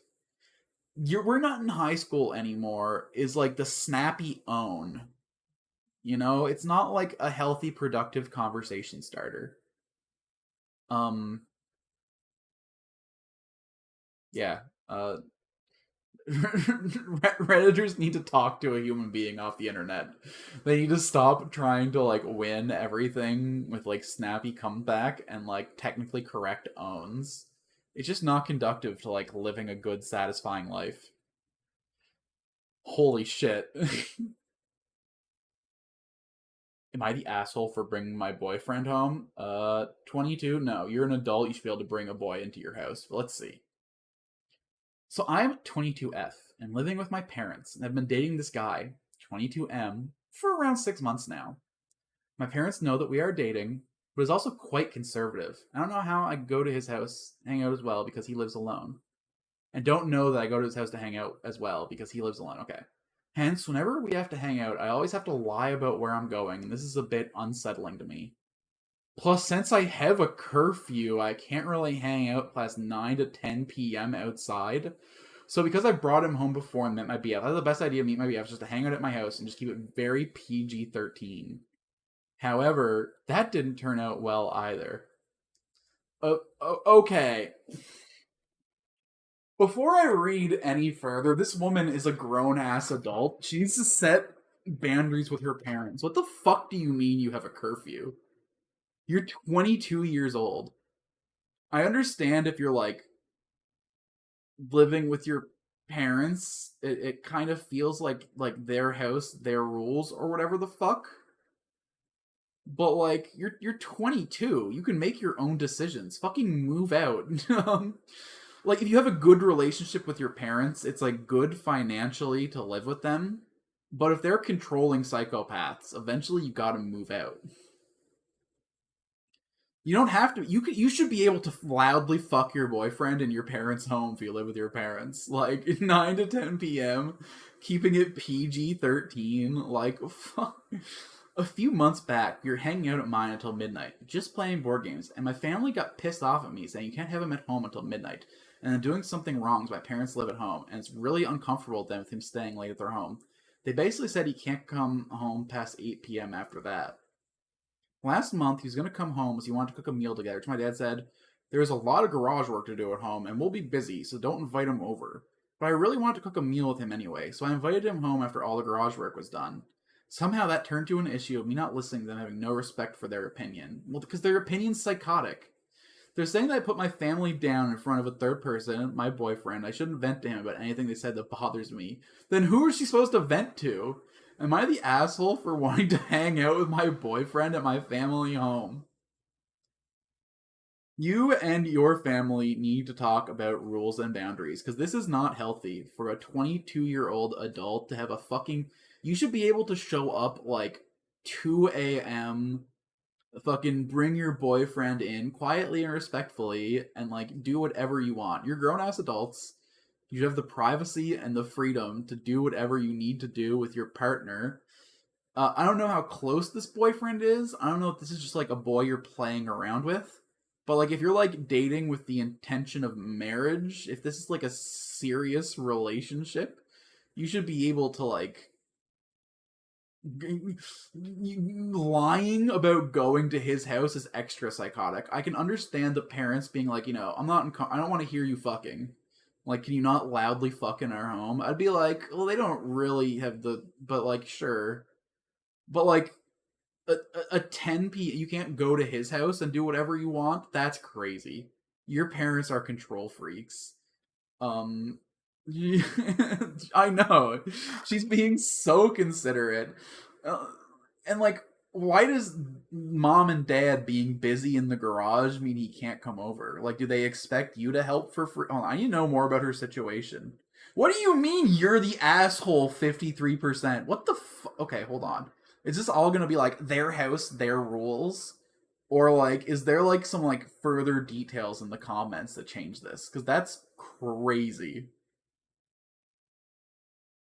Your parents' rules may seem very stupid or seem stupid to you, but ultimately it is their house. And I think you're an asshole for inviting your boyfriend over when they explicitly said not to. Your parents having a rule they don't want guests after 8 p.m. or where they are busy may seem strict or controlling, but to be honest, I think that's fairly reasonable. I don't think your parents should be expected to hoist your boyfriend, let them use their own kitchen when they don't want him to. That being said, you are very much an adult and old enough to rent your own place. So I'll say you aren't happy with your current dynamic, maybe look into moving out. I think your relationship with your parents will be better with some space. Soft, you're the asshole. Uh, uh, uh, Maybe they live in an area where the average income is like $200,000 a month. Maybe she can't afford to move out. But she's an adult, and if she like is even if she's not contributing to the household expenses, we need more. Is OP contributing because that would make it like unforgivable. Like at the end of the day, like she's an adult. She can't have a curfew. That's fucking psycho. She needs to like free herself from her parents. She needs to like go and boyfriend has a house. Move out with the boyfriend. I don't know. Maybe they're not together that long enough to do that. Info. How long have you been dating?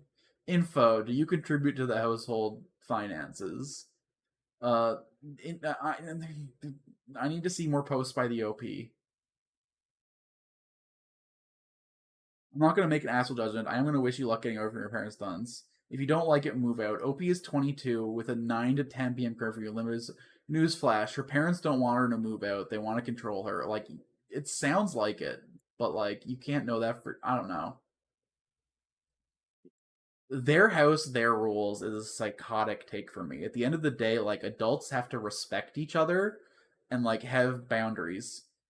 And the parents don't have any boundaries whatsoever. Psycho.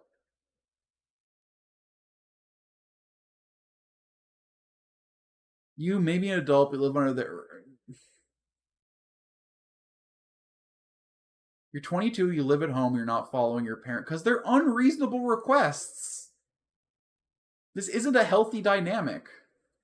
It's okay for adult children to live with their parents, but like they need to have like proper boundaries. The adult's autonomy needs to be respected because you can't treat your adult child as a child just because they're like biologically your child doesn't mean that they're a child. This is crazy. I don't want to look at this anymore. the, their house, their rules blows my fucking mind. What do you mean? Again, there's like a reasonable like, please don't loudly have sex where your mother and I can hear. Like that makes us uncomfortable. Like, yeah, sure, that's reasonable. Be home by 10 p.m. is fucking crazy. Am I the asshole for siding with our maid over my wife? Okay, look.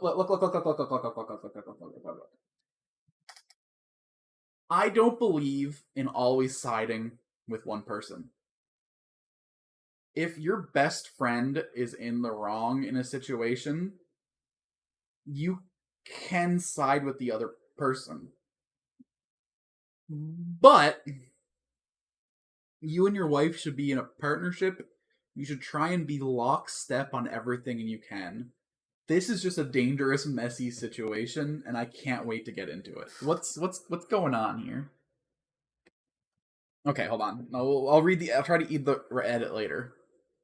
We've had a full-time maid for the past 6 months who helps with household chores.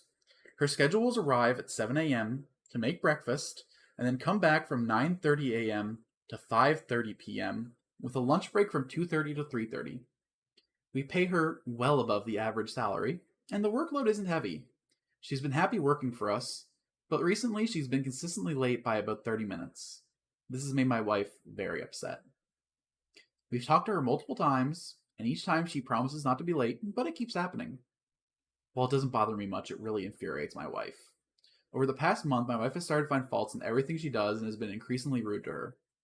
She didn't fire her, but there was an incident where my wife got so angry that I apologized on her behalf. I also talked to my wife about it to no avail. Anyway, today the maid quit. She's not the first one to do it. I just couldn't help tell my wife that it was due to her behavior and she shouldn't talk to anyone like this ever again. Now my wife is upset with me and accused me of taking the side of a stranger over her. We each had a big fight about it and it's really stressing me out. So, am I the asshole? Edit. We were able to find and hire 2 new maids, so it's all good again. Thank you all for your comments. It helped me realize that it was partly my fault for allowing her to be late and not addressing it. Also, the long hours were never our intention. It just turned out that way, as I mentioned once in the comments. Learning from that mistake, we now have separate maids for breakfast and housekeeping.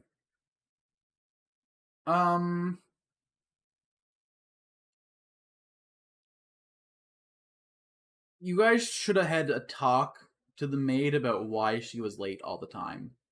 If she had stuff she needed to do in the morning, or if she had trouble waking up, or if it was just like executive dysfunction. I feel like there are steps you can take to resolve it before resorting to getting angry. But if like the quote unquote contract is for her to be there at 7:30 and like you need her there to get breakfast ready, like it's understandable and reasonable to expect her to be there on time. Um I feel like we don't know enough about this situation. It The husband was fine with her being late. The wife thought it was unacceptable. That's like a good reason to fire her, but it's not a good reason to like berate her. And like a discussion should have happened first. As someone who struggles with always being late to work, um, I empathize with the maid. I understand how hard it can be to hold a consistent schedule for people in certain situations. Um, and I want to know why she's late all the time. Have they ever? Yeah. It's also just dangerous to like be mean to someone who's in your home all the time. Like, I feel like you should, like, do your best to be on good terms with your house staff. Because, like, you're just, like, things are gonna start going missing. Or, like, you know, you're gonna start fucking with your shit. They're gonna let air out of your tire. I don't know. I just feel like you're, like, asking to have problems. Final verdict is not enough info. Correct. Wow. Only 7. Okay, but. Okay, let's take a look at the comments of this post. Let's see if Reddit's asking the hard hitting questions. Info. Why wasn't it an issue that the maid was coming late? Did your wife want to fire her when she was coming in late? And if so, why wasn't she fired? I'll be honest. The text of this, the maid routinely shows up late, Bide finds further issues work, employee quits for getting fired, is absolutely fine. Without a good reason, being 30 minutes late every day is definitely grounds for firing. I'm surprised it was allowed to happen repeatedly, especially if the pay and hours are as good as you claim. The subtext I'm getting here, OP, is that you upset your wife is experiencing. I'm wondering if her issue too is that the female maid is being given special allowance for employees other than no reason is you want her to keep the job? Why? Okay. I saw this same guy comment in another post, and I gave him credit for being, like, socially intelligent. But he's, like, just, like, going out of his way to be like, so, OP, you want to fuck the maid? Is that what's going on? Why is this OP? The thing is, employment-wise, there's some easy answers to this issue. First, the maid is staying long enough to make up whatever time she's missing by the end of the day. Second, if she's missing half hours and impossible to get back, then adjust the pay accordingly. Why aren't these ideas floated around? This reads like a soap opera, OP. The maid, the hateful wife, the understanding and compassionate husband. There's, like, a lot of assumptions here. Again, like, maybe the timing doesn't work for the maid. Maybe you have to have, like, a conversation with her and adjust the contract. Like, okay, the new rule is you come at 8 now. I feel like there was, like, a lot of steps in communication that were skipped. But, like, this guy's just making weird assumptions. Someone who consistently shows up late apparently doesn't value the job. I don't know. People's sleep can get fucked up. People can have, like, legitimate conditions. They could have ADHD that's causing executive dysfunction. They could have, like, bad insomnia. They could be suffering from narcolepsy. There's, like, a lot of, like, legitimate reasons that someone can have, like, a hard time making it to, like, a scheduled event at the same time every day. I just feel like there's a lot of missing communication here. I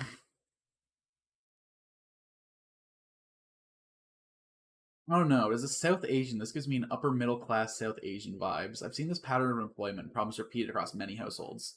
Usually, maids can be late because they commute from far away on bad public transport and do other work and are just a bit tardy with no real material consequences. There's no real incentive to show up exactly on time most of the time. Pay is usually a flat rate daily. Yeah, okay.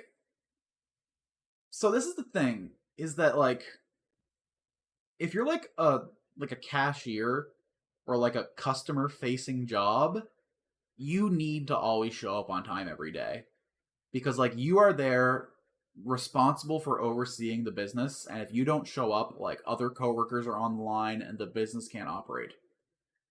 If you work in, like, a production based job, if you have, like, tasks to do, if you're, like, building something, I don't see the issue in, like, being a little late because, like, the start time is arbitrary as long as you're getting the job done. If she was a cleaning maid, the wife would be in the wrong because that's a production job. She's a cooking maid. She's making breakfast and she's being late for that. That's a customer facing job because, like, the wife is hungry and it seems like the maid is cooking breakfast. It's kind of understandable for the wife to want her meal on time. So, like,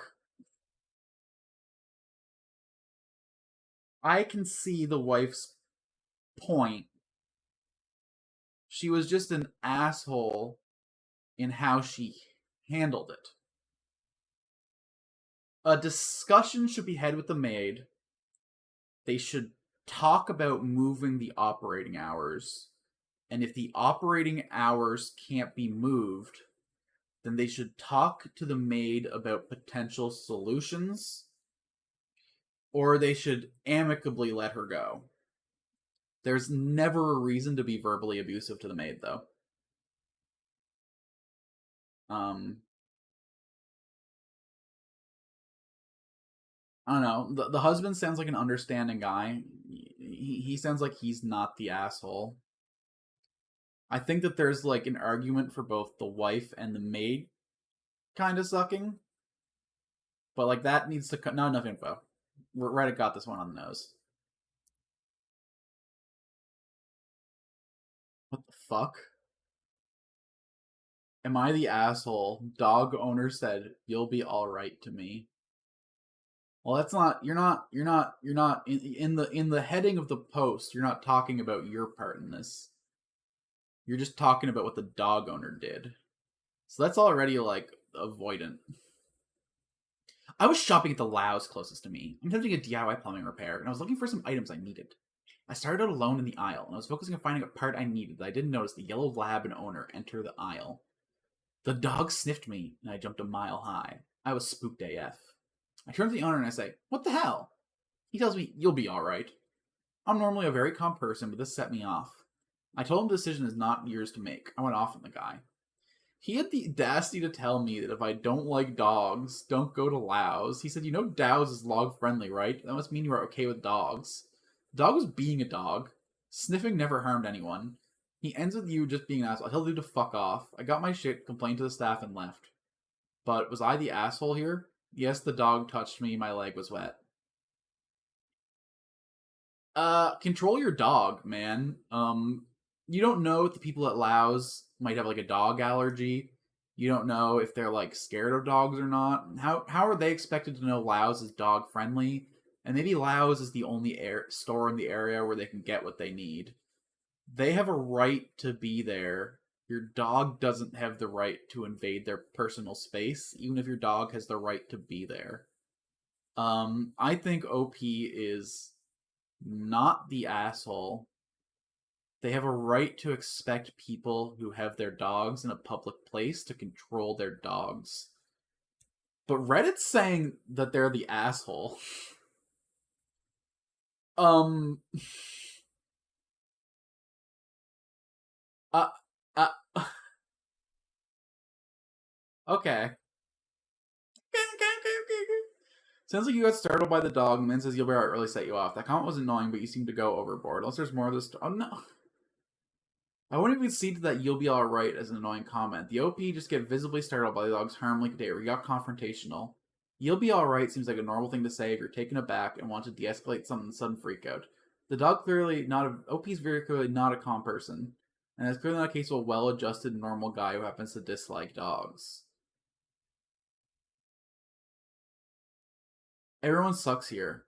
Laos is a dog-friendly snore. My bad. Apparently Laos is not dog-friendly. I see so many dogs. I'm like, yeah, but if the dog is close enough that you can feel its breath on you, and you're like allergenic, then the dog is close enough to set off your allergies. Like, the dog owner doesn't know this stranger well enough to like know if he's like creating a dangerous situation or not. My bad. Apparently, that was not. I see as many dogs when I go. I just assumed that it was. I will say that both parties are in the wrong. The owner should have apologized instead of saying, "You'll be alright," and also had his dog closer to his side, but I do think you overreacted to a dog just sniffing you. I don't know. Again, I think that, like, the OP is like. Yeah, but, like, when you're passing people, have your dog to your right flank and pass the person on your left, or have the dog on your left flank and pass the person on your right. Like, there are steps you can take to stop your dog from getting in sniffing distance of a stranger who you know nothing about. It's like if you're like. I just think that like pet owners have a responsibility to like stop their pets from inconveniencing random strangers. Like, yeah, dog friendly does not mean let your dog do whatever you want. A dog in a public space should not be able to approach anyone without their consent. So either the owner doesn't give a fuck about that common courtesy or was not in control of the dog. Not the asshole OP for either your reaction or reporting an owner who is not in control. I think I agree with this guy and OP. Like, I like dogs. I want dogs to be allowed in public spaces. you should be able to take your dog with you into a store. But you owe strangers the courtesy of like keeping your animal in check and keeping people who don't want to have interactions with that animal at like a safe distance. And you can't just assume a random stranger is comfortable interacting with your dog.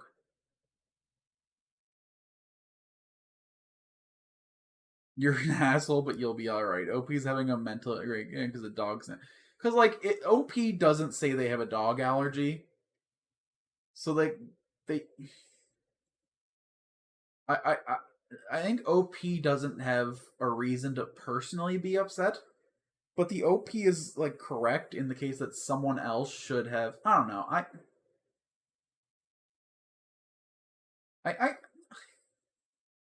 I think I'd like to live in a world where pets are allowed everywhere. I think if we can trust people to control their animals, pets should be allowed everywhere. But we don't live in that world, so you're probably right. The store should probably just ban non-service animals. But like, I dream of a world where people can control their dogs. Dog.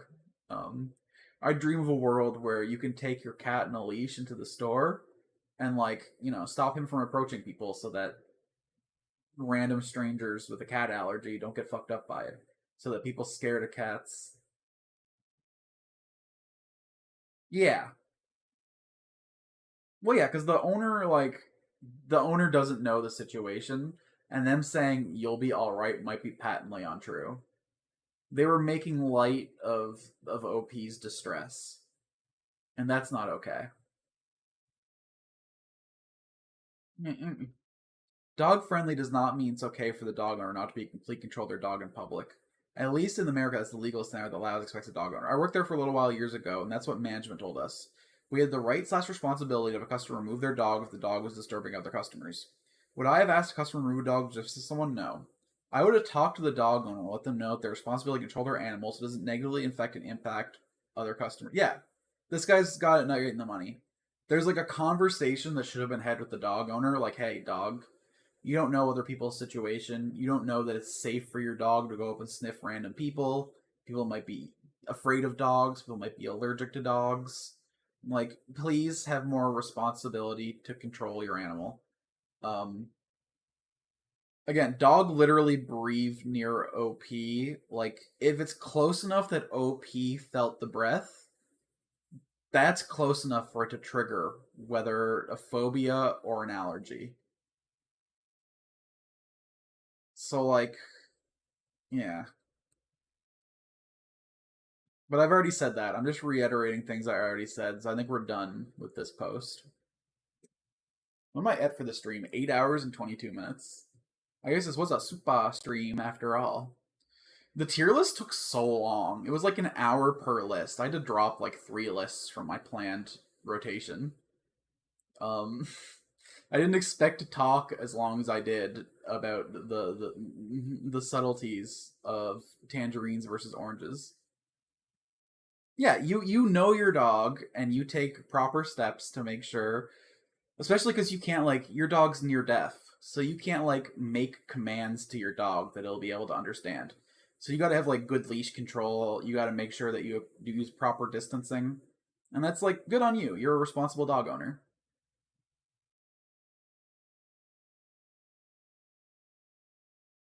Holy fuck! Am I the asshole for telling my friend that she is not an artist when she pressured me to attend her expensive concert? For some context, I work while completing my postgraduate degree. My family doesn't have the means to support me financially, so I'm pretty frugal. I avoid debt and always have an emergency savings there, just to be safe as there is no other backup options. In fact, I'm the backup option for my siblings at times. I have a close friend, Ronnie, who's the opposite. She's easygoing and doesn't care about being in debt or living paycheck to paycheck as YOLO. Difference in her mother works overtime to pay her bills for her regularly, so she doesn't have to worry about debt being a problem. Randy likes karaoke and has recently joined an Indian music group as a guest participant in the last few months. They're apparently holding a concert now, and Randy is insisting that I purchase a ticket to watch her sing. Ticket for the concert is $70. I told Randy that this is way too much, and I wasn't in a position to be able to spend that much, especially as I recently had unexpected costs which she wasn't aware of. She keeps insisting I should go, and she knows I can afford it, and I'm being a bad friend, ticket price is cheap, etc. I told her if it was so cheap, she can give me a ticket, but for me it was not cheap. She then started complaining that I should be wanting to support her, and that I never support her when she wants to go out to these big events. Not true. In the last few years, I've gone to quite a few events that she insisted I attend, each costing $80 to $150, though I don't go to every single one due to how busy I am plus cost factor. This is where I may have messed up. I told her it wasn't a big deal if I didn't go, and she said, "Come on, I'll be singing." And I said, "Yeah, but you're not an artist slash singer. You're doing this for fun. It's not like this is your career." She got really angry and said, "Just because you can't sing doesn't mean I can't hold a concert." She called me an asshole among some other names. We haven't talked since. I'm wondering if I'm the asshole for saying that. Cost was the main reason why I couldn't go, but she kept pushing and wouldn't accept that as being valid, and I think I made a careless comment. I didn't think she'd be offended, since singing is a new hobby she picked up and has never been more. So, am I the asshole? Since many are asking this, why I didn't just leave it at a no, I tried. This wasn't a single convo. We've been arguing over it for several days. Each time this is the same convo, her telling me I have to go. She doesn't say my reason. She thinks I'm being cheap and dishonest. "You're being a bad friend" is her favorite line. She sees my emergency fund as having money. In her eyes, if I can give money to my family or close friends in emergencies when they need it, then I must have money to go out too. I tried telling her if I had so much money, I wouldn't be working so much every day, weekend slash days. I don't have uni. But she chooses not to believe me. She's pushy anytime she wants to go out. So it wasn't about her singing. She just can't take no for an answer for anything. If she wants it and you won't agree to it, you're an awful person. Singing is just a hobby slash activity. She gets bored very easily. She's not part of the band, and the group is just allowing her and a few other regular people to sing during the concert. She likes to party, dance, clubbing, etc. But I don't, but I've still gone to many things she asked. To be a good friend, she doesn't care that I have assessments. She can't afford the price, have work early the next day. She'll call, pester, guilt trip, and say this is to happen despite me saying I can't. And it always ends up with me feeling shit and her being offended. Um... Saying your friend is not an artist was mean, but I think your friend has pushed your boundary enough at this point where you could justify being a little mean. I don't know if OP and Ranny should be friends anymore. Um, Ranny is like manipulating her into feeling like a bad person and trying to pressure her to spend money that she's uncomfortable spending. And if you explain that to your friend enough times and they continue pushing, they're the ones being a bad friend. You need OP, you need to like look at this relationship and like decide if it's worth your peace of mind. Maybe she's like a great friend in every other way and it's worth this to keep her around, but it feels like you're already kind of over this friendship. Yeah, absolutely. Yeah, I think this. Yeah. You get it. Uh, yeah. Not the asshole. You set your boundary and it wasn't respected. The next step is to end the friendship, and then if Ranny wants to preserve the friendship, she'll realize that she pushed too far and apologize. And if she doesn't, then you didn't really lose anything. Um, I was with you, but kind of lost steam at the end. Everybody sucks here. Obviously, she is an asshole for not taking no for an answer and badgering you to come and you repeat that you cannot afford to. But despite whatever you meant to say, you said to her near the end was rude and not warranted.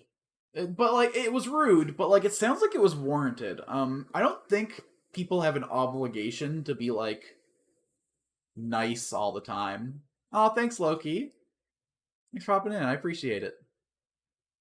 It's been a heck of a day. I've been in here for a while, going through tier lists and not the asshole posts. I should probably wrap up soon. Let's do like two more after this and then call the stream. But thanks, I appreciate you stopping in. Oh, you have a different profile picture than the last time you were in too. Yo, have you been playing any more dungeon drafters? You're the one who said that they had the game and they kind of dropped it before the tutorial was over, right? Anyway, yeah, I think these people shouldn't be friends anymore. I think it's fine for her to be a little mean.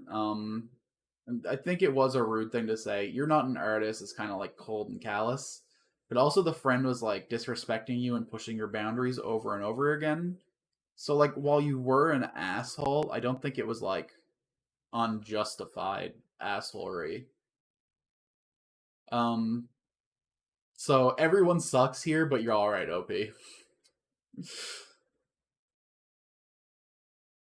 Oh my god, what the fuck is this? Oh hell yeah, Bard starts with green blue, right? That seems like it'll be a crazy deck. Lots of jumping around and control cards. Sounds like a fun. I tried to make my own green blue deck, but it didn't go so well. All right, anyway. Am I the asshole for lying to my boyfriend about what I fed him for dessert? Probably. People have a right to know what they're putting in their body, but like, I don't know. Let's read it. Let's give OP benefit of the doubt. Usually, when I'm like against them right from the post, they usually absolve themselves somewhere in the text. So, but I don't see how. Hi. So I, 24 female, have a boyfriend, 24M. I'm from Poland. He's from Spain.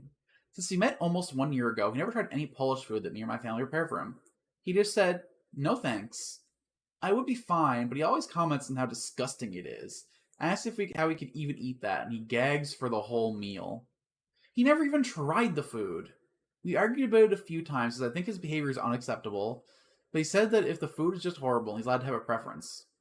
4 days ago, at a family dinner, my mom asked if he would like some golubak. Google Translate that as cabbage rolls, not sure if it's the same thing. He once again gagged, covered his mouth, and said he would never eat that. I was furious with him and told him to apologize. He refused, and there was a tense mood throughout the rest of the lunch. After lunch, it was time for a dessert. My mom made surnik, which is similar to cheesecake, but it's made with cottage cheese. My boyfriend refused to try that before, but this time my mom covered it in chocolate, so it looked a little different. When he asked what it was, I quickly said it was some store-bought cake. My family didn't correct me, and we all ate in peace. My boyfriend even took a second piece. He asked me where we bought that, and I told him that it's surnik my mom made with cottage cheese. He looked at me a little confused and told my mom that it is good. I was happy for the result of my little lie. But on our way home, he started yelling, how could I humiliate like that in front of my family, and how I could lie about what he's going to eat when he told me that it's disgusting. I asked him what his problem was because he liked the cake. It is not that I didn't respect him and his boundaries. He's not talking to me until I apologize. It's been 4 days and he's not answering my messages. I'm having doubts if he's right. Am I the asshole? He's not allergic, doesn't have an intolerance, and he's on a diet that would not make him eat Cernic, by the way. Um, huh. What's TGM? While I think about this, chilling and wrapping up the day with some TGM. And I don't know what roguelike yet. Okay, so the boyfriend is like clearly a dick.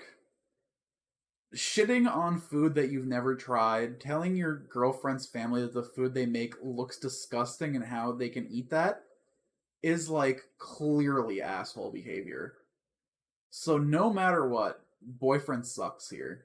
We don't like this guy. But does not liking him justify the lie? I feel like this is the kind of lie you tell to your 2 year old to get them to try something they won't eat. Not something that you say to a grown ass man. Yeah, yeah, no. Theatrically gagging, like, how do you eat that, is like super fucking rude. But I don't know if that justifies the lie. Um, I mean, look, I lie sometimes as like a defensive measure when I feel like scared and worried, but lying to get someone else to do something is like a line that I have that I don't think should be crossed. And like when I lie, it's never intentional. It's always just like a like I instinctively lied because I'm scared, or like I lied to make like a story like flow better. And like I'll try and correct myself almost immediately when I do it. Because it's not like a conscious thing that I do, and it's not like a conscious thing people should do. I mean, yeah, but like instead of lying to him, she should just dump him. They should just break up. He sounds like a piece of shit, and it sounds like he doesn't respect her or her family, and like that's a good reason to split up. I don't think she should lie to get baby to eat his food. I think she should just say very honestly, like, "Hey, listen, I feel like it's kind of disrespectful the way you treat my culture's food. If you're not willing to try it and you're being like so theatrical about it feels like you're shitting on me, and I can't be in a relationship with someone that does that." And then it should be on him to either like grow the fuck up or just like accept the breakup. I don't think she should have lied and said it was store bought. I don't think she should have like tricked him to eating the food. I think they should have just had like a conversation where it's like, hey, you're kind of pushing me to my limit here, bud. Stop being so rude to my family. It's one thing for him to say he doesn't want to eat it and doesn't want to try it. I think like that's in his rights. But to blatantly disrespect their culture and to like shit on them and their food to their face is absolutely unacceptable and worth breaking up over. Yeah, yeah. I would say there have been two posts on here so far today where like anyone tried proper communication, and the rest has been people just trying to like own other people. Which like if your goal is to like own the other person, you've already lost the battle. You're already falling apart. Literally the only OP that did any communication was the guy that was like, "Motherfucker, you're gonna kill people with your broken deck. Like you're gonna." And then the guy was like, "Oh, it's fine," and she called the city inspector. That was the one OP today that had like effective communication. The rest has been like, "My mom bought me a gift." Oh no, okay, okay. Actually, 16-year-old kid who ripped the shirt his mom gave him tried too. But I don't want to think about that. I cried reading that story. That was just rough. That was just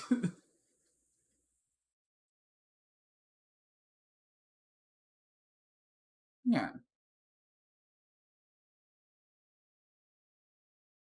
Oh man, no, it's absolutely insane. What a horrible thing to do to your future in-laws. Like, listen, if you're an adult with no special dietary restrictions, you should at least try any food offered to you. Um, because like you don't know if you're gonna like it. Maybe you're gonna like try just to like look at something and be like, that's gross. Is like it's brutal as fuck. Yeah. Uh, have healthy communication or break up. Next story. Am I the asshole for refusing to switch seats with my girlfriends on a plane to make her more comfortable? Almost definitely yes. I can't see a possible way that this guy is not the asshole. But let's give him a chance. Let's we shouldn't just be jumping out there. Am I the asshole for refusing to switch seats with my girlfriend on a plane to make her more comfortable? This past weekend, I, 23M, and my girlfriend Julie, 24F, took a weekend trip. We're both students, so we had to budget where we could. So we bought basic economy tickets and just took whatever seats they assigned us. They were both middle seats, which was expected. When we boarded the plane home, it was obvious that one seat was much better than the other. Okay. I thought this was going to be like my girlfriend and I are seated together. We were next to a scary person. She wanted to sit at the window seat, but I didn't want to give up my nice view. So I refused to switch. And that would have been bad enough. This is somehow worse. Because you're not giving up anything, really. It just sounds like she was sitting beside someone scary and wanted to get out of that situation. And you were like, nah, I like my neighbors better. Julie was assigned to sit between a morbidly obese man who was spilling into her seat and a woman on her other side who wasn't as huge but still quite big. My seat was next to two normal sized people. So the thing is, I'm pretty big. 6'5", 220 with broad shoulders. Julie herself isn't tiny, she's 5'10 and 165, but obviously she's much smaller than me. Julie immediately asked if we could switch seats, to which I said no. I knew Julie would be uncomfortable in the seats, but I didn't think I could fit between the passengers on either side. After some arguing back and forth, Julie sighed and went to her seat. Oh shit. I thought it wasn't a big deal, but Julie was very cold when we landed. I offered to get us dinner on the way out. She said she was back hurt from the flight and she wanted to lay down.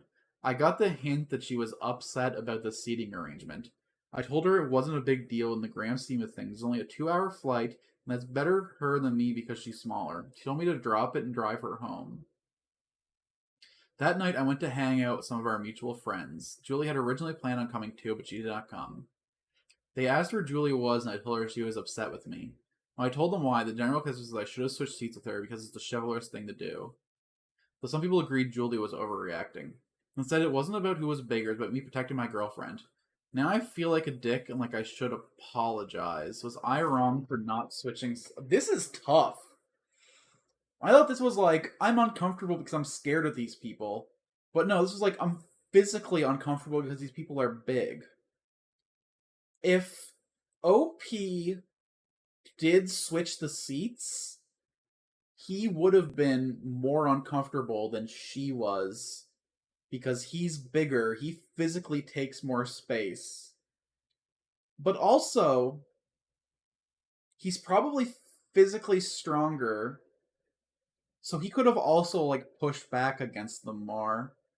Um yeah, I think chivalry is like a weird thing. I think like this like you're the man so you should be in a more uncomfortable situation is like a weird energy. But also if your partner asks you to switch, oh, this is tough. I don't know who to side with.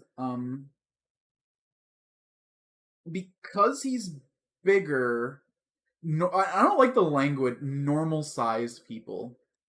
This is fat phobic as fuck. I want to see what these people actually look like. Spilling into her seat. Like maybe he's like actually big enough that it like makes them uncomfortable. But like I don't know. Um okay, compromise. They should have switched seats halfway through the flight and so they both could have had time in the comfortable seat. Uh, Neither of these people need the bigger seat. The smaller seat would have been more uncomfortable for the bigger guy, but I don't think he's doing any fairness to his relationship being totally unwilling to compromise. I think everyone here could have probably found something to like because there's like no way to make everyone comfortable in this situation. So they should have like tried to balance it out so everyone got a chance to be comfortable for a little while. You know? Um I don't know. Everyone here sucks at communication and compromise. You should get a a marriage therapist and learn to talk issues through without being cold with each other. It is kind of crazy that like Julie was just cold with him afterwards and refused to talk about it. Because like I think OP was kind of justified in being like, I need more space, like I'm literally physically bigger. And her not being willing to hear that out is kind of a red flag for me.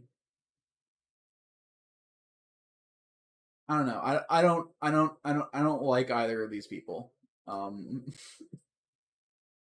Reddit, what do you think? What's your conclusion? Not the asshole 56%. You're the asshole 34%. Everyone sucks, you're 5%. So how is the final verdict asshole? I don't understand how Reddit like calculates this. Cuz like the numbers say not the asshole. So why is the final verdict asshole? Um You're the asshole, not because this isn't because of this. Taylor's no big deal in the grand scheme of things. Only 2 hours flight. It's better than me because she's smaller. Alright, man, I'm a happily married woman. There's something you need to understand. When your partner is upset with you, regardless of whether or not you think you did something wrong, there are three things you should never, ever do. Replace an apology with a cold explanation for your decision. Tell them it was not a big deal. Tell them to calm down. You did the first two. Once the plane ride was over, I don't know. I I don't think you should give insincere apologies. If you don't think something was wrong, I don't know if you have to give an apology. You probably should to keep the peace, but like, is that a lie? I don't think that's a lie. I think being like, I'm sorry I put you in an uncomfortable position is different from lying and saying, I'm sorry I didn't switch. I think you should apologize for the situation, but not for your action, but make the difference a little ambiguous. I don't, yeah, I don't know. But it sounds like he tried to talk to his wife and she just stonewalled him afterwards. So it feels like OP did try to communicate. I don't think I agree with this person. I think these two are correct. You should never say it's not a big deal because if someone else has an issue, just because like you don't see it's an issue doesn't mean it's not a big deal. But like, replace an apology with a cold explanation for your decision. If he like made a logical decision, I don't think explaining it's a problem. Yeah, you definitely shouldn't minimize her discomfort, but like she's also minimizing how uncomfortable he would feel in the seat.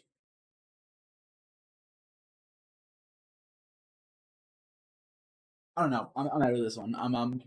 If I was OP, I would have switched seats, but I'm not. I I would have did it just to keep the peace. I wouldn't have cared about like who's right or who's wrong. I would have just been like, okay, my partner is asking me to do something that would make her life better, and like, yeah, it makes mine worse, but it's only 2 hours, so like, I'll just take the L to make my wife happy.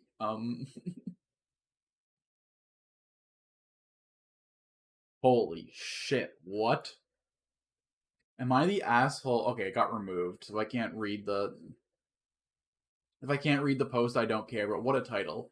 Am I the asshole for telling my son info I obtained about his ex-wife that he used in divorce court? Probably not. It's son, not if it was like legally, like it pertained to the case, I don't know. I wish I could see that post. That seems juicy as fuck.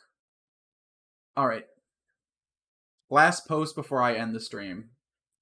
Let's make it a good one. Do you guys want to hear about wanting alone time with my partner on my birthday without his kid, or agreeing to hide inheritance from one cousin? Oh my Christ.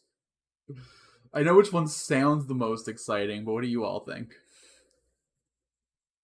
We got to add a little bit of a, the interactivity to this stream.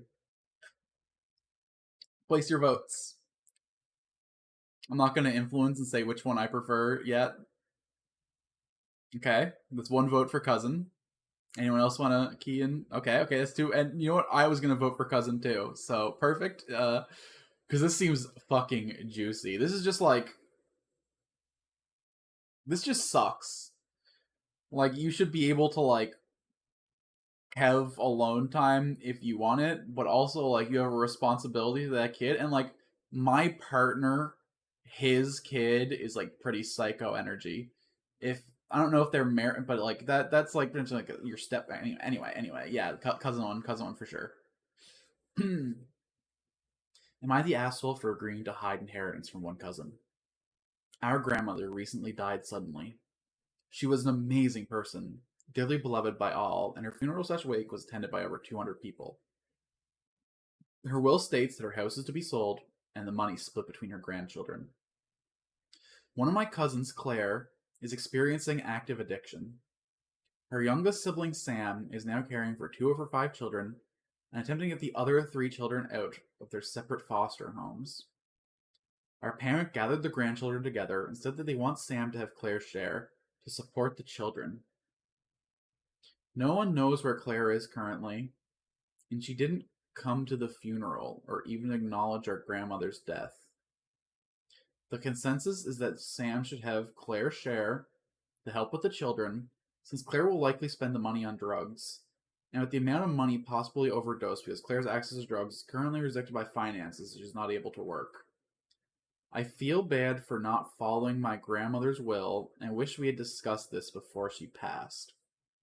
Her will was written a few years ago before Claire started using. The other option is for Claire's share to go into trust until she's well again, but Sam could really use the money now. So am I the asshole for not insisting that we follow the will? This is tough. Okay.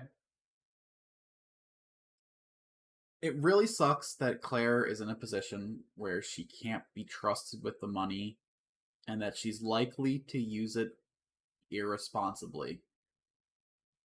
But just because she's in a state where she has addiction issues doesn't mean that it's right to withhold this money from her. At the end of the day, she's an adult, and what she does with her money is her decision. And the grandmother did specifically mark this section of the will off to the cousin. I think despite OP's personal trepidations with this, Claire does have the right to the money.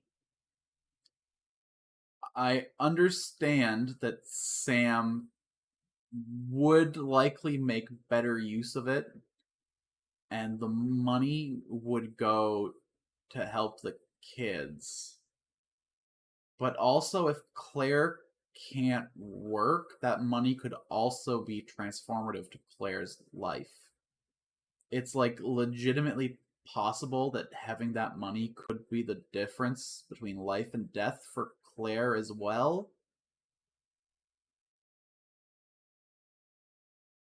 Uh Wait, so her youngest sibling Sam is now caring for 2 out of her 5 children.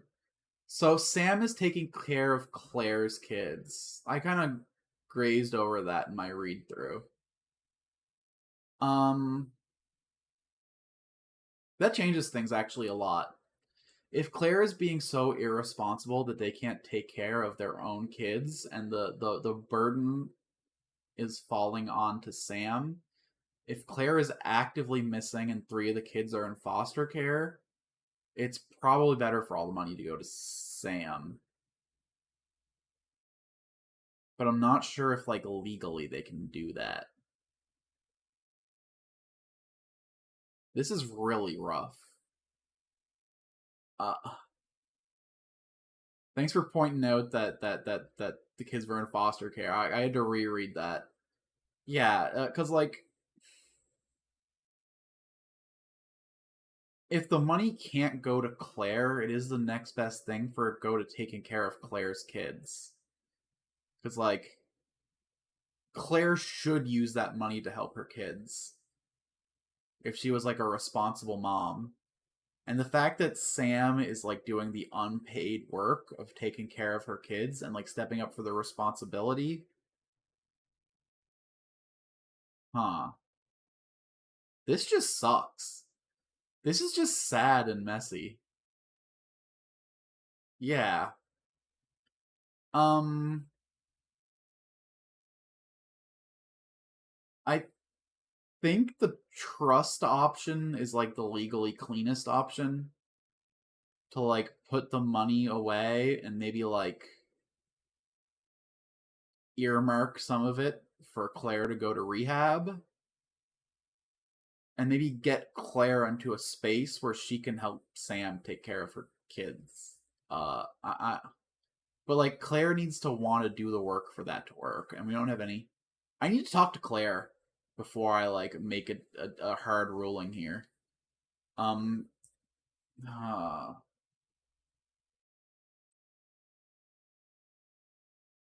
yeah, because Claire has no income though. Like you can't pay child support without income. Okay, hold on. There might be legal issues you don't give her the money. You might want to contact a lawyer, not the asshole. Agree, lawyer needed. Trust me to use some of Claire's money to take care of her children, not the asshole. I understand why you're considering this, and ethically I'd consider you not the asshole, yeah. But the problem is that following the will of the deceased person's state is not a choice, and just one of a number of options open to you. It is legally required to administer a estate, even if the estate only comprises money and tangible belongings, such as a collection, as per the instructions laid out in the will. It's not an executor's gift to decide what to do with the property. So you would be the asshole. No, you'd be. Okay. Ethics and law are two separate things. You can be ethically in the right and legally in the wrong. You can be legally in the right and ethically in the wrong. Like, look at what Elon Musk is doing right now. He is paying Americans money to sign a petition.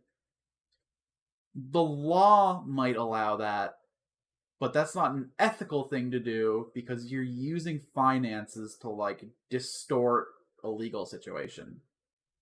This is the opposite thing, where OP is, like, morally correct. The money would be better served helping Claire's kids that she abandoned. But you can't do that legally. So the law is kind of leaving these kids in like a bad situation. Um shit.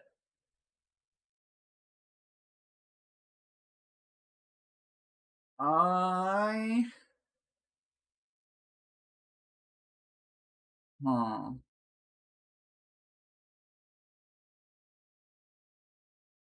Yeah, Elon Musk is literally going onto Twitter and offering people $47 to sign a petition. And he's also saying that he's doing like a raffle where people that are signing the petition are in like a raffle to win $1,000. He's like literally paying people to like push a petition up in swing states. And it's like some vague like fucking the freedom to have weapons. It's just like a fucking yeah, I don't want to get into that. That was just like my go to example. It's fucking insane. Yeah. Hold on. It's legally required to administer state. There's something called the deed of variation in the UK that requires a person to receive the request to personally do the change, and I can't see Addict doing this one.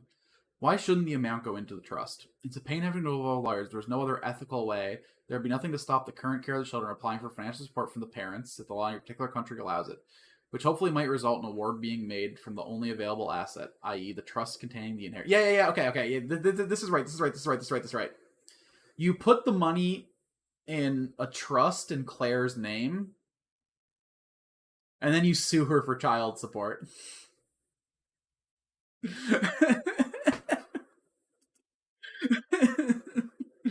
And then the money coming out of that trust is her income. And then this sucks to say. She gets portions of that income from the trust. And she gets a chance to use that money responsibly. You sue for some of that. She uses the rest for whatever she will. And if that ends up being drugs, and she ends up overdosing, that's very deeply unfortunate. But she made the decisions that got her there, and then the money would end up going to a new trust for the children as her next of kin. They would lose a portion to the lawyer, and that sucks. But I feel like in this situation, that's kind of inevitable. No matter what, a lawyer's going to need to get involved. uh, the best thing would have been to do to be to get ahead of this and have Grandma change her will to give that portion to Sam.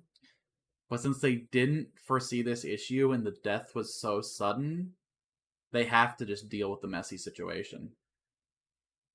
They're going to lose a percentage to both the lawyer and whoever the executor of the estate ends up being. But they need to get the only thing they can do legally is get the money into the trust that'll hold the money for Claire. And that's just what they got to do. And if they can find a way to finagle it so some of it goes to child support, that's all the better. It really sucks that the legal system doesn't account for this kind of situation. But I'm also, like, generally not. I think it has to be this way. I don't think you can strip the rights of drug users and addicts without causing a lot of problems. Because, like, how do you define what an addict is? Like, we don't know Claire. Maybe she, like, takes Molly once a week and, like, parties a little, and then the family is just calling her a drug addict. But, like, we don't. She's actively missing, so that's probably not the case. She probably is, like, a serious addict with, like, an opioid problem, just, like, by, like, the framing of this post.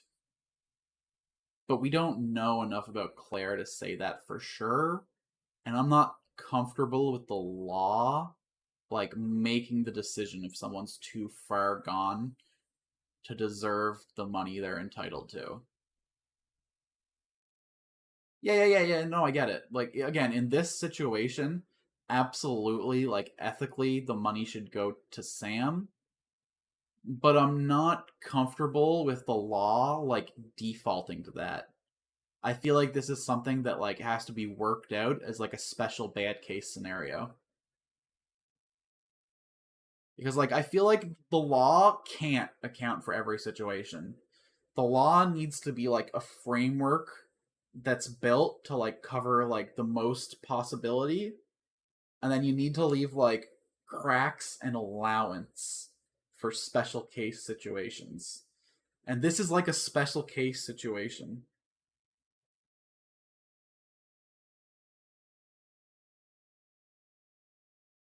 Well, I don't know. I would. That's a strange question to me. I don't know. I don't really care where her kids came from. They're her kids, and they're being neglected. Whether they're all blood or they're, like, stepkids or, like, adopted kids doesn't really matter ever. Your kids are your kids. She's got responsibility to those kids that she's not meeting, and something needs to be done about that within the layer of the law. It sucks, but OP can't just withhold the money. Something has to be worked out with a lawyer. A certain percentage of money is guaranteed to be lost in the process, but that's just kind of like what the situation demands. It sucks, but it's necessary. Wow. I expected Am I the Asshole readings to be, like, a lot more fun, like, family drama. But maybe it's because my fault for going to Am I the Asshole filtered. But we ended up with only the most psychotic situations possible. Um,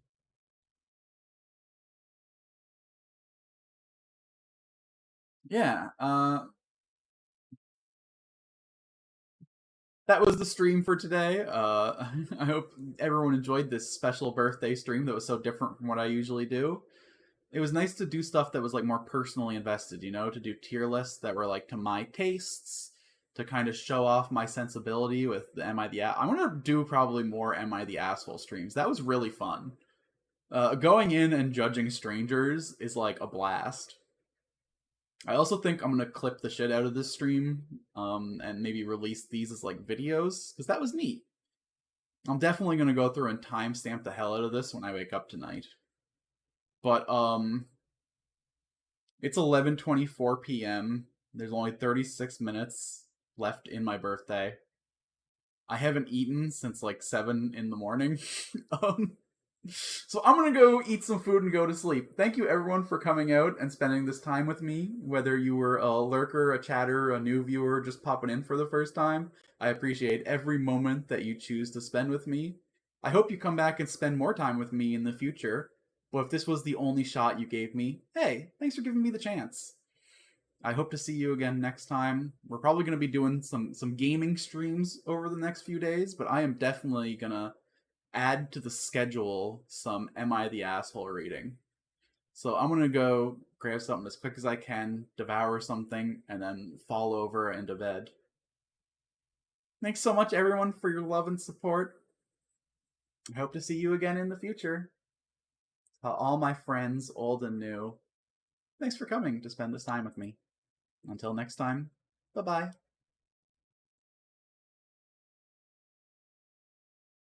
This is usually where I leave some game music playing, but I turned it off a while ago. When I got reading Them I the Assholes, I completely forgot to queue up more Darren Korb music for all of you. I wonder how long ago the music stopped in the stream. Oh my goodness. I had it going for like the first 5 hours at least. My goodness. Alright, everybody, goodbye.